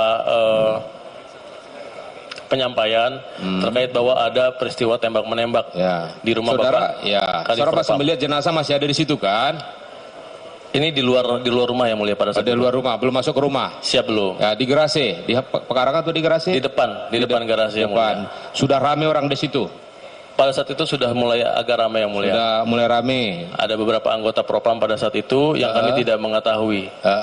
Kemudian setelah perjalanan masuk ke dalam, kami bertemu dengan melalui garasi saudara masuk? Siap. Di depan garasi kami bertemu dengan AKBP Ari Cahya senior kami. Ari Cahya Nugraha. Siap. Siapa lagi? Kemudian ada AKP Irfan pada saat itu. AKP Irfan, saudara juga ada di situ? Di depan rumah yang mulia. Di depan rumah ada AKP Irfan Widianto, saudara lihat? Betul yang mulia. Depan rumah ya sebelum masuk garasi? Sebelum masuk ke garasi.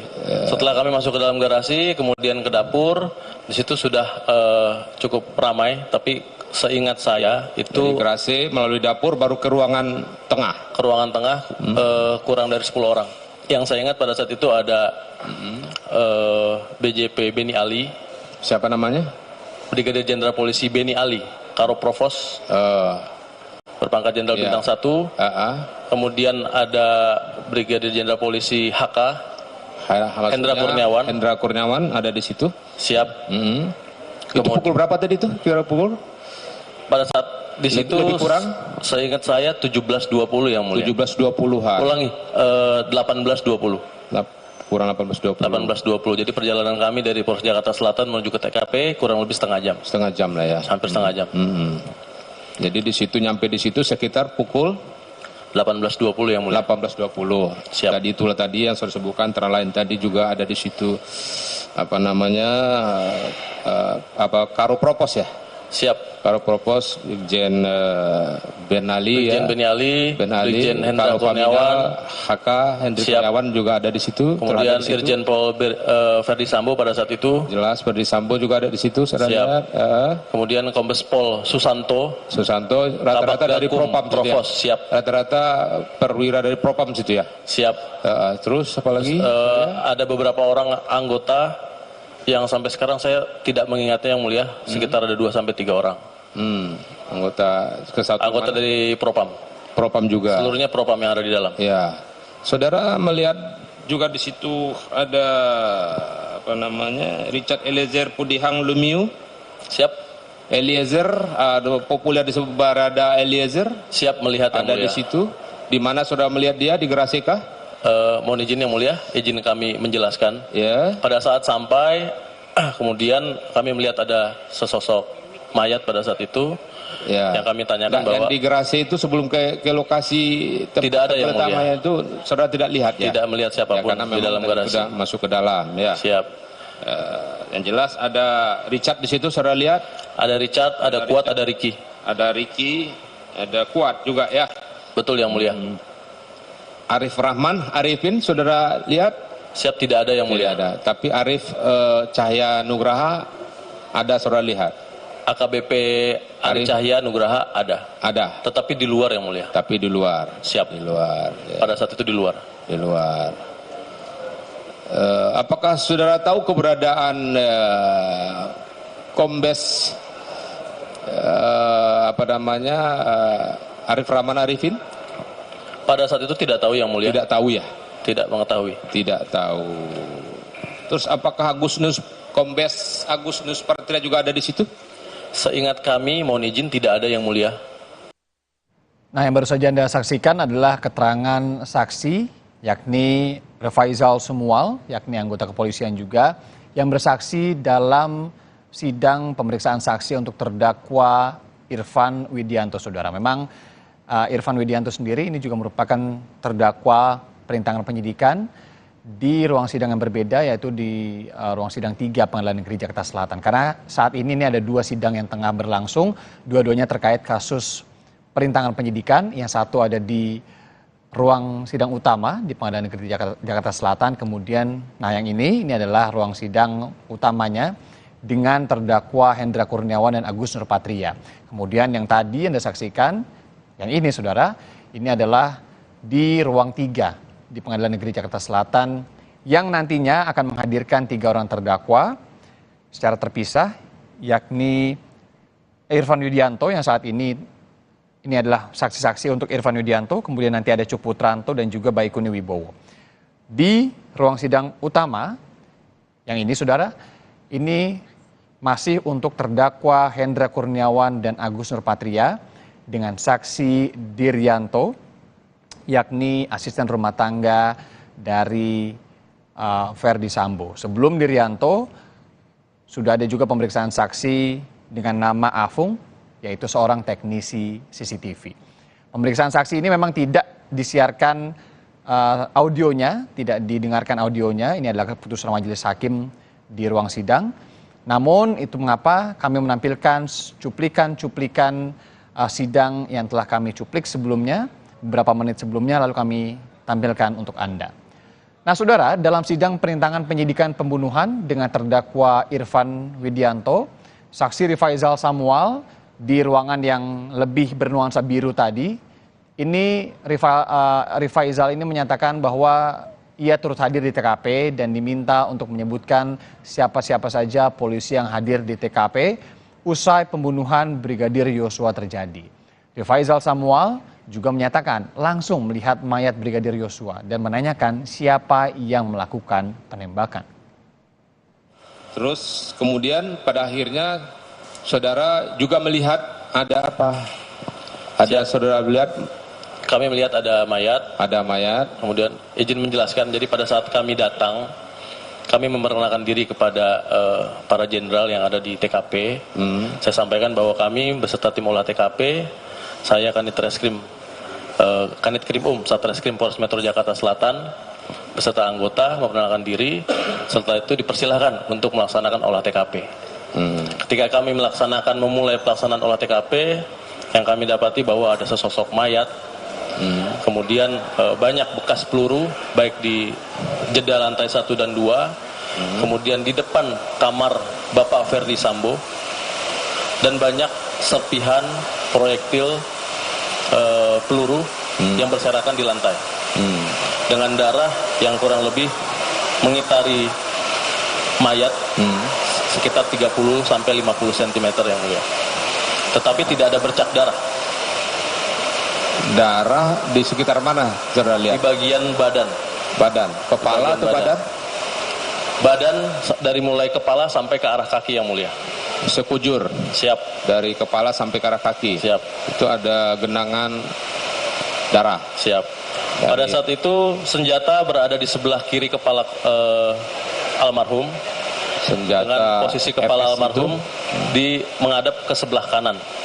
Dengan posisi badan yang tertelungkup. Di sebelah kiri kepala almarhum Joshua. Siap yang mulia. Kemudian setelah itu yang kami lakukan adalah kami bertanya di mana saksi-saksi.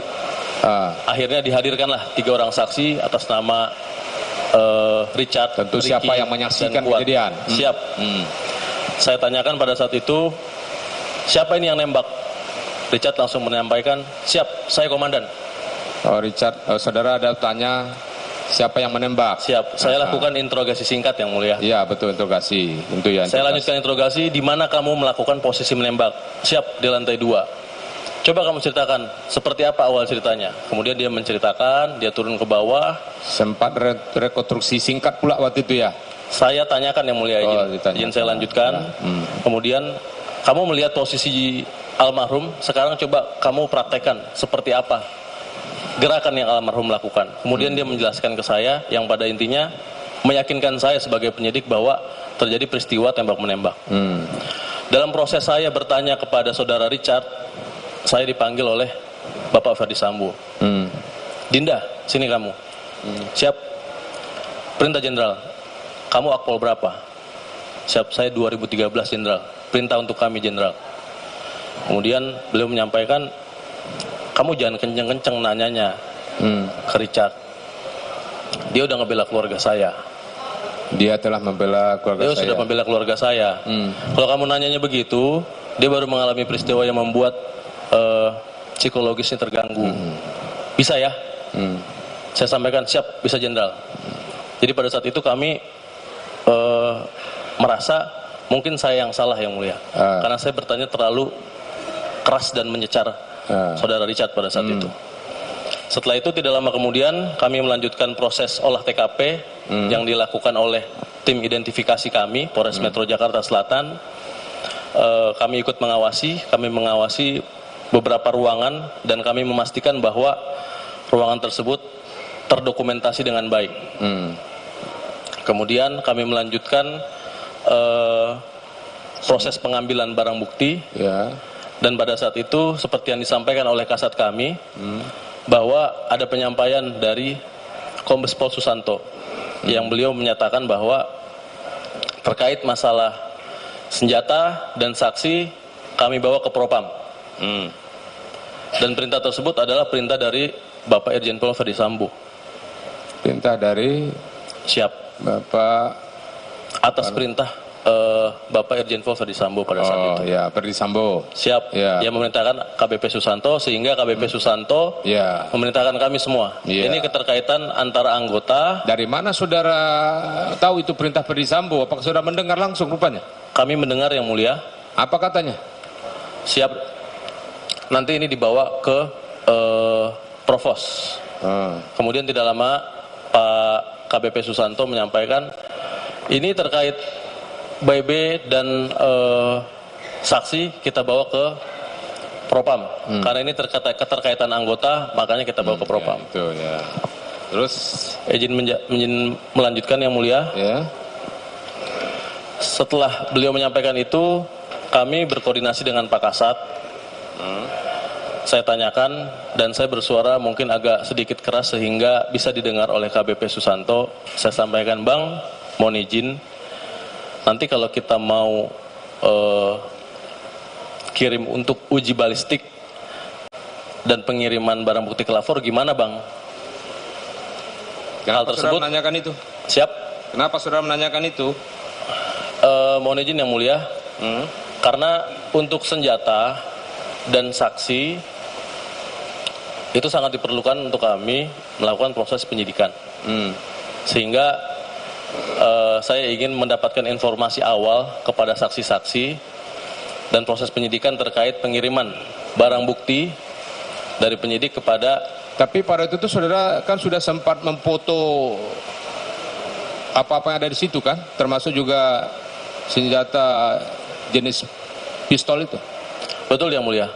Kami memfoto pistol jenis HS yang diidentifikasi adalah milik almarhum, kemudian jenis Glock yang diidentifikasi adalah milik Richard Eliezer. Ada 2 senjata ya. Peluru yang ada di situ tuh apakah semua masih berisi di magazin atau udah kosong semua? Pada saat itu magazin udah kosong?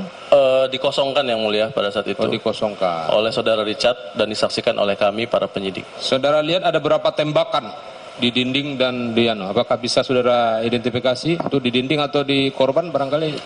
Saudara bisa mohon izin, Yang Mulia. Secara kasat mata? Secara kasat mata di arah dinding kurang lebih ada 5. Dinding arah ke atas? Siap. Yang ke arah ke atas, kemudian yang ke arah bawah itu kurang lebih ada 1 atau 2, Yang Mulia. 1 atau 2. Siap. Satu magazin itu kira-kira isinya berapa untuk Glock? Untuk Glock seingat kami, setahu kami ada 17, Yang Mulia. Kaliber berapa itu? Mohon izin, saya lupa, Yang Mulia. Lupa. Untuk HS berapa magazin dan kaliber berapa? Untuk HS saya juga lupa, Yang Mulia. Lupa juga.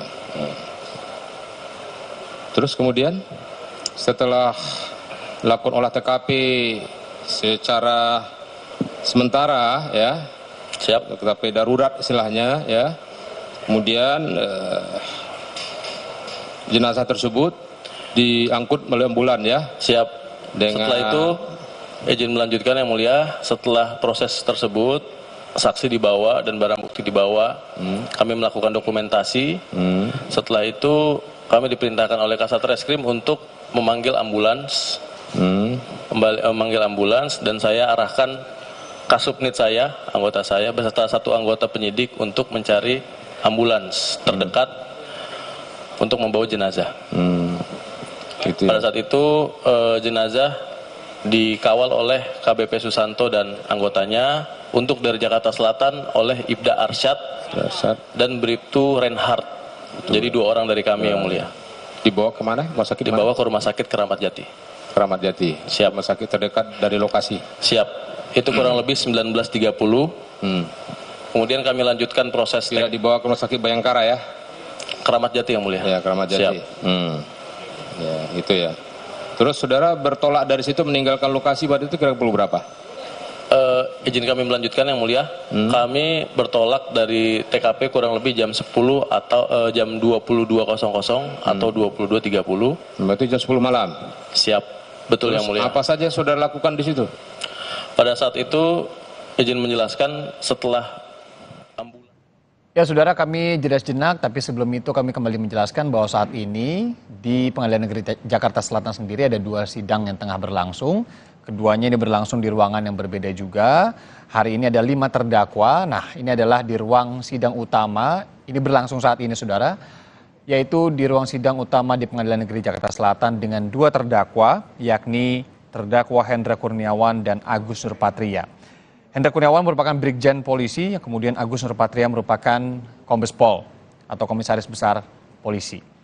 Keduanya merupakan terdakwa atas kasus perintangan penyidikan, kemudian juga terkait dengan beberapa pasal di Undang-Undang ITE.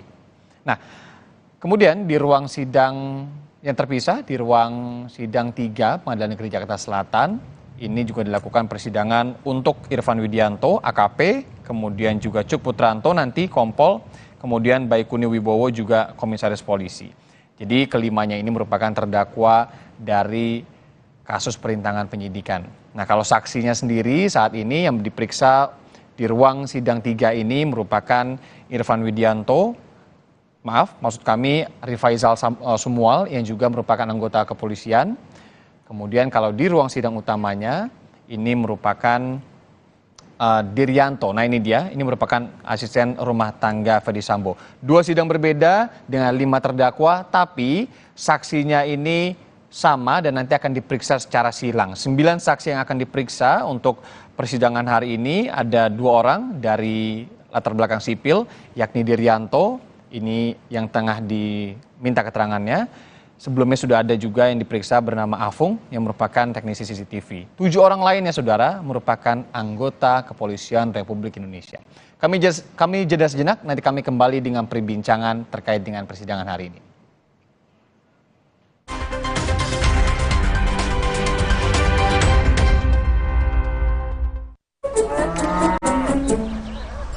Sapiku yang sakit bisa beneran diobatin nggak ya?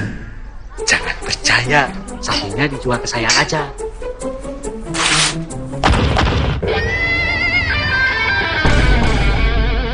Jangan mau diprovokasi, Pak. Mending diobatin dulu sapinya. Nah, ternak yang masih sehat, segera divaksin. Jangan mau diprovokasi. Mari kita sama-sama basmi PMK dari bumi Indonesia.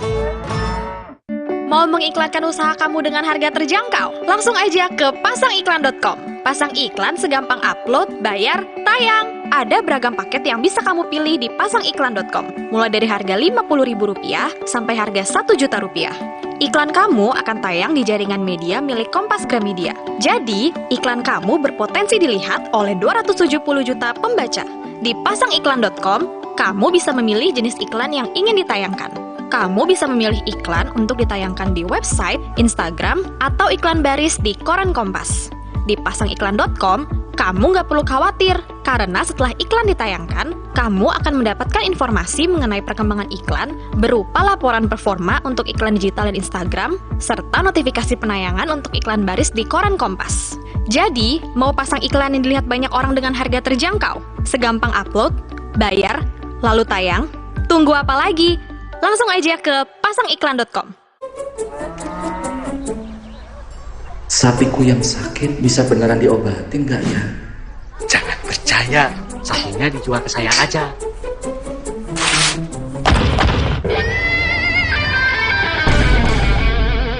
Jangan mau diprovokasi, Pak.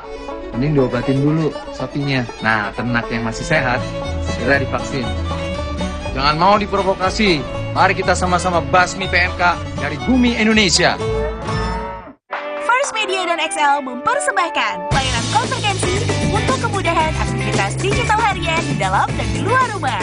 Dapatkan paket internet kebut First Media hingga 1 Gbps dan paket foto bersama XL hingga 100 GB. Harga mulai dari 300 ribuan per bulan. Dan rasakan mudahnya membayar 2 tagihan dalam 1 pembayaran. juaranya internet di dalam dan di luar rumah. Rambutku hitam berkilau. Karena aku pakai Emerald Shampoo Black Shine baru, makin berkilau. Formula baru dengan argan oil, infused active profit amino, dan urang-aring. Rambut jadi lebih hitam dan 2 kali lebih halus dan berkilau. It feels amazing. Hitam tetap sehat, berkilau. Emerald Shampoo Black Shine formula baru. Hitam tetap sehat, berkilau. Lion. Sapiku yang sakit bisa beneran diobatin nggak ya? Jangan percaya, sapinya dijual ke saya aja.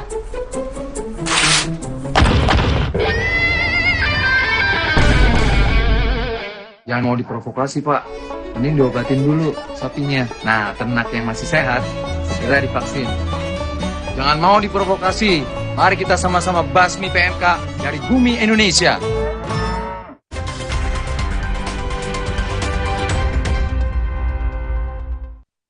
Saudara, agenda sidang hari ini pemeriksaan saksi untuk terdakwa Hendra Kurniawan dan Agus Nurpatria juga mendengarkan tanggapan jaksa atas eksepsi Baikuni Wibowo dan Cuk Putranto di ruangan sidang yang berbeda, yaitu di kelas 1A khusus.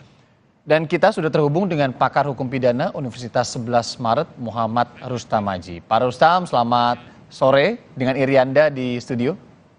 Selamat sore Bang Irianda. Selamat sore, terima kasih Pak Rustam sudah menyempatkan hadir nih sore hari ini.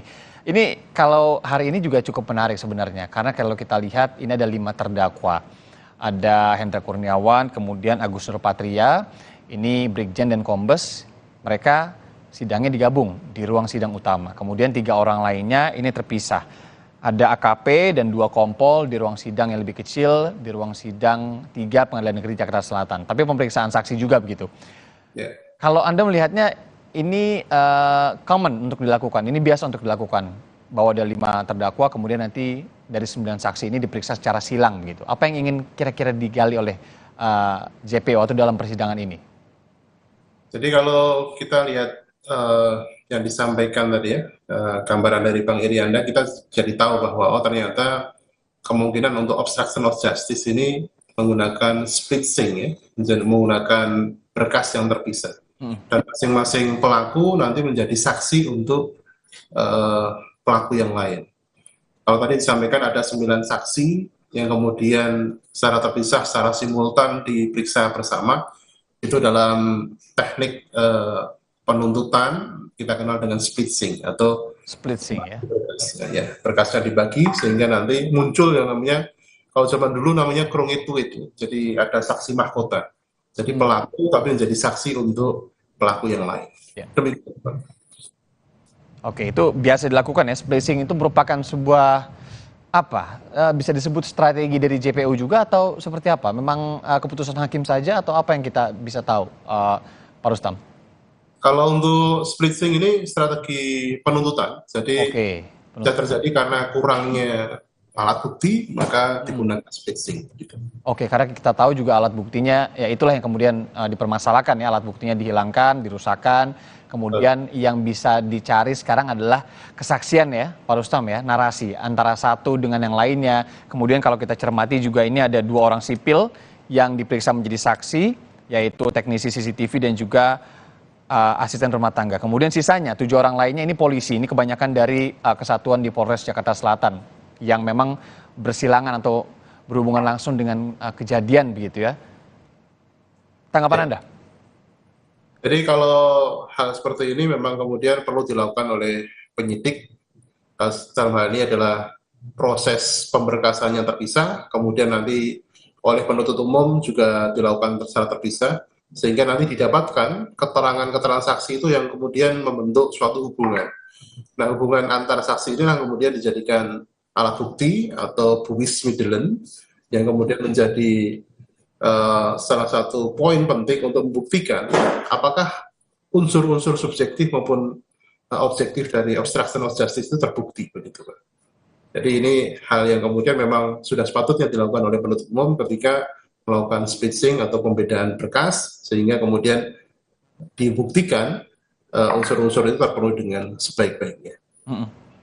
Nah, tapi kalau kita lihat nih dakwaannya sendiri ya, Pak Rustam, kepada para terdakwa ini kan didakwakan tidak hanya obstruction of justice atau perintangan penyidikan itu sendiri ya. Walaupun memang sebenarnya bukan OOJ ya kalau yang didakwakan di pasalnya begitu ya. Terlebih dari itu, dakwaan utamanya adalah terkait dengan Undang-Undang ITE, baru kemudian sekundernya itu merupakan perintangan penyidikan. Ini kenapa seperti ini, Pak Rustam? Ya, karena memang kalau kita cermati kasus ini kan memang CCTV itu menjadi poin yang penting, bahwa kemudian ketika ada penggantian konten dari CCTV itu, kemudian perusakan terhadap alat memory card ataupun decoder yang berkaitan dengan CCTV itu yang kemudian menjadi poin penting, bahwa hal-hal tersebut kalau dilakukan berkaitan dengan hal tersebut, maka itu masuk dalam ketentuan dalam Undang-Undang ITE. Jadi berkaitan dengan ancaman pidananya, berkaitan dengan apa yang dilakukan, itu yang kemudian membuktikan adanya siapa melakukan apa, di mana, kapan, bagaimana caranya. Itu yang kemudian berkaitan dengan siapa melakukan apa, berarti deliknya apa, dalam hal ini Undang-Undang ITE maupun obstruction of justice. Kemudian locus delicti maupun tempus delictinya, termasuk modus operandinya, caranya bagaimana. Ini yang kemudian menempatkan Undang-Undang ITE sebagai dakwaan utamanya, baru kemudian nanti berkaitan dengan obstruction of justice sebagai akibat dari perusakan alat bukti itu, menghasilkan suatu tindakan yang menghalangi proses penegakan hukum. Oke, berarti memang itu ya salah satu alasannya ya. Bukan karena memang misalkan Undang-Undang ITE ini ancaman hukumannya lebih berat begitu. Makanya itu yang kemudian taruh di primer oleh jaksa penuntut umum. Bukan seperti itu? Hal itu bisa dilakukan, tetapi kalau kita lihat konstruksi dakwaan dari penuntut umum, lebih kepada apa yang menjadi perbuatan awal, kemudian apa yang menjadi akibat. Jadi dalam hal ini perusakan alat bukti itu menjadi akibat yang kemudian memunculkan, dari perusakan alat bukti itu yang kemudian memunculkan penghalangan atau menghalangi proses penegakan hukum atau obstruction of justice. Demikian.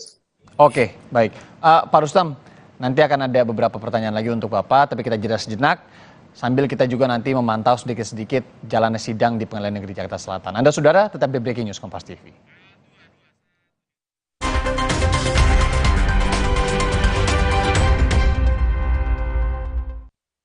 Inovasi Indomie hype abis. Kebab Turki dan rendang Padang yang enaknya ngehits dimix di Indomie hype abis kebab rendang. Rasa smoky creamy kebab Turki sama gurihnya rendang Padang dimix asik. Indomie hype abis kebab rendang mix asik. Yuk cobain. Makin delicious, makin endes. Double ngehits di mulut. Indomie hype abis kebab rendang mix asik. Oreo waffle? Nanti. Hah? Nyesel nggak bisa ngomong keras-keras. Oreo wafer, 7 lapis, tebal, terasa coklatnya renyah. Gak dingin aja, tetap segar. Yuk Aqua dulu. Datang dari sumber alam yang terlindungi, murninya air mineral Aqua, berikan air minum berkualitas. Apapun aktivitasmu, Aqua dulu. Hangat Counterpan Clean untuk redakan nyeri otot. Sensasi Counterpan Cool untuk pendinginan saat olahraga. Hangat Counterpan Clean untuk redakan nyeri otot. Sensasi Counterpan Cool untuk pendinginan saat olahraga. Kemasan paket duo Counterpain. Beda kegiatan, beda masalah, beda counterpain-nya. Kemasan paket duo Counterpain. Harga hemat. Harga hemat, dapat 2 manfaat. Hangat Counterpan Clean untuk redakan nyeri otot. Sensasi Counterpan Cool untuk pendinginan saat olahraga. This is really amazing. Sensodyne Repair and Protect Deep Protection memiliki kandungan novamin, bentuk lapisan mineral untuk perlindungan mendalam gigi sensitif. Jadi, kita bisa mengkonsumsi semua makanan favorit kita tanpa khawatir rasa ngilu. Kalau ada Indomie, kepikiran apa ya? Ya, bikin warmindo aja.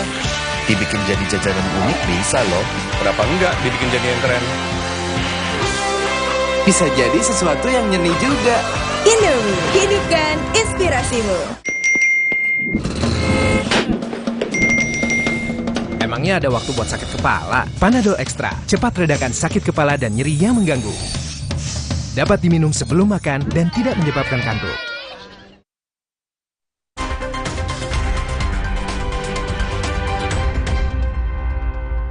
Berdasarkan uraian-uraian tersebut di atas, penuntut umum berpendapat surat dakwaan dalam perkara Aqua telah disusun secara cermat, jelas dan lengkap yang memenuhi syarat formil dan material di surat dakwaan. Penuntut umum tetap pada surat dakwaan yang telah dibacakan pada persidangan yang mulia ini pada hari Rabu tanggal 19 Oktober 2022. Serta dengan tegas menyatakan bahwa seluruh alasan surat keberatan yang diajukan oleh terdakwa melalui penasihat hukumnya tersebut tidak berdasarkan hukum dan patutlah untuk dikesampingkan. Dan oleh karena itu, maka kami selaku penuntut umum dalam perkara ini memohon agar majelis hakim yang memeriksa dan mengadili perkara ini menjatuhkan putusan sela dengan amar sebagai berikut. 1. Menyatakan menolak nota keberatan terdakwa dan penasihat hukum terdakwa Baikuni Wibowo SIK untuk keseluruhan. 2. Menyatakan surat dakwaan nomor registrasi PDM 126 dan seterusnya atas nama terdakwa Baikuni Wibowo SIK telah disusun sebagaimana mestinya sesuai dengan ketentuan KUHP dan oleh karena itu surat dakwaan tersebut dapat dijadikan dasar pemeriksaan perkara ini. 3. Menyatakan pemeriksaan perkara atas nama terdakwa Baikuni Wibowo SIK dilanjutkan dengan pemeriksaan materi perkara. 4. Memerintahkan agar penuntut umum memanggil para saksi pada persidangan berikutnya. Demikian tanggapan penuntut umum atas keberatan dari terdakwa Baikuni Wibowo SIK melalui penasihat hukumnya. Sebagai penutup, untuk bahan pengingat bagi kita semua, penuntut umum akan mengutip quote seorang pemimpin bijak di negeri ini yang pernah berkata, loyalitas sesungguhnya adalah nilai yang netral. Bisa loyal terhadap keburukan atau loyal kepada kebaikan. Tergantung dari mana saudara sekalian akan membangun loyalitas tersebut.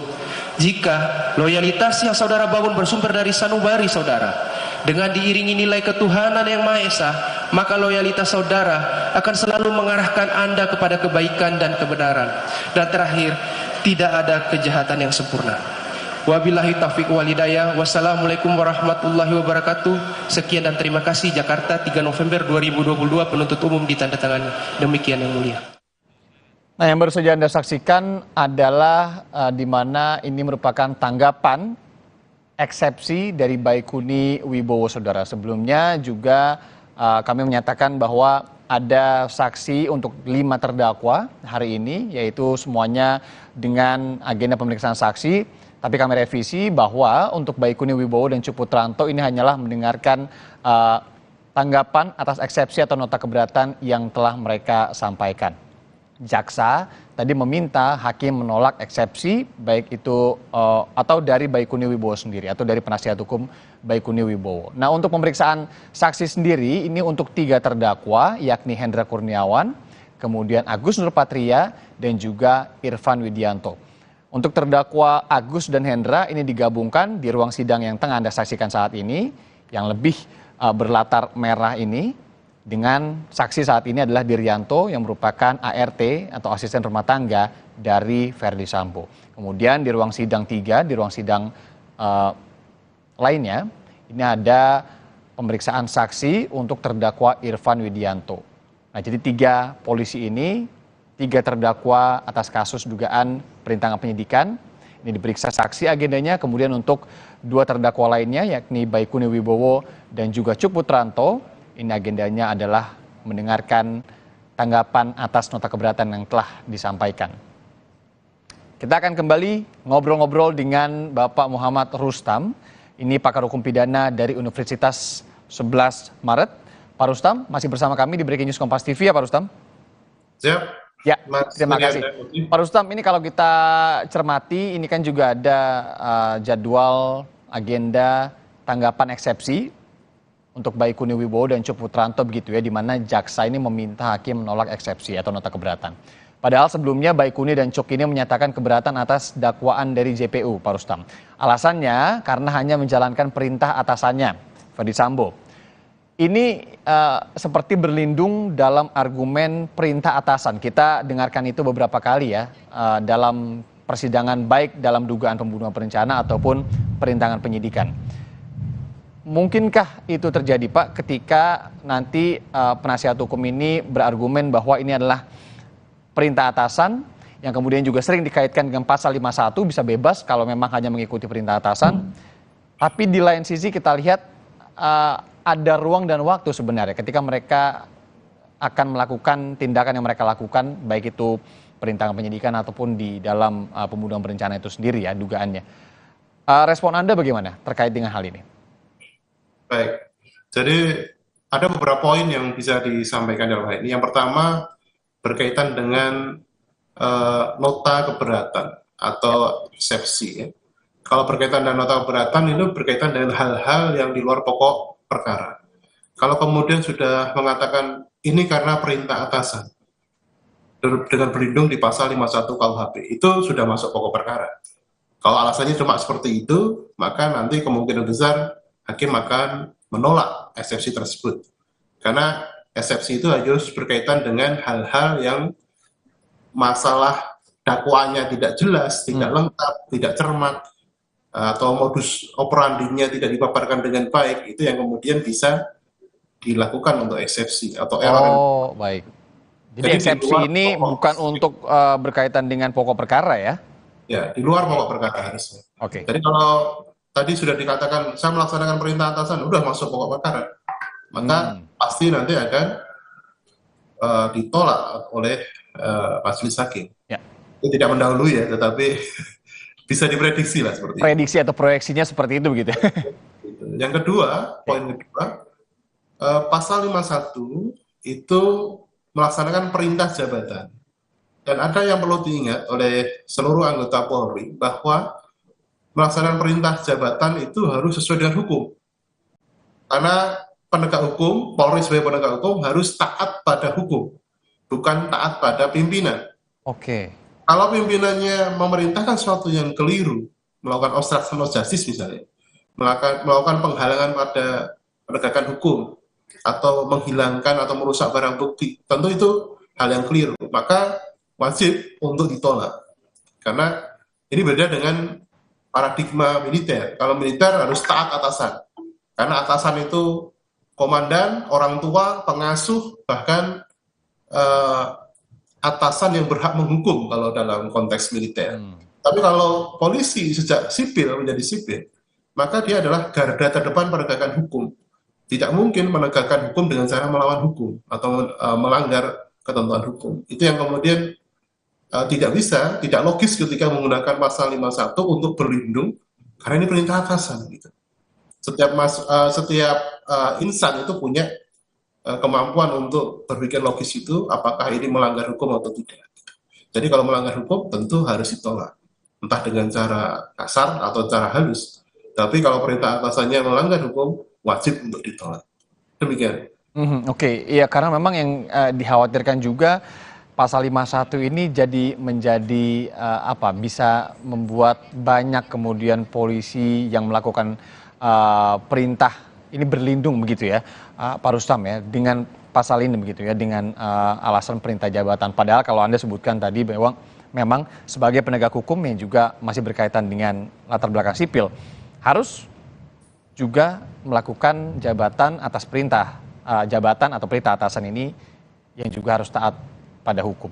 Oke, Pak Rustam, ini ada informasi sebentar bahwa saksi Diryanto alias Kodir, salah satu ART dari Verdi Sambo yang bersaksi di persidangan, menyebut bahwa DVR atau CCTV di rumah dinas Verdi Sambo sudah tak berfungsi sejak 15 Juni 2022. Kodir mengaku sudah menyampaikan kerusakan CCTV kepada Brigadir Yosua.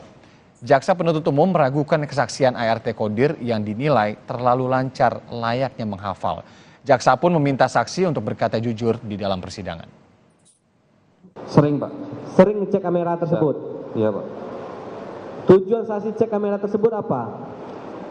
Nyala atau mati, Pak, atau rusak atau enggak? Nyala atau mati. Siap. Setahu saksi, sampai dengan tanggal 9 itu kamera tersebut hidup atau mati? Mati, Pak. Saksi tahu dari mana kamera itu mati? Terakhir saksi cek kapan? Tanggal 15 Juni, Pak. 15 Juni. Juni. Siap. Tahun? Kemarin, Pak. Saya ingatkan ya, saksi kan sudah disumpah nih ya. Siap. Berkatalah jujur sebagaimana sumpah saudara saksi tadi. Matinya tanggal 15 Juni. Siap. Yang mati ini kamera atau DVR-nya? Setahu saya DVR-nya, Pak, karena tidak ada gambarnya, Pak, semuanya. Tidak ada gambarnya. Siap. Setahu saksi. Siap. Itu saksi sendiri yang ngecek mati. Siap. Iya Pak. Jam berapa saksi cek waktu itu? Kalau nggak salah pagi Pak. Saat saya bersih-bersih itu Pak. Bersih-bersih dicek. Siap. Monitornya nggak ada gambar atau bagaimana? No sinyal Pak, ada tulisan tidak ada sinyal Pak. No sinyal. Siap. Setelah saksi tahu itu tidak ada sinyalnya di VR tersebut, apa yang saksi lakukan? Saya menyampaikan ke almarhum Joshua Pak. Menyampaikan ke almarhum Joshua waktu itu tanggal 15 Juli. Siap. Apa yang saksi sampaikan? Om, CCTV-nya mati. Kenapa saksi menyampaikannya kepada almarhum Joshua? Karena almarhum yang bertanggung jawab untuk kerusakan atau kepentingan rumah Pak.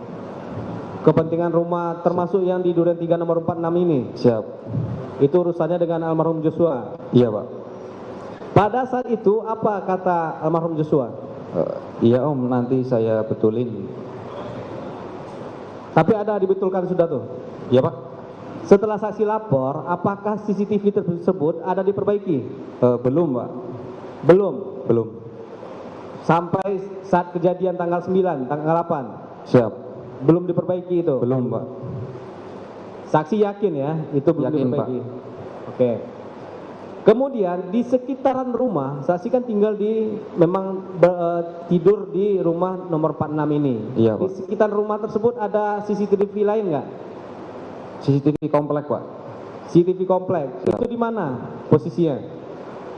Saya tidak hafal betul Pak. Jadi saksi tahu dari mana ada CCTV komplek? Pak FS yang masang Pak. Maksudnya? Yang masang? Bantuan dari Pak FS Pak. Tahu dari mana saksi itu bantuan dari Pak FS? Iya Pak, tahu Pak. Iya, siapa yang kasih tahu saksi? Dari mana saksi tahu? Beliau dulu pernah bilang Pak. Bilang ke saksi? Iya Pak. Berapa unit yang dipasang kameranya? Kurang lebih 8 Pak atau 9. Di komplek tersebut? Siap. Oke. Itu ada nggak yang mengarah ke rumah Duren 3? Ke ada, rumah Pak. nomor 46? Ada Pak. Ada. Berapa kamera? Setahu saya 1 Pak. Saksi tahu itu berfungsi atau tidak? Tidak tahu Pak. Tidak tahu. Selain itu di samping rumah nomor 46 ini ada rumah siapa? Saksi tahu nggak? Rumah Pak Ridwan Pak. Saudara, usai jeda Breaking News Kompas TV masih akan kembali. Kami juga masih akan berdialog dengan Pak Muhammad Rustam Aji, maksud kami, yaitu pakar hukum pidana dari Universitas 11 Maret. Jadi jangan kemana-mana, nanti akan dilanjutkan oleh rekan Rahmat Ibrahim. Saya Iriana Marianus pamit. Terima kasih, sampai jumpa.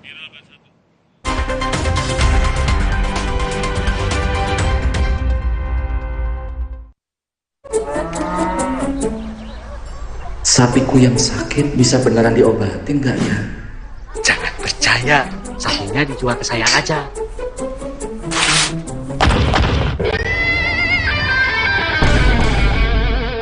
Jangan mau diprovokasi Pak, ini diobatin dulu sapinya. Nah, ternak yang masih sehat, segera divaksin. Jangan mau diprovokasi, mari kita sama-sama basmi PMK dari bumi Indonesia. Mata sehat itu penting, biar aktivitas lancar. Agar mata sehat, bantu jaga dengan minum iFit. I need you, iFit. Formula iFit membantu memelihara kesehatan mata.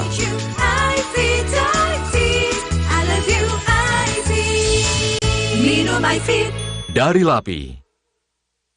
Gaya dan hobi kita boleh beda. Mantapnya ABC Kopi Susu Gula Aren satukan semua. Baru dengan gula aren asli yang berpadu sempurna. Temani keseruan momennya. ABC Kopi Susu Gula Aren. Gula aren asli, mantap kopi susunya.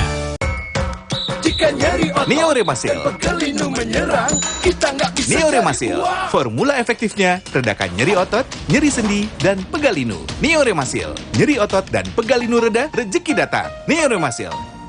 Walau pengap dan sesak, jangan buka masker. Inovasi baru, Fresh Care Patch. Tinggal tempel, bikin fresh seketika.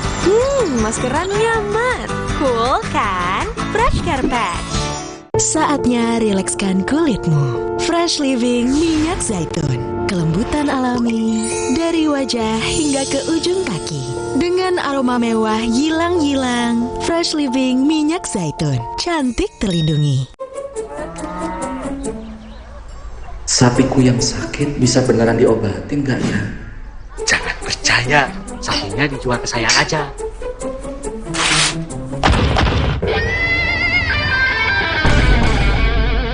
Jangan mau diprovokasi, Pak. Mending diobatin dulu sapinya. Nah, ternak yang masih sehat, segera divaksin. Jangan mau diprovokasi. Mari kita sama-sama basmi PMK dari bumi Indonesia. Oxivit. Oxivit. Oxivit. Oxivit baru, vitamin D3 1000 IU, penuhi kebutuhan vitamin harian dengan Oxivit. Dexa. Inovasi baru dari Hotin. Hotin Go. Oles, go. Roll on, go. Pijat, go. Nggak sentuh langsung, nggak bikin tangan panas. Hotin Go. Hotnya in, langsung go. Hotin Go dilengkapi aplikator roll on dan pijat. Hentak agar krimnya turun. Oles, go. Roll on, go. Pijat, go.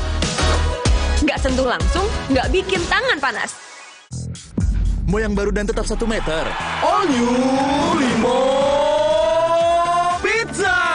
Langsung dapat 6 rasa sekaligus. Mau dine-in atau take away? All New Limo Pizza. Selalu lebih puas. Omehar, minyak ikan pilihan dari laut dalam. Omehar, suplemen omega 3 esensial. Dalam mini kapsul, lebih mudah ditelan. Diproses dengan teknologi modern di Amerika. Bantu pelihara kesehatan tubuh kini dan nanti. Bos bawel. Anak rewel. Well, MyWell. Baru, MyWell Vitamin C plus Zinc. Bantu jaga daya tahan tubuh. Well, MyWell Vitamin C plus Zinc.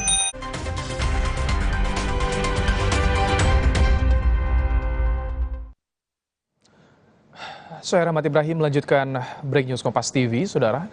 Sidang kasus perintangan penyidikan atau obstruction of justice di kasus pembunuhan berencana Brigadir Yosua Huta Barat. Untuk terdakwa Hendra Kurniawan dan Agus Nurpatria, hari ini ada 2 saksi yang sudah memberikan keterangannya, yang saat ini tengah memberikan keterangan saksi, yakni Diryanto, salah satu asisten rumah tangga Verdi Sambo. Ini jika tadi dibahas juga oleh pakar hukum pidana Pak Sutarmaji, ini menarik soal bagaimana kesaksian dari ART ini terkait dengan DVR CCTV di rumah Verdi Sambo, di rumah dinas Verdi Sambo yang disampaikan sudah tidak berfungsi sejak 15 Juni 2022 atau hampir 1 bulan sebelum peristiwa pembunuhan terhadap Brigadir Yosua terjadi. Tampaknya di layar kaca, saksi Diryanto sudah selesai memberikan keterangannya, memberikan kesaksiannya di muka persidangan. Kita nanti akan hubungi jurnalis Kompas TV yang ada di sana tentu untuk mengetahui apa saja yang disampaikan oleh saksi Diryanto, ART, keluarga Verdi Sambo ini dalam persidangan, karena seperti yang sudah disampaikan sebelumnya juga bahwa untuk persidangan pemeriksaan saksi, seluruh media tidak bisa menyiarkan secara langsung sambungan audionya, sehingga kami harus mengambil gambar terlebih dahulu, kemudian nanti diolah untuk disambungkan bersama dengan saluran audionya, dan ini sudah aturan yang disampaikan oleh majelis hakim. Tentu kita akan tunggu bersama. Tapi masih bersama kita Pak Sutarmaji, pakar hukum pidana. Selamat petang Pak Sutarmaji dengan Ibrahim saat ini. Selamat petang, Bang Ibrahim.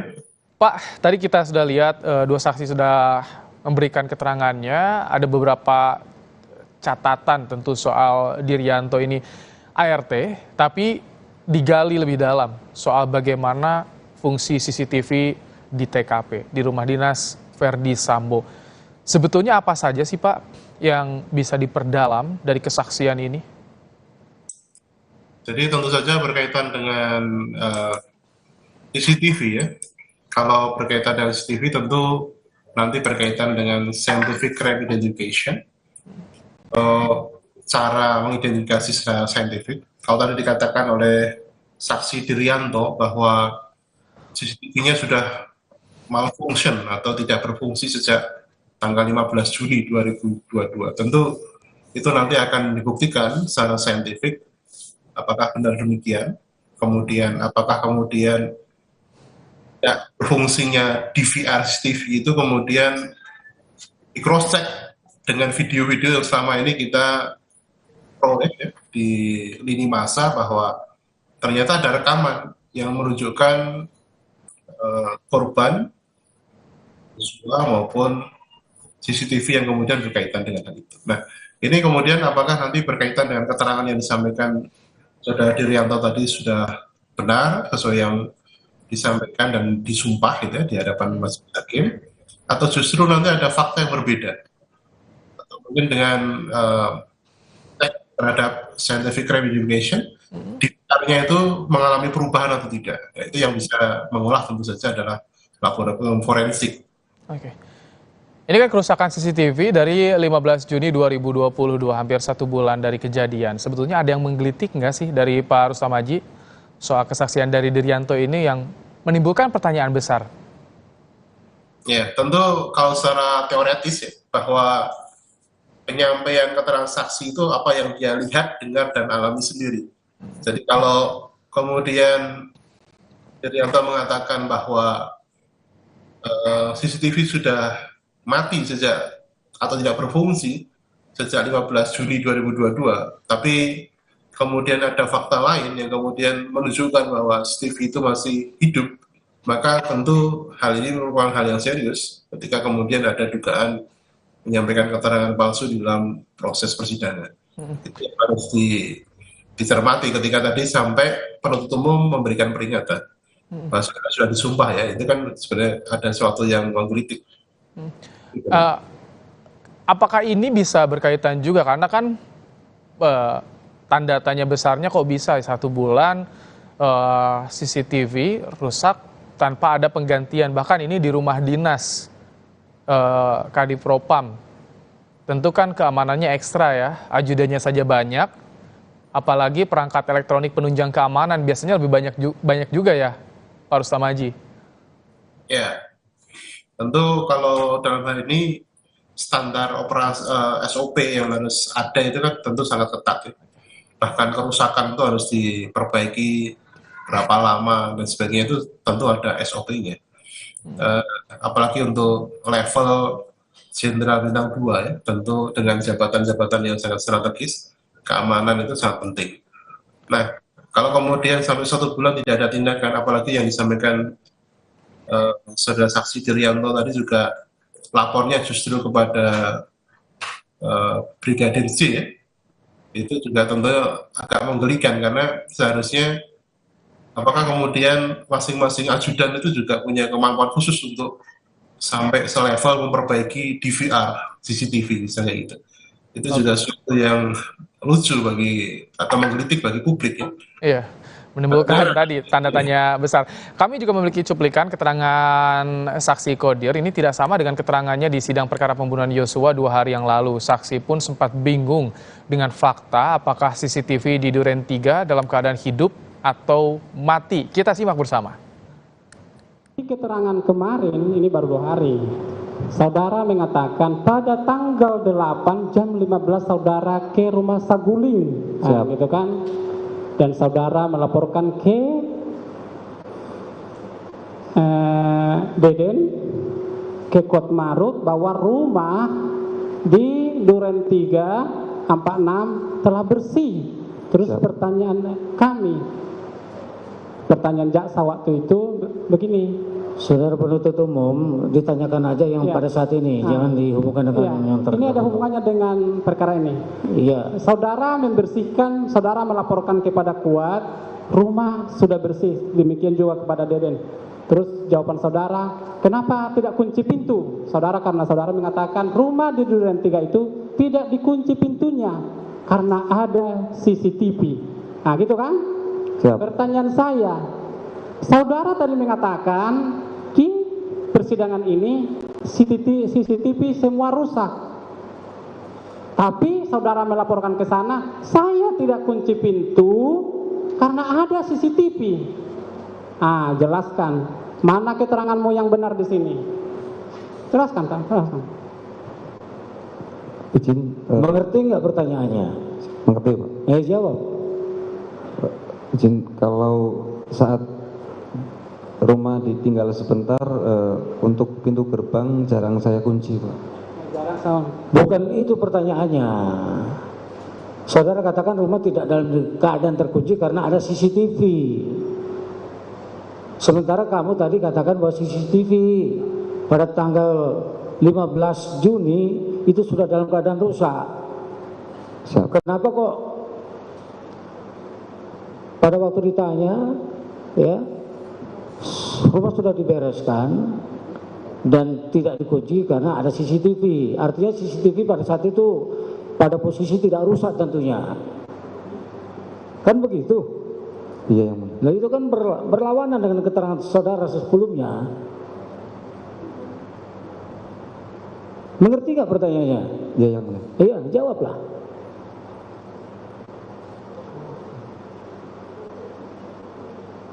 Izin, pada saat itu karena saya hanya sebentar ke Saguling, kemudian balik lagi. Itu jawabannya. Jadi gini, sebenarnya CCTV itu masih aktif atau sudah mati seperti yang saudara katakan no signal ketika saudara periksa? Setahu saya masih mati Pak. Masih mati? Siap.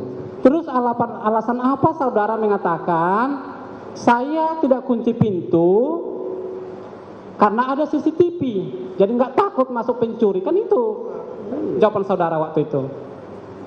Nah, sekarang kebetulan ini obstruction of justice, barang-barang itu hilang sehingga dengan kesulitan penyidik untuk memeriksa barang-barang bukti yang dibutuhkan. Tolong dijawab. Izin, setahu saya CCTV mati. Pada saat itu saya pergi ke Saguling sebentar, jadi untuk pintu gerbang tidak saya kunci, yang kunci hanya yang di dalam. Kuncinya dalam gitu ya? Yang gerbang kedua Pak. Jadi keterangan kamu berbeda di kasus pembunuhan, berbeda di keterangan sekarang. Yang kau pakai yang keterangan yang mana? Kau bilang di pembunuhan CCTV ada, masih hidup. Iya. Di perkara ini kau bilang mati. Yang mana yang kau pakai di sini? Yang sekarang Pak. Yang sekarang. Coba dirunut dulu pertanyaannya, penuntut umum. Dirunut dulu pertanyaannya. Ya sejak kapan itu? Ya. Tadi dia katakan bahwa di rumah Duren 3 tempat terjadinya insiden ini oleh TKP. Itu tanggal berapa itu? Tanggal 8. Tanggal 8 jam 15. Menurut dia masih hidup. Masih hidup. Tanyakan dulu. Oke. Saudara saksi. Kan saudara mengatakan kepada Daden, kepada ajudannya Pak Sambo, kepada Kuak Maruf, rumah yang di Duren 3 sudah bersih. Terus pertanyaan saya waktu itu, kenapa kamu tidak, karena kamu bilang tidak dikunci karena kau sampaikan. Terus pertanyaan, kenapa kamu tidak mengunci pintu? Jawabannya karena ada CCTV sehingga tidak akan ada kejadian, tidak ada perampok gitu. Itulah yang jawaban kamu di perkara pembunuhan kemarin. Betul itu. Padahal tanggal 15 kau bilang CCTV semua udah rusak. Iya Pak. Iya, maksudnya itu di tanggal 8 CCTV dalam keadaan hidup. Setahu saya mati Pak. Ya. Kan berbeda dengan pertanyaan tadi. Ya, penuntut umum sampaikan bahwa di tanggal 8 ya CCTV rumah sudah dalam keadaan bersih, tapi kemudian kamu pergi, rumah tidak terkunci. Ya, ditanya kenapa tidak terkunci? Karena ada CCTV.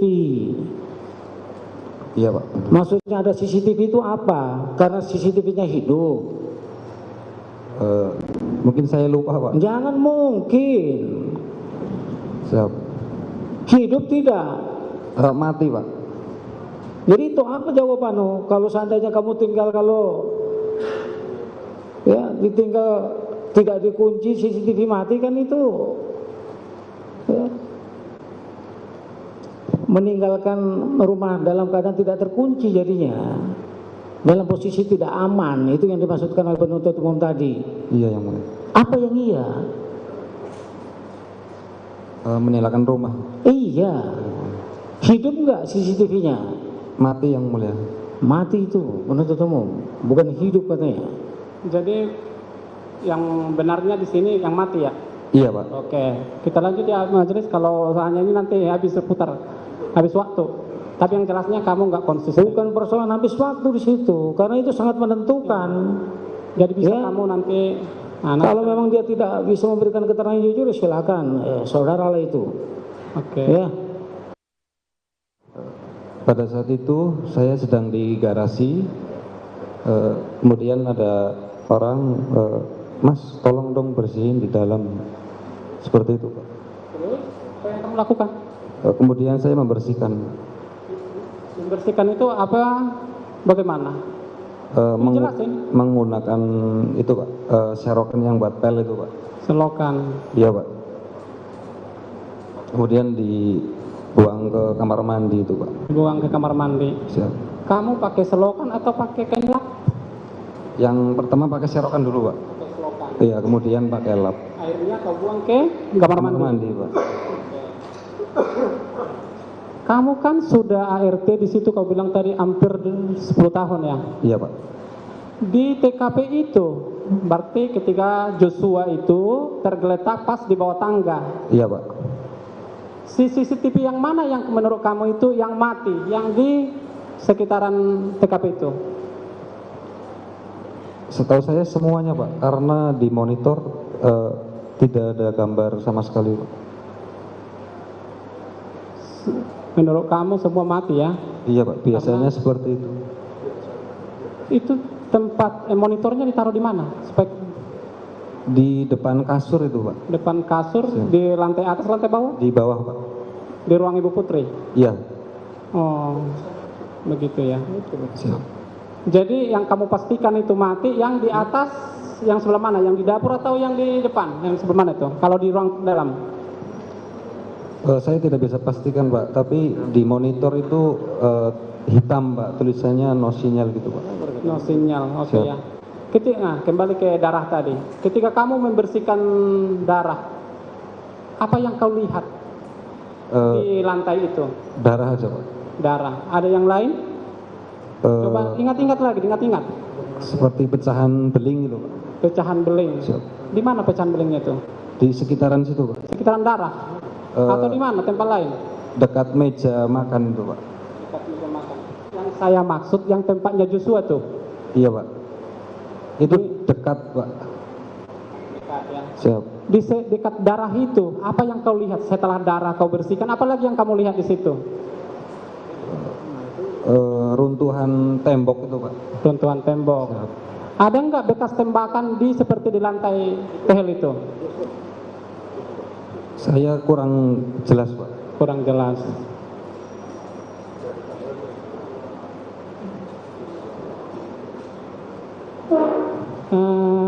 Hubungan kamu dengan Deden bagaimana? Daden kenal Dadennya?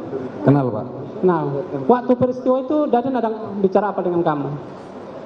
Tidak ada Pak. Tidak ada. Siap. Tapi hubungan kamu dekat dengan Daden kan? Teman Pak. Teman. Siap.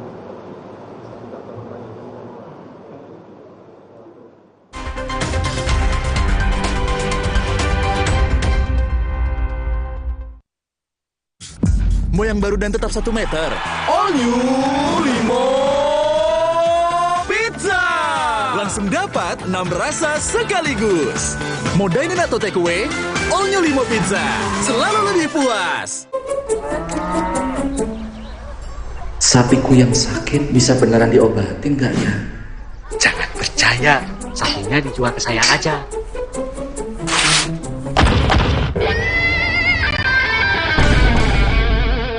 Jangan mau diprovokasi Pak, mending diobatin dulu sapinya. Nah, ternak yang masih sehat segera divaksin.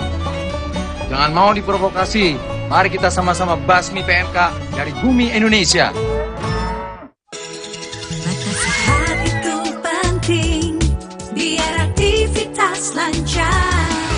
Agar mata sehat, bantu jaga dengan minum iFit. I need you, iFit, iFit. Formula iFit membantu memelihara kesehatan mata. iFit, iFit. I love you, iFit. Minum iFit. Dari LAPI. Gaya dan hobi kita boleh beda. Mantapnya ABC Kopi Susu Gula Aren satukan semua. Baru dengan gula aren asli yang berpadu sempurna. Temani keseruan momennya. ABC Kopi Susu Gula Aren. Gula aren asli, mantap kopi susunya. Fresh Care dipercaya masyarakat Indonesia. Panasnya nyaman. Aromanya fresh. Pilihanku insya Allah halal. Dan hangatnya selalu bikin fresh. Fresh Care. Fresh Care kini hadir dengan Fresh Care Press and Relax. Nyaman dipegang, ada kerokannya. Bisa ngerok, bisa ngeroll sampai belakang. Fresh Care Press and Relax bisa ngerock and roll. Hey, ada madu teja sase, madu teja sase, sehat berstamina.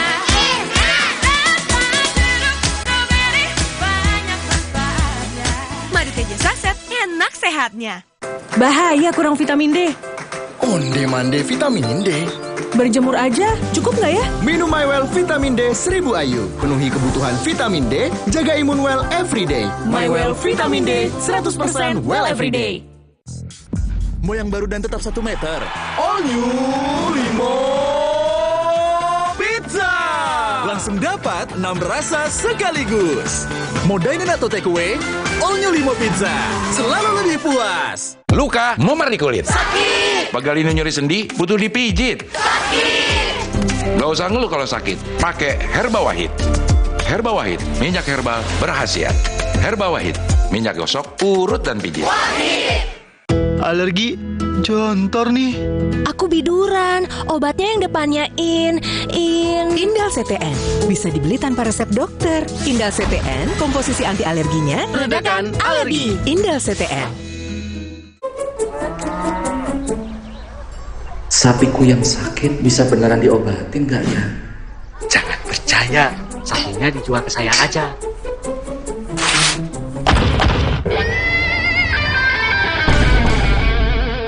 Jangan mau diprovokasi, Pak. Mending diobatin dulu sapinya. Nah, ternak yang masih sehat, segera divaksin. Jangan mau diprovokasi. Mari kita sama-sama basmi PMK dari bumi Indonesia. Sendi sehat, semangat goes ya. Amin. Sendi Anda aktif geraknya. Amin. Akan banyak hal baik terjadi saat sendi kita sehat. Amin. Olahraga teratur, bila perlu minum Wellmove. Wellmove halal. Untuk membantu atasi capek, pegal, dan nyeri otot, pakai Hotin Cream. Kalau untuk meredakan nyeri sendi, Rematik dan keseleo. Nah, itu pakai Hotin DCL baru. Bahan aktif DCL-nya efektif mengobati rematik, lindung, dan nyeri sendi. hotnya Hotin banget deh.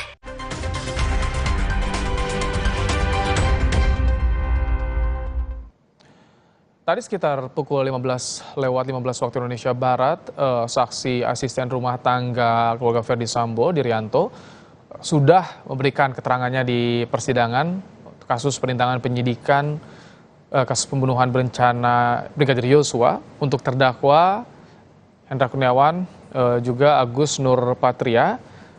Dan saat ini ada untuk bagian ini ada 4 saksi yang dihadirkan, ada Dimas Arki, Dwi Robiansyah, kemudian Ridwan Janari dan Arsyad. Jadi hingga saat ini 6 saksi memberikan keterangannya untuk kasus obstruction of justice atau perintangan penyidikan. Tadi sebelum jeda di Breaking News Kompas TV kita juga sudah menyimak bagaimana keterangan atau kesaksian yang disampaikan oleh Dirianto. Kita akan kembali bahas bersama dengan pakar hukum pidana Universitas 11 Maret Muhammad Rustam Haji. Pak Rustam, tadi Anda juga menyimak bagaimana keterangan Dirianto. Apa saja catatan Anda, Pak Rustam? Jadi kalau berkaitan dengan keterangan Dirianto tadi memang ada hal-hal yang cukup menggelikan ya, terutama berkaitan dengan konsistensi keterangan yang diberikan. Nah, pada konteks demikian kita bisa lihat bahwa penuntut umum maupun hakim sudah mencoba menggali, utamanya penuntut umum untuk melontarkan pertanyaan-pertanyaan yang dikaitkan dengan konstruksi yang logis, atau dalam ilmu bantu hukum acara pidana kita kenal dengan ilmu logika. Nah, ketika kemudian tadi disampaikan bahwa kenapa pintu pagar tidak dikunci, ada CCTV kok gitu misalnya.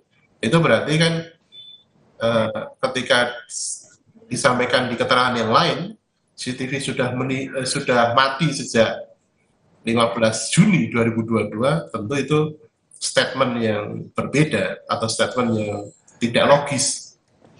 Aku mengatakan sudah mati sejak 15 Juni, tapi di waktu yang berbeda. Kenapa nggak mengunci pintu pagar? Karena ada CCTV, berarti CCTV. Bertolak belakang ya dengan kesaksian sebelumnya. Tentu saja begitu. Ini yang kemudian dalam ilmu logika nggak nyambung antara apa yang disampaikan satu statement dengan statement yang lain. Ini yang kemudian harus dikonfirmasi ulang berkenaan dengan keterangan yang disampaikan. Harus dikonfirmasi ulang. Kembali kami sampaikan yang saat ini memberikan kesaksian ada 4 orang dari Polres Metro Jakarta Selatan. Saya kembali sebutkan ada Dimas Arki, kemudian Dwi Robiansyah, Ridwan Janari, dan juga Arsyad. Kesaksian mereka ini diberikan setelah tadi Majelis Hakim mendengarkan kesaksian dari Diryanto, asisten rumah tangga Verdi Sambo. Kembali kita, Pak Rustam, kalau misalkan kesaksian tadi sudah ada yang bertolak belakang seperti itu, sangat kentara di muka persidangan, itu bagaimana jadi nilai kesaksiannya? Jadi memang perlu tindakan-tindakan yang dilakukan ya. Misalnya kalau ada indikasi bahwa keterangan satu dengan yang lain tidak konsisten, harus dicermati lagi. Apakah ada tekanan? Apakah ada perintah khusus? Gitu. Kalau memang kemudian ada ketakutan yang disampaikan oleh saksi, maka langkah-langkah bantuan dari LPSK misalnya yang diajukan oleh penuntut umum mungkin itu bisa dilakukan agar kesaksian itu memang apa yang dilihat, didengar, dan dialami sendiri. Itu yang kemudian langkah-langkah secara praktis bisa dilakukan untuk melibatkan lembaga perlindungan saksi dan korban agar saksi merasa aman ketika memberikan kesaksian. Oke. Sebelum membahas soal perlindungan bagi saksi ini, karena sudah berjalan persidangan, seperti apa sebetulnya aturannya, tapi kami akan hadirkan juga ini cuplikan hakim yang mengingatkan saksi Kodir atau Diryanto untuk berhati-hati dalam memberikan keterangannya. Saksi diminta berkata jujur sesuai dengan apa yang ia ketahui. Sementara penuntut umum menunjukkan dokumentasi orang-orang yang hadir saat di rumah dinas Sambo tanggal 8 Juli 2022. Jaksa juga mempertanyakan keterangan saksi yang berbeda dengan BAP. Ada jawabannya? Apa jawabannya? Kenapa tanggal 15 itu? Oh, pas tanggal 15 itu kamu tahu kalau itu rusak. Padahal sudah dari tahun 2010. Pas saya bersih-bersih rumah, Pak. Hah? Pas saya bersih-bersih rumah, sekalian saya cek, Pak. Pas bersih-bersih ruang. Tadi pertanyaan itu jawabannya tidak begitu. Karena kamu melapor kepada Joshua. Iya, Pak. Nah, iya yang mana? Pas bersih-bersih atau pas melapor? Pas. Ada lagi tadi kamu bilang ada chattingnya. Siap. Iya. Ada 3 jawabanmu itu. Yang mana yang benar dari 3 tadi? Jadi pas saya bersih-bersih, sekalian saya cek CCTV. Setelah itu saya melaporkan ke almarhum, Pak. Melaporkan? Siap. Chatting itu? Kamu chat? Yang pertama secara lisan, Pak. Terus? Tanggal 15 saya menyampaikan secara lisan. Terus? Kemudian tidak segera diperbaiki. Terus tanggal 17 Juninya saya mengechat lewat WA, Pak, supaya ingat lagi, Pak. Ada buktinya itu? Di HP saya, Pak. Di HP? Siap. Kalau gitu nomor apanya si Joshua itu, nomor HP-nya berapa? Saya tidak tahu. Saudara tidak tahu. Ya. Nanti kalau tidak ada, hati-hati saudara. Orang sudah tidak ada, kamu cari-cari. Ya, kamu bikin di tanggal 17. Ya. Izin HP saya disita, Yang Mulia. Hah? HP saya disita yang mulia. Ya makanya, kalau disita bisa dilihatkan itu. Penuntut umum, ada memang.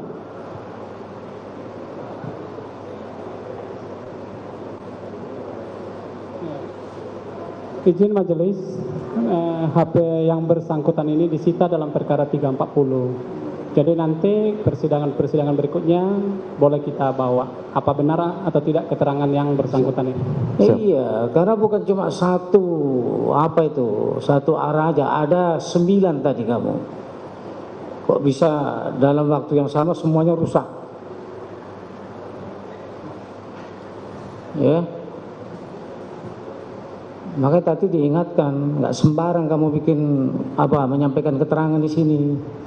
Nasib orang lain yang ya ditentukan oleh keteranganmu itu. Siapa yang mulia? Tadi saudara ditanya oleh Bapak-bapak jaksa penuntut umum berkali-kali dengan berbagai bentuk pertanyaan yang pada pokoknya menanyakan kepada saudara, apakah saudara melihat atau bertemu dengan 2 orang terdakwa ini, ya. Kemudian secara konsisten saudara mengatakan dalam bentuk apapun pertanyaannya, saudara menjawab tidak. Betul ya? Betul, Pak. Saya lanjut. Kalau memang tidak pernah bertemu, sudah barang tentu tidak pernah diperintah oleh mereka berdua, kan? Siap. Betul. Kalau tidak pernah diperintah secara langsung, apakah kedua orang terdakwa ini pernah menelpon saudara memberikan satu perintah? Siap, tidak, Pak. Tidak. Cukup, Yang Mulia. Ya. Terima kasih Yang Mulia. Saudara saksi, ya, Pak. Di dalam BAP saudara kan, saudara saksi ya di BAP nomor di awal-awal itu nomor 2 ya kalau nggak salah. Saudara saksi bekerja di rumah Pak Ferdi Sambo itu sejak tahun 2010 ya? Iya, Pak. Benar ya? Iya, Pak. Berarti itu waktu yang cukup lama ya sampai saat ini ya, 12 tahun. Iya, Pak. Saudara saksi mengenal dengan anak buahnya Pak Ferdi Sambo. Ada beberapa anak buah Ferdi Sambo yang saudara saksi kenal? Anak buah? Misal, apakah saudara saksi mengenal yang namanya AKBP Arif Rahman? Saya kenal, Pak. Kenal ya? Siap. Kenal dengan saudara saksi dengan saudara AKBP Arif Rahman ya? Karena dulu bekas bos saya, Pak. Bekas bos saudara ya? Siap. Saudara lepas dulu apa ini? Masker. Saudara saksi pernah bekerja dengan AKBP Arif Rahman berapa lama? Hanya berapa bulan saja, Pak, pas di Polres dulu, Pak. Di Polres dulu ya? Siap. Itu tahun berapa?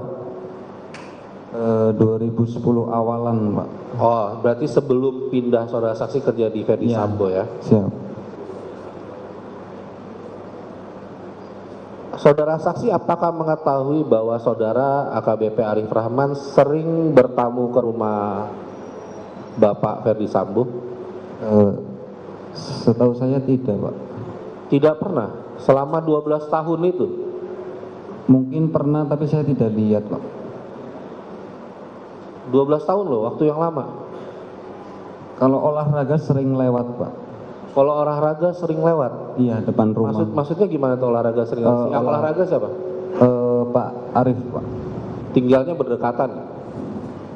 Lumayan, Pak. Jauh. Lumayan jauh? Siap.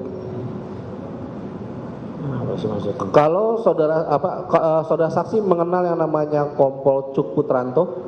Tidak, Pak. Tidak. Siap. Kompol Baikuni Wibowo? Tidak, Pak. Ari Cahya? Tidak, Pak. Berarti cuma Arif Rahman doang yang saudara saksi kenal ya? Iya, Pak. Hubungan saudara saksi dengan Arif Rahman cukup dekat? Sering berkomunikasi via telepon, WA? Beliau sering kirim makanan, Pak. Sering kirim makanan buat saudara apa buat Pak Sambo? Buat Pak FS, Pak. Kirimnya kemana? Ke Saguling, ke Duren 3? Ke 46, Pak, komplek. 46 tuh berarti Saguling ya? Ke Duren 3 ya? Siap. Duren 3. Saudara saksi pernah nggak dihubungi sama AKBP Arif Rahman pada tanggal 13 Juli? Setahu saya tidak, Pak. Via WA gitu, WhatsApp? Tidak ya, Pak. Untuk menanyakan keberadaan CCTV dalam rumah tersebut rusak atau tidak? Tidak, Pak. Saudara saksi yakin? Yakin, Pak. Sekarang HP saudara saksi disita ya sama penyidik ya? Iya, Pak. Majelis hakim nanti mohon agar handphone dari saudara saksi ini dihadirkan nanti sama Pak Jaksa, karena menurut klien saya Hendra Kurniawan bahwa Arif Rahman pernah melaporkan kepada Hendra bahwa dia ada komunikasi dengan saudara saksi ini mengenai kondisi, mengenai menanyakan perihal CCTV di dalam rumah itu yang rusak. Gitu Majelis Hakim. Iya, ini tadi juga sudah dipertanyakan juga ya. Yang apa tadi itu? Chatting WhatsApp saksi ini kepada Joshua di tanggal 17. Sekarang muncul lagi yang seperti ini ya. Ini kelihatannya erat kaitannya. Dan kami ingatkan kepada saudara, ya, keterangan saudara ini sangat menentukan bagi terdakwa ini. Siap. Ya, diulang-ulang lagi, saudara dapat terjerat memberikan keterangan palsu nantinya. Iya. Manakala nanti kita akan lihat itu, ya, tolong diperlihatkan dan tolong kembali saksi ini untuk dihadirkan lagi pada saat nanti kalau sudah ada apa, ya. Barang bukti itu, begitu ya? Iya yang mulia. Silakan lanjutkan. Saudara saksi, kami harap saudara saksi jujur loh. Ini menentukan nasib kedua terdakwa ini loh. Sudah diingatkan tadi. Ya. Lanjutkan saja.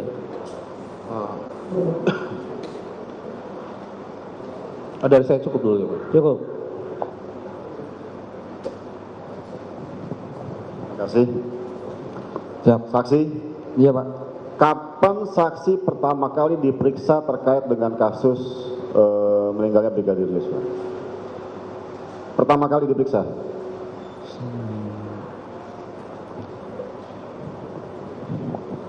Kalau tidak salah seminggu setelah kejadian, Pak. Seminggu setelah kejadian. Diperiksa di mana? Di mana? Bareskrim kalau nggak salah, Pak. Bareskrim. Siap. Pada saat saksi diperiksa, apakah saksi bersama-sama dengan saksi lainnya diperiksa? Ada yang bareng, ada yang tidak, Pak. Ada yang bareng, ada yang tidak. Iya. Berarti bukan dalam kasus ini ya? Siap. Baik. Selanjutnya pada saat saksi diperiksa, apakah handphone saksi pun disita pada saat itu juga? Iya, Pak. Apakah saksi menunjukkan riwayat chattingan WhatsApp saksi dengan almarhum kepada penyidik? Seingat saya iya, Pak. Baik. Apakah pada saat itu seingat saksi dalam BAP saksi sebelumnya chattingan WhatsApp itu dicantumkan dalam BAP? Seingat saya ada, Pak. Ada. Iya, Pak. Selanjutnya, pada saat handphone saksi disita, ya, itu berikut apa saja yang disita? Handphonenya atau SIM cardnya atau apa saja yang disita? Pada saat itu semuanya, Pak. Semuanya disita? Iya, Pak. Kondisi pada saat disita terkunci apa dibuka handphonenya? Ada passwordnya apa tidak? Pas itu ada passwordnya tapi disuruh dibuka, Pak. Suruh dibuka ya? Iya, Pak. Ada bagian-bagian chattingan WhatsApp pada saat itu diperiksa oleh penyidik apa saja? Chattingan siapa saja? Saya tidak tahu, Pak. Tapi tadi saksi bilang, saksi menunjukkan chattingan saksi kepada penyidik antara almarhum dengan saksi, seperti itu? Iya, yang saya tahu hanya itu saja, Pak. Hanya itu saja? Selanjutnya saya tidak tahu. Sehingga saksi dapat dengan secara detail menyebutkan tanggal, jam, dan lain sebagainya berdasarkan ingatan saksi atas chattingan dengan almarhum, seperti itu? Iya, Pak. Baik. Selanjutnya, ketika saksi diperiksa dengan kasus ini, ya, yang saksi sampaikan dalam di BAP, apakah kesaksian yang sama dengan BAP sebelumnya? Tinggal di copy paste seperti itu? Sama Pak. Sama. Jadi keterangan saksi sebagaimana tercantum butir 5 dan lain sebagainya yang terkait dengan kasus pembunuhan itu sama? Saya rasa sama Pak.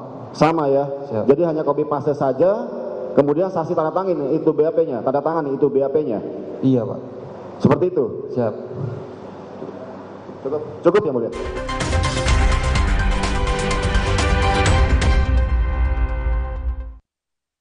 Aku antar orang berkali-kali, padahal kepala ini pusing. Ada obat sakit kepala? Oskadon aja. Oskadon aktif bekerja di pusat sakit kepala. Dapat diminum sebelum makan tanpa ngantuk. Oskadon pancen uhi. Inovasi Indomie hype abis. Kebab Turki dan rendang Padang yang enaknya ngehits. Dimix di Indomie hype abis kebab rendang. Rasa smoky creamy kebab Turki sama gurihnya rendang Padang. Dimix asik. Indomie hype abis kebab rendang mix asik. Yuk cobain. Makin delicious, makin endes. Double ngehits di mulut. Indomie hype abis kebab rendang mix asik. Oreo apa? Nanti. Hah? Nyesel nggak bisa ngomong keras-keras. Oreo wafer, 7 lapis, tebal, terasa coklatnya renyah. Have you not seen my new phone yet? It literally folds in half. I would never switch to Samsung. I love my phone. What? It literally folds in half. You see, I love my phone. I would never switch to Samsung.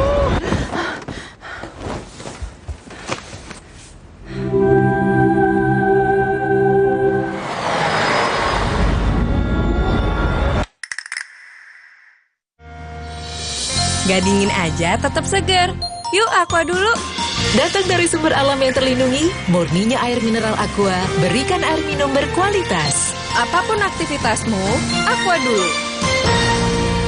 Hangat Counterpan Clean untuk redakan nyeri otot. Sensasi Counterpan Cool untuk pendinginan saat olahraga. Hangat Counterpan Clean untuk redakan nyeri otot. Sensasi Counterpan Cool untuk pendinginan saat olahraga. Kemasan paket duo Counterpain. Beda kegiatan, beda masalah, beda counterpain-nya. Kemasan paket duo Counterpain. Harga hemat. Harga hemat, dapat 2 manfaat. Hangat Counterpan Clean untuk redakan nyeri otot. Sensasi Counterpan Cool untuk pendinginan saat olahraga. Wah, enak banget. Mau better dong? Cuma better. Ya, biskuitnya crunchy, vanilanya creamy. Dilapisi coklat full dan tebal. Eits, nggak boleh. Better, enaknya bikin rebutan. Inovasi Indomie hype abis. Kebab Turki dan rendang Padang yang enaknya ngehits. Dimix di Indomie hype abis kebab rendang. Rasa smoky creamy kebab Turki sama gurihnya rendang Padang. Dimix asik. Indomie hype abis kebab rendang mix asik. Yuk cobain. Makin delicious, makin endes. Double ngehits di mulut. Indomie hype abis kebab rendang mix asik.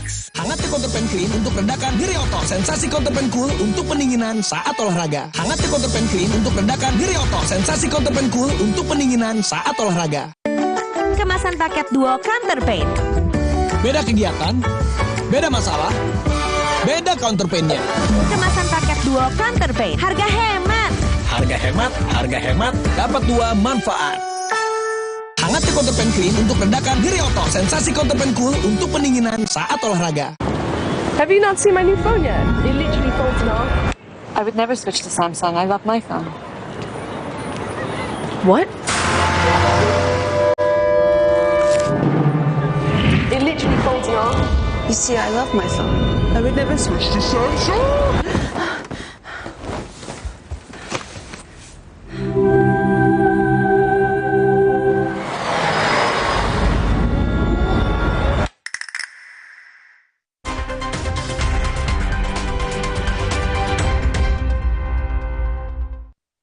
Saudara, sidang kasus perintangan penyidikan kasus pembunuhan berencana Brigadir Yosua Huta Barat masih berlanjut dengan agenda pemeriksaan saksi. untuk terdakwa Hendra Kurniawan dan Agus Nurpatria. Tadi sebelumnya ada 2 orang saksi yang sudah memberikan keterangannya, dan sekarang ada 4 dari Polres Jakarta Selatan yang dimintai keterangannya sebagai saksi. Tadi sebelum jeda breaking news, kita kembali memutarkan bagaimana kesaksian dari Dirianto, asisten rumah tangga Verdi Sambo. Kita akan bahas kembali bersama dengan Pak Rustam Haji. Pak Rustam, tadi Anda singgung soal perlindungan saksi. Ini kalau sudah masuk di persidangan, bagaimana mekanismenya Pak Rustam? Apakah masih bisa? Karena 2 ART yang kemarin juga disidangkan dan hari ini disidangkan, ada banyak keraguan dari hakim dan juga jaksa, Pak Rustam. Ya, jadi kalau berkaitan dengan ini kan saksi yang dihadirkan oleh penuntut umum ya. Jadi seharusnya kesaksian-kesaksiannya memang mendukung untuk pembuktian unsur-unsur pidana yang didakwakan kepada 2 tersangka ini ya. Atau 2 terdakwa. Nah, maka ketika ada keraguan keterangan dari saksi, yang itu merupakan kewajiban bagi saksi untuk menyampaikannya, didengar dan dialami sendiri. Kewajiban seperti yang dituangkan dalam pasal 1 angka 26 KUHP ya. Maka ketika ada keraguan di situ, disinyalir apa yang menyebabkan tidak sinkron satu keterangan dengan keterangan yang lain. Maka ketika dibutuhkan perlindungan saksi dan korban, maka penuntut umum bisa mengajukan permintaan kepada LPSK untuk selanjutnya diproses, apakah ditempatkan di safe house dengan pengamanan yang sangat ketat, sehingga menjamin pernyataan-pernyataan yang diberikan itu sesuai dengan yang dilihat, didengar, dan dialami sendiri. Walaupun sudah jalan persidangan, berarti itu masih bisa ya perlindungan seperti itu, Pak Rustam? Sangat mungkin dilakukan. Jadi prinsip dasar perlindungan itu kan pasca kejadian, kemudian pada saat pemeriksaan, kemudian pasca pemeriksaan, atau kalau yang sangat diperlukan bahkan penggantian identitas. Nah itu yang lapis demi lapis yang bisa dilakukan LPSK sesuai dengan keberadaannya atau eksistensinya. Itu tak perlu asesmen panjang seperti masih di tahap penyidikan? Apakah bisa langsung di-approve atau bagaimana biasanya, Pak Rustam? Asesmen tetap dilakukan, tapi mekanisme yang dilakukan oleh LPSK tentu ada standar operasi prosedurnya, yang kemudian kecepatan atau tidak sangat bergantung pada koordinasi antara penegak hukum dengan LPSK maupun sikap dari saksi tadi, apakah dia kooperatif atau tidak. Itu yang dicamkan. Kalau jaksa dan hakim melihat kan tadi ada keraguan, mengingatkan juga beberapa kali jangan berbohong. Yeah. Kalau Anda melihat bagaimana sih dari asisten rumah tangga yang kemarin dihadirkan Susi dan sekarang Dirianto, apakah tampak ada tekanan dari kedua saksi ini, Pak Rustam? Jadi kalau untuk menilai sejauh itu tentu bukan hal yang harus harus telah dulu gitu ya. Tetapi yang jelas dengan inkonsistensi keterangan demi keterangan itu ada indikasi bahwa ada keterangan yang disampaikan tidak sesuai dengan proporsinya. Nah, yang perlu diketahui adalah kalau dia tidak konsisten, seorang saksi itu sudah disumpah sebelum menyampaikan apa yang dia lihat, dengar, dan alami sendiri. Maka ancamannya dia bisa kena sumpah palsu atau memberikan keterangan palsu di muka hakim. Itu yang kemudian ada sanksi pidananya. Nah, kalau kemudian itu sudah diperingatkan sampai sekeras itu, tentunya saksi harus menyadari bahwa ada ancaman pidana ketika yang bersangkutan tidak berkata jujur.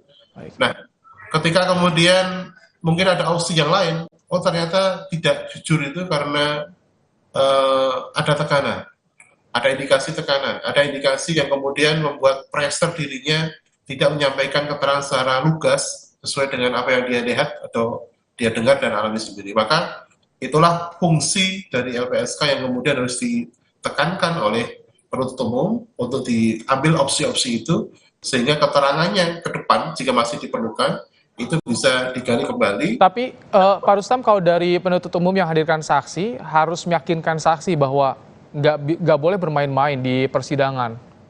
Itu harus dilakukan juga sebelum persidangan dimulai. Ya, seharusnya demikian. Jadi ketika penuntut umum menghadirkan saksi ataupun menunjukkan alat bukti, harusnya seluruh keterangan saksi, alat bukti yang dihadirkan itu membuktikan unsur. Karena kewajiban unsur yang objektif maupun subjektif itu harus dibuktikan oleh penuntut umum. Baik afalnya atau afasnya, Ausif van alle wederrechtelijknya maupun Ausif van alle schuldnya. Baik. Muhammad Rustam Haji, pakar hukum pidana Universitas 11 Maret, terima kasih telah memberikan pandangannya dalam program Breaking News Kompas TV. Kita bisa melihat juga nanti bagaimana kelanjutan sidang kasus perintangan penyidikan di kasus pembunuhan berencana Brigadir Yosua dalam program Kompas Petang yang akan hadir sesaat lagi, tentu dengan informasi menarik lainnya. Kami akhiri Breaking News Kompas TV, saya Rahmat Ibrahim, terima kasih, sampai jumpa.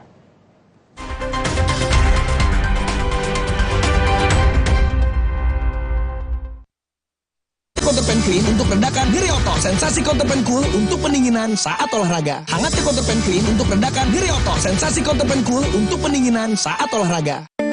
Kemasan paket duo Counterpain. Beda kegiatan, beda masalah, beda counterpainnya. Kemasan paket duo Counterpain. Harga hemat. Harga hemat, dapat dua manfaat. Hangat Counterpan Clean untuk redakan nyeri otot. Sensasi Counterpan Cool untuk pendinginan saat olahraga. Inovasi Indomie hype abis. Kebab Turki dan rendang Padang yang enaknya ngehits. Dimix di Indomie hype abis kebab rendang. Rasa smoky creamy kebab Turki sama gurihnya rendang Padang. Dimix asik. Indomie hype abis kebab rendang mix asik. Yuk cobain. Makin delicious, makin endes. Double ngehits di mulut. Indomie hype abis kebab rendang mix asik. Oreo wafer? Nanti. Hah? Nyesel nggak bisa ngomong keras. Oreo wafer, 7 lapis, tebal, rasa coklatnya renyah. Gak dingin aja, tetap segar. Yuk Aqua dulu. Datang dari sumber alam yang terlindungi, murninya air mineral Aqua, berikan air minum berkualitas. Apapun aktivitasmu, Aqua dulu. Hangat Counterpan Clean untuk redakan nyeri otot. Sensasi Counterpan Cool untuk pendinginan saat olahraga. Hangat Counterpan Clean untuk redakan nyeri otot. Sensasi Counterpan Cool untuk pendinginan saat olahraga. Kemasan paket duo Counterpain. Beda kegiatan, beda masalah, beda counterpainnya. Kemasan paket duo Counterpain. Harga hemat, dapat dua manfaat. Hangat Counterpan Clean untuk redakan nyeri otot. Sensasi Counterpan Cool untuk pendinginan saat olahraga. Inovasi Indomie hype abis. Kebab Turki dan rendang Padang yang enaknya ngehits. Dimix di Indomie hype abis kebab rendang. Rasa smoky creamy kebab Turki sama gurihnya rendang Padang. Dimix asik. Indomie hype abis kebab rendang mix asik. Yuk cobain. Makin delicious, makin endes. Double ngehits di mulut. Indomie hype abis kebab rendang mix asik. Dek, siap ya? Oke, Kak. Ya, Roma kelapa. Tas dulu ya. Terus dicelup-celup. Oke. Gurih ya? Enak. Roma kelapa, dicelup mau lagi dan lagi. Inovasi Indomie hype abis. Kebab Turki dan rendang Padang yang enaknya ngehits. Dimix di Indomie hype abis kebab rendang. Rasa smoky creamy kebab Turki sama gurihnya rendang Padang. Dimix asik. Indomie hype abis kebab rendang mix asik. Yuk cobain. Makin delicious, makin endes. Double ngehits di mulut. Indomie hype abis kebab rendang mix asik. Have you not seen my new phone yet? It literally folds in half. I would never switch to Samsung. I love my phone. What? It literally folds in half. You see, I love my phone. I would never switch to Samsung.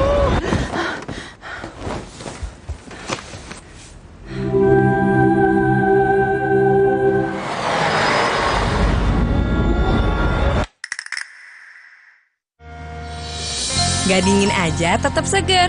Yuk Aqua dulu. Datang dari sumber alam yang terlindungi, murninya air mineral Aqua, berikan air minum berkualitas. Apapun aktivitasmu, Aqua dulu. Inovasi Indomie hype abis. Kebab Turki dan rendang Padang yang enaknya ngehits dimix di Indomie Hype Abis Kebab Rendang. Rasa smoky creamy kebab Turki sama gurihnya rendang Padang dimix asik. Indomie Hype Abis Kebab Rendang mix asik. Yuk cobain. Makin delicious, makin endes. Double ngehits di mulut. Indomie Hype Abis Kebab Rendang mix asik. Tolonglah maskernya dibuka, mana tahu bukan Bu Putri itu. Mana jadi permintaan kami, buka maskernya dulu. Amarah Tante Brigadir Yosua memuncak di peradilan.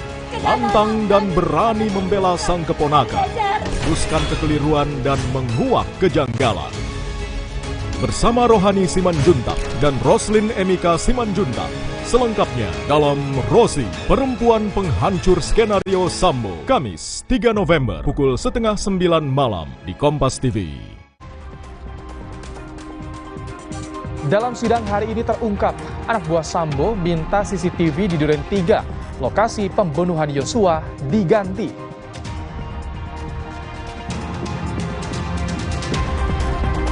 Polda Jawa Timur ungkap sindikat pembuat dan pengedar uang palsu senilai 1,2 miliar rupiah.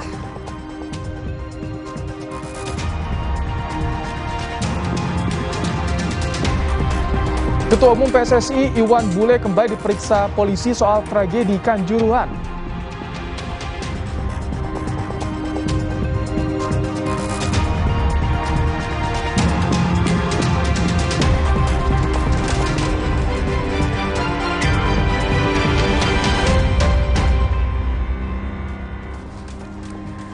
Halo, selamat petang saudara. Anda kembali menyaksikan program Kompas Petang hanya di Kompas TV, independen terpercaya. Hadir kali ini bersama Anda, saya Audrey Chandra dan rekan Rahmat Ibrahim. Informasi pertama akan disampaikan oleh rekan saya Ibrahim, silahkan.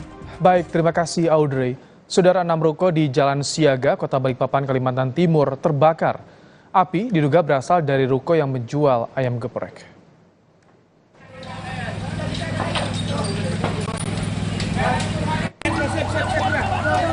Api dengan cepat menyebar ke bangunan ruko lain yang berada persis di tepi jalan.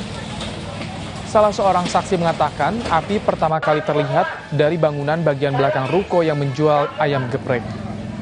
Karyawan ruko berlarian keluar untuk menyelamatkan diri.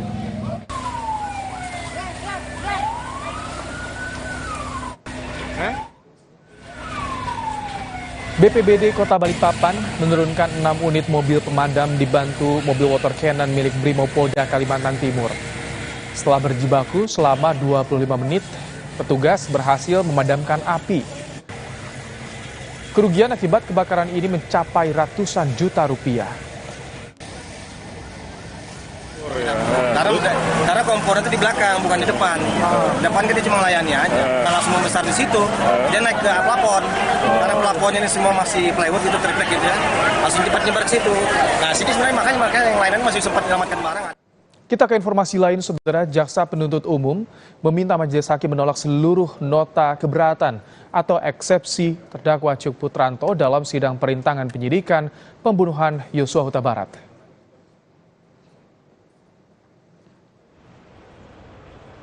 Jaksa Penuntut Umum menilai dalam nota keberatan Cuk sudah dimasuk dalam pokok perkara, sehingga nota keberatan harus dikesampingkan dan dibuktikan dalam persidangan. Sebelumnya, dalam nota keberatan, kuasa hukum Cuk meminta kliennya dibebaskan dari dakwaan karena tindakan Cuk dilakukan dalam keadaan tertekan oleh perintah atasan. Dalil yang dikemukakan penuntut umum tersebut, maka penuntut umum memohon kepada majelis hakim yang mengadili perkara ini memberikan putusan selah dengan amar sebagai berikut. 1. Menolak seluruh dalil keberatan atau eksepsi penasihat hukum terdakwa Cuk Putranto SIK. 2. Menerima surat dakwaan penuntut umum nomor register perkara PDM garis data 127 garis miring JKTSL garis miring 10 garis miring 2022 tanggal 5 Oktober 2022 karena telah memenuhi unsur formil dan material. 3. Menyatakan surat dakwaan penuntut umum nomor register perkara PDM 127 garis miring JKTSL garis miring 10 garis miring 2022 tanggal 5 Oktober 2022 adalah sah dan memenuhi syarat sebagaimana ketentuan 143 ayat 2 KUHP. 4. melanjutkan memeriksa perkara terdakwa Cuk Putranto SIK dengan surat dakwaan penuntut umum nomor register perkara PDM /127-JKTSL/JKT10/2022 tanggal 5 Oktober 2022 yang telah dibacakan di sidang pada hari Rabu tanggal 19 Oktober 2022 sebagai dasar pemeriksaan perkara. Jaksa penuntut umum juga meminta majelis hakim menolak seluruh nota keberatan Baikuni Wibowo dan melanjutkan sidang perkara perintangan penyidikan pembunuhan Yosua. Sebelumnya, Baikuni menyatakan keberatan atas dakwaan JPU soal penghapusan rekaman CCTV di Duren 3 karena Baikuni mengaku hanya menjalankan perintah atasannya. Penuntut umum tetap pada surat dakwaan yang telah dibacakan pada persidangan yang mulia ini pada hari Rabu tanggal 19 Oktober 2022. Serta dengan tegas menyatakan bahwa seluruh alasan surat keberatan yang diajukan oleh terdakwa melalui penasihat hukumnya tersebut tidak berdasarkan hukum dan patutlah untuk dikesampingkan. Dan oleh karena itu, maka kami selaku penuntut umum dalam perkara ini memohon agar majelis hakim yang memeriksa dan mengadili perkara ini menjatuhkan putusan sela dengan amar sebagai berikut. 1. Menyatakan menolak nota keberatan terdakwa dan penasihat hukum terdakwa Baikuni Wibowo SIK untuk keseluruhan. 2. Menyatakan surat dakwaan nomor registrasi PDM 126 dan seterusnya atas nama terdakwa Baikuni Wibowo SIK telah disusun sebagaimana mestinya sesuai dengan ketentuan KUHP dan oleh karena itu surat dakwaan tersebut dapat dijadikan dasar pemeriksaan perkara ini. 3. Menyatakan pemeriksaan perkara atas nama terdakwa Baikuni Wibowo SIK dilanjutkan dengan pemeriksaan materi perkara. 4. Memerintahkan agar penuntut umum memanggil para saksi pada persidangan berikutnya. Anak buah Sambo Hendra Kurniawan dan Agus Nurpatria kembali disidang hari ini dalam kasus perintangan penyidikan pembunuhan Yosua Huta Barat. Dalam dakwaan, Hendra Kurniawan dan Agus Nurpatria terlibat menghilangkan CCTV di sekitar rumah dinas Verdi Sambo. Sidang hari ini menghadirkan 9 orang saksi. 9 saksi yang dihadirkan adalah Chong Jiu Afung alias Afung, seorang pengusaha CCTV. Kemudian 7 anggota Polri, yakni Ridwan Janari, Rifaizal Samuel, Ridwan Soplanit, Dimas Arki, Dwi Robiansyah, Arsyad Daiva Gunawan, Aris Yulianto Kodirato Diryanto yang merupakan ART Verdi Sambo.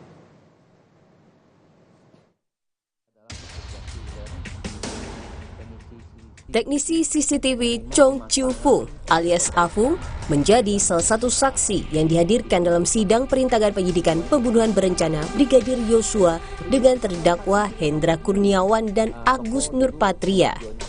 Afung adalah seorang teknisi CCTV yang diminta mengganti DVR CCTV di Kompleks Polri Duren 3, tempat Brigadir Yosua meninggal dunia di rumah dinas Verdi Sambo.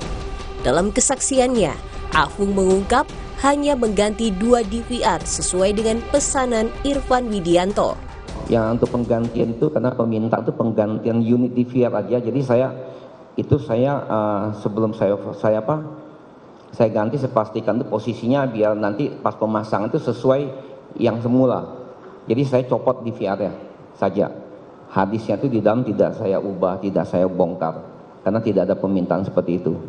Berarti yang saksi ambil cuma DVR saja? Satu set DVR itu? Satu set DVR, betul. Saat di persidangan, terungkap 7 kamera di Kompleks Polri Duren 3 masih menyala saat dirinya mengganti 2 DVR. Masih hidup, Pak. Masih nyala? Masih nyala. Berapa channel yang saksi lihat waktu itu? Sebelum diganti ya? Iya, jadi saya pastikan nomor 1 mati sama 8 mati, 2, 3 nyala.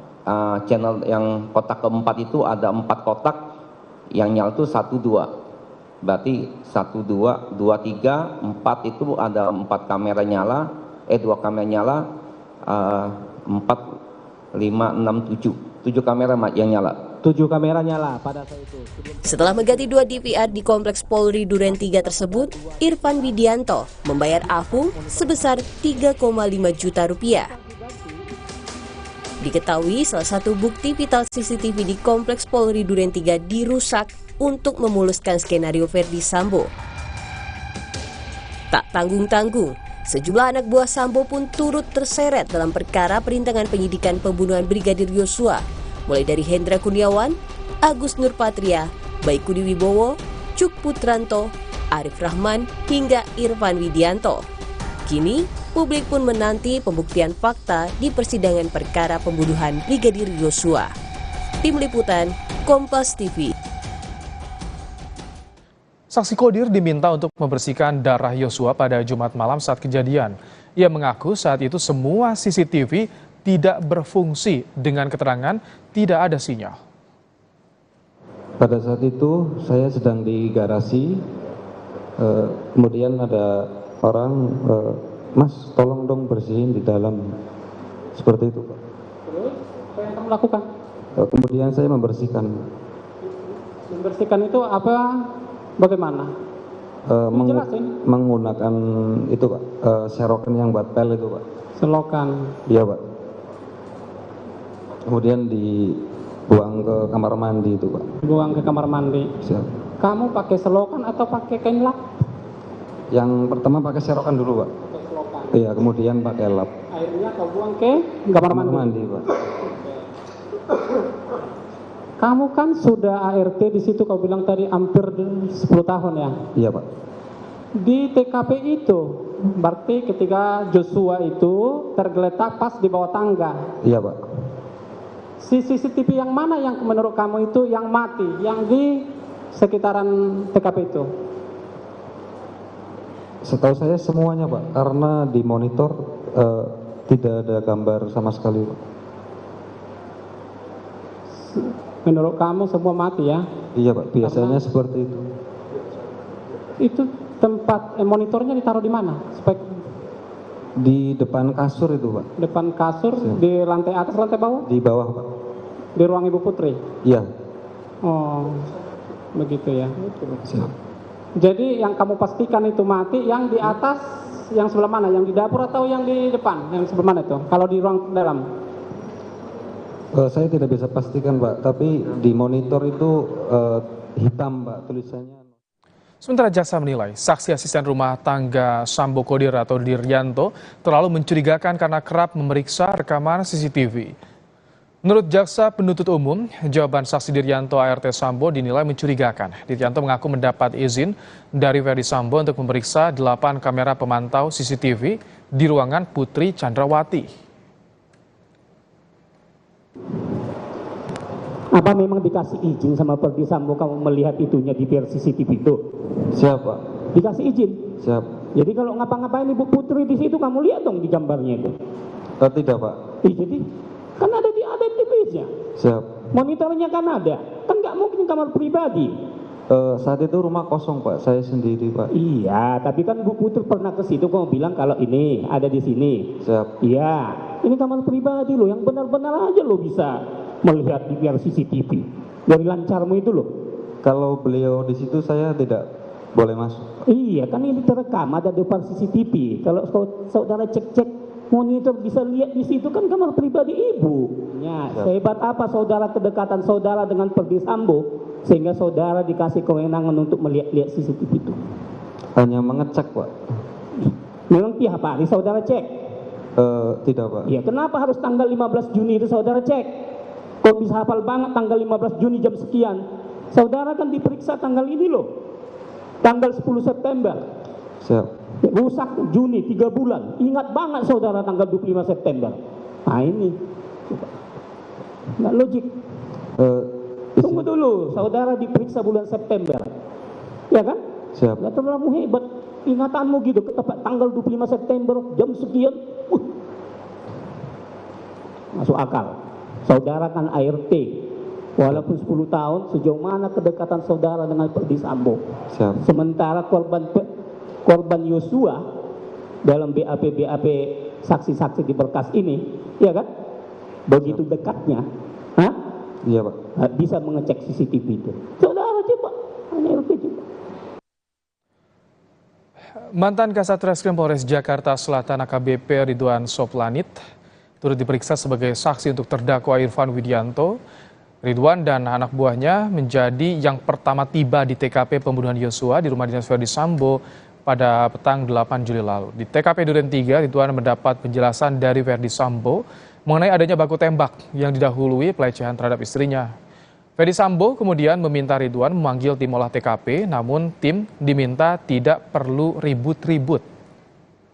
Kemudian pada saat dia menunjukkan ke arah pintu kamar bahwa ini sebenarnya ini kejadian akibat dari istri saya dilecehkan, Yang Mulia. Kata FS. Siap. Itu kata FS, Yang Mulia. Kemudian pada saat itu, pada saat dia menjelaskan ini istri saya dijelekan dan dilecehkan, dan peristiwa ini sebelumnya juga di Magelang, Yang Mulia. FS sempat menyampaikan itu. Pelecehan itu ada di Magelang, iya, gitu. Betul, Yang Mulia. Kemudian sambil ngobrol dan dia tangan kanannya menepuk ke arah tembok dengan keras. Kemudian kepalanya nyandar di tembok dan dia kembali melihat saya melihat FS, matanya udah berkaca-kaca seperti mau menangis, Yang Mulia. Tampak sedih. Tampak sedih, Yang Mulia. Saat itu FS bilang, kamu panggil tim olah TKP-mu, tapi nggak usah ribut-ribut, nggak usah rame-rame di luar. Kamu tidak usah ngomong-ngomong dulu kemana-mana, panggil aja olah TKP-nya ke sini. Betul, Yang Mulia. Kami ajak Anda langsung menuju ke Pengadilan Negeri Jakarta Selatan untuk memantau jalannya persidangan. Ada jurnalis Kompas TV, Francisco Donasiano. Sisko, Ridwan Soplanit yang pertama kali dihubungi Ferdy Sambo datang ke TKP pasca pembunuhan. Hari ini ia jadi saksi. Apa saja yang disampaikan Ridwan Soplanit di persidangan, Sisko? Tentunya ini yang sebenarnya menarik, Ibrahim dan juga saudara, pada persidangan obstruction of justice ini dengan terdakwa yaitu adalah Irfan Widianto, di mana untuk menggali keterangan memang apakah ada unsur kemudian penghalangan ataupun juga proses penyidikan saat dilakukan olah TKP yang dilakukan oleh tim dari AKBP Ridwan Soplanit yang saat itu menjabat sebagai Kasat Reskrim Polres ke Jakarta Selatan. Yang cukup menarik sebenarnya, Ibrahim dan juga saudara, bahwa dijelaskan bahwa dalam keterangannya juga di persidangan Irfan Widianto dengan terdakwa Irfan Widianto ini, maksud kami adalah dengan rumah yang bersebelahan, meminta agar olah TKP ini dilakukan, namun juga meminta agar kasus ini juga tidak terlalu diumbar ataupun juga dibesar-besarkan, mengingat tadi berdasarkan fakta ataupun juga dari persidangan yang dilakukan, sebenarnya Ibrahim dan juga saudara ini dijelaskan bahwa kenapa insiden baku tembak antara polisi dengan polisi yang awalnya dalam skenario dalam tanda kutip adalah Sambo ini terjadi karena adanya pelecehan seksual yang dilakukan oleh Brigadir Yosua Huta Barat atau almarhum Brigadir Yosua terhadap istri dari Ferdy Sambo yaitu Putri Candrawati, dan kemudian yang menyebabkan skenario awal dari yang menyebabkan Brigadir Yosua ini meninggal. Tentunya menggali keterangan saksi ataupun juga AKBP Ridwan Soplanit itu menjadi penting karena merupakan orang yang pertama dan juga memanggil anggotanya untuk melakukan olah TKP di kawasan Duren 3 Jakarta Selatan ini. Dan yang cukup menarik bahwa dalam olah TKP ini tidak hanya tim olah TKP dari Polres Jakarta Selatan saja, Ibrahim dan juga saudara, tapi juga terpantau memang tidak disebutkan secara mendetail ada sejumlah perwira tinggi dari Divisi Propam Mabes Polri, dan bahkan dijelaskan juga dalam keterangan di persidangan pada hari ini bahwa untuk barang bukti seperti selongsong dan juga senjata api yang berada di tempat kejadian perkara ini juga diambil oleh anggota dari Divisi Propam Polri. Dan terkait masalah kronologi ataupun juga akhirnya kasus ini kemudian masuk kepada laporan awal yang sudah ditiadakan di Mabes Polri terkait masalah pelecehan seksual ataupun juga polisi tembak polisi, berikut adalah keterangan dari fakta persidangan yang dilaporkan ataupun juga yang telah kami rekam berdasarkan informasi dari AKBP Ridwan Soplanit yang telah kami rekam sebelumnya. Terlapornya Martin tapi terlapornya Joshua. Ya. Terlapornya Joshua. Yang Mulia. Ya. Karena ini sudah LP, artinya sudah berdasarkan bukti awal. Betul. Apa dasarnya waktu itu? Ya, saat itu memang beberapa kali bagian dari hasil interogasi penyidik dari selatan kepada saksi-saksi yang diyakini oleh saksi Ricky bahwa dia masuk dan dia melihat si korban Yosua itu, bukan korban, maksudnya almarhum Yosua itu memegang senjata, tapi saat itu yang mengarahkan ke arah tangga. Nama AKBP Ridwan Soplanit sebenarnya Ibrahim dan juga saudara ini masuk dalam dakwaan obstruction of justice di terdakwa Irfan Widianto, di mana meminta DVR CCTV di rumah Ridwan Soplanit yang berdekatan dengan rumah dinas Ferdy Sambo. Tentunya dalam persidangan ini keterangan-keterangan ataupun juga saksi-saksi ini sangat dibutuhkan untuk mengetahui kronologi awal terjadinya skenario dari Ferdy Sambo yang akhirnya terkuak. Ini adalah pembunuhan berencana yang dilakukan oleh Ferdy Sambo. Tentunya selain sidang yang dilakukan di ruang 3 dengan terdakwa Irfan Widianto, juga pada hari ini juga ada sidang lain di ruang sidang utama seperti untuk sidang Hendra Kurniawan yang juga berlangsung dengan agenda pemeriksaan saksi. Jadi ini bukan pemeriksaan perdana, merupakan pemeriksaan sidang lanjutan. Mengingat bahwa untuk kasus obstruction of justice ini ada sejumlah anggota Polri yang kemudian diperiksa ataupun juga menjalani persidangan selain Irfan Widianto. Ibrahim. Sisko, untuk terdakwa Irfan Widianto, siapa lagi yang jadi saksinya hari ini?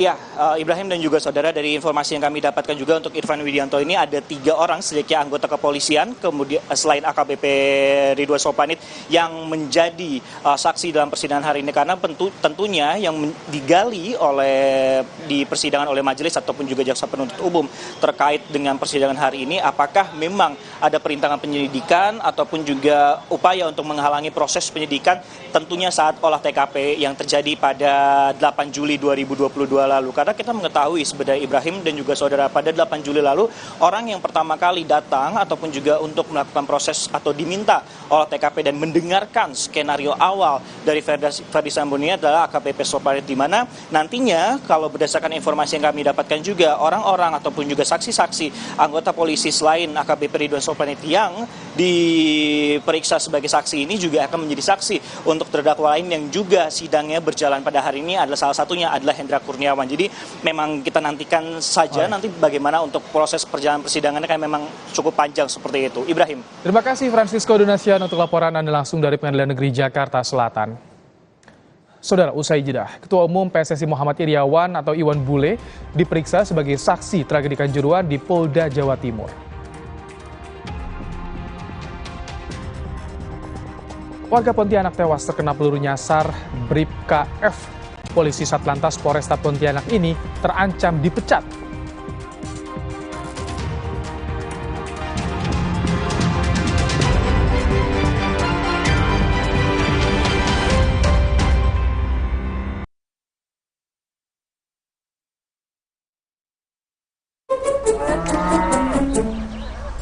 Sapiku yang sakit bisa beneran diobatin nggak ya?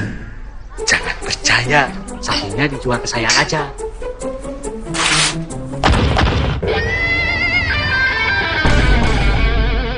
Jangan mau diprovokasi, Pak. Mending diobatin dulu sapinya. Nah, ternak yang masih sehat, segera divaksin. Jangan mau diprovokasi. Mari kita sama-sama basmi PMK dari bumi Indonesia. Oreo wafer? Nanti. Hah? Nyesel nggak bisa ngomong keras-keras. Oreo wafer, 7 lapis, tebal, rasa coklatnya renyah. Gak dingin aja, tetap segar. Yuk, Aqua dulu. Datang dari sumber alam yang terlindungi, murninya air mineral Aqua, berikan air minum berkualitas. Apapun aktivitasmu, Aqua dulu. Hangat Counterpan Clean untuk redakan diri otot. Sensasi Counterpan Cool untuk pendinginan saat olahraga. Hangat Counterpan Clean untuk redakan diri otot. Sensasi Counterpan Cool untuk pendinginan saat olahraga. Kemasan paket duo Counterpain. Beda kegiatan, beda masalah, beda counterpain-nya. Kemasan paket duo Counterpain. Harga hemat. Harga hemat, dapat 2 manfaat. Hangat Counterpan Clean untuk redakan diri otot. Sensasi Counterpan Cool untuk pendinginan saat olahraga. Buat aku, makanan itu penting banget. Tapi dulu, nyicip masakan sendiri aja ngilu. Untung dokter gigi aku nyaranin untuk pakai Sensodyne setiap hari. Sensodyne meredakan gigi sensitifku dan nafasku jadi segar. Pakai Sensodyne setiap hari. Inovasi Indomie hype abis. Kebab Turki dan rendang Padang yang enaknya ngehits dimix di Indomie hype abis kebab rendang. Rasa smoky creamy kebab Turki sama gurihnya rendang Padang dimix asik. Indomie hype abis kebab rendang mix Mix asik. Yuk cobain. Makin delicious, makin endes. Double ngehits di mulut. Indomie hype abis kebab rendang Mix asik. Saya pilih Entrasol dengan ekstrak buah zaitun dan tinggi serat. 4 kali lebih kuat tangkal radikal bebas. Bantu jaga kesehatan jantung saya. Tinggi proteinnya bantu jaga massa otot saya. Entrasol. Kilaf sama makanan. Gue sih sering banget. Terus ya nyesel banget sih. Habis makan langsung Benekol. Plan Stanol Esternya hajar kolesterol dari makanan yang habis kita makan. Nutrif Benekol. Cara enak turunkan kolesterol. Have you not seen my new phone yet? It literally folds in half. I would never switch to Samsung. I love my phone. What? It literally folds in half. You see, I love my phone. I would never switch to Samsung.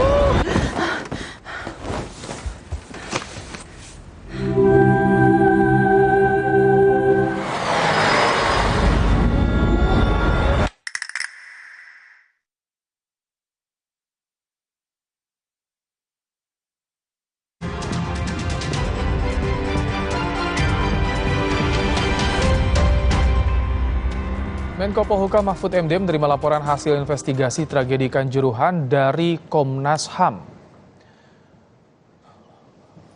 Usai menerima laporan hasil investigasi tragedi Kanjuruhan, Menko Polhukam bilang laporan yang dibuat Komnas HAM lebih detail dan lebih keras dari hasil rekomendasi TGPF.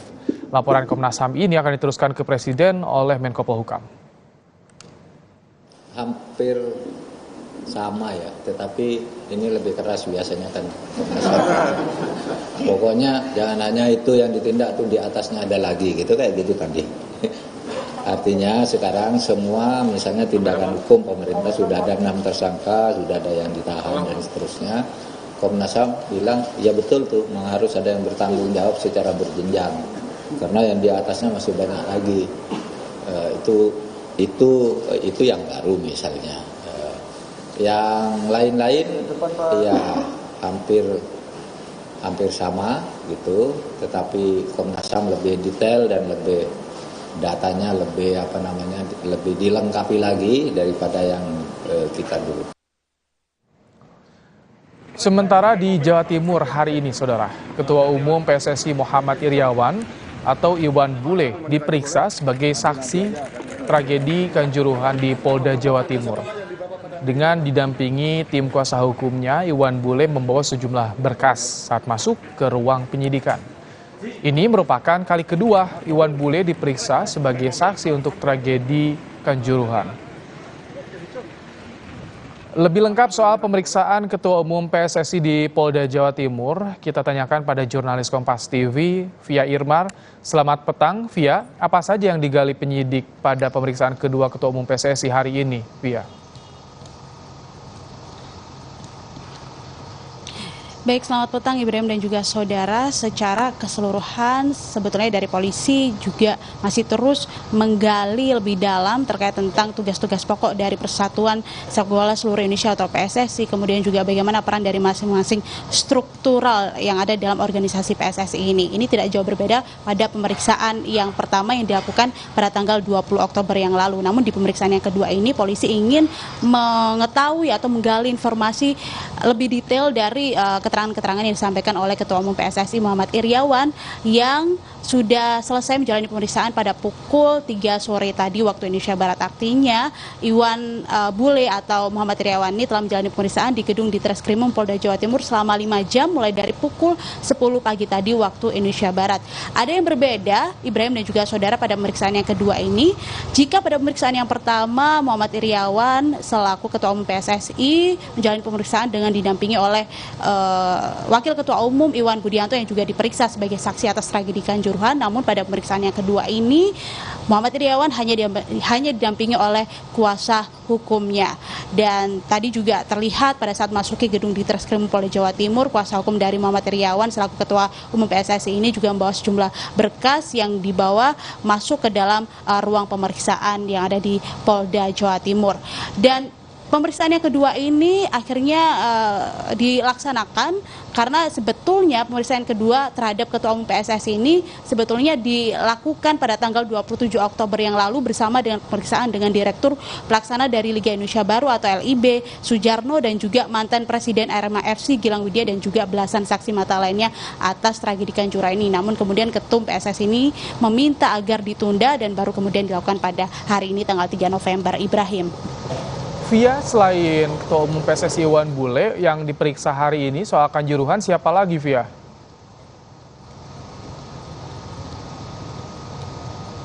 Ya, memang dari belum ada keterangan resmi apapun dari polisi apakah nantinya akan ada saksi-saksi lain yang akan diperiksa setelah pemeriksaan kedua dari Ketua Umum PSSI ini. Namun yang pasti jika kita mengutip statement atau pernyataan dari polisi beberapa waktu yang lalu bahwa proses penyidikan masih terus berlangsung, bahkan jumlah saksi yang terus diperiksa atas tragedi Kanjuruhan ini masih terus dilakukan oleh polisi terkait tentang adakah nantinya kemungkinan penambahan tersangka atas tragedi yang menewaskan sekitar 135 orang ini masih belum ada keterangan resmi apapun, Ibrahim, dan tentu saja kita semua juga masih terus menunggu dan juga menanti bagaimana perkembangan selanjutnya dari proses penyidikan tragedi Kanjuruhan ini. Ibrahim. Baik, kan tadi dari Komnas HAM sudah lapor ke Polhukam soal ada dugaan juga ada kemungkinan soal tersangka baru karena jumlahnya lebih. Lalu bagaimana sebetulnya di Jawa Timur, Aremania juga harapan soal agar bisa juga menyentuh tingkat atasnya di kasus ini, Via?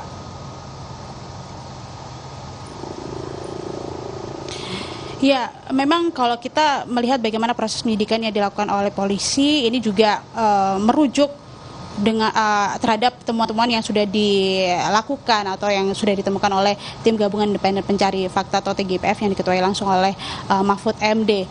Dan nantinya juga ini polisi juga masih terus melakukan proses penyidikan dan saja tidak mengabaikan dengan temuan-temuan yang sudah dilakukan oleh TGIPF, termasuk juga saksi-saksi yang akan diperiksa, kemudian juga berkas-berkas apa saja yang dibutuhkan oleh polisi dalam proses penyidikan ini, Ibrahim. Baik, ada pembanding tentu hasil investigasi yang bisa juga menjadi rujukan dalam meneruskan proses pidana di kasus atau di tragedi Kanjuruhan Malang yang menewaskan ratusan korban jiwa. Terima kasih Via Irmar untuk laporan Anda langsung dari Polda Jawa Timur. Informasi berikutnya, Saudara, Bribka-F, oknum personel Satlantas Polresta Pontianak yang membersihkan senjata api di pos polisi lalu lintas hingga menyebabkan satu korban jiwa akibat peluru nyasar masuk dalam pelanggaran berat.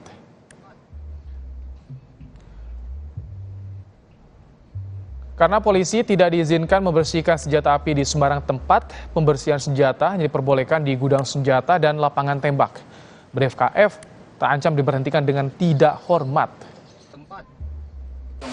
Ini adalah termasuk pelanggaran berat, gitu ya? Pasal Pak ya? Pasal. Ancamannya PTDH. PTDH Pak ya? PTDH. Karena termasuk di dalam Perpol 07/2022 kelalaian terkait SOP, apalagi termasuk masalah senjata api, ancamannya adalah PTDH. Wajib. Sebelum anggota melakukan pengambilan senjata api, dia wajib tahu dulu, dites dulu, ada beberapa persyaratan sampai dari persetujuan dari istri, salah satunya.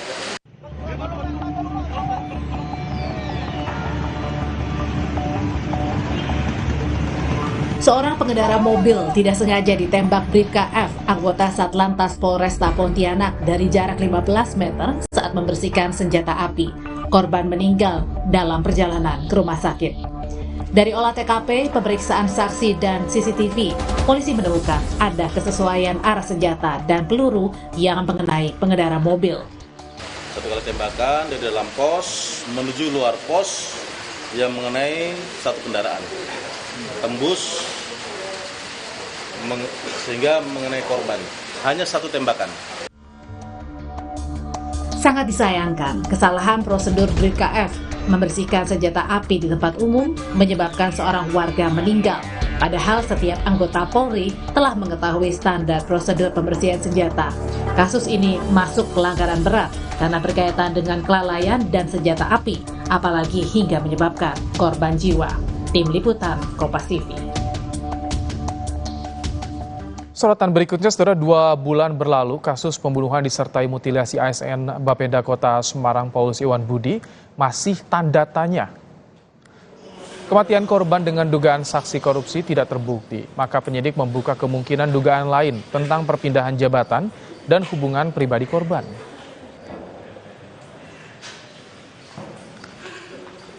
Semua dugaan motif yang mungkin terjadi, baik dari motif korupsi maupun ada motif-motif lain yang kita temukan dari bukti-bukti yang ada. Jadi motif-motif apapun masih sangat besar peluangnya. Motif lain yang menjadi temuan kami saat ini, salah satu adalah motif terkait masalah pekerjaan, terus terkait masalah hubungan pribadi juga. Informasi berikutnya, saudara, dengan pengawalan ketat, Ketua KPK beserta rombongan mendatangi kediaman Gubernur Papua Lukas NMB. Sebelumnya Lukas NMB ditetapkan sebagai tersangka oleh KPK sejak awal September 2022.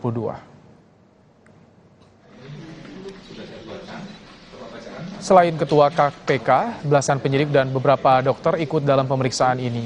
Guna mengantisipasi aksi massa, pemeriksaan dilakukan dengan pengawalan ketat yang melibatkan unsur TNI dan Polri. Lukas NMB ditetapkan sebagai tersangka oleh KPK sejak 5 September 2022. Selain beralasan sakit, pemeriksaan belum bisa dilakukan lantaran masa pendukung NMB melakukan perlawanan. Beliau kurang lebih sekitar 15 menit dan pertemuan itu terbuka, banyak orang melihat, tidak ada yang disembunyikan. Saya tanya umur, bagaimana kesehatannya, saya ajak ngobrol, bagaimana kondisi fisik beliau, semuanya dijelaskan. Terus ketemu juga dengan Ibu Lukas NMB, ketemu juga dengan kawan-kawan beliau, saudara-saudara beliau. Bahkan tadi ada ketemu saya dengan kakak perempuan dia. Tempat tadi rangkulan dengan kita, dengan hangat penuh kekeluargaan. Disitulah letak yang tertinggi, bagaimana kita bisa menjaga hubungan sesama anak bangsa, dan bagaimana kita bisa menghormati bahwa keselamatan jiwa itu adalah hukum tertinggi. Saudara, polisi ungkap sindikat uang palsu, bagaimana ini bisa terungkap dan apa tujuannya? Kita bahas nanti bersama Kapolres Kediri sesaat lagi.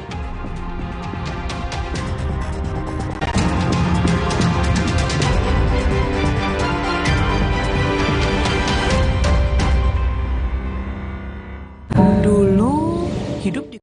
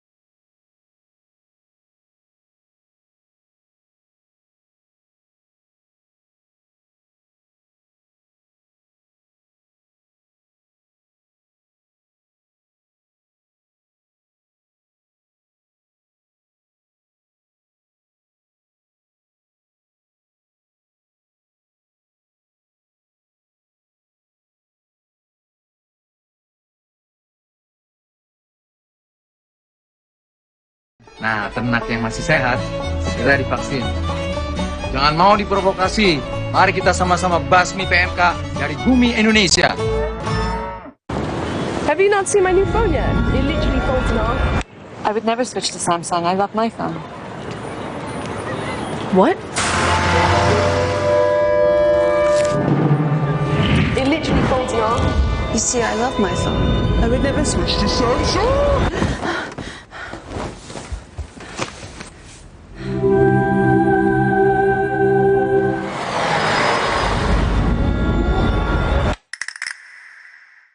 This is really amazing. Sensodyne Repair and Protect Deep Protection memiliki kandungan novamin, membentuk lapisan mineral untuk perlindungan mendalam gigi sensitif. Jadi, kita bisa mengkonsumsi semua makanan favorit kita tanpa khawatir rasa ngilu. Inovasi Indomie hype abis. Kebab Turki dan rendang Padang yang enaknya ngehits di-mix di Indomie hype abis kebab rendang. Rasa smoky creamy kebab Turki sama gurihnya rendang Padang di-mix asik. Indomie hype abis kebab rendang mix asik. Yuk cobain. Makin delicious, makin endes. Double ngehits di mulut. Indomie hype abis kebab rendang mix asik.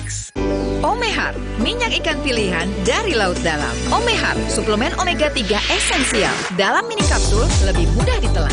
Diproses dengan teknologi modern di Amerika. Bantu pelihara kesehatan tubuh kini dan nanti. Bos bawel, anak rewel, well, my well. Baru, my well vitamin C plus zinc. Bantu jaga daya tahan tubuh. Well, my well vitamin C plus zinc. Kemarin aku antar orang berkali-kali, padahal kepala ini pusing. Ada obat sakit kepala? Oskadon aja. Oskadon aktif bekerja di pusat sakit kepala. Dapat diminum sebelum makan tanpa ngantuk. Oskadon pancen uhi. Rambutku hitam berkilau. Emerald Shampoo Black Shine baru dengan argan oil infused, aktif probit amino dan urang-aring. Buat rambut lebih hitam, tetap sehat berkilau. Emerald Shampoo Black Shine. Hitam tetap sehat berkilau. Layu. Gak dingin aja, tetap segar. Yuk Aqua dulu. Datang dari sumber alam yang terlindungi, murninya air mineral Aqua, berikan air minum berkualitas. Apapun aktivitasmu, Aqua dulu.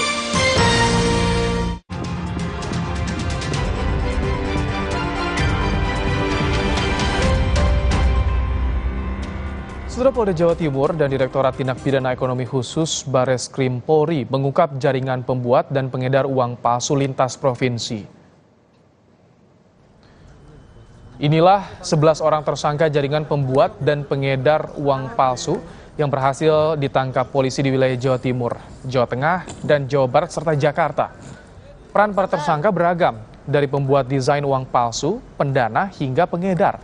Sindikat ini berhasil dibongkar setelah polisi menelusuri laporan seorang korban transaksi uang palsu di Kediri awal Oktober lalu. Uang palsu yang sudah diedarkan para pelaku mencapai 1,2 miliar rupiah. Sementara barang bukti yang disita senilai 800 juta rupiah uang palsu siap edar dan belum jadi. Kemudian komputer, beragam mesin, dan peralatan cetak.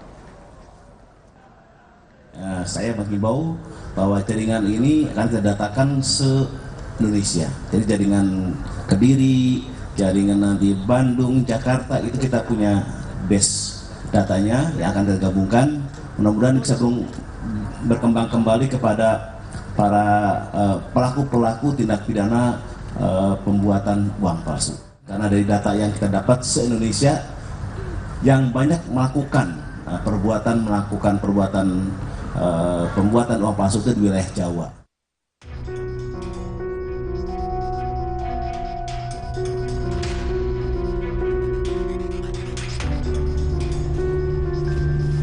Uang palsu 1,2 miliar rupiah siap edar dari sejumlah wilayah diamankan Polda Jawa Tengah, termasuk 5 tersangka pembuat uang palsu. Polisi juga menyegel lokasi tempat pembuatan uang palsu di Kampung Larangan, Kelurahan Gayam, Kecamatan Sukoharjo, Kabupaten Sukoharjo, Jawa Tengah. Pengungkapan ini untuk di Jawa Tengah itu ada 4 kasus. Jadi 4 kasus itu 5 tersangka yang barang buktinya adalah 1.260 miliar.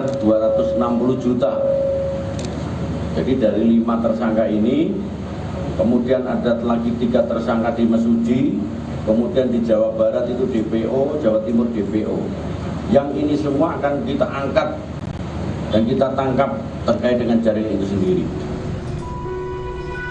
Pelaku menggunakan bahan kertas yang didatangkan dari luar negeri, serta peredaran uang palsu ini sudah cukup sistematis. Karena para tersangka ada yang berperan sebagai produsen, penjual, dan pengedar uang palsu. Untuk motif, polisi menyatakan pelaku mencari keuntungan di tengah krisis ekonomi dan inflasi. Akibat perbuatannya, pelaku terjerat UU RI nomor 7 tahun 2021 tentang mata uang. Nikolaus Irawan, Kompas TV, Sukoharjo, Jawa Tengah. Terkait sindikat pembuat dan pengedar uang palsu di Jawa Timur, kita tanyakan langsung pada Kapolres Kediri, AKBP Agung Setio Nugroho, yang wilayahnya jadi titik awal terbongkarnya jaringan ini. Selamat petang, Pak Agung, dengan Ibrahim dari Kompas TV. Selamat petang, Mas Ibrahim. Pak Agung, baik. Pak Agung, tadi dengan wilayah Jawa Tengah, apakah ini ada kaitannya? Apakah satu jaringan Jawa Tengah, Jawa Timur dengan yang diungkap pertama kali di Polres Kediri? Itu ada kemungkinannya, ada jaringannya. Nanti akan kami komunikasikan, koordinasikan dengan polda-polda yang melakukan ungkap kasus terkait dengan uang palsu. Seperti itu. Kemungkinan jaringan sama, ini indikasinya apa, Pak Agung?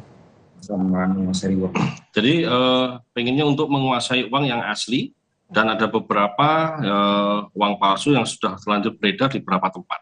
Oke. Di Kediri bagaimana, Pak Agung? Berapa jumlah yang sudah beredar dan barang bukti yang ditemukan? Jadi berawal dari salah satu temuan dari pegawai bank yang ada di BRI di wilayah kami, dan segera melaporkan kepada kami. Akhirnya kami melakukan pengembangan yang dilakukan oleh Satserse dan menemukan inisial M yang saat pada penangkapan kami sudah mengamankan sekitar 4 juta lembaran uang palsu.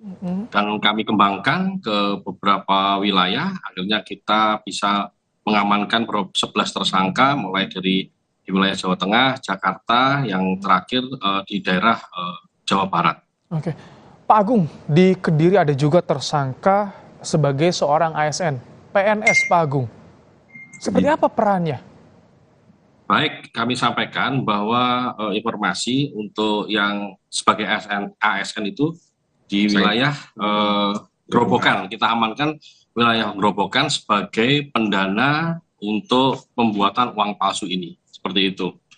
Pendananya hanya satu atau ada juga pendana-pendana lainnya, Pak Agung, untuk jaringan ini? Untuk pendananya saat ini sudah kami amankan 1 orang, hasil pemeriksaan beberapa saksi, dan tersangka pengedar yang lain adalah Saudara Said. Ini yang mereka berasal dari sejak kapan? Grobogan. Sejak kapan, Pak Agung, mereka memproduksi uang palsu ini, Pak Agung? Ya, jadi hasil keterangan dan penyelidikan kami untuk uang palsu ini dilakukan percetakan mulai bulan Maret sampai April 2022 yang sudah tercetak kurang lebih 1 bulan sekitar 2 miliar uang palsu yang sudah tersebar kurang lebih 1,2 miliar. Jadi yang kita amankan sekitar 800 juta. Namun demikian tetap kita akan kembangkan kembali uang yang sudah beredar di lapangan, seperti itu.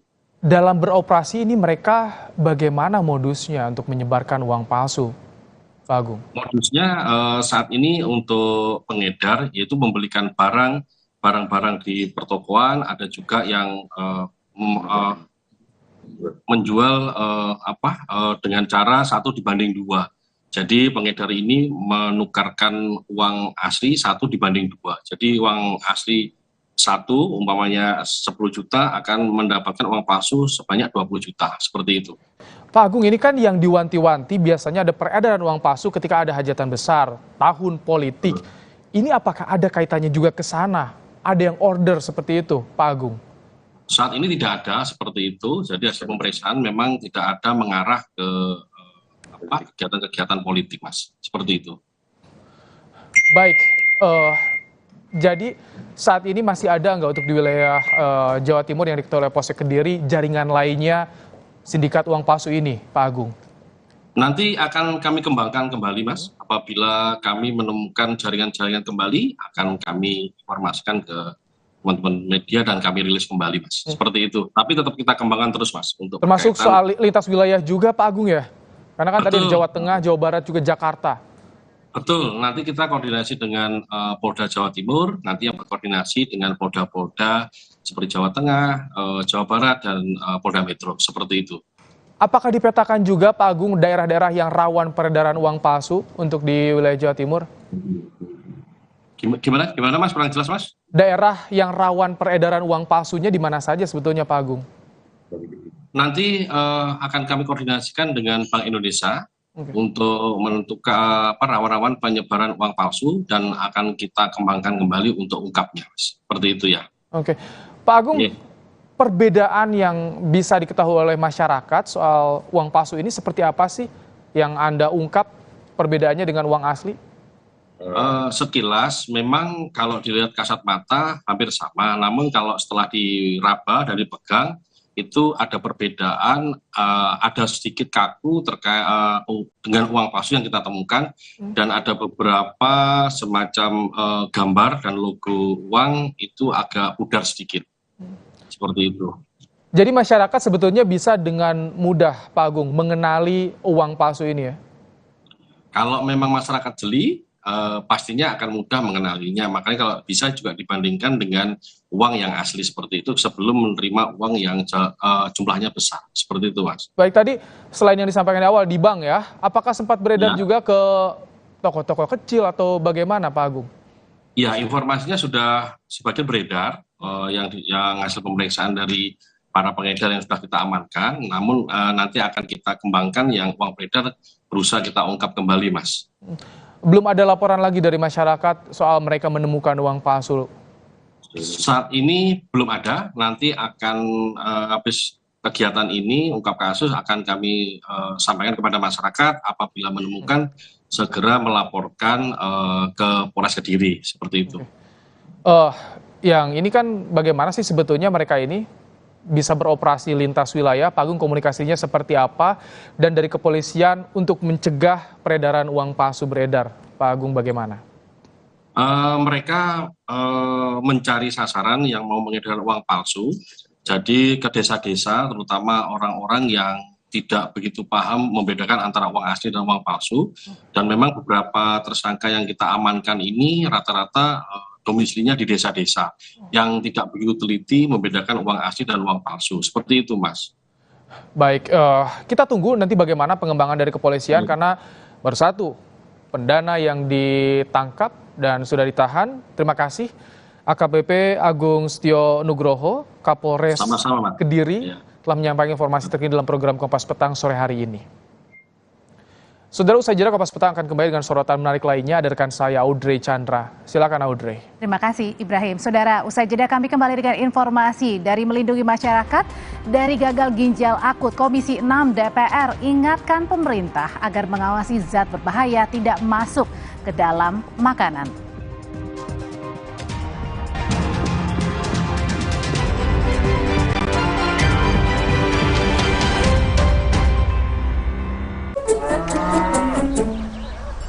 Sapiku yang sakit bisa beneran diobatin nggak ya? Jangan percaya, sapinya dijual ke saya aja.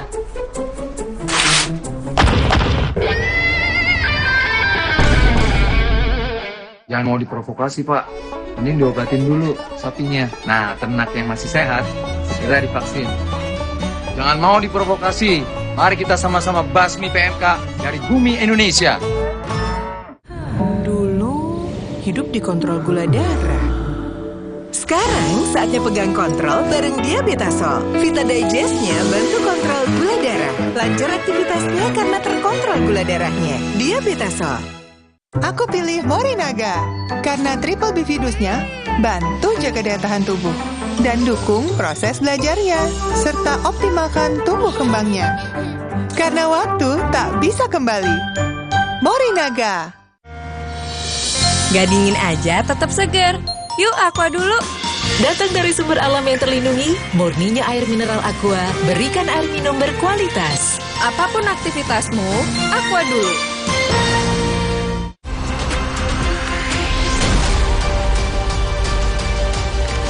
You have fought long enough, Galatria.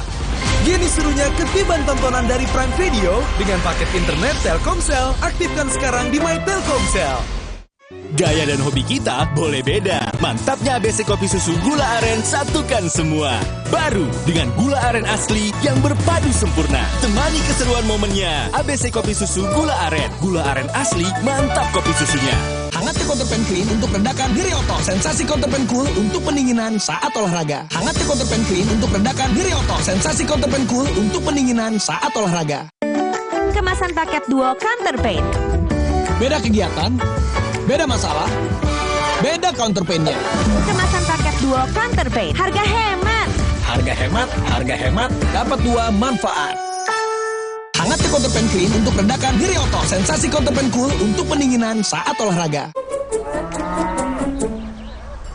Sapiku yang sakit bisa beneran diobatin nggak ya? Jangan percaya, sapinya dijual ke saya aja.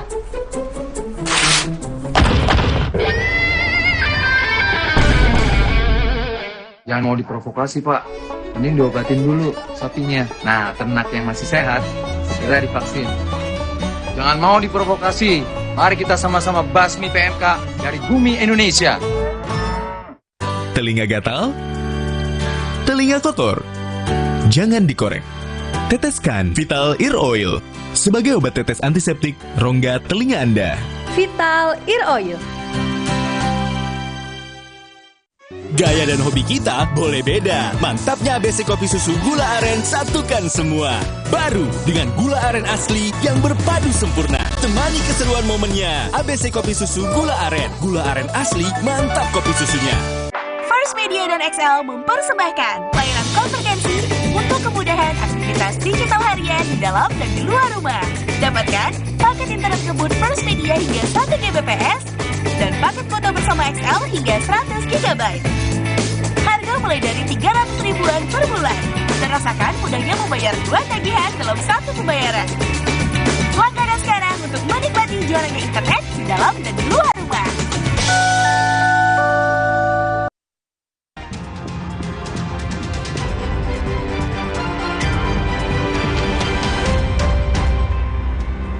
Komisi 6 DPR, Saudara, melakukan rapat dengar pendapat bersama Kepala Badan Perlindungan Konsumen Nasional. Salah satu yang menjadi sorotan anggota DPR terkait dengan kasus gagal ginjal akut yang diduga akibat cemaran zat dalam obat sirup. Salah satu anggota Komisi 6 dari fraksi PDI Perjuangan, Haris Surino, menyebut jika Badan Perlindungan Konsumen Nasional seharusnya dapat memberikan tekanan kepada lembaga yang memiliki wewenang seperti Badan POM dan Kementerian Kesehatan terkait untuk melindungi masyarakat sebagai konsumen dari obat sirup yang tercemar etilen glikol. Komisi 6 DPR juga mengingatkan Badan Perlindungan Konsumen untuk memperingatkan BPOM dan Kementerian Kesehatan agar zat kimia berbahaya ini tidak masuk ke dalam makanan. Ketua dan Wakil Ketua BPKN beserta seluruh jajarannya harusnya mampu untuk lebih memberikan satu perlindungan. Paling tidak adalah tekanan. Baik kepada Badan POM, kepada Kementerian Kesehatan, kepada perusahaan-perusahaan farmasi yang terlibat, BPKN yang perlu diwaspadai sekali adalah bahwa pelarut ini juga dijual kepada industri makanan. Dan industri makanan itu size-nya berpuluh ratus kali lebih gede dibandingkan dengan industri obat. Obat kan kecil-kecil, sirup paling segini lah, makanan. Untuk selai, untuk yogurt. Ini besar sekali, Pak. Sehingga ini harus jadi catatan, Pak. Menteri Kesehatan Budi Gunadi Sadikin mengatakan kasus gagal ginjal akut per Selasa 1 November 2022 mencapai 325 kasus, 178 orang diantaranya meninggal dunia. Adapun kasus gagal ginjal paling banyak diderita anak berusia 0 sampai 5 tahun. DKI Jakarta tercatat punya persebaran kasus tertinggi. Ingat tolong didekatkan lagi mic-nya ya. Komisi 9 DPR menggelar rapat kerja bersama Kementerian Kesehatan, Badan Pengawas Obat dan Makanan, serta sejumlah pihak terkait kasus penyebab gagal ginjal akut. Dalam rapat kerja bersama, Komisi 9 DPR mempertanyakan pengawasan obat sehingga membuat cemaran zat etilen glikol bisa masuk ke dalam obat sirup yang biasa dikonsumsi oleh anak-anak. Setelah lolos, diminum orang sudah ada korban baru diteliti. Ini kan seperti apa sih? Udah ada yang meninggal baru kita periksa. Kita ini sekarang mempertanyakan peran Badan POM sebelum ada yang meninggal. Artinya obat-obat itu beredar kan karena ada izin Badan POM. Tadi yang dibilang sama Ibu Nini itu. Kepala Badan Pengawas Obat dan Makanan Penika Lukito mengakui tak pernah melakukan uji cemaran etilen glikol di dalam obat. Di dunia internasional maupun di Indonesia dikaitkan dengan cemaran EG dan DEG di dalam produk itu belum ada standarnya sampai dengan saat ini. Nah, Untuk itu memang Badan POM tidak melakukan dalam produk jadi untuk cemaran EG dan DEG. Pada saat kami mencermati kenapa sampai ada kandungan yang sangat begitu tinggi, langsung tentunya hubungannya adalah ke bahan baku. Jadi dimungkinkan adalah adanya perubahan bahan baku. Karena pada saat pre-market, mereka kan harus melaporkan. Sementara Barreskrim Polri menaikkan status penyelidikan kasus gagal ginjal akut pada anak menjadi tahap penyidikan. Penyidik menemukan produsen PT Avi Farma memproduksi obat sirup dengan kadar etilen glikol melebihi ambang batas. Krim Polri telah melakukan gelar perkara dalam rangka meningkatkan status penyelidikan menjadi penyidikan terhadap temuan produsen obat PT AF. Kemudian tindak lanjutnya adalah yang pertama, membuat administrasi penyidikan serta pengamanan barang bukti. Selanjutnya, melakukan pemeriksaan dan pengecekan terhadap produsen obat PT AF dan supplier bahan bakunya. Sebelumnya, BPOM telah menyegel dan mencabut izin 2 perusahaan farmasi yang diduga memproduksi obat yang tercemar etilen glikol. Tim Liputan, Kompas TV. Hari ini Komisi 6 rapat dengar pendapat bersama dengan Badan Perlindungan Konsumen untuk kasus gagal ginjal akut. Lebih lengkapnya kita akan tanyakan dengan jurnalis Kompas TV. Sudah ada Putri Oktaviani. Okta, tadi dalam rapat dengar pendapat Komisi 6 bersama dengan Badan Perlindungan Konsumen Nasional, apa yang jadi sorotan DPR?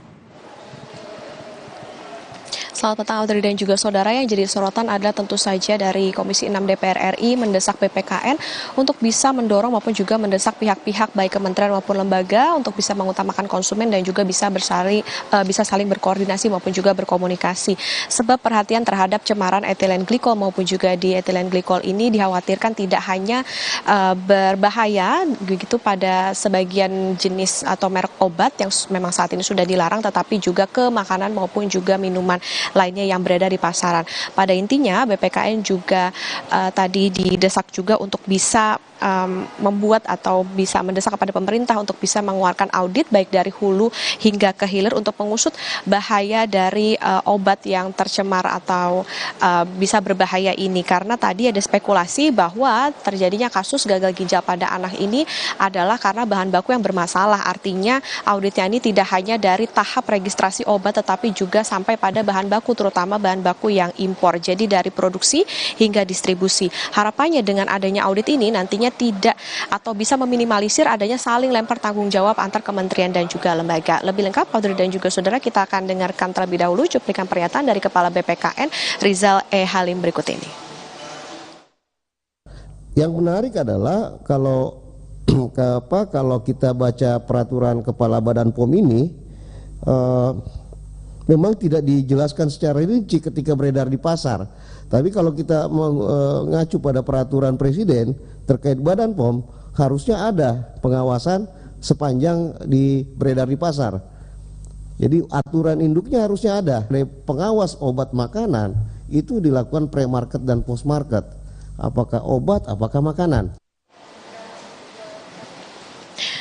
Selain kepentingan untuk bisa mendorong kementerian dan juga lembaga, tadi juga BPKN komitmen untuk bisa turun lapangan maupun juga membuka posko pengaduan baik secara online melalui media sosial maupun juga offline.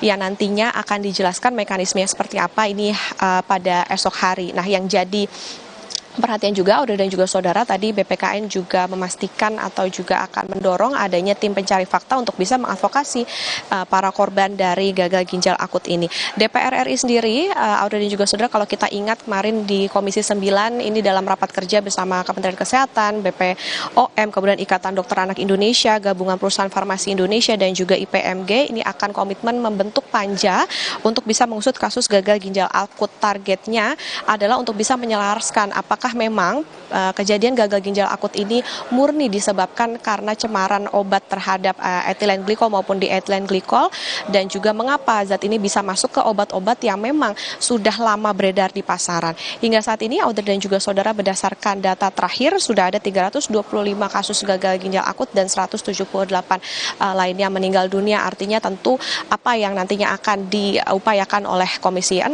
Komisi 9 maupun juga BPKN dan juga kementerian lembaga terkait ini bisa segera menemukan solusi bagi masyarakat, terutama bagi mereka korban gagal ginjal akut akibat yang diduga akibat dari obat yang tercemar ethylene glycol dan diethylene glycol ini. Audrey.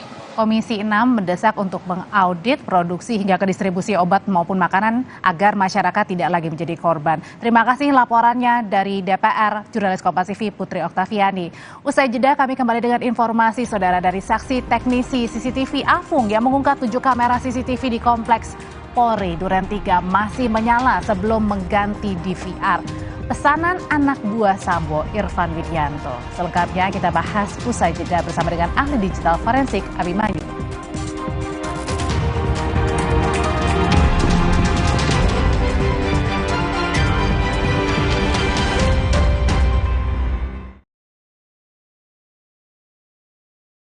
Yuk Aqua dulu. Datang dari sumber alam yang terlindungi, murninya air mineral Aqua, berikan air minum berkualitas. Apapun aktivitasmu, Aqua dulu. Hangat Counterpan Clean untuk redakan nyeri otot. Sensasi Counterpan Cool untuk pendinginan saat olahraga. Hangat Counterpan Clean untuk redakan nyeri otot. Sensasi Counterpan Cool untuk pendinginan saat olahraga. Kemasan paket duo Counterpain. Beda kegiatan, beda masalah, beda counterpain-nya. Kemasan paket duo Counterpain. Harga hemat. Harga hemat, harga hemat, dapat 2 manfaat. Hangat Counterpan Clean untuk redakan nyeri otot. Sensasi Counterpan Cool untuk pendinginan saat olahraga. Inovasi Indomie hype abis. Kebab Turki dan rendang Padang yang enaknya ngehits. Di mix di Indomie hype abis kebab rendang. Rasa smoky creamy kebab Turki sama gurihnya rendang Padang. Di mix asik. Indomie hype abis kebab rendang mix asik. Yuk cobain. Makin delicious, makin endes. Double ngehits di mulut. Indomie hype abis kebab rendang mix asik. Wah, enak banget. Mau better dong? Cuma better. Ya, biskuitnya crunchy, vanilanya creamy. Dilapisi coklat full dan tebal. Eits, nggak boleh. Better, enaknya bikin rebutan. Inovasi Indomie hype abis. Kebab Turki dan rendang Padang yang enaknya ngehits. Di mix di Indomie hype abis kebab rendang. Rasa smoky creamy kebab Turki sama gurihnya rendang Padang. Di mix asik. Indomie hype abis kebab rendang mix asik. Yuk cobain. Makin delicious, makin endes. Double ngehits di mulut. Indomie hype abis kebab rendang mix asik. Jika nyeri otot Neo Remasil dan pegelinu menyerang, kita nggak bisa Neo Remasil, formula efektifnya redakan nyeri otot, nyeri sendi, dan pegalinu. Neo Remasil, nyeri otot dan pegalinu reda, rezeki datang. Neo Remasil. Dek, siap ya? Oke, Kak. Ya, Roma kelapa. Tas dulu ya. Terus dicelup-celup. Oke. Gurih ya? Enak. Roma kelapa, dicelup mau lagi dan lagi. Hangat Counterpan Clean untuk redakan nyeri otot. Sensasi Counterpan Cool untuk pendinginan saat olahraga. Hangat Counterpan Clean untuk redakan nyeri otot. Sensasi Counterpan Cool untuk pendinginan saat olahraga. Kemasan paket duo Counterpain. Beda kegiatan, beda masalah, beda counterpain-nya. Kemasan paket duo Counterpain. Harga hemat. Harga hemat, harga hemat, dapat 2 manfaat. Hangat Counterpan Clean untuk redakan nyeri otot. Sensasi Counterpan Cool untuk pendinginan saat olahraga.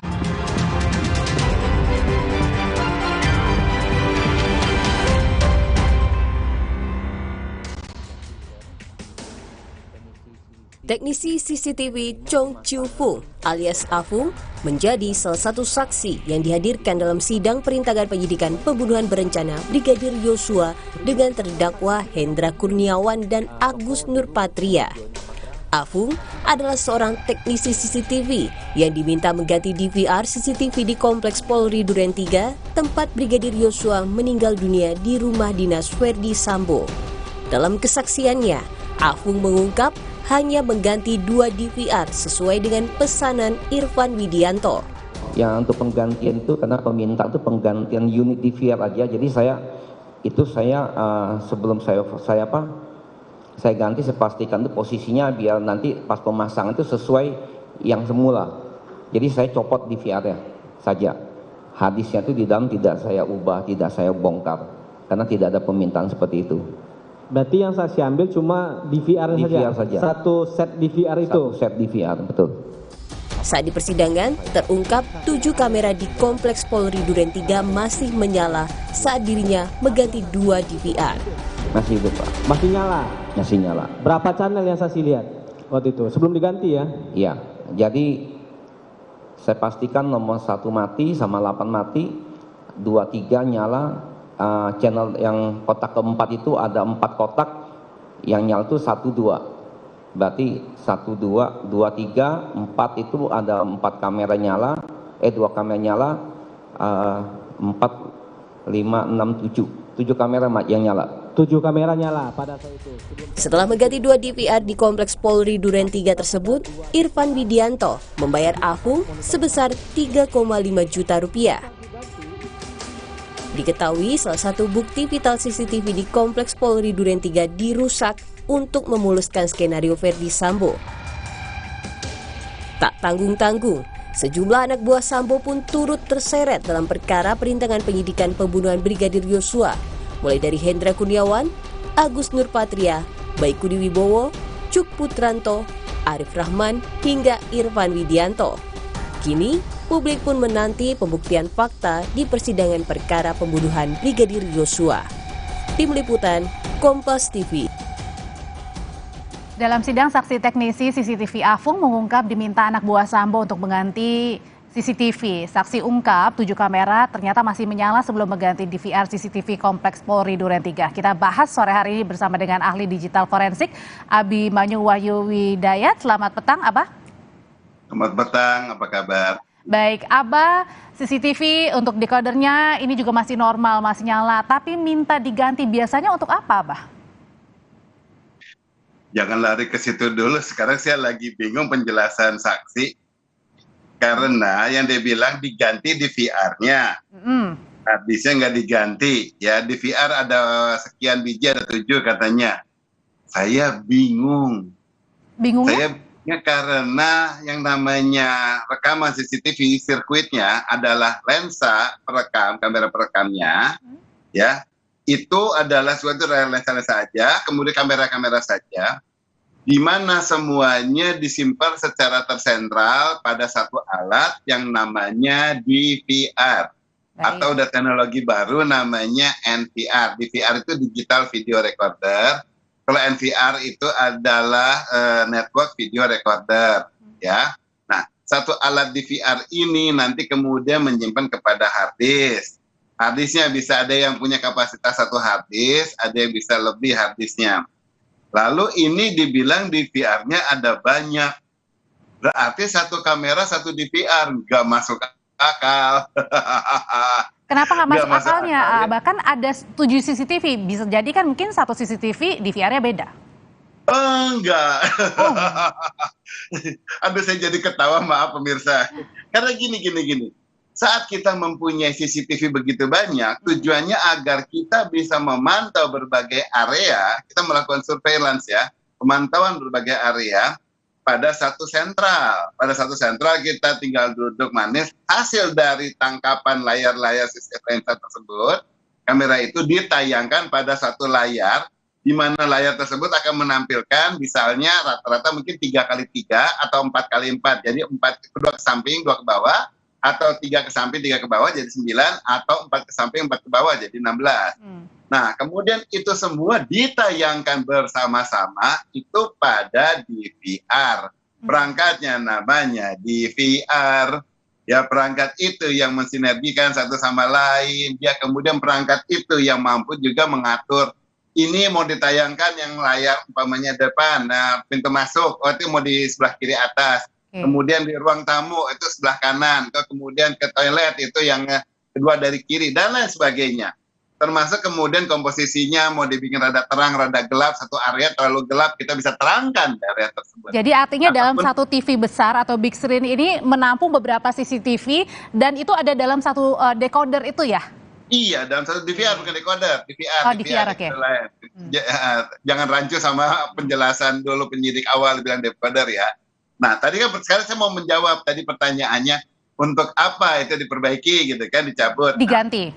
Diganti. Kalau ada permintaan diganti, berarti ada suatu kerusakan pada perangkat itu. Nah, tapi kalau ada yang satu diganti, ya semua diganti. Jadi ini maksud Abah adalah nggak masuk akal ya penjelasan? Gini, sekarang kalau dibilang ada yang diganti, setelah ada, anggaplah ada 7 DVR, jadi satu kamera, satu DVR. Ceritanya nih orang kaya banget gitu ya, karena kan punya, ya tajir teh nih kan, nih polisi, kemudian dia punya satu kamera, satu DVR. Kemudian satu DVR itu kemudian harus ditayangkan pada satu layar lebar yang mana semua digabungkan sehingga memudahkan si satpamnya untuk melihat tampilannya gitu.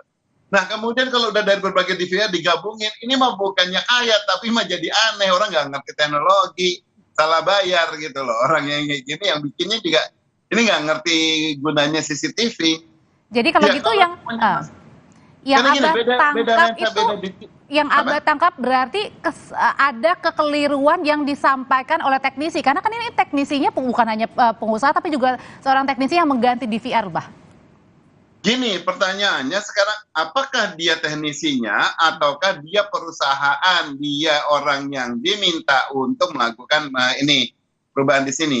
Ingat, ada pernyataannya bahwa ada WA ya, WA yang untuk mengganti CCTV. Oke, nah permintaan WA tersebut selalu dikirimnya bukan ke teknisi tetapi kepada atasannya dulu, engkohnya dulu yang punya perusahaan itu dulu, yang punya toko. Kemudian yang punya toko nanti dia bilang, oke, saya usul si ini, saya usul si ini untuk berangkat ke sana gitu loh ya. Dia akan urus di situ atau mungkin dia sendiri yang turun. Tetapi harus seperti itu dulu, baru kemudian ada teknisi yang dikirimkan. Nah, ini apakah ini teknisi yang bersangkutan atau tidak? That's the question. Ya, karena otak yang pertama masuk dan kemudian siapa yang berangkat, itu bisa lain.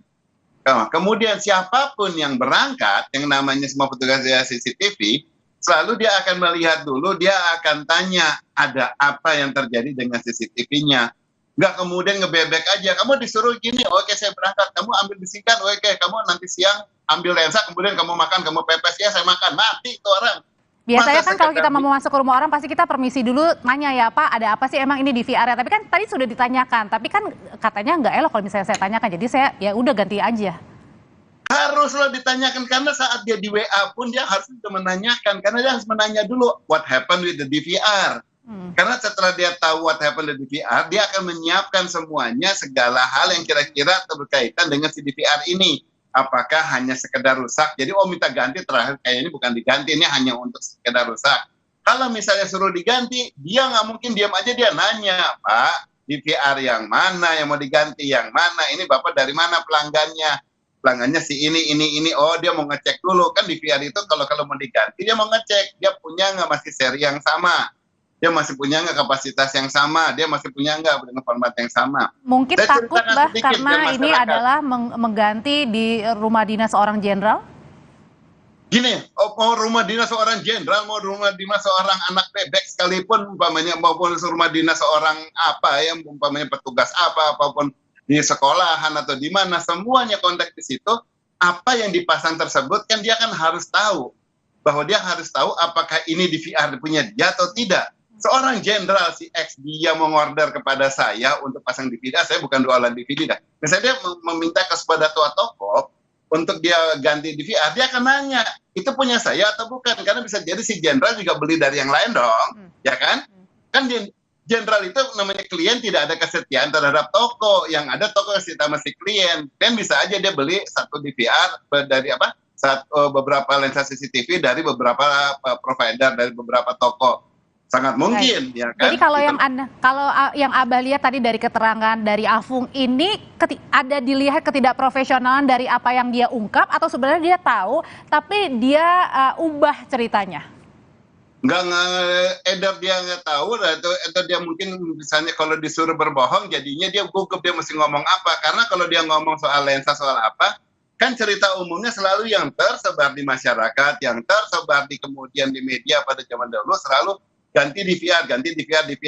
Maka dia gunakan kata-kata yang sama tersebut untuk sampai misalnya ke pengadilan. Padahal kalau sebagai dia tukangnya, saat saya jualan combro dan orang bilang perkedel, saya akan bersikeras, ini adalah combro, jangan diubah jadi perkedel yang lain.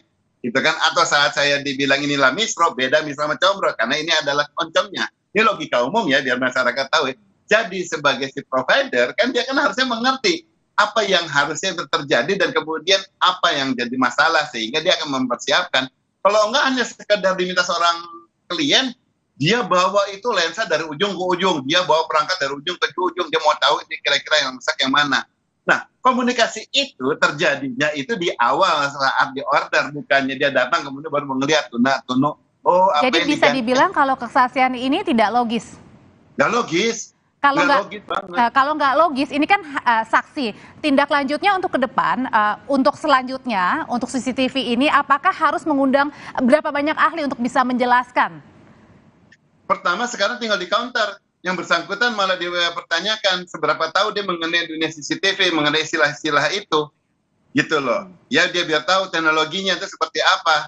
Dan kemudian dia harus bisa membuktikan yang namanya kalau satu kamera adalah satu DVR, dia buktikan bagaimana dia memasang satu kamera, satu DVR, satu kamera, satu DVR. Berarti kalau itu memang yang terjadi, si tukang ini, dia itu mau menjual sebanyak-banyaknya kepada si rumah dinas ini, jadi ada 7 kamera dijual, harus pakai 7 DVR, dipasang 7 DVR, sehingga untungnya jadi lebih banyak, padahal nggak butuh sebanyak itu. Kan jadi aneh, itu pun jadi benar-benar nggak make sense banget gitu. Jadi namanya DVR itu tujuannya untuk mensentralisasi gitu, mensentralisasi semua perangkat tadi yang saya bilang agar mudah dimonitor. Ya. Jadi kesaksian dari hari ini Afung tidak bisa berdiri sendiri, harus ditambah dengan ahli-ahli lainnya. Terima kasih ahli digital forensik Abimanyu Wahyu Widayat atau Abah yang biasa kita akrab memanggil untuk bisa berbagi informasi mengenai DVR yang tadi sempat juga dibahas tentunya dari sidang, di salah satunya adalah dengan saksi Afung. Terima kasih Abah. Oke, semoga amanah. Salam hangat, jabat erat. Salam hangat. Usai jeda saudara,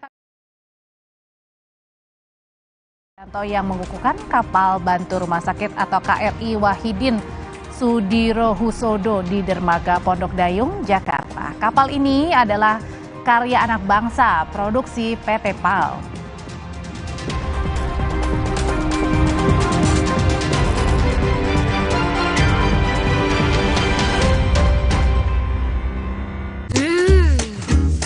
Oreo apa? Nanti. Hah? Nyesel nggak bisa ngomong keras-keras. Oreo wafer, 7 lapis, tebal, terasa coklatnya renyah. Gak dingin aja, tetap seger. Yuk Aqua dulu. Datang dari sumber alam yang terlindungi, murninya air mineral Aqua, berikan air minum berkualitas. Apapun aktivitasmu, Aqua dulu. Hangat Counterpan Clean untuk redakan nyeri otot. Sensasi Counterpan Cool untuk pendinginan saat olahraga. Hangat Counterpan Clean untuk redakan nyeri otot. Sensasi Counterpan Cool untuk pendinginan saat olahraga. Kemasan paket duo Counterpain.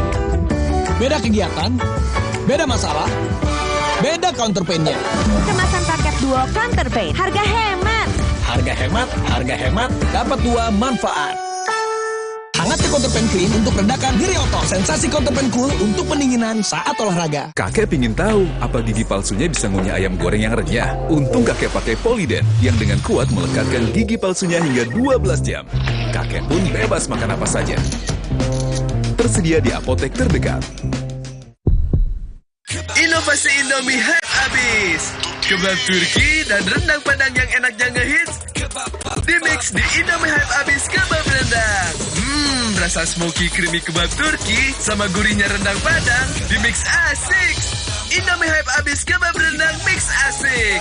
Yuk cobain. Makin delicious, makin endes. Double ngehits di mulut. Indomie hype abis kebab rendang mix asik. Oreo apa? Nanti. Hah? Nyesel nggak bisa ngomong keras-keras. Oreo wafer, 7 lapis, tebal, terasa coklatnya renyah. Nggak dingin aja, tetap segar. Yuk, Aqua dulu. Datang dari sumber alam yang terlindungi, murninya air mineral Aqua, berikan air minum berkualitas. Apapun aktivitasmu, Aqua dulu. Hangat Counterpan Clean untuk redakan nyeri otot. Sensasi Counterpan Cool untuk pendinginan saat olahraga. Hangat Counterpan Clean untuk redakan nyeri otot. Sensasi Counterpan Cool untuk pendinginan saat olahraga. Kemasan paket duo Counterpain. Beda kegiatan, beda masalah, beda counterpain-nya. Kemasan paket duo Counterpain. Harga hemat. Harga hemat, dapat dua manfaat. Hangat Counterpan Clean untuk redakan nyeri otot. Sensasi Counterpan Cool untuk pendinginan saat olahraga.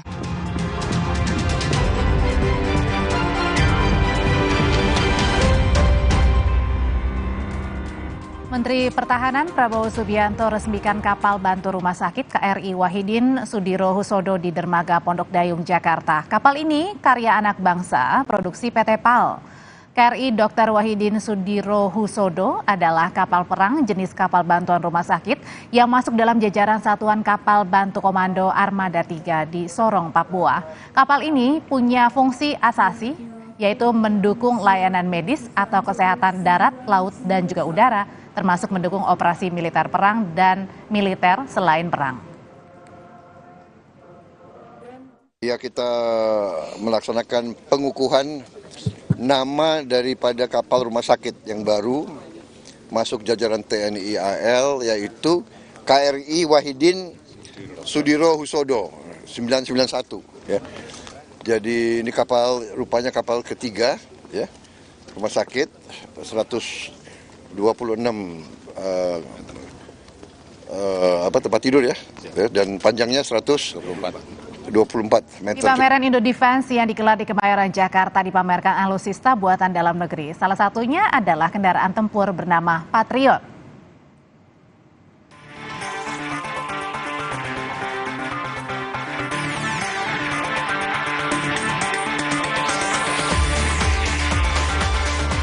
Gak sangka ya, ternyata Indonesia mampu membuat rampur sesangar ini. Tentu saja ini dipamerkan dalam rangka pameran Indodefense 2022. Tidak hanya produk luar negeri, tapi juga produk dalam negeri. Nah, saya akan turun nih. Kenapa? Karena ini tinggi sekali, dalamnya sangat besar dan sangat luas. Jadi ini digunakan dalam rangka untuk pertempuran ketika ada perang terjadi. Nah, langsung saja kita ngobrol hangat dengan Mas Dani. Mas Dani ini dari PT Republik. Mas Dani, singkat saja. Jadi alutsista rampur di belakang saya ini alutsista apa dan gunanya untuk pertempuran seperti apa sih? Jadi ini adalah alutsista namanya Patriot. Patriot ini adalah rampur anti ranjau, multipurpose, berbagai macam kebutuhan bisa dipenuhi oleh kendaraan ini, dan ini adalah kendaraan hasil dari alih teknologi dari luar negeri. Misalnya ini kan kalau dari gedenya luar biasa ya. Muat apa saja nih? Apakah muat personil atau muat seperti logistik atau seperti apa? Jadi ini berbagai macam varian ya. Yang pertama angkut personilnya sampai dengan 12. Ada juga untuk kendaraan komandan batalion, ada juga untuk bisa ambulans atau mungkin firefighters, ada juga untuk senjata dari 762 sampai dengan 20 mm. Dan juga berbagai macam operasi lainnya. Ini sudah siap dijual, tapi khususnya untuk militer dulu, karena ini peruntukannya untuk militer memang. Demikian wawancara saya dengan Mas Dani, saja kita bisa melihat bagaimana kemampuan anak dalam negeri dalam menciptakan rampur kualitas dunia yang bisa hadir dalam rangka untuk bagaimana pertempuran atau evolusi peperangan yang lebih maju. Jona Munangan, Jamsuri, Kompas TV, Jakarta. Diduga tangki bahan bakar bocor, mobil pengangkut bahan bakar minyak terbakar di Desa Putat Gede Ngampel, Kendal, Jawa Tengah.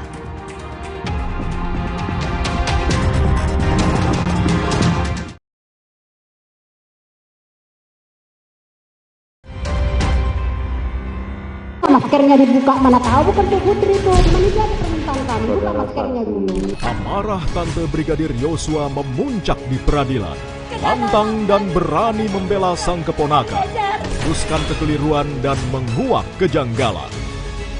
Bersama Rohani Simanjuntak dan Roslin Emika Simanjuntak, selengkapnya dalam Rosi, Perempuan Penghancur Skenario Sambo, Kamis 3 November pukul 8:30 malam di Kompas TV. Inovasi Indomie hype abis. kebab Turki, dan rendang Padang yang enaknya ngehits di mix di Indomie Hype abis kebab rendang. Rasa smoky creamy kebab Turki sama gurihnya rendang Padang di mix asik. Indomie Hype abis kebab rendang mix asik. Yuk cobain. Makin delicious, makin endes. Double ngehits di mulut. Indomie Hype abis kebab rendang mix asik. Oreo wafer? Nanti. Hah? Nyesel nggak bisa ngomong keras. Oreo wafer, 7 lapis, tebal, terasa coklatnya renyah. Have you not seen my new phone yet? It literally folds in half. I would never switch to Samsung. I love my phone. What? It literally folds in half. You see, I love my phone. I would never switch to Samsung.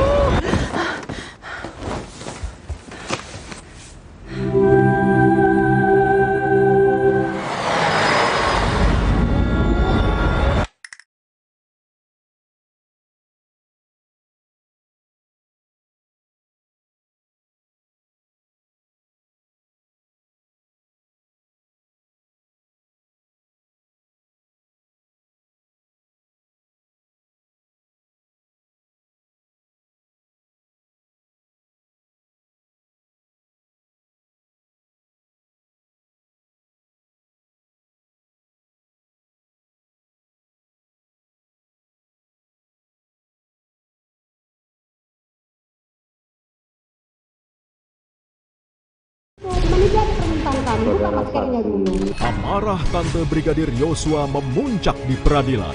Lantang dan berani membela sang keponakan, meneruskan kekeliruan dan menguak kejanggalan. Bersama Rohani Simanjuntak dan Roslin Emika Simanjuntak, selengkapnya dalam Rosi, Perempuan Penghancur Skenario Sambo, Kamis 3 November pukul 8:30 malam di Kompas TV. Amarah Tante Brigadir Yosua memuncak di peradilan. Lantang dan berani membela sang keponakan, meneruskan kekeliruan dan menguak kejanggalan. Bersama Rohani Simanjuntak dan Roslin Emika Simanjuntak, selengkapnya dalam Rosi, Perempuan Penghancur Skenario Sambo, Kamis 3 November pukul 8:30 malam di Kompas TV.